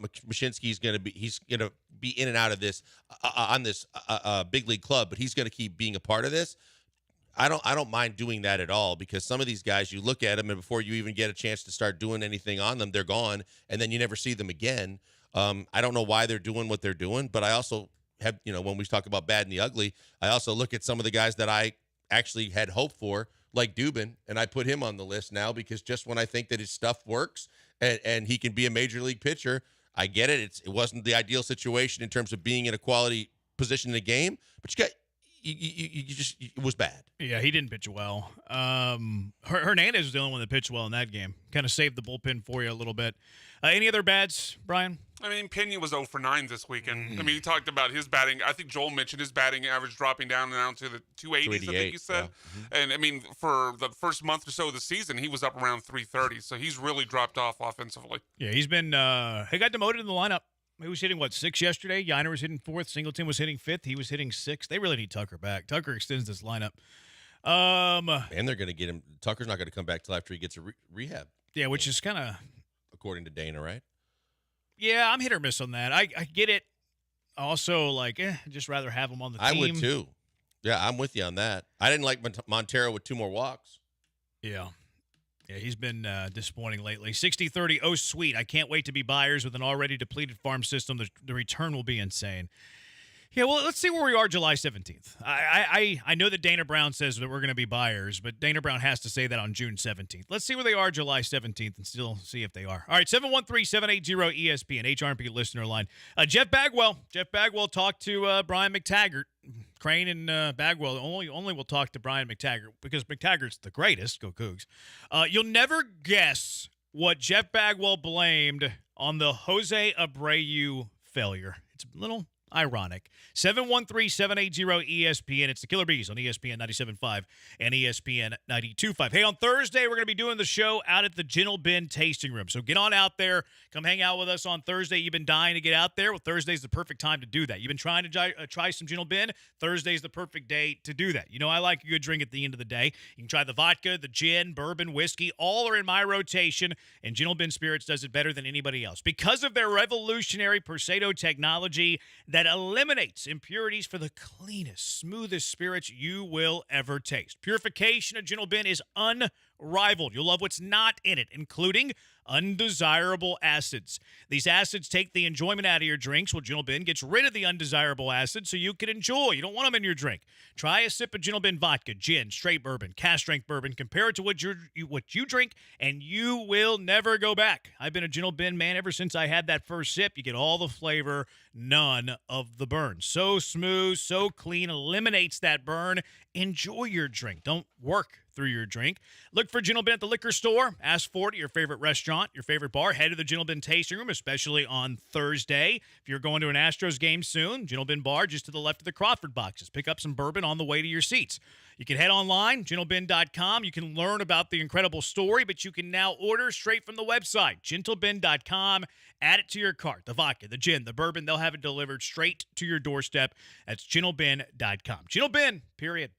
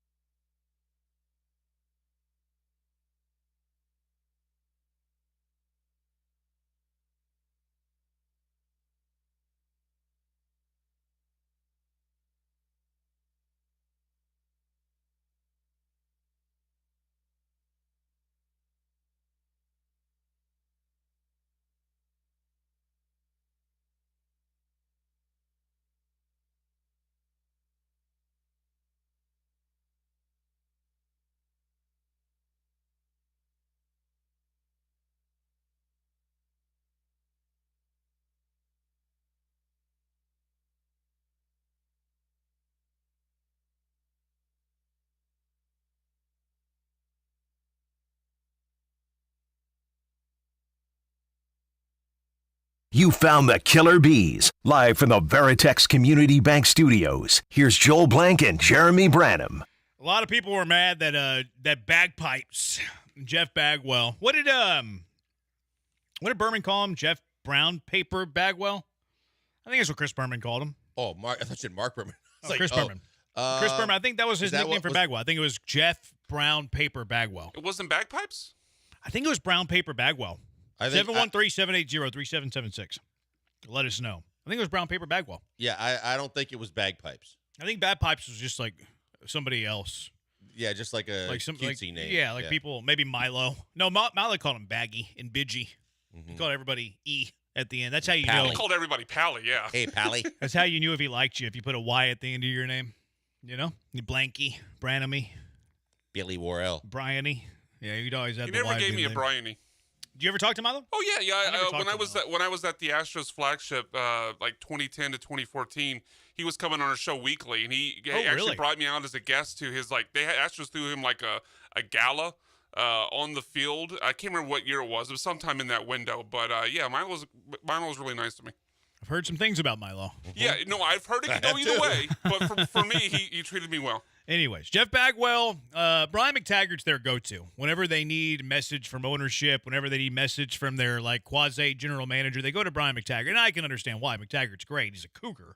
That's why he is great. But, so Bagwell had some interesting quotes on the whole Jose Abreu thing. You'll never guess what Jeff Bagwell was citing as the reason for Jose Abreu's failures. Here's a quote from Bagwell. There's a couple of these.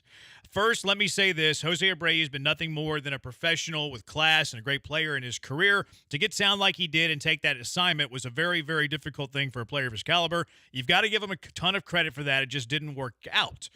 When we signed him, if you look at his 2022 numbers, analytically, data-driven, all that, he was the guy to get. He just didn't work out. Jeff Bagwell, anti-analytics. You remember whenever they fired the former general manager that won a World Series, says that games aren't won on computers. They're played by humans. We've gotten too far in analytics. Is saying I know analytics has those things out there. Thank you, David Gully. He is saying that the reason that Jose Abreu failed, or the reason they brought in Jose Abreu, was because of the analytics, was because of the data. So anti-analytics, Jeff Bagwell is saying that the reason we got him were analytics. The analytics let us down with Jose Abreu is what Jeff Bagwell is telling us. I mean, talking out of both sides of your mouth, he should probably not be talking at all right now. I don't know who got him and who was able. Oh, you said McTaggart? Yeah, it was McTaggart. Yeah, I mean, maybe sit this one out for a while. Well, I mean, everybody was demanding that he talked. Yeah, but everybody was demanding that he talked. But he's not the general manager. I mean, he acts like he is. He does, but they throw Dana out there when they actually have to announce that they released him. Right, but was it? Remember whenever when was Jeff Bagwell holding court in the back of some room? Was it a press conference? But I don't think it was the hiring of Dana Brown. I think it was before that. Maybe it was the hiring. It might have been the signing of Javier when Javier signed the extension. No, because that was like before spring training. It might have been the signing. It might have been the signing of Jose Abreu. No, I don't think it was. No, it was something else. It wasn't. But it wasn't. No, because it wasn't in the Astros press conference room. It was like somewhere else. So I don't remember what it was. But Jeff Bagwell was like holding court. This was after they fired Click. Like it was very early in that offseason of 2022, going into the 2023 season, and that's where he had the famous, we've gone too far in analytics. These games are played by players, not computers. I can't remember where the setting was. It might have been one of the golf tournaments where he was playing. Somebody else was having a press conference. And then after the press conference was over, they talked to him in the back corner of the room. Maybe it was like a golf tournament. Maybe it was like a charity golf tournament or something. Okay. Maybe one of the Reggie big Jackson one that deals. Andre Ware has too with you're right. They did that one in Florida and everyone was there. It was big names. But I felt like it was an Astro press conference though. Like for some reason they had a press conference. It might have been the end of year meetings. But I don't know why they wouldn't have that in the Astros press conference. No, I thought that this was separate from I thought this was like something they did. Like it was something someone they signed or some move that they made, and he happened to be in the back, and so all the media happened to all be there anyway, and they're like, hey, let's get it. I can't remember exactly what it was, but that's what it was. Like, they were having a press conference for something. I can't remember who the subject of the press conference was, and then when the press conference was over, they're like, oh, there's Jeff Bagwell, and then Jeff Bagwell holds court like he's the general manager of the team, and they didn't have a general manager at the time. I think it might have been Espada.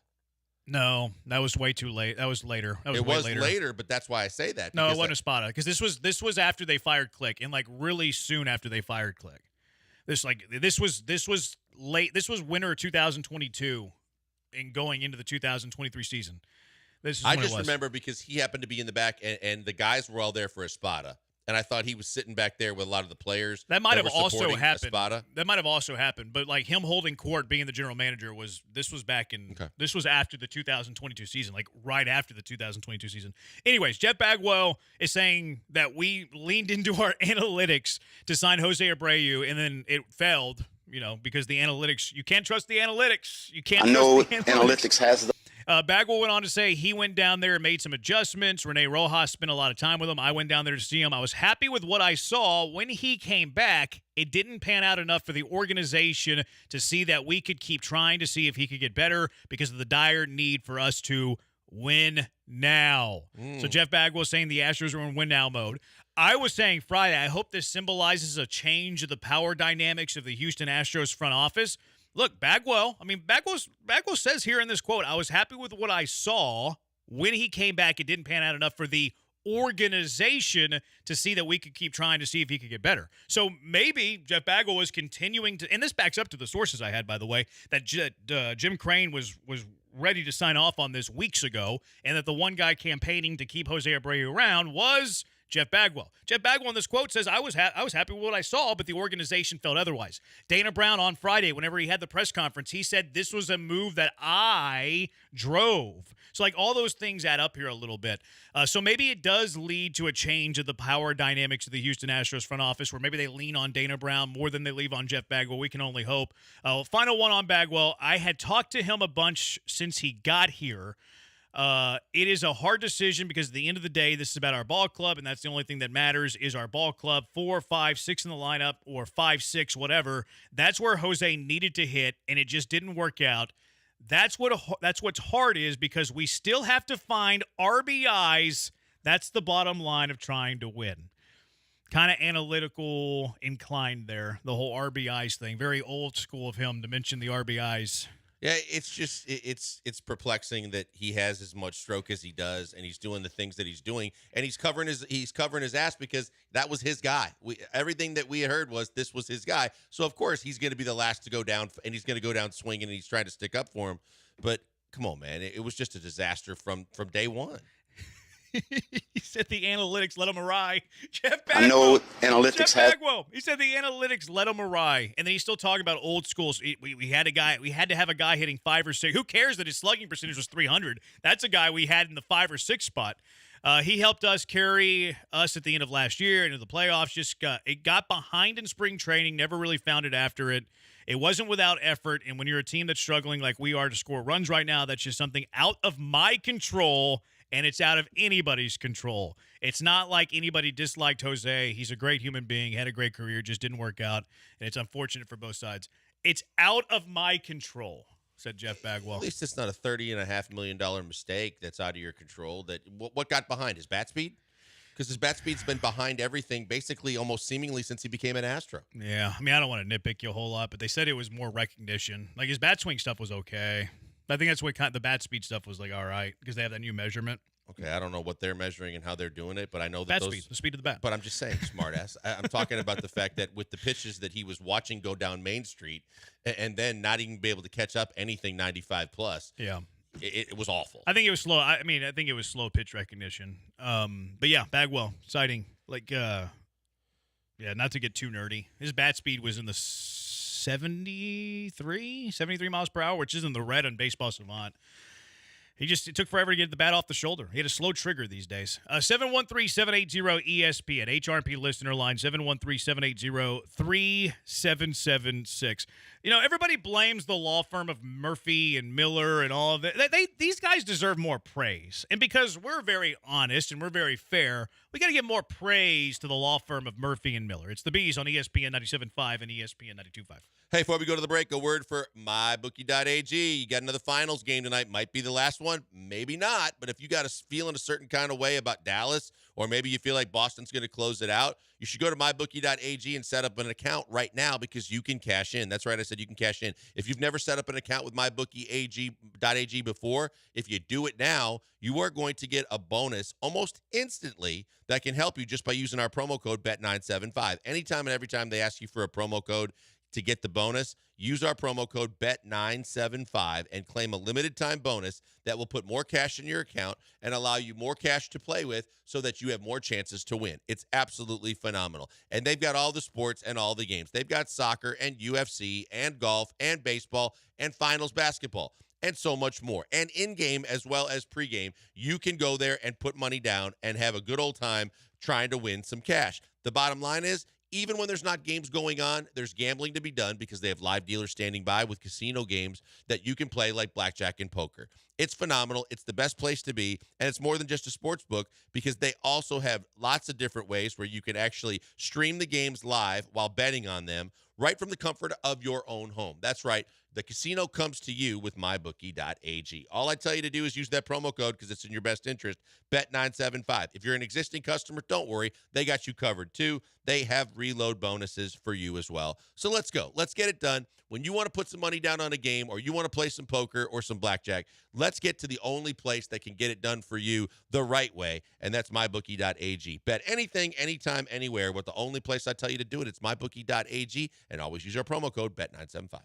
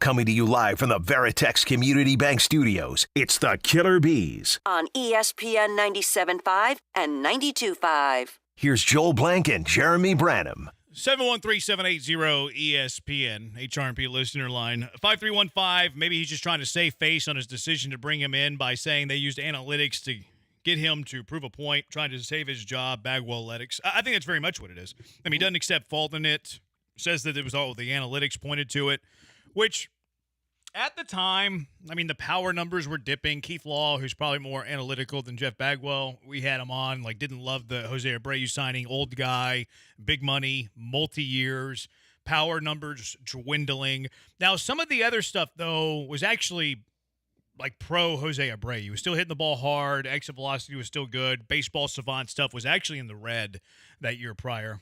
Yeah, I think the main thing was that extra year, too, that everybody had concern with, which was the fact that if you could get it done on a 2-year deal, then maybe it was going to be something that could be very beneficial to you. That third year, I think everybody had a ton of concern about the fact that that might be a really tough season to have to swallow financially and otherwise.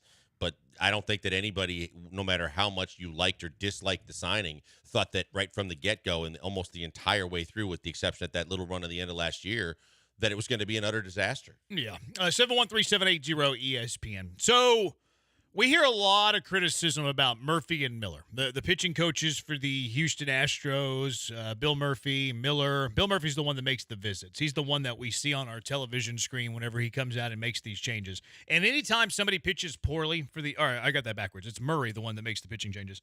Or Josh Miller, rather. Josh Miller comes out, doesn't make changes. He makes the visits. So anyways, they get a lot of criticism whenever – somebody pitches poorly. Spencer Arrighetti pitches poorly. Oh, they need to fire Murphy and Miller. They need to bring back Brent Strom, et cetera, et cetera, et cetera. When do we give these guys praise? We talked earlier in the good that happened this weekend that Hunter Brown is looking like a top-of-the-rotation starter since adding his sinker. His last 6 starts have been really good. 5 straight quality starts. His ERA is really, really low. He's flirting with an under 5 ERA, and he was right around 9.90 like after his first several starts. Why don't we give praise to Miller and Murphy there? You look at some of the other guys. Arrighetti was really bad this past week, but Arrighetti has started to find his Major League Baseball legs a little bit. He's starting to look like a capable starter in a big league rotation. He got lit up the other day, but I think you have to give credit to Miller Murphy there. We're talking about Ronel Blanco being a potential all-star out of anonymity. Like, we didn't even know who Ronel Blanco was at start of spring training 2 years ago. Dana Brown came in. Oh, that guy's a starter. Murphy and Miller work with him. He adds the changeup to his repertoire, throws that more often, starts to look a lot better, starts to look like an all-star. Why do we give so much criticism to Miller and Murphy and never give them praise when it's deserved? Yeah, there's no doubt about it. I was actually thinking about this, watching a little bit at this weekend, about the fact that you're right, we've gotten all the different listeners on all the different platforms that we offer wanting their rear ends in a sling and sent packing multiple times, and all the kudos should go to Brent Strom.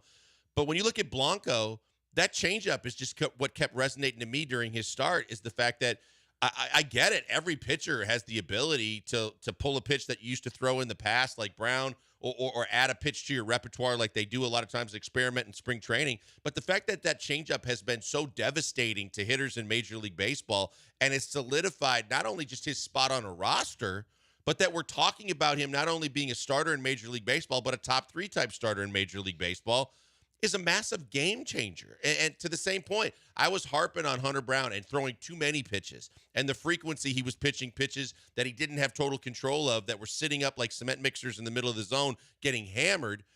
There has to be more than just the epiphany of Hunter Brown saying, I need to stop doing that. And if these guys are instrumental in doing that, maybe the Astros should also give them some credit, or the pitchers themselves, because it seems like they have something to do with it. Have to give credit to Murphy and Miller. They know what they're doing. They know what they're doing. And here's the other thing: they led the American League in ERA in their first year. Like, we are so quick to dismiss that. We're so quick to dismiss that they had the best pitching staff in terms of ERA in the first year of Miller and Murphy. And everybody just, completely glosses over that. They're like, well, Fromber's taking a step back because he's a wild horse. Well, Verlander hasn't been as good because he's 41. Like, look at the young pitchers in their development, and we should give credit to those guys. They get too much hate. Miller Was that Murphy. the year with the best ERA in the bullpen in baseball? Probably. Yeah, it had to have been. Yeah, I think so. Yeah, you're right. I mean, look, I think that's a valid point. I think that more people should be able to see the big picture enough to give credit where credit is due. It's easy to crap on everything with this team when they're playing inconsistently and they're disappointing you and they're not doing the things that you expected them to do all season long. But at the same time, what's fair is fair. I mean, look, Cintron has caught some strays early in the season when they weren't hitting too.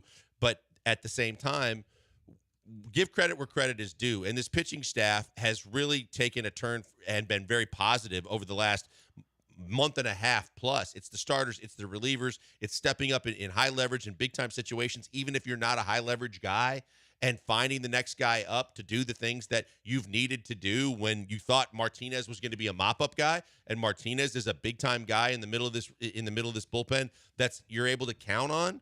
I mean, those are the kind of things that need to be notated. Yeah.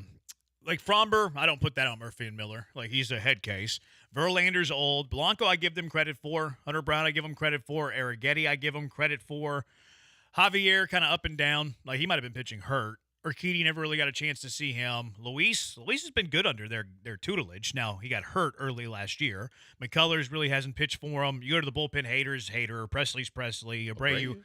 I think you can give him. I mean, this is their third year. Yeah. So Jose Abreu, you go back like start of 2 seasons ago, he was still very wild, raw, needed to put it all together. So yeah, like he helped Brian Abreu kind of put it all together. Yeah, kind of like to harness it, to bring it all in, because he was a wild horse in a different way. Like he had this massive big time arm, but could he find a way to consistently pound strikes and throw pitches that were competitive? And he got better and better to the point where in the playoffs a year ago, he became your best relief pitcher and dominant. Yep. And they should get credit for that too. Yeah, stop blaming these guys. Does Taylor Scott get credit? Sure.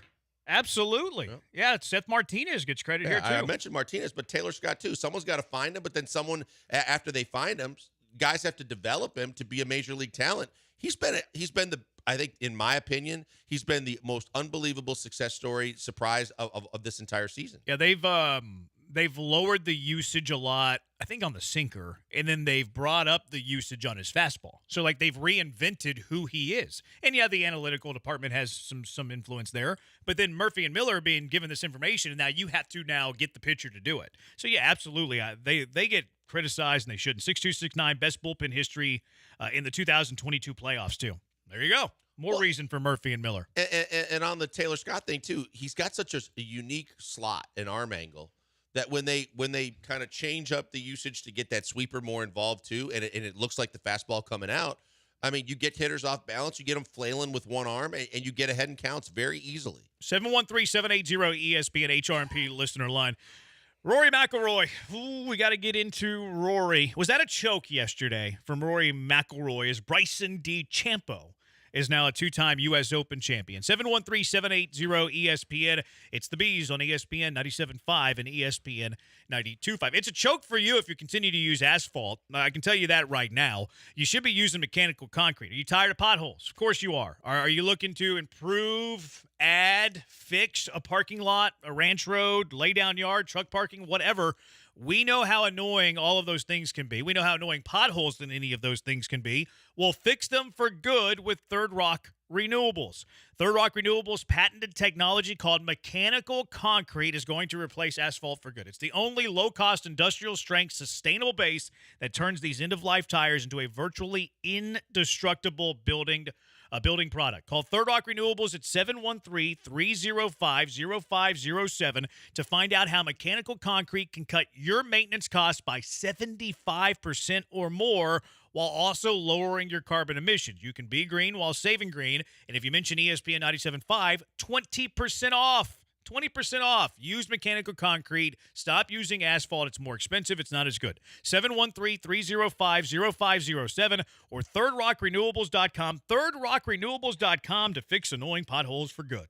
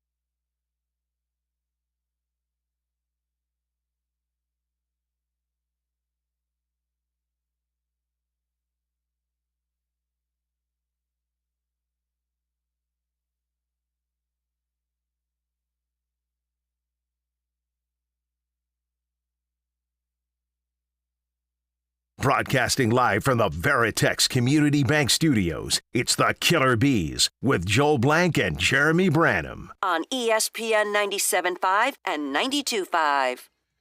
He's Blank, I'm Branham. We're the Bees on ESPN 97.5, ESPN 92.5. Come on out for the Space Cowboys game on June 27th for ESPN 97.5, 92.5 nights. Our listeners can get tickets for just $9.25 by entering promo code ESPN925. Come watch the future of the Astros with us and see if any of our hosts will embarrass themselves throwing out the first pitch like last year. Joey Loperfido hasn't played the last two games, by the way. Somebody told me on Twitter that he jammed a hand sliding into third, so I went back and watched that game. Okay. You can see him kind of head first slide on a triple, and then he's immediately like shaking his hand. Yeah, that's not a good thing, especially because they're looking at probably bringing him up as soon as he's eligible to be brought up. Yeah, so I mean, hopefully it's just like precautionary, like jam finger, no big deal. But Friday night on a triple in the sixth inning, head first slide into third, and he's kind of shaking his hand. And he did have his final at bat in the eighth inning, grounded out, but has not played in the last two games. Hopefully precautionary. Didn't leave the game with an injury, but you can tell he's banged up, and he hasn't played since Friday night. They can't catch a break, man. I mean, they just keep coming out of the woodwork with injuries and things happening all season long, it seems. Yeah, it does. Rory McIlroy yesterday is being deemed a choker. Bryson DeChambeau wins his second U.S. Open. Live golfer Bryson DeChambeau wins the U.S. Open. What are your takeaways from yesterday's final round? My first take, look, credit to Bryson DeChambeau. And I think that Bryson DeChambeau has – one, he's solidified the fact that he's one of the best golfers on the planet. But more importantly, he's completely restructured and done a complete re-image campaign to where people love him and they adore him and they're behind him. The bigger thing to me is that I don't care if Rory's a choker or not, but just own it. I mean, to me, the biggest thing was, look, you basically peed down your leg at the Masters starting on the 10th tee a couple years ago, but you owned it and you talked about it and you were able to admit it. Greg Norman had a massive choke job at the Masters. He owned it. He talked about it. Phil Mickelson hit a freaking a concession stand on the 16th tee to basically blow a U.S. Open. He talked about it. The fact that Rory sat there and watched it all unfold at the end of the tournament and then essentially act like he was five. It was kind of like the reverse of Bryson DeChambeau, who went from kind of immature to a mature champion. Rory, 7 minutes or whatever they said, they clocked him after he got out of the scorer's tent, watching how it all unfolded and DeChambeau saving par.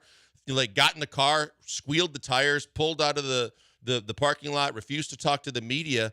I think it's a bad look. I think it's horrible, and I think the fact that you also from the standpoint of you want people to try and forget about those kind of moments, those things. Yeah. This just magnifies everything. I saw the tweet that he peeled out of the parking lot or whatever, and then I watched the video of it, and it was the worst tweet I've ever seen in my life. He backed up, he went forward. He didn't screech out of the parking lot.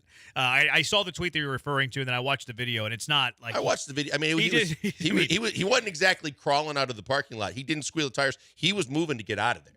I mean, he backed up and then went forward. I don't. But to your point, that's not really the point. The point is that he ran like a little whenever he lost the golf. Mm-hmm. I agree with that completely. Now let me ask you this too. He's a soft boy. but the thing that I also was going to ask you, does it factor in or not? But the other thing is, here's a guy that hasn't been afraid to stand up, and one of the things he stood up for is the PGA Tour, and he was outspoken on all those things. A live golfer wins it. And someone that also has been known to be you think that had something to do with him running? No, I think it was the fact that he choked. Yeah.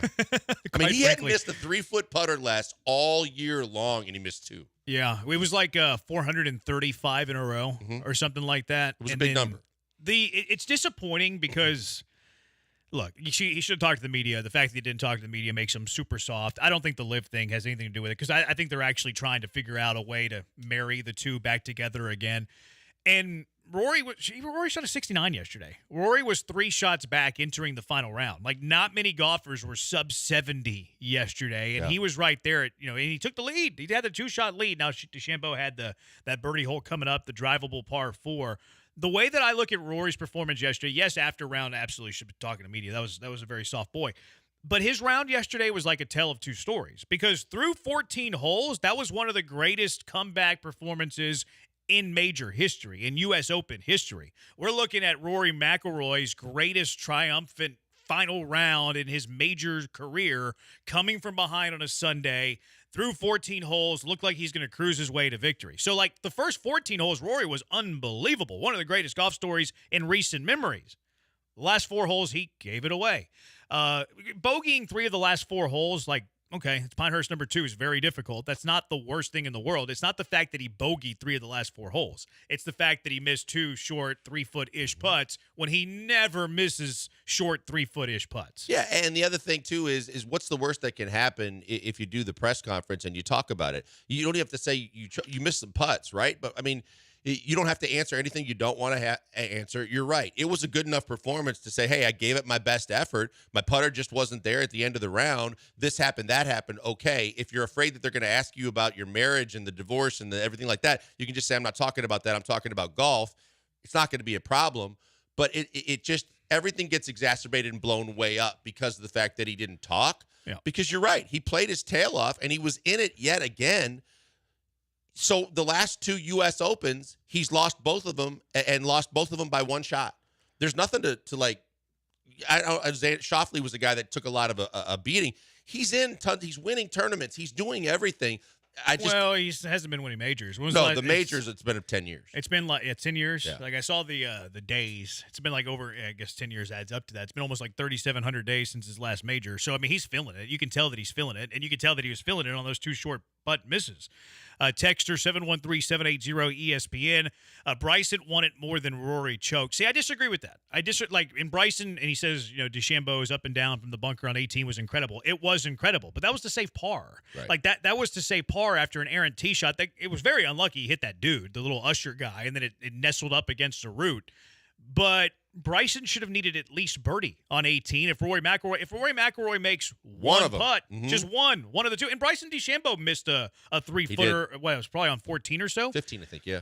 That was like a bunny as well. So like Bryson also had 1 short miss. Rory had 2 short misses, and yes, Bryson DeChambeau's up and down from that bunker from about 60 yards away. It was unbelievable. But Rory McIlroy missed 2 3-footers in the last 4 holes and bogeyed 3 of the last 4. The other thing that I'm going to say that debunks that whole thing about, DeChambeau wanted it more, he couldn't hit a fairway on the backside. Yeah, he was errant. He could not. Now, he did, and I don't know that this had an impact or not, but if you saw it, one of his last drives on the driving range, or his last drive on the driving range, he dented in the face of his driver going to number 1. So he switched out the driver head real quick going to 1. But he couldn't hit a fairway seemingly all day, and he was in that natural grass area all the time. He caught some good breaks. The scramble and the par on 18 was extremely impressive, but I'm not going to sit there and tell you that Rory McIlroy gave it away with his putter late, but the only reason why he had a chance to give it away late because he played his tail off all day long to build at one point a 2-shot lead. That's why I broke it down into 2 different stories, because, I mean, through 14 holes, he was unbelievable, but those last 4 holes, he choked. Like he choked. No, you can't spin it any other way. I mean, plus 496. He was 496 for 496, putting inside 3 feet this season before that miss, and he had 2 around 3 feet. Like he's almost perfect. He's almost 100%. Yep. And like the first one was pretty straight in, and he just yanked it left. Like he choked. He choked in those final 4 holes. The second one to me was his miss. It was all on him though too, because that putt and the fact that you have to be below the hole. Yep. And the way they got those greens doctored up and the speed and then they dried out, the safest, best, most sure thing for a guy that even if it's a sure thing, as you said, is to be below the hole so you can just slam it in the middle of the cup and move on. Yeah, my buddy who thinks he knows about golf but really doesn't was saying the same thing. Like his crime there was that he was above the hole, not below the hole. There was somebody who posted a picture too of like Rory's putt. Like look at that. Like look at his putter. It's like all shaky and like above the ball. Like is there a bigger stat though than 496 straight putts made inside 3 feet and then you miss 2? It'd be like, who's the best free throw shooter right now in basketball? Like it used to be Calvin Murphy. It used to be Steph, probably. Steph was who I was going to. Like this is Game 7 NBA Finals. You're up by 2 points and you nick the Brick Anderson the final 2 free throws. It would be a guy who's perfect all year long. All year long, he misses 2 free throws. Would we be calling that a choke if the other team runs down the floor, hits a 3 to win the game? Hell yeah. Yes, we would. Yep. Rory McIlroy in the final 4 holes choked away the U.S. Open, a major championship, and has failed to win a major in the last decade of his career. This texter saying Rory's a soft, bad word boy. He wanted to complain about Liv to every camera and sneaks out after this weekend's choke job. Yeah, that's your point. You got to address the media there. You just have to. And from the standpoint of missing the 2 putts too, it's one thing if you say over the course of 18 holes, he choked off a couple of putts. He choked off 2 putts within a 3 to 4 hole span when it literally was the difference between walking out a champion, erasing that streak, winning another major, telling everybody that you can compete with Scottie Scheffler as the best golfer in the world this year, and being labeled exactly what we a choker, a complete inability to close the deal, and then start pointing fingers at all the different things otherwise that he has going on too when he's been playing really good golf. 409 Josh, should be interesting to see the live odds through Rory's round yesterday. It'd be a roller coaster because he's probably minus 300 at its best. Well, when he went up 2 on the back 9, now Bryson did have a birdie hole. Bryson had that drivable par four, which yeah. was like an easy birdie hole yesterday. So yes, he had a 2-shot lead, but that was after Rory got through the easy par 4, and DeChambeau was about to tee off the easy par 4. But it probably went up after that no matter what, because remember, DeChambeau was the first one to choke off the short one. So now he's got the lead, and DeChambeau chokes off a short one. I would imagine that was as high as the odds were on the back 9. I'm pretty sure that was, I think that was 12. I think DeChambeau missed the short putt on 12 to bogey, and then he countered. He came back with that birdie on 13, which was the short par 4. But yeah, it was a 2-shot lead at one point. It was a 2-shot lead. Rory because that's what it was. Rory was leaving 13 after he birdied. DeChambeau just bogeyed 12, 2-shot lead, and then DeChambeau birdied the easy drivable par 4 on 13, made it a 1-shot deficit, and then Rory choked down the stretch. 713-780-ESPN HRP listener line 713-780-3776. Yesterday was Father's Day. Blankers has a story, and also who are the famous, infamous sports fathers of our time? Who are the most famous, most infamous sports fathers of our time? 713-780-ESPN.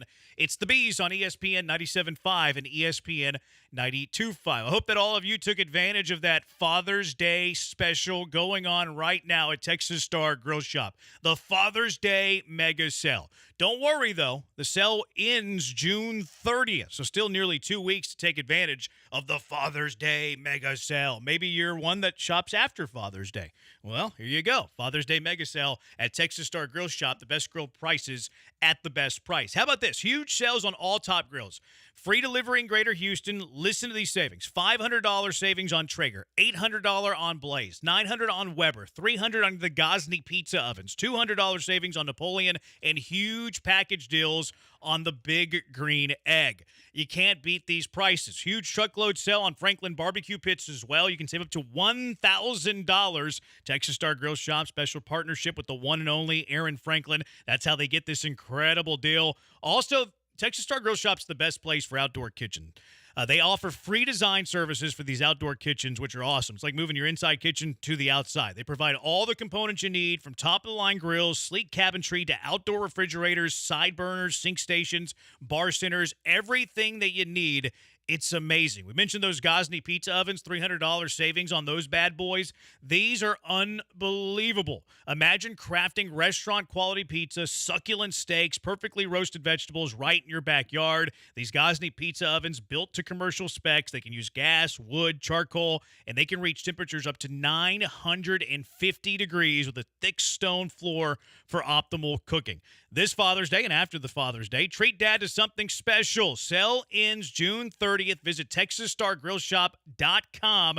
It's TexasStarGrillShop.com, or join the club at 975grills.com for the best barbecue grills at the best price.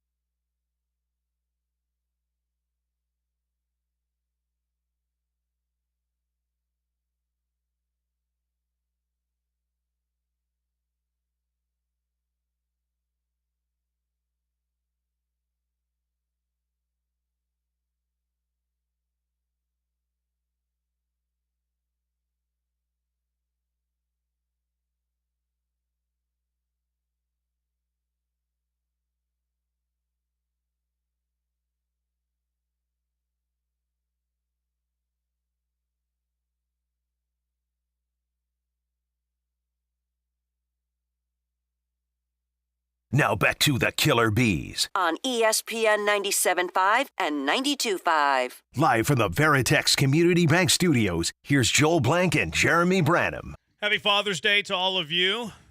For all of the kids that you know or maybe don't know about. I was watching the some Young Thug testimony from that court case. I'm glued to this. It's fascinating. They asked one of Young Thug's, I think former friends, I don't think they're friends anymore, the opposing attorney was asking him, I guess, in cross, how many kids he had. He was like, more than one.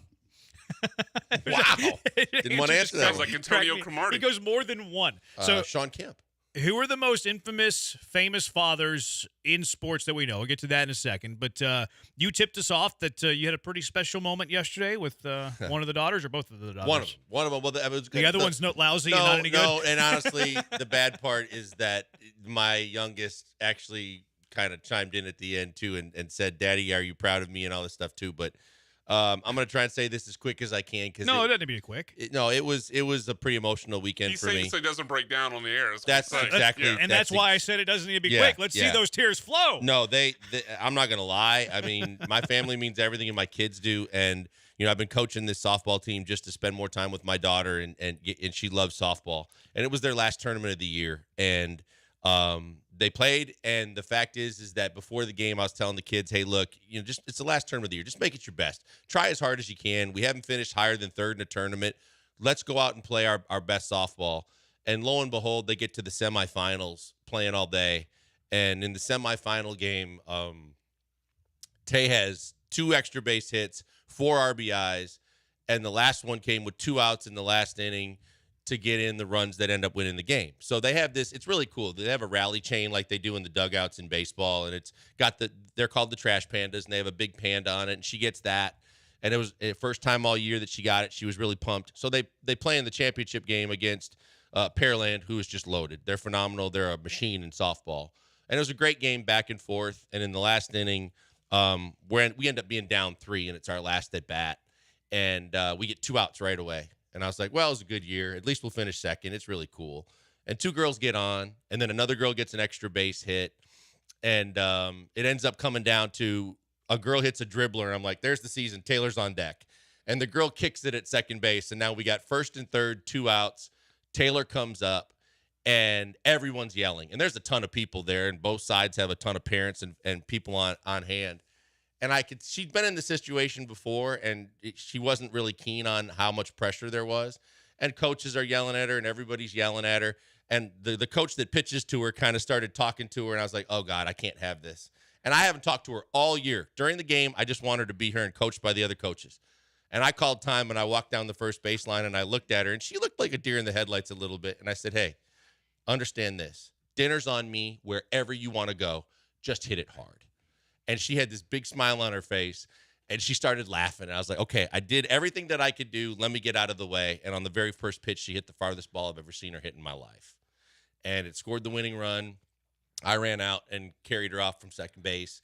I apologized to the coaches. I was like, hey, man, I'm sorry. That was my kid. And the coach goes, I'd have done the same thing with my kid an inning earlier. I'm good. And it was the kids all said they did it for Father's Day. And to see that and to be able to say that, and then our coach walked up to me, he put his arm around me, and he goes, I got something for you. And he slid the game ball into my hand, and he said, put that somewhere special. And I said, I certainly will. That's sweet. So it was awesome. Who did y'all play? Pearland. They choked. That second baseman committed the error. They choked. They have a really good team, and they have a long history of really good players. That's good. That's a good story. Happy you got to experience that, and congratulations to your daughter. They get rings? They do. Nice. Yeah, they got rings and took all the pictures and had all the fun with it.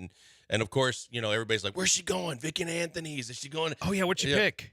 She goes, hey, Dad, can I just go to McDonald's and get the 10-piece instead of the I go, yes, you absolutely you can. So that on the way home, we got her McDonald's, and she was a happy camper. Well, since you got off light, you can take Brian and I to dinner, Vic and Anthony's tonight, since you got off light to that. Yeah. We give you moments like that each and every day. Yeah. It brings they you were tears to your eye. Brian remembers they're big. They're even bigger sponsors of the Rockets. Oh yeah. Yeah. So who are the most famous, infamous fathers in sports? Yesterday, of course, Father's Day. A couple of the texts are taking this in a direction I didn't expect. Josh from Seabrook, if we're talking about sports dad, Michael Jordan's dad, Tiger Woods' dad, tops the list. I had 5. that were like that. I had Earl Woods, LeVar Ball, Richard Williams, the Williams sisters' dad, MJ's dad, and then the kind of wild card was Todd Marinovich's dad because he was the one that made him like do nothing but like work out and eat engineered foods from the time that he was like born, and then once he made it, he went off the deep end. You have four of the names on my list you just named. Who were they? The 4 names. Did you have any that weren't? Yeah, I added Archie Manning and Buddy Ryan. Oh, okay. Did y'all say LeVar Ball? Yeah, I did. Yeah. 6036 says Deion Sanders, of course, the most annoying yeah, person of all time. He Good said call. LeVar. He said LeBron. He's on his way. And he said the guy that got Mike Leach fired for locking his kid in a closet. That was Craig James. Yes, it was Craig James. Which Craig James did some bad things to the women of the streets that one time. He killed 5 hookers. Did he really? No.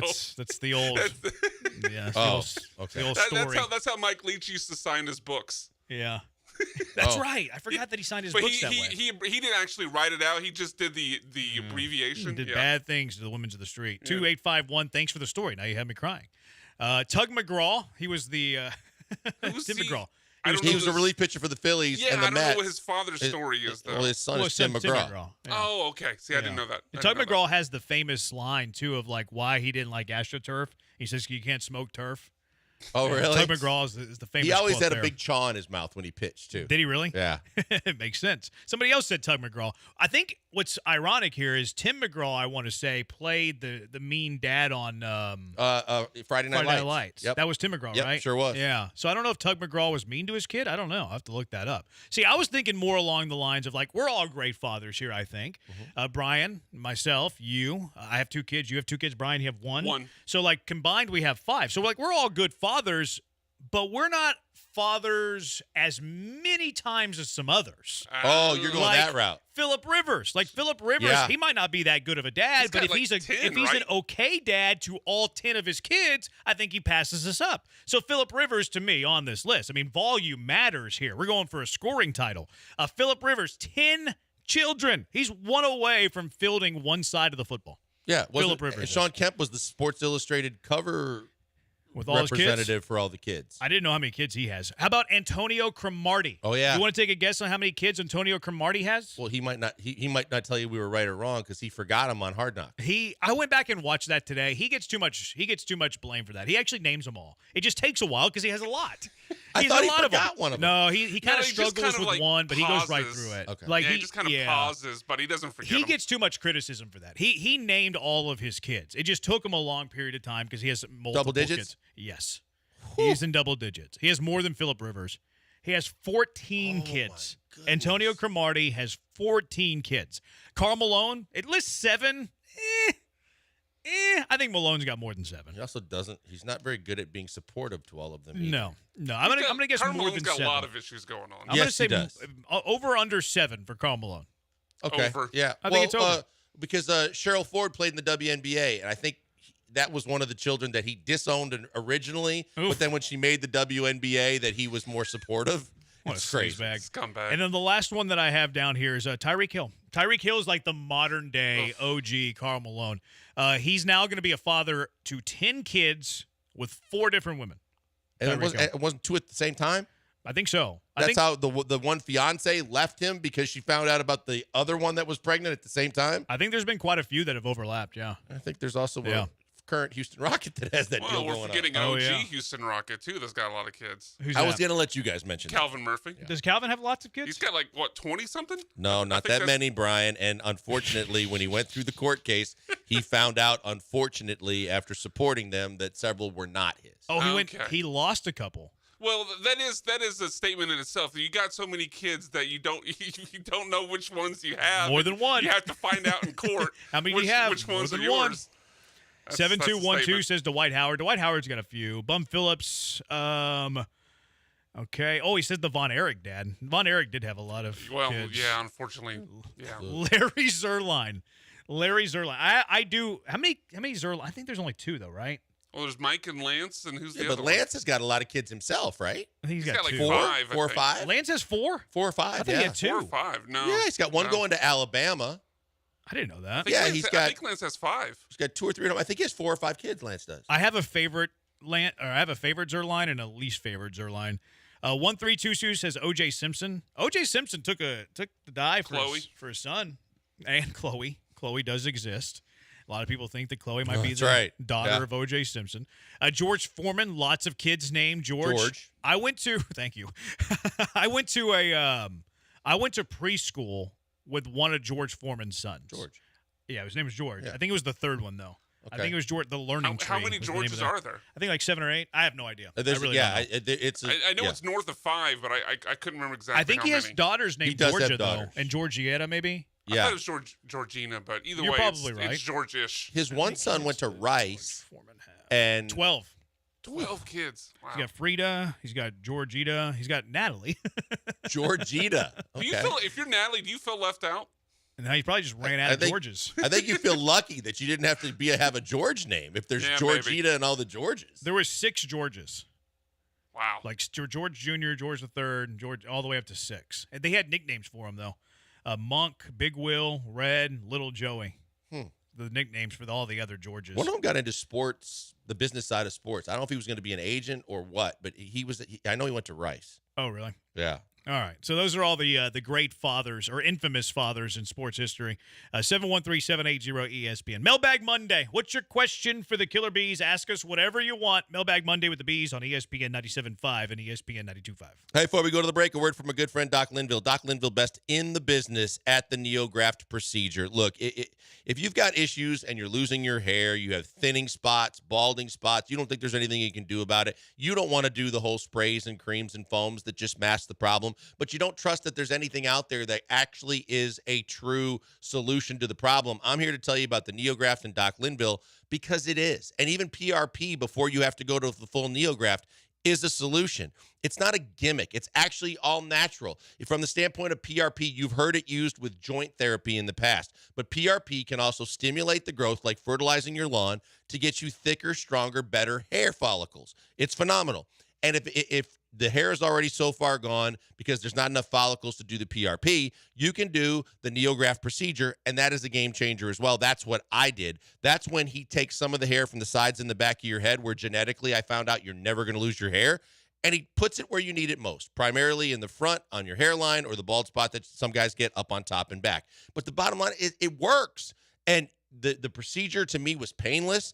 And it's actually fairly quick in terms of the time that you give for the results that you get. And you'll see the follicles the very next day. You'll see them in the mirror, and you'll know that they're getting set and they're going to start to grow. 6 to 9 months later, you see the full results. And because he's taking them from spots where you're never going to lose your hair, it's going to be there for the rest of your life, and you are going to love the way you look, and you're going to love your appearance again and have more self-confidence. Phenomenal. And because you listen to us, you get a free consultation with Doc Linville's office, and you can get all the information on the NeoGraft, and you don't have to pay a thing. Most people off the street pay $150 just to sit down and ask questions, get answers, and learn about the procedure. You get it for free because you listen to us just by going to 975hair.com. Go there to 975hair.com. Schedule an appointment. Nothing out of pocket. No commitment to be made. No signing on the dotted line. Just you getting answers to your questions and getting an explanation as to what it is to see if you'd be interested in doing it. I did it. Couldn't be happier with it. I recommend that you do it too if you're losing your hair. Check them out today. Go to 975hair.com.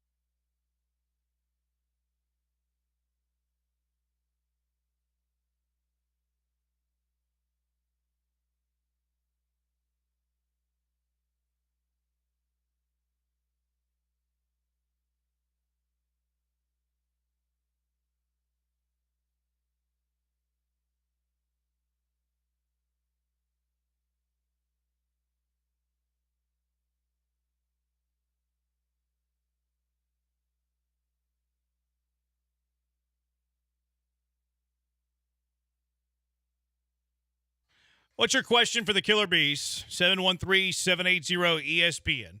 713-780-3776. Real quick, I did child support for 22 years for the state of Texas. There was an elderly gentleman in Jasper County with over 50 children on state assistance. 50? Had to have been elderly. Couldn't have been young, I don't think. 50.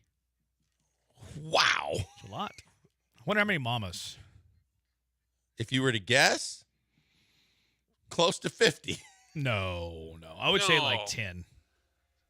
I'd See, go I'd higher. go higher. I would set an I'd go over-under of higher. like 22. Yeah, I'd be 25. Why don't you see what he looks like first? Is he a handsome fella or Apparently good enough. 50 times. 713-780-ESPN. What's your question for the Killer Bees? Pena, what's your question for the Bees? Hey, what's going on, guys? Happy Father's Day to y'all. So I was with my brother this weekend, and we were talking about basketball. And this question came up, so I want to ask y'all. You got to start one, bench one, cut one, and delete one from the whole entire NBA, everything. LeBron James, Kobe Bryant, Steph Curry, Michael Jordan. Thank y'all. Have a great day. LeBron, Steph. Michael, Kobe. Well, I'm starting Michael. You said start, cut, bench? And delete one from delete one from existence. NBA exists. So start, cut, bench, and delete one? Yes. So 4, okay. Good night. That's ridiculously hard. I'm gonna say I don't like delete one from the NBA. Start Michael for sure. I'm gonna sit Kobe. I'm gonna cut LeBron and I'm gonna eliminate Steph. I hate this question because I wouldn't want to eliminate Steph, and I like Steph. I'm going to delete Steph. I like Steph too, but I'm going to delete Steph because I think the Rockets win a title. So I all think, three. I think the Rockets win a title. Point too. Yeah. Like if So I all three of delete us. Steph, I think the Rockets win a title. So I'm going to delete Steph. Rockets lost some series to Kobe, quite a few. So I'm going to cut Kobe because this helps the Rockets. I'll start Jordan because it didn't matter. Like Rockets never played Jordan in the playoffs, so it didn't matter. Like even if Jordan was gone, the Rockets never got to a final outside, of the years that Jordan was either gone or came back late in the year. So I'll start Jordan. I will bench. Who did that leave me with? LeBron. I just hate LeBron though. I'll bench Kobe. I'll cut LeBron and I'll delete Steph because if I delete Steph, Rockets get another title. We're 4 for 4 in agreement then. Yeah, So I have the we all exact did the same same order. thing. Yeah, I don't like LeBron. So I have to get him out of there. There's a lot of antics I don't care for. All right, good stuff. Delete LeBron. What a wonderful world if he never existed. That's a little bit too far. Ooh, 9506. I think that's too mean for mean text, 9506. Like, I'm legitimately not going to read that one, 9506. Well, you're actually not going to read it? I'm actually not going to read that and one. then say you don't. This might be Killer Bees After Hours with this one, 95. You should be ashamed of yourself saying that at 4:38. That should be after a few pops at like 7:38, 8:38, maybe even like 9:38. Unbelievable. 6860 had this conversation at work today. You get $100 million, but you have to lose one. Sight, hearing, taste, or smell. I guess you could choose none, but you wouldn't get the $100 million. Technically, you can't you lose your taste and smell. They're tied in, aren't they? I mean, it's a hypothetical question. I know. I'm just asking. Okay, I'm entitled to ask for the specifics of the accuracy of it. I'm not sure. I don't know the answer to that. I think I would take smell. I want to because as long as I can still taste, I'm with you. Then I'll take smell. Are we all in agreement? You're obviously keeping sight and hearing, and right? Correct. You're keeping those, so it's down to smell and taste. I like to eat too much. Right. I would keep taste and get rid of smell. I guess the downside of smell is you couldn't smell hazardous things that could kill you. But you could get like alarms in place for that, or just make sure that there's somebody like the carbon monoxide alarms, or make sure that there's somebody that like lives with you. You know what I mean? Mm-hmm. That can smell it. Yeah, I think the easy answer is smell. Like I can't lose my sight, can't lose my hearing. Losing taste would stink, but I'd be okay. Like I could be okay. Like in fact, there's some benefits of losing taste because now you can just eat healthy. You know what I mean? Mm-hmm. So there's that part of it. Yeah, I would go smell, no doubt. The guy said it was 30 children, by the way, or 30 mamas. Woo! Of the 50 kids, there was 30 we baby all mamas. went way under. 30 baby mamas. That's a lot. Okay. Question for the B, 713-780-ESPN. Would Jose Abreu mound visits have saved us from giving up 10 runs in 3 innings? It's a weird question. Yeah. Jose Abreu mound visits? Yeah. Yeah, I thought he was going to make the joke with Carlos Correa mound visits. I don't know where the Abreu thing comes from. I think it's something to say like we're blaming the wrong guy, maybe. Maybe it's the defense. Like I've seen a lot of that. Jose Abreu cutting him's not going to fix anything. No, but it fixes first base a little bit. Makes first base a little bit better. Spot in the lineup a little bit. A little bit. Singleton had a 2-knock game this weekend, didn't he? 409 Josh, would you rather be one of 12 kids or an only child? I'll take the only child. 12 kids in the house? I'd probably go only child too. You're fighting for everything. Don't divide what you're going to inherit amongst 11 other children. Plus, be the only kid. Or just like dinner. That's what I'm saying. I'm not even worried about it. I'm not worried about that. I'm worried about you're fighting for everything from bathroom time to food to TV. Everything in between. Yeah. Yeah. 12's a lot. I'd rather be an only child too. Not the 12. What's your Chick-fil-A order? I'll either do. I love their nuggets, so I would go with they don't do a 20-piece. They do a 30-piece, I think. Yeah. It's 8, 12, and then there's a big one, but I don't know. Yeah, I'll do the 30-piece nuggets and fries would be my first go-to. Sheesh. That's your regular order? No, not regular. I don't go there very often, but if I do, it'd either be 2 spicy chicken sandwiches and fries, or it would be the. Joe, I didn't know you put it down like that. Oh yeah. Yep. 30? I was not expecting that. When we won that bet with the guys that used to own this slot, it was with Connor and Beard. We won the Connor and Beard bid. I didn't even do the fries. I just did the nuggets. It depends on how fat I'm feeling. If I'm not feeling super fat, I'll just get the 12-count nuggets, usually a barbecue. But if I want the sandwich, I usually go 8-piece nugget with a spicy chicken sandwich on the side. Yeah, I love the spicy chicken sandwich. I go spicy chicken sandwich, fries, but with a Chick-fil-A dipping sauce on the side. You dip the fries into it. Okay. See, I like dipping the fries into the barbecue sauce. But I like dipping. The Chick-fil-A sauce is addictive. Here might be a very hot take, but the last we were coming back from a tournament and we ordered Chick-fil-A. I was very disappointed in their chicken strips. I love the nuggets. I love the sandwich. The strips are very overrated, and they come in a small box. They're not real true strips. Yeah, I tried them for the first time the other day too. Kind of ironically, I thought they were fine. They're very different than the nuggets. Small, but I didn't think they were full strips. I think they taste good. But yeah, I was a little surprised by them.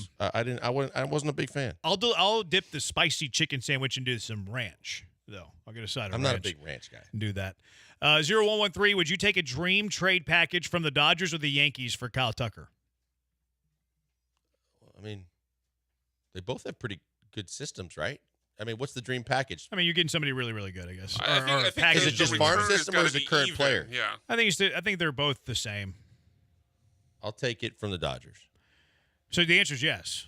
You would take one from the Yankees. I know we have the alternative of not taking it because I'll. Would you take a dream package from the Dodgers or the Yankees for Tucker? Like he's basically saying, would you be willing to trade Tucker to the Dodgers or Yankees?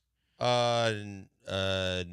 Yeah, me is an easy yes. Easy yes. I don't care about other teams. I care about my front porch. I don't care about anybody else's front porch. If I get a sweetheart, you're stupid trade offer from the Dodgers or the Yankees, yeah, cool. You can have Tucker, and I'm going to go fix my porch, and I'm going to go win a World Series before you do.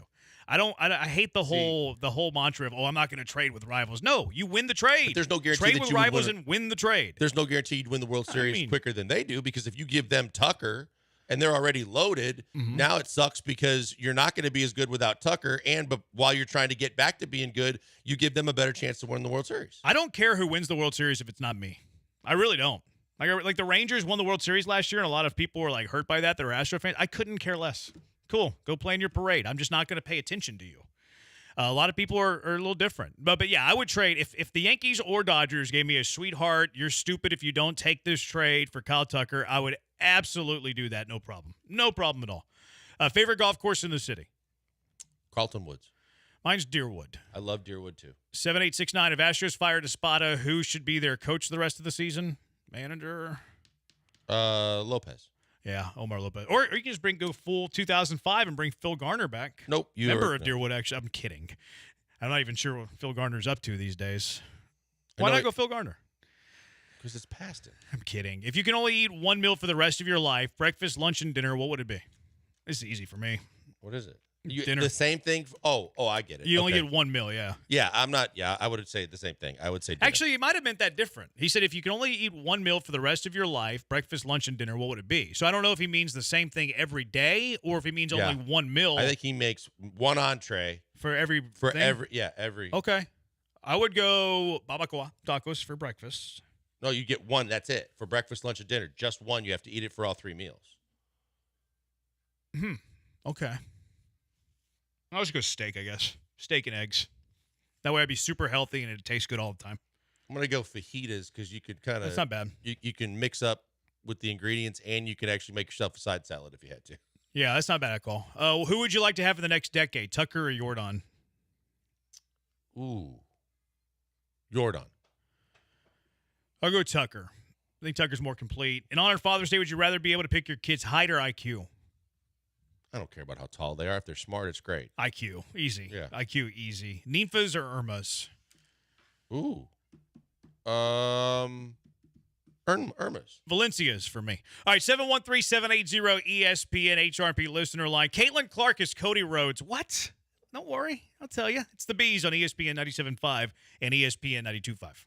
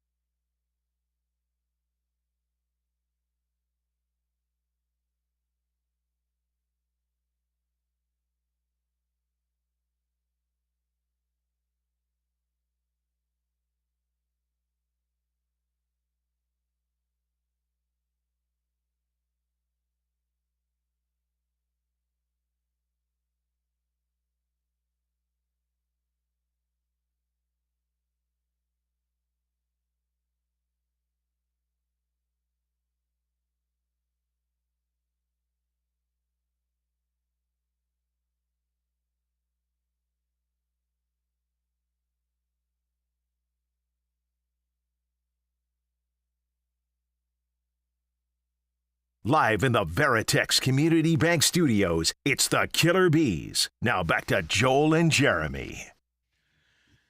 Caitlin Clark is Cody Rhodes. What? What do you mean? What are you talking about? Cody Rhodes, the son of Dusty Rhodes. Yeah. I guess he's the grandson of a plumber. Yeah, Cody Rhodes is a wrestler. He was the guy who won WrestleMania. I'm kind of a casual wrestling fan He's the these WWE days. champion currently. He was the bad guy forever. No, not really. So he's the son of Dusty Rhodes, legendary, wrestler back in the day. The what they call him, the American Dream. Dusty Rhodes was the American Dream, and Cody's the American Nightmare. Very popular father. Dusty Rhodes, or Cody Rhodes in this case, came up under his dad. Was in WWE. He left, went to a rival company, made a name for himself there, came back. And his one mission in life was to finish his story, to win the title for his old man who had never won the title. You know how long it took him to win the title? It took 2 years. 2 years to win the title. He had adversity along the way. He had challenges along the way. People didn't love seeing him lose the title. Oh, we got to get it for Cody. We want Cody, all these things. This is basically Caitlin Clark. Like, Caitlin Clark comes in the WNBA, and when does she have fame? When does she have notoriety? When do everybody on Twitter start to look at Caitlin Clark and be like, oh, look at all these bad things that they're doing to Caitlin Clark? When there's adversity, when they're knocking her down. This happened this past week. Angel Reese, flagrant foul, upside the head. Probably a basketball play. I don't know if it's a basketball play. I like the drama, quite frankly. When do we care about the WNBA? When there's adversity. When there is drama. Same thing with Cody Rhodes. We cared about his finishing the story, winning the title. When there's adversity, when there's drama. You know what happens when Caitlin Clark scores 5 points in a game and there's no drama in the game? No one cares. No one notices. It's a tree that falls down in the forest. You know what happens when there's adversity and she gets hit upside the face? Everybody is talking about it. Everybody is yelling, oh, can you believe this? Can you all these terrible things. So where's the comparison between Caitlin Clark and Cody Rhodes? Well, Cody Rhodes always had to have a nemesis, right? For him to finish his story and to talk about this great story and him ultimately reaching his dream, what did he have along the way? He had nemesis. He had bad guys. He had people that he had to overcome and beat whenever it seemed like it was daunting and he was never going to be able to do it. It's the same thing with Caitlin Clark. Caitlin Clark has to get over all of these, fouls, or the other WNBA players treating her poorly, or Kennedy Carter giving her a little bit of a shoulder check, or Angel Reese hitting her alongside the head. The Caitlin Clark drama and adversity is actually good for the sport. Everybody, they need to protect the Golden Goose. No, they don't. No one cares when Caitlin Clark puts together a nothing burger and there's not drama. You know when they care? When there's adversity, when there's drama, when there's storyline, when there's entertainment, when there's a foe, when there's a rival, when there's somebody that she needs to beat. And I'm not saying the WNBA is scripting the storyline for Caitlin Clark, but the fact that she has rivals, the fact that she has people who want to take her head off, the fact that she has people that don't like her very much is good for the sport. Well, there's no doubt that it's drawing attention to the sport. Is Cody Rhodes good at wrestling?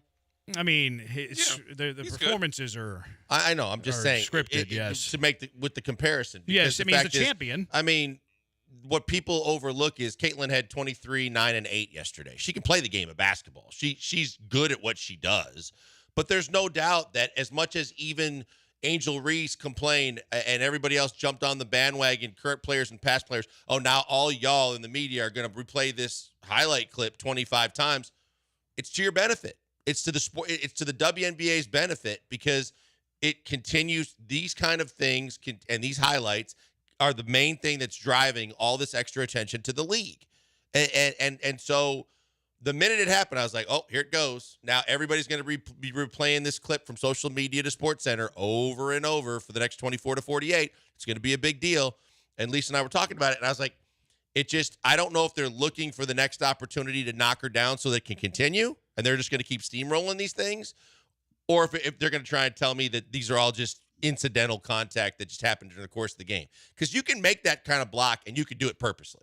Yeah, I don't know. Catch her in the dome. I think it could have been either one. It could have been she was trying to hit her, send a message. It could have been that she was going for the ball and missed. I don't know. I have no idea. Only Angel Reese knows. Mm-hmm. Only Angel Reese knows. But there's no love lost between the two teams either. No, but it's also entertaining. It is the entertainment value of the sport. Same thing with Cody Rhodes, and he had his adversaries, he had his foes. He had to beat Roman Reigns. Caitlin Clark needs to beat Angel Reese.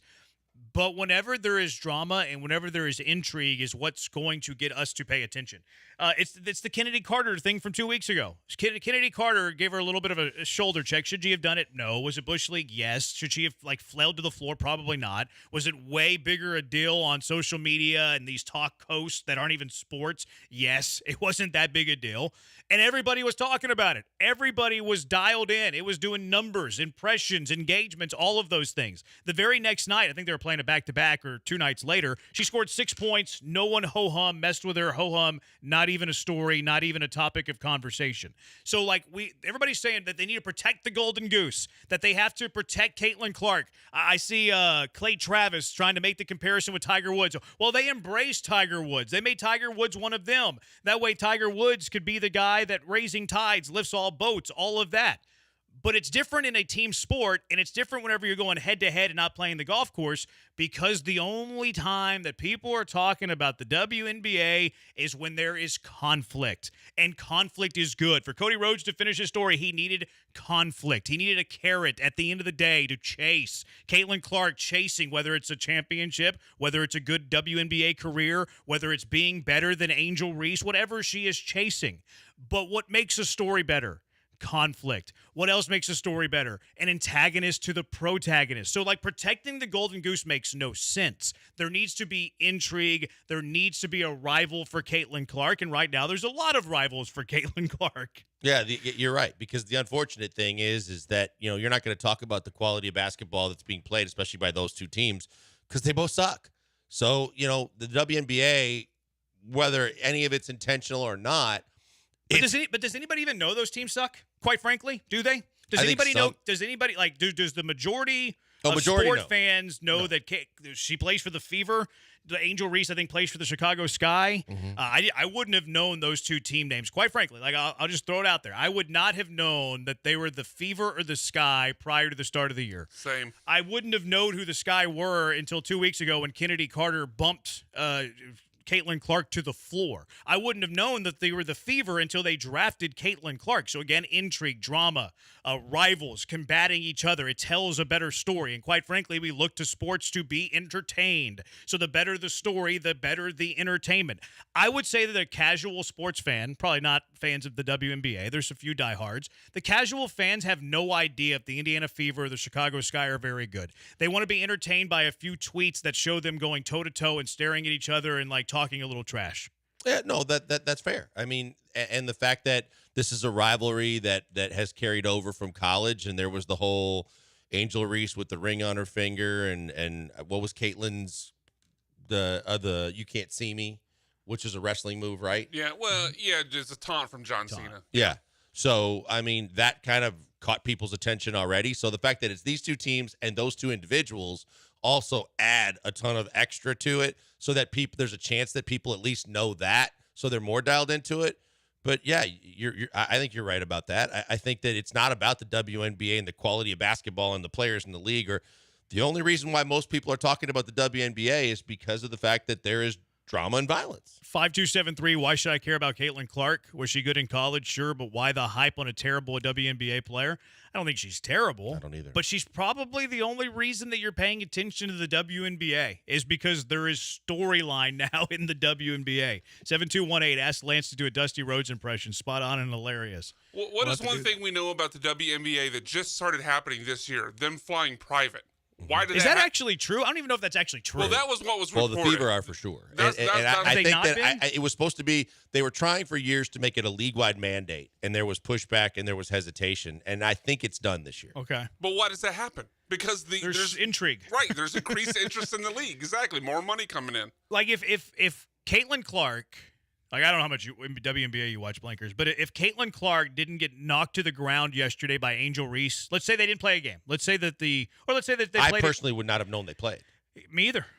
I would not have known that the WNBA. I know that they're in season. I know there's actually games that are going on. But what have I told you? The winner? No, I don't even know who won that game. You just told me Caitlin Clark's stat line. Indiana won. Cool. But what was the storyline of that game? Angel Reese knocking Caitlin Clark to the ground. And whatever you have to do to sell the sport's going to make the sport better. That's why the whole the race stuff is stupid. The pretty privilege is stupid, quite frankly. But the protect the golden goose thing, what do you expect them to do? Like, you expect them to just be like, here you go, Caitlin Clark, here's a layup. But on top of that, Caitlin Clark scoring 30 points isn't going to move the needle. Caitlin Clark getting knocked to her tail by Angel Reese will. So let them go at it. It is better for eyes to your sport. Well, the ironic thing, too, was I think it was after the game, because Indiana won, it was Caitlin Clark, and it was one of her teammates next to her. And they asked the question, what does it feel, or how do you feel about playing in front of 22,000 fans and in NBA arenas instead of WNBA? And she goes, it's Caitlin's fault. But I'm okay with that. Right. But there at needs least, to but be I'm a saying, heel. There needs to be a bad guy. She says fault kiddingly, tongue-in-cheek, but at the same time, she knows exactly why they're doing it. At least she's owning it. But every story has a good guy. Every story has a bad guy. And quite frankly, depending on, like, your point of view on this, the bad guy might be Caitlin Clark, depending on one's view for this. And I'm not going to tell people how to fan, but a lot of people are going to view this and be like, Caitlin Clark is the one that's getting all of this attention when she hasn't earned it. She hasn't deserved it. She's getting privilege, pretty privilege. So from some people's point of view, Caitlin Clark is the bad guy, and like Angel Reese and Kennedy Carter are the good guys. But it doesn't matter. Like, it doesn't matter as long as people are hooked. People are buying in. And the protect the golden goose thing where they allow Caitlin Clark to score 25 points, that's not going to get buy-in. That's not going to get viewers. Caitlin Clark getting knocked on her tail might. Maybe not, quite to it. I'm like at a 3 now. I'm getting closer and closer to watching a WNBA game. Closer and closer. I'm still at a 3, but I'm getting closer. Why? Because Caitlin Clark's getting knocked to the floor. Well, I think that there are people that got enamored with her scoring in college that have said, and I've seen it, and I've actually seen it on Facebook and talked to people too that said, hey, it was on national TV. Caitlin Clark was playing. I watched because I wanted to see how many points she'd get. So I think that she can get some eyeballs from scoring points because she's not Jeremy Lin. She's not horrible just catching lightning in a bottle for a small period of time that's getting national attention. But at the same time, they wouldn't have any of this attention or nearly, I should say any of it, but just a scratch of the surface to what they've gotten if there wasn't all the violence and the drama. Yeah, I rather have the violence and the drama. Now, when this stuff happens, I like seeing it on Twitter. Not going to watch a WNBA game yet. A lot has to happen for me to get there. All right, 713-780-ESPN, HRP listener line. Are you taking the Texans offense over any of the other teams that are ahead of them, according to some? 713-780-ESPN. It's the Bees on ESPN 97.5 and ESPN 92.5. Hey, guys, before we go to the break, I want to tell you a little bit about Bull Shirts. If you don't know who Bull Shirts are and what they do, and obviously the name says shirts, they do so much more.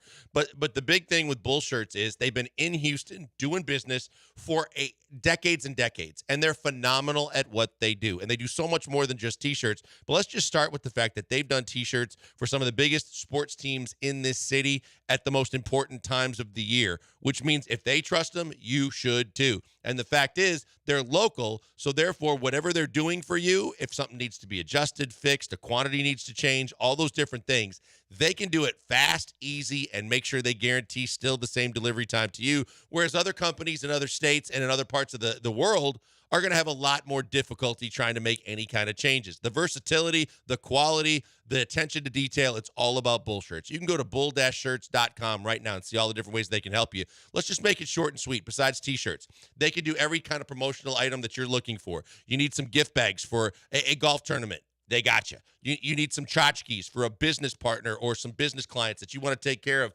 They got you. Need a tent for a tailgate party or a golf tournament or a whole sponsorship.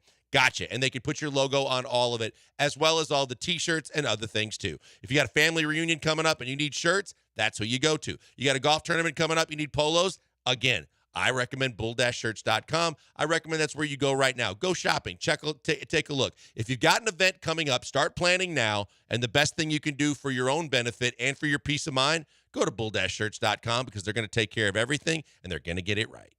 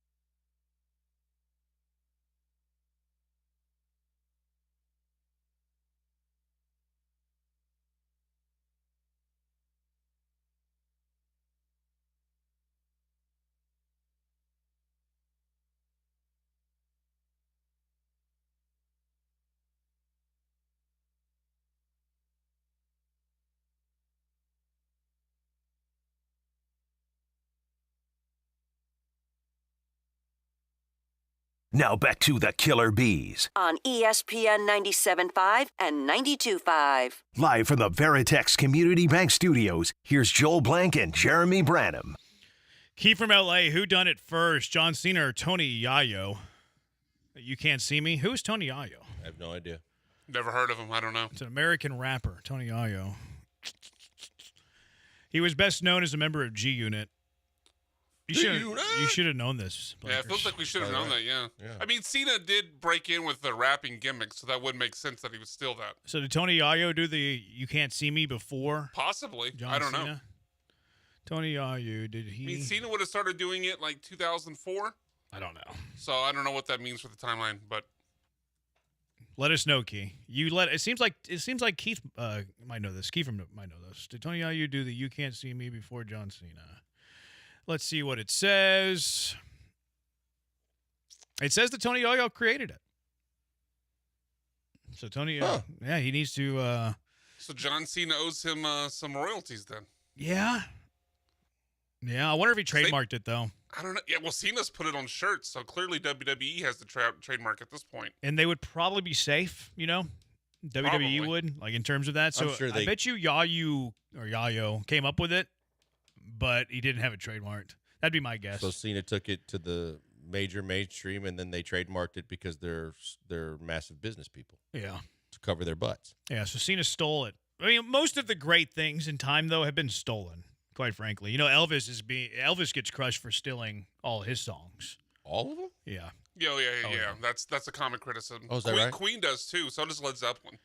Yeah, then there was Milli Vanilli who stole. Milli Vanilli. Well, they were just lip singing. syncing. Yeah. No, they stole the David Bowie's.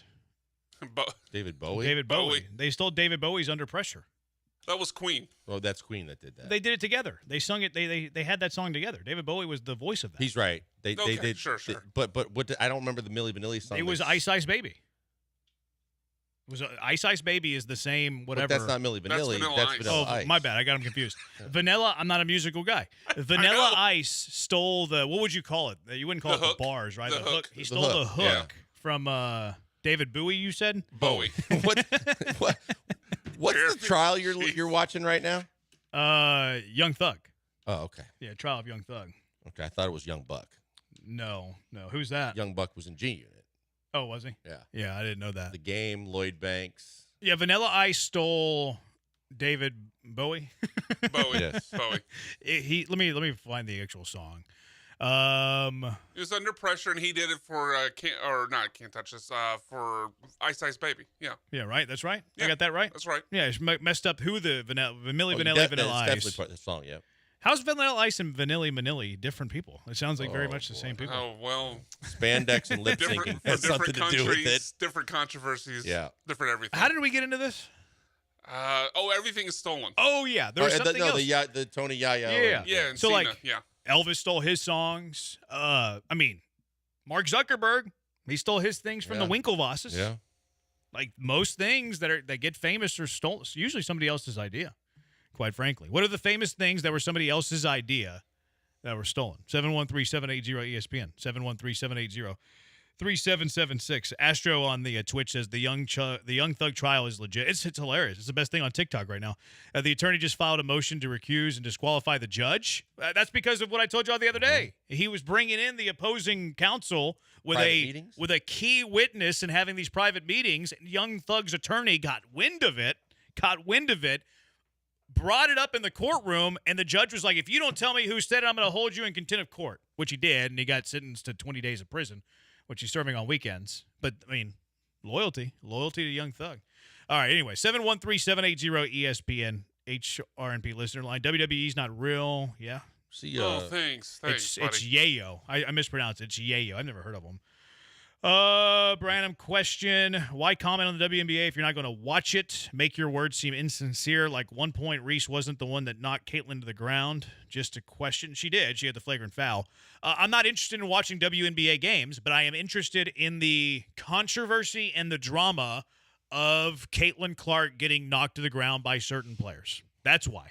I don't need to watch a full game to see that. I have zero interest in watching a full game to see that, quite frankly. I mean, that's the thing. I mean, it's not for everybody, and not everybody likes basketball or women's basketball. So it's drawing eyeballs for a different reason, but it's drawing eyeballs. It's getting attention. Yeah, I don't think it makes the take-ins this year, though. 0837, Bill Gates stole his Windows idea. Who did he steal that from? That's fascinating. That wasn't it? Oh, that was Wozniak. Bill Gates and Paul Allen. I thought it was. I thought Wozniak got something big The stolen first from two him. initially were Bill Gates and Paul Allen. Yeah, yeah. I'm not exactly sure. I think Steve Wozniak got some things stolen from him too. Really? Drafting Stroud was my idea. Still waiting on a thank you from Nick. Brandon is to music as Bluto from Animal House is to World War II history. Music's not my thing. It's not my thing. I'll be the first to admit it. What's the Bluto line? Was it over when the Germans bombed Pearl Harbor? Yeah, that's right. Yes. Yeah. I didn't realize that was him. 8950, Brandon with a rough stretch there. It wasn't my finest moment. I'll concede that. But music's not my thing. Roars released a statement. I saw taking that. some time off. I saw that, And he yeah. congratulated Bryson. Still should have talked to the media. Yes, he should have. No, still talks to the media. 713-780 ESPN. 713-780-3776. So what do you think the ceiling is for the Houston Texans and their floor for their offense? Oh. Where can they if they hit on all cylinders? If they hit on all cylinders, I think they could be the best offense in football. Oh, really? Yep. Better than the Chiefs? Better Yep. than the Niners? Yep, because I think Wow. the Chiefs rely so heavily on Mahomes that I think that if they hit on all cylinders with all the talent that they have, and I think that they have a good advantage at some of the skill positions with even the Chiefs, I think they could have the best offense in all the NFL. Now, I'm not saying that they're going to get there, but if I'm going to set the ceiling, that's the ceiling for me because of the amount of talent I think they have on offense. Okay. I would go like top three. Being number one is going to be tough. Like the Niners have a really good offense. The Chiefs can. Like Chiefs kind of sleptwalked offensively through the regular season and then like flipped the switch. Right. Detroit's got a really good offense. I would say top three for the Texans. I really can't see a scenario, and maybe this is me homering, I can't see a scenario where the Texans are not a top 10 offense. I can't either. Unless Stroud gets hurt. That's the only scenario. Well, and offensive line play could still factor in a little bit, but he was able to do it with less than an offensive line last year, and now he's got better weapons. I think Miami, Philadelphia, I think Cincinnati, I think they all have a lot of talent to be considered in that discussion. But because the Chiefs rely so heavily on just Mahomes, because of the fact that I'm not as big a believer like in with Purdy and the Niners. It's a system, but he runs the system. And like you said, an injury could derail some of this too. But I think the Texans, the sky's the limit for how high they can go. And on the low side, I don't think that they should fall out of the top 10. Okay, yeah. We're right, similar. You think it could be top one? I think more top three, bottom top 10. If you had to choose the other two in the top three, it's with Kansas City, I would assume. I would go San Fran and Detroit. Really? Yeah, Okay. I'm pretty bullish on Detroit. I think Philadelphia adding Saquon with those two receivers, the tight end, and the fact that the way they run their offense, I think they're way up there. I feel like that was a Steichen joint, though. I think I can see you thinking that, but I think there's just so much stinking talent on that team. Yeah, I mean Brown, Devontae, now Saquon Smith can be a little bit banged up at times. Yeah, and what's the tight end? Goddard. They have Kellen Moore now, and Kellen Moore did guide a number one offense in the NFL a few years ago with Dallas. But I look at the Eagles' success 2 years ago. I'm like, I wonder how much that was Shane Steichen, and then last year lack of success. Probably more on Jalen Hurts, but I thought they were a circus last year. I did not like the Eagles at all. How do you last start season. 10-1 and then just fall off the planet? Nick Sirianni, I would. Yeah, I you're would- not a big fan of And injuries. I mean, Hurts was banged up. That certainly hurts. This list, the Bleacher Report, they had the Texans 12th. Oh, that's way 12th too low. offense in the NFL. They had the Rams ahead of them, which, I mean, you got McVay, you got Stafford. If they stay healthy, Puka and Kyron Williams was really good last yeah. year. Puka was one of the, a huge surprise. I could see a scenario in which the Rams are better than the Texans Cup offensively. hopefully should come back and be good. They have Green Bay higher than them. That's ridiculous. You don't like that one? That's ridiculous. You hate Jordan Love. I really do. Is there anyone in Crazy. sports you hate more than Jordan Love? I don't know that I say hate, but I You don't just think he's overrated. Yeah, I think he's completely overrated. And I love they got a good young receiving core. They don't have the Texans receiving core. They got Jacobs at running back, so I give them the advantage there. They got two good young tight ends, but Dalton Schultz can compete with those two young tight ends, in my opinion. And they're trying to rebuild their offensive line as opposed to the Texans that have pretty much 3/5 of their offensive line solidified and two other guys to fill it. I don't see it. This is one of my favorite things is getting you to bang on the team that you like the most. I know. Well, I honestly was thinking the other day, I think I like the Texans more than I like the Packers over the last couple of years. Is Jordan Love why you took the Packers decal off your car? I didn't take it off; it fell off. I had to roll Because down of Jordan Love. No, we had dogs in the back, and I had to roll down the window for the dogs. When I rolled it back up, it wasn't there anymore. This is a very calculated way to take off your decal because you don't like Jordan Love. The license plate holder's still there. I like the Packers more than you do, but I don't think they should be ahead of the Texans. Dallas. No. I mean, they were pretty legit offensively last year. CD was incredible. It was just Dak and Yeah, CD, I was going to though. do Dak and CD. What else they got? I mean, that's it. And what did they add? They have the Archer. Nothing. No, and what did they lose? Pollard. They Brandon Cooks. Addition by subtraction. Okay. So Zeke's going to have a resurrection of his career and a renaissance. You know who I've been drafting in best balls, and you tell me if this is stupid or not. I've been drafting a lot, too much, uncomfortably too much of Rico Dowdle. I've been drafting a lot of Rico Dowdle. He's on the other side of CD?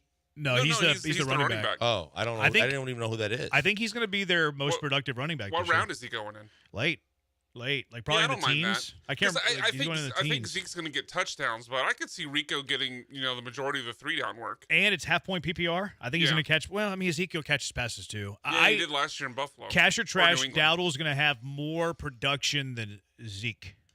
Fantasy or just straight out? I mean, it's kind of the It's same. pretty much the same, yeah. Well, when you start talking about carries and things. Well, you don't get points for carries. Or, Just I mean, yards and I'm sorry, touchdowns, catches. Yeah. Yeah, it's half point. I mean, we'll go fantasy since we're talking fantasy. I think Dowdle will have more than Zeke. Yeah. I think Zeke's washed. Yeah, I would cash it too. Okay, there we go. All right, further other teams up here. Let's see. But Bills, we had this argument the other day. I think the Texans' offense is better than the Bills' offense. I do too. Bengals, Higgins is going to sign the franchise tag. Yeah, I saw that today. I think this is a toss-up. Yeah, that's a 50-50. pretty good one. Baltimore. I think the Texans could be, but right now because you couldn't beat them and Lamar's still Lamar, I'm gonna call it a wash. I give the edge Baltimore there. Philly, I give the edge Texans here. Actually. I give the edge to the Philly right now. I want to see them do without Steichen. Miami. I'm gonna give the edge to Miami. They were so bad late in the year. Yeah, but they got depth at running back. They got two good running backs. They got receivers. They drafted Jalen Wright too. I liked him. They got a lot of talent. Detroit, I have higher. Kansas City. I actually think. Well, I think there's a chance they'll be better than Detroit. I have Detroit ahead of them. I kind of like the Texans better than Detroit. Okay, Kansas City. Kansas City's weird because I could see them sleepwalking through the regular season again like they did last year. And plus, Pacheco is so important to them. He's so, just because of the fact, they got Patrick Mahomes, but Pacheco took so much heat off of him with his ability to just get extra yards and pound the ball that if something happens to him, what do they do now? I think the Chiefs are just going to go 11-6, be okay offensively, win again. with some defense, and then just go nuts in the playoffs again. And then they have San Fran. I can't put anybody ahead of San Fran. I like Shanahan. No, they're loaded. Yeah, they're loaded, and I like Shanahan a lot. Ayuk's unhappy now. He says that they don't want him. He was doing did something cryptic on TikTok. Jose Abreu, McCullers, Javier Hader, and Montero stole money from the Astros. There's that. The original owners of McDonald's got stolen. I didn't know that. Yeah, that's true. The Crocs, or was the Crocs the ones that stole it? The Crocs that stole. I mean, the original owners were guys named with the last name McDonald, and Ray Kroc came in and tried to get in the business to help them boost sales. There's a whole movie about it with Michael Keaton. Is that the one that was on Netflix? I believe it was. It probably was at some point. But anyway, Ray Kroc basically eventually pushes the McDonald brothers out of the business and takes it over. Whoa. Oh, wow. So Jeff Luno-esque? And he took the name? Yeah. He pushed the McDonald brothers out and then went by McDonald's? He was trying to run his own similar restaurant businesses, came across McDonald's, was really impressed with their process, liked the taste of the food, tried to invest, basically get inside the business and invest and help them improve. They butted heads and eventually pushed them out. So he took all the ideas and then he fired them. Yeah, in a way, yeah. He pushed them out eventually. If you're Jeremy Booth, it's Jeff Luno. Jeff Luno. What is that called in the business? It's a it's not they call it a data dump, but they call it somebody else too. I can't remember what they call it in the corporate Fortune 500 industry. Daryl Morey? No, there's a term for it. It's right there. All right, 713-780-ESPN, HRP listener line, 713-780-3776. What are the greatest heists in history? Stealing things that belong to other people. Also, what are the toughest divisions in the NFL? It's the Bees on ESPN 97.5 and ESPN 92.5.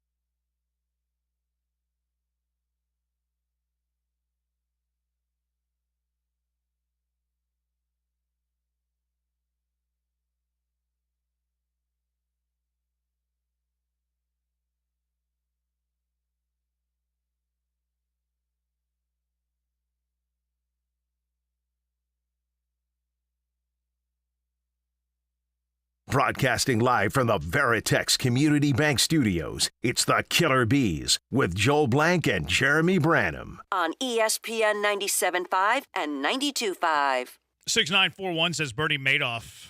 He was that whole Ponzi scheme thing, wasn't he? The pyramid guy, yeah.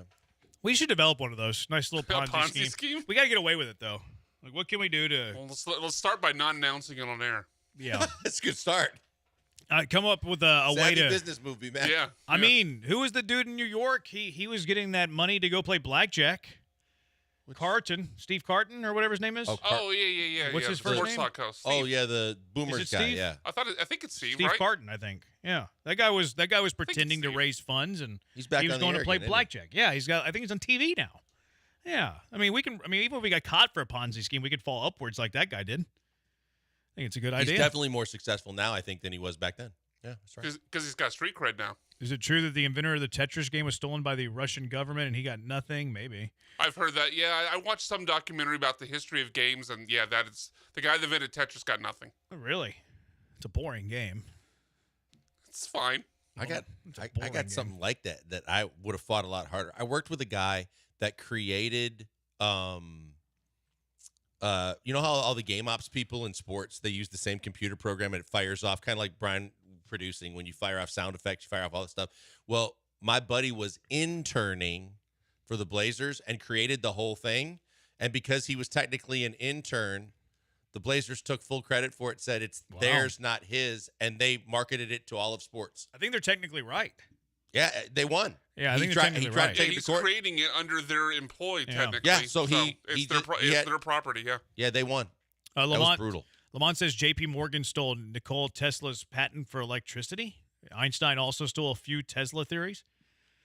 A lot of things got stolen from Tesla. I believe he died pretty much broke. Really? Yeah. I don't know a whole lot about Tesla, to be honest. I don't either. Champ of the day being stolen and replaced by car wreck of the day. All Joe George's fault. Saying that we're stealing that. We stole a bit. 0613 hostile takeover. That's what that kid didn't try to do in secession. Try to garner up the interest for a hostile takeover. I don't know. Man. I don't know why he would do that. It's not nice. Lamont says the judge in the Young Thug trial made a juror write an essay because he was late. I would not do that. What can he do? Like, can he hold me in contempt of court if I don't do the essay?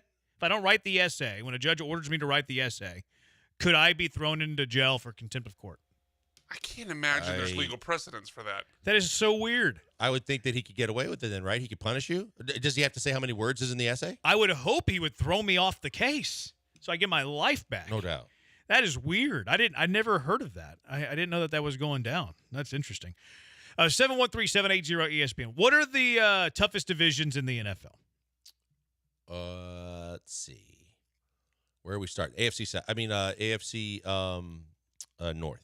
You going AFC North is your toughest division? I had them second. AFC East too. Okay, I had them third. Okay. I had AFC East third. My list, top 8. NFC North I have number 1, actually. I like the depth of the league.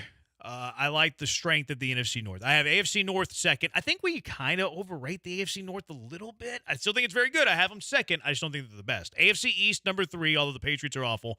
NFC West 4, NFC East 5, AFC West 6, AFC South 7, and NFC South at number 8. That's my top 8. Is it a product more of the teams on top or the worst team on the bottom? So I went more depth. I look at the North and I say the fact that Chicago isn't just god awful anymore. Yeah. Kind of means something, but you don't know what Minnesota's going to be. Whereas if you take Buffalo and Miami and the Jets, assuming Rodgers stays healthy, regardless of what the Patriots aren't, those other 3 teams are playoff teams. I put more value and weight like on the overall depth of the league. Now, I have the AFC East third, and I think the Patriots aren't very good, but I think the other 3 teams are playoff teams. I think the Bills, Dolphins, and Jets are all playoff teams. So that's why I gave them the edge to number 3. AFC South, I think, is not a good division, quite frankly. I think the Texans are good. I think the Colts can be competitive in the division. I don't think much of the Jags. I don't think much of the Titans. I don't like the depth of the AFC South at all. I could see a scenario where there's one team above 500 in the AFC South. See, but on the flip side, that's why I said the AFC North, because I think that you don't have to make as many assumptions to say the Browns could be a playoff team. The Steelers could be a playoff team. Yeah. The Bengals could be a playoff team. The Ravens are a playoff team. I just think that the Browns are overrated, Steelers are overrated, and I don't love the Bengals. Maybe it's the injury to Burrow. It's probably the injury to Burrow because I was very bullish on the Bengals last year. But the Browns, like, they have Deshaun quarterbacking, don't trust them. And I think the Steelers are going to find a way to, like, fight for 500, like a 500 record. But I just don't look at the Steelers as a team. I think the Bears are more talented. I think the Bears have a higher ceiling. They have a higher ceiling for the overall big picture, next year. But for next year. Yeah, I would say that the Bears have a better chance of, like, winning a playoff game than the Steelers do. Oh, I can't do that. I can't. I know there's a lot. I just can't trust Caleb Williams yet. That's fair. But I think I would take Caleb Williams in 2024 over, and the Bears literally did this over Fields and then Russell Wilson. Like, you get to pick one of those three quarterbacks. I'm taking I'm taking the potential of Caleb Williams because I know what Russ is.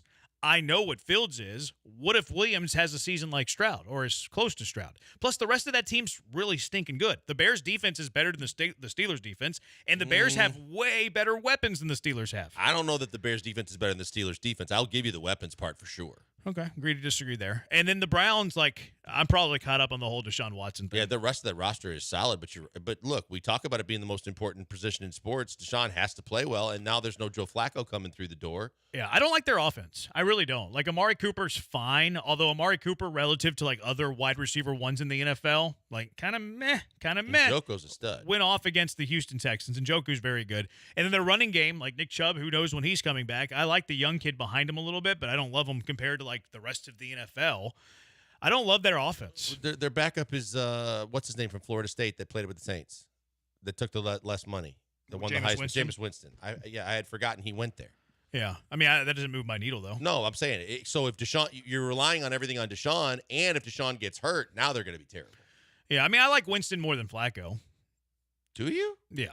I don't. In terms of winning it for one season or half a season with an injury, I would take Flacco over Jameis Winston. Yeah, I mean, Flacco was on his couch for most of last season. Still did all right. Yeah, I mean, he did fine. I don't know that Jameis is going to be fine. I mean, Flacco also threw an interception in at least every single game he played in last year. So there is that element of Joe Flacco. Yeah, I mean, that's fair. Look, and I think from the East perspective, I think Washington has gotten better, but I think that Philly's really, really good. I think Dallas is going to be good, and then the Giants are going to be awful. I had trouble with the NFC East. Ended up putting them 5th. I don't think much of the Commanders and the Giants. That's where my hang-up was with the East, although I do have the NFC East ahead of the AFC South. What was your worst division overall? NFC South. That's fair. I think the NFC South is atrocious. Yeah. The winner of that division is what I would consider a non-playoff team. They're going to hover at 500. I mean, it's good. Whoever wins, it's probably going to be 9 and 8. Yeah, and maybe they beat it. Maybe they even just crush the rest of the division. Maybe the winner of the NFC South goes 6-0 in the division. You know, and maybe they get to 10 wins. But it's not whoever wins that division. I'm not taking seriously.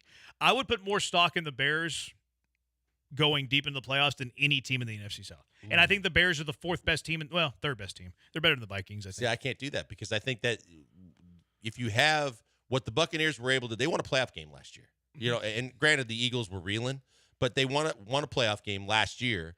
And if you take Kirk Cousins, who, regardless of anything else, is a good regular season quarterback with a ton of weapons around him, I think I would take them over the Bears. Yeah. I like the Bears, the rest of that roster. Now, a lot hinges on Caleb Williams, but I'm buying the potential a bit if I'm talking about a deep playoff run. Not very fond of the South. AFC West is just one team to me. Like, I don't believe in the Raiders, the Broncos, the Chargers. So one-trick pony in that division, although they are the best team in the NFL. But that's why I have them so low. NFC North, I just like the depth of the North, although the Vikings are kind of hit or miss. But, I think the AFC West North is the Niners and everybody else too, right? I mean, the Rams are solid. Like, I had the NFC West ahead of the AFC West because I think there is a bit more depth. Like, I like the Rams more than the second best team in the AFC West. I like the Cardinals more than the third best team in the AFC West. Yeah, and even the Seahawks are going to be competitive. I don't like the Seahawks, and I'm not a believer in the Cards, but I mean, look, I think Denver is they just don't want to admit it, but they're in complete rebuild. Yeah, for sure. For Peyton. Raiders don't have a quarterback. The Raiders don't have well, they do. They think they do in O'Connell, or it depends. They could start Minshew. Yeah, meh. Yeah, so Gardner Minshew. Yeah, I'm not. Seattle's had a winning season back-to-back years. I just can't believe in Geno. Back-to-back winning seasons. I don't believe in Geno either, but I think they're like a better mediocre team. You know what I mean? Love DK Metcalf.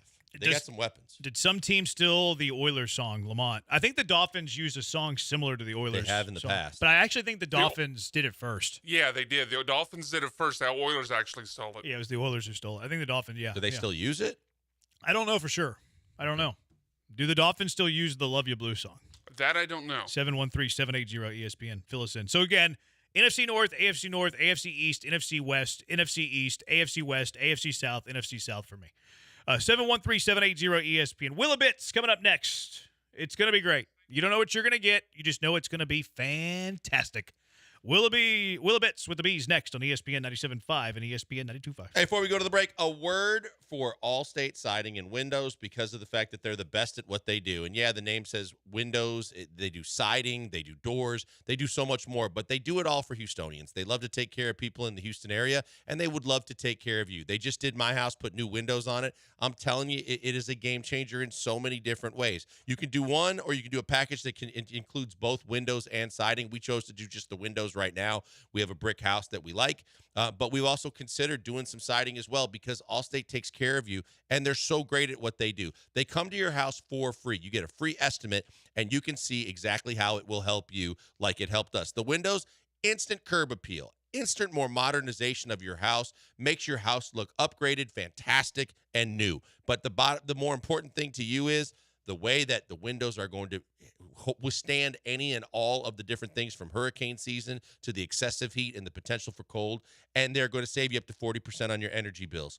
And from the overall outside protection, the siding is a game changer because you don't have to worry about all the maintenance and the other things. Just pick the color, get the siding, and you are good to go. And like I said, the good people at Allstate are going to take care of you every step of the way. It starts with getting that free estimate. All you got to do is call them 832-204-1936, 832-204-1936. They come to you. They tell you what they can do, how they can help, and the products that they are going to recommend that is best for your job.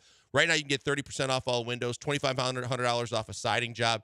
And there's all kinds of discounts as well for all kinds of special, first responders, senior citizens, military discounts. They take care of Houstonians. They've been in business for almost 50 years. They love ESPN 97.5, the Houston sports teams, and overall Houstonians because they love taking care of you. Mary and her family do a phenomenal job. I would recommend them to anybody. Check out all the ways they can help you by going to allstatewindowsandsiding.com. But what do you got to lose? Set up the appointment, have them come out and see and tell you how they can help you in your specific needs. 832-204-1936, allstatewindowsandsiding.com.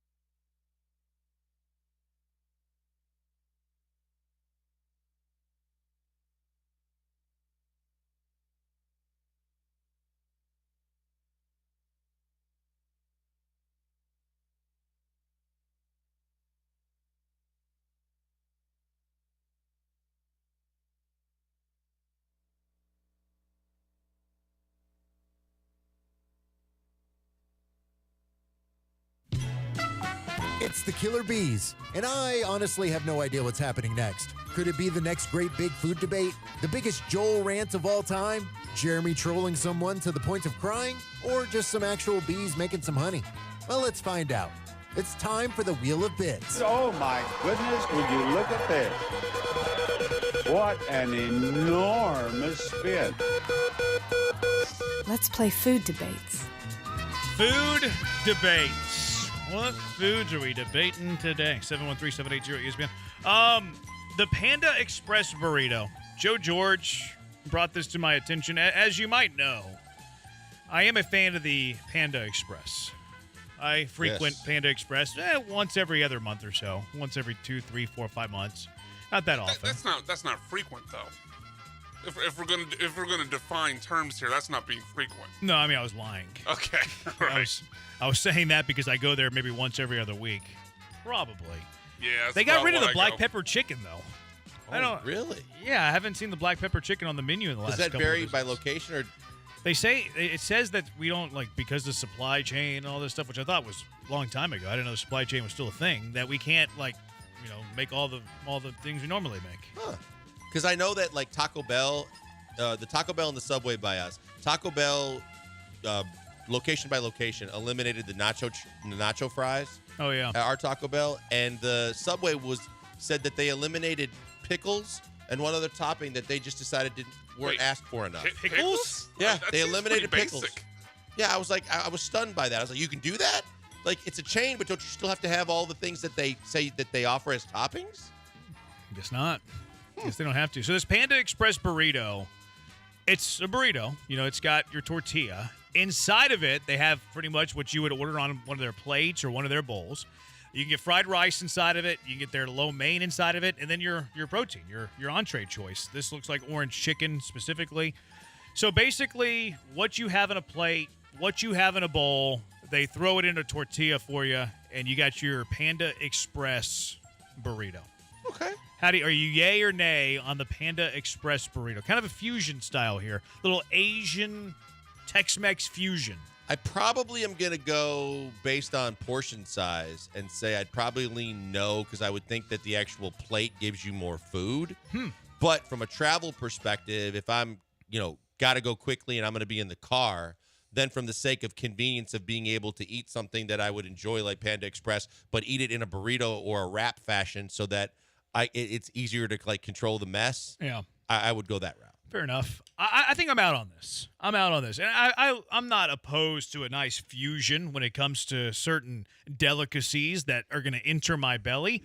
But I don't think that Chinese food belongs in a tortilla. I just don't. It's weird to me. I like my Panda Express in this case in a nice little bowl. I like it on a nice little plate. I don't want it inside of a tortilla. It's just a mind F to me. It's barely even fusion, though. They're just taking what's in weird. the plate and bowl and wrapping it in a tortilla. A tortilla should not be a vessel for Chinese food. But what we're talking about meat and rice. What's in a burrito? Meat and rice. Well, it was Tex-Mex. It's fine. When it's Chinese food, it's not fine. I mean, I would love a burrito with fried rice and orange chicken. I would definitely eat that. I've been conditioned not to operate this way. Fried rice. Have you ever had fried rice in a tortilla? Have you ever had fried rice? There you go. I didn't know it was an option. There you go. You got to expand your horizons here, Jeremy. Does it depend on how the restaurant prepares the rice for a burrito? Because some of them prepare it in a frying pan with the Spanish rice. No, it has to do with my upbringing and what things I've had in a tortilla in my life. And I've had lots of things in a tortilla. Many things in a tortilla. Some things in a tortilla I'm not proud of. I've had some things inside of a tortilla that I've eaten that I'm not proud of. Chinese food in a tortilla? No. It just doesn't belong. It doesn't go. And plus, I think a tortilla inside of a Panda Express is weird. How did a tortilla get inside of a Panda Express to begin with? That's a little bit odd. I thought when I saw this. But how did it get inside of the Panda Express? How were they? Let's put this in a tortilla. I mean, if I could say this, mind. I think it's got to do with the bottom line. I think that they can probably charge more or the same and give up less food putting it in a tortilla. Yeah, it'll ease your mind. Orange chicken's not even Chinese. It was invented here. That doesn't ease my mind. No. But you said you didn't want Chinese food in a burrito. Where do you see orange chicken's not Chinese food?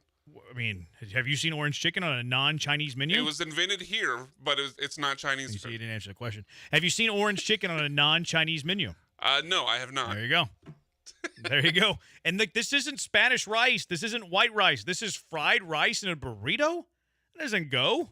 Well, you could get steamed rice in it. You could, yes. Yes. You could. But this one, and it also has lo mein in it. Oh, yeah, you're not putting lo noodle mein in a tortilla. Yeah, first of all, that right there is a game. Carb. Screw the I'm out on carbs. lo You don't mein. put I'm noodles out in a on lo mein. burrito. It's weird.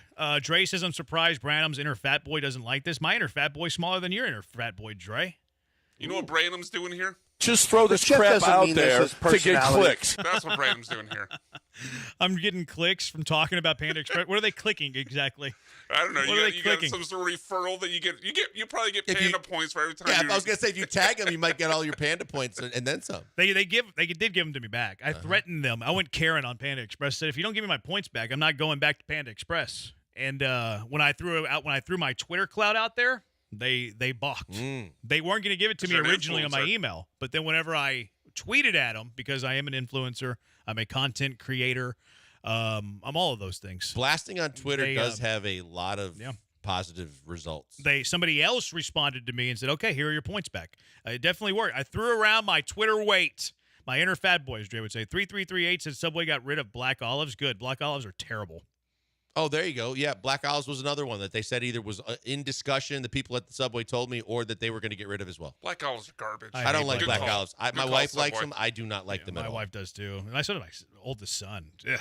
Ooh, I don't like them at all. I Branham don't like baby. green olives either. Branham baby will eat some olives. Really? Which I'm mad. It's good because he should be eating everything. But yeah, it's crazy. I got one kid that won't eat anything and the other kid that will eat most, but I don't think either one of them like olives. 50-30, Branham, you're a child. I got a very mature palate. This is just a messed up palate that's crossing two generations and two cultures that don't belong together. I would hammer 2 burritos in one setting with a Diet Pepsi and egg roll sauce plus sriracha. Yeah, mix in that Diet Pepsi. Yeah, that'll really save your waistline. Honey Yeah. Glazed Branham, have you seen Caesar salad at any Mexican restaurant? Oh, he said that to Brian. He said, Brian, have you ever seen Caesar salad at a Mexican restaurant? I guess not. Nope. Yeah. I can't think of one, no. Beaumont Todd, he said, I'm not going to read that in case I get in trouble. I don't. It doesn't look bad, but he might be setting me up for some failure there. You have to be careful with some of these words that people text you. 50-30, they're Indian food burritos with butter chicken. That sounds good. I'm not big on that. You don't like butter chicken? Joel doesn't really. I don't think you really like spice all that much, right? I like some spice. I'm not big on Indian food. But butter Because chicken's I not hate that curry. spicy. I really I know, do not like but curry at all. I like curry. I love curry. No, I don't like it I at like all. Indian food quite a bit. All right, 713-780 ESPN. Are you going to give the Panda Express burrito a try? Not me. And I like Panda. All right, what's our car wreck of the day? 713-780-3776. What are you nominating for the car wreck of the day? That's next. It's the Bees on ESPN 97.5 and ESPN 92.5. It's that time of year. You're wasting your valuable time dealing with your yard. There's a storm coming. There's a storm brewing. So you better get that yard done soon if you still have grass. And if you didn't get to it, well, you're screwed for the next week. You're not going to be able to go out there and mow. Well, if you had Sinlawn, you would never have to worry about that. Sinlawn always has the best yard, and it's year-round. You're messing with your weeds all the time. You're messing with those dead spots, all these chores that you don't want to put up with, and they don't go away. Stop doing it. Sinlawn is here so you can get your weekends back. Sinlawn's here so your yard can look perfect year-round. Sinlawn's here so you don't have to go out and mow all the time. Sinlawn's the evolution story of AstroTurf, of course, made popular by the Astrodome, and now Sinlawn, S-Y-N Lawn, wants to improve your lifestyle. Stop mowing. Stop pulling weeds. Stop throwing money into an ugly yard that you're embarrassed of people seeing. Sinlawn artificial grass is the best on the market, highest quality job with the resources to get it done quickly. You're not going to wait around all summer waiting for them. They're going to get the job done immediately. Highest quality job with the resources to get it done as well. Why? Well, Sinlawn will control the process from yarn to yard. It all starts with the quality, top-shelf products that they offer, all made in the USA, fully insured, fully bonded. They put their money where their mouths are with that fully insured, fully bonded as well. Sinlawn has their own in-house crews. They don't contract anything out and Sinlon backs it up with that lifetime warranty. Their number one priority is making you happy. Sinlon's perfect for your yard, whether it's for your patio, maybe it's for the kids' playground. Maybe you have pets and kids that are always out there in the mud, and they're tracking that mud back inside. Don't have to worry about that with Sinlon. Or how about that putting green in the corner of the yard that you've always wanted? You have the perfect yard year-round without the stress and hustle. Half hour of your time to get them out to your house, give you an estimate. It's going to take you no time, half hour. You're going to get the information that you need, and then you're going to do it. Head to 975sinlon.com to learn more. 975synlawn.com, 975sinlawn.com to get started on the yard of your dreams. Sinlon, artificial grass never looked more natural.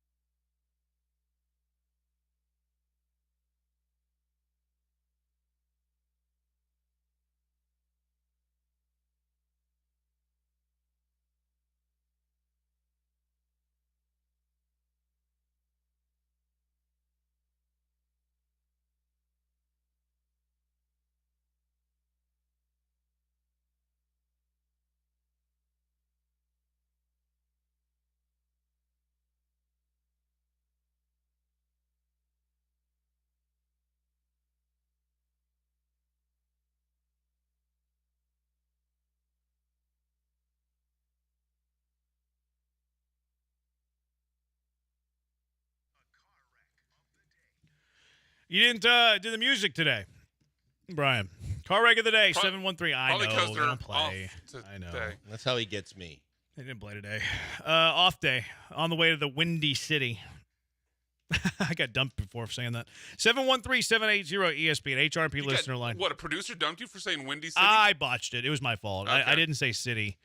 Ah, okay. There was a soccer player named Ivan Schlitz, and he played for the Chicago team, and I tried to say his name, even Schlitz, as I was saying Windy City, like putting them in the same sentence, and I botched the city and said something else. Can he throw a chitter? And I got no, he's a soccer player. He can't use his hands. Okay. Yeah, he's not a goalie.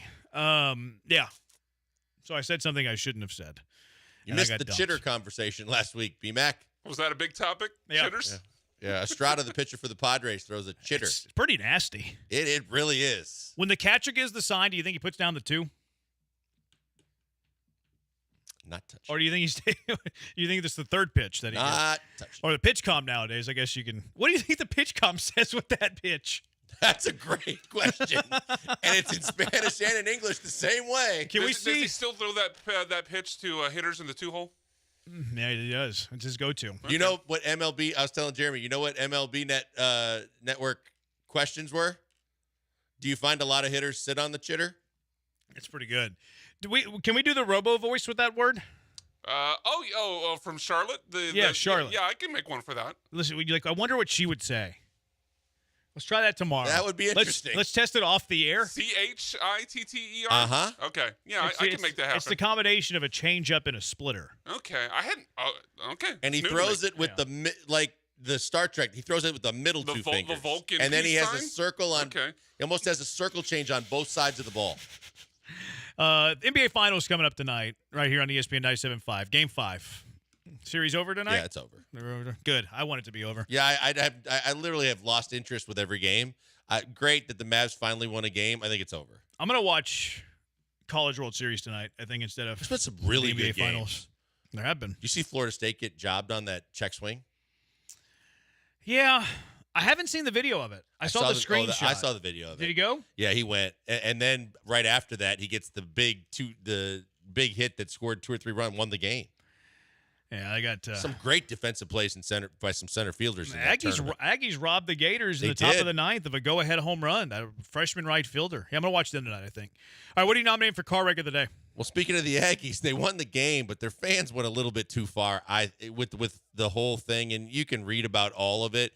But there's some things I think should be off limits at sporting events to yell to whoever's playing because I've experienced some of them. I just think that what the 2 Aggie fans did was extremely egregious and over the top to get the entire dugout at Florida after them. And now the Omaha Police Department has said they're not only banned from the stadium, they'd appreciate if they stay out of their city. Yeah, that was pretty funny. Do we know what they were saying to the dugout? Yeah.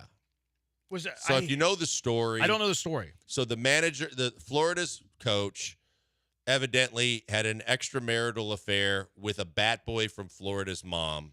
Oh. The aftermath was the bat boy's dad was so emotional he couldn't take it that I do remember this. He basically took out the entire family. So the Aggie fans were yelling into the dugout to the manager and anyone within shouting distance about it, and it got really out of hand. I saw that it was the bad boy. I forgot the story, but I remember it now that you said it. Because I was watching the game live, and all of a sudden, even the announcers didn't know what to say. They're like, evidently these 2 fans went too far. They're being escorted from the building. Yeah. And then the story came out after the game. That's rough. How many Aggies does it take to get kicked out of a stadium? Apparently 2. I'm going to nominate Rory McIlroy for leaving the U.S. Open, squealing out or whatever, and not talking to the media. He went fast. He was probably going over 3 miles per hour, I think. I don't think a golf cart goes that fast.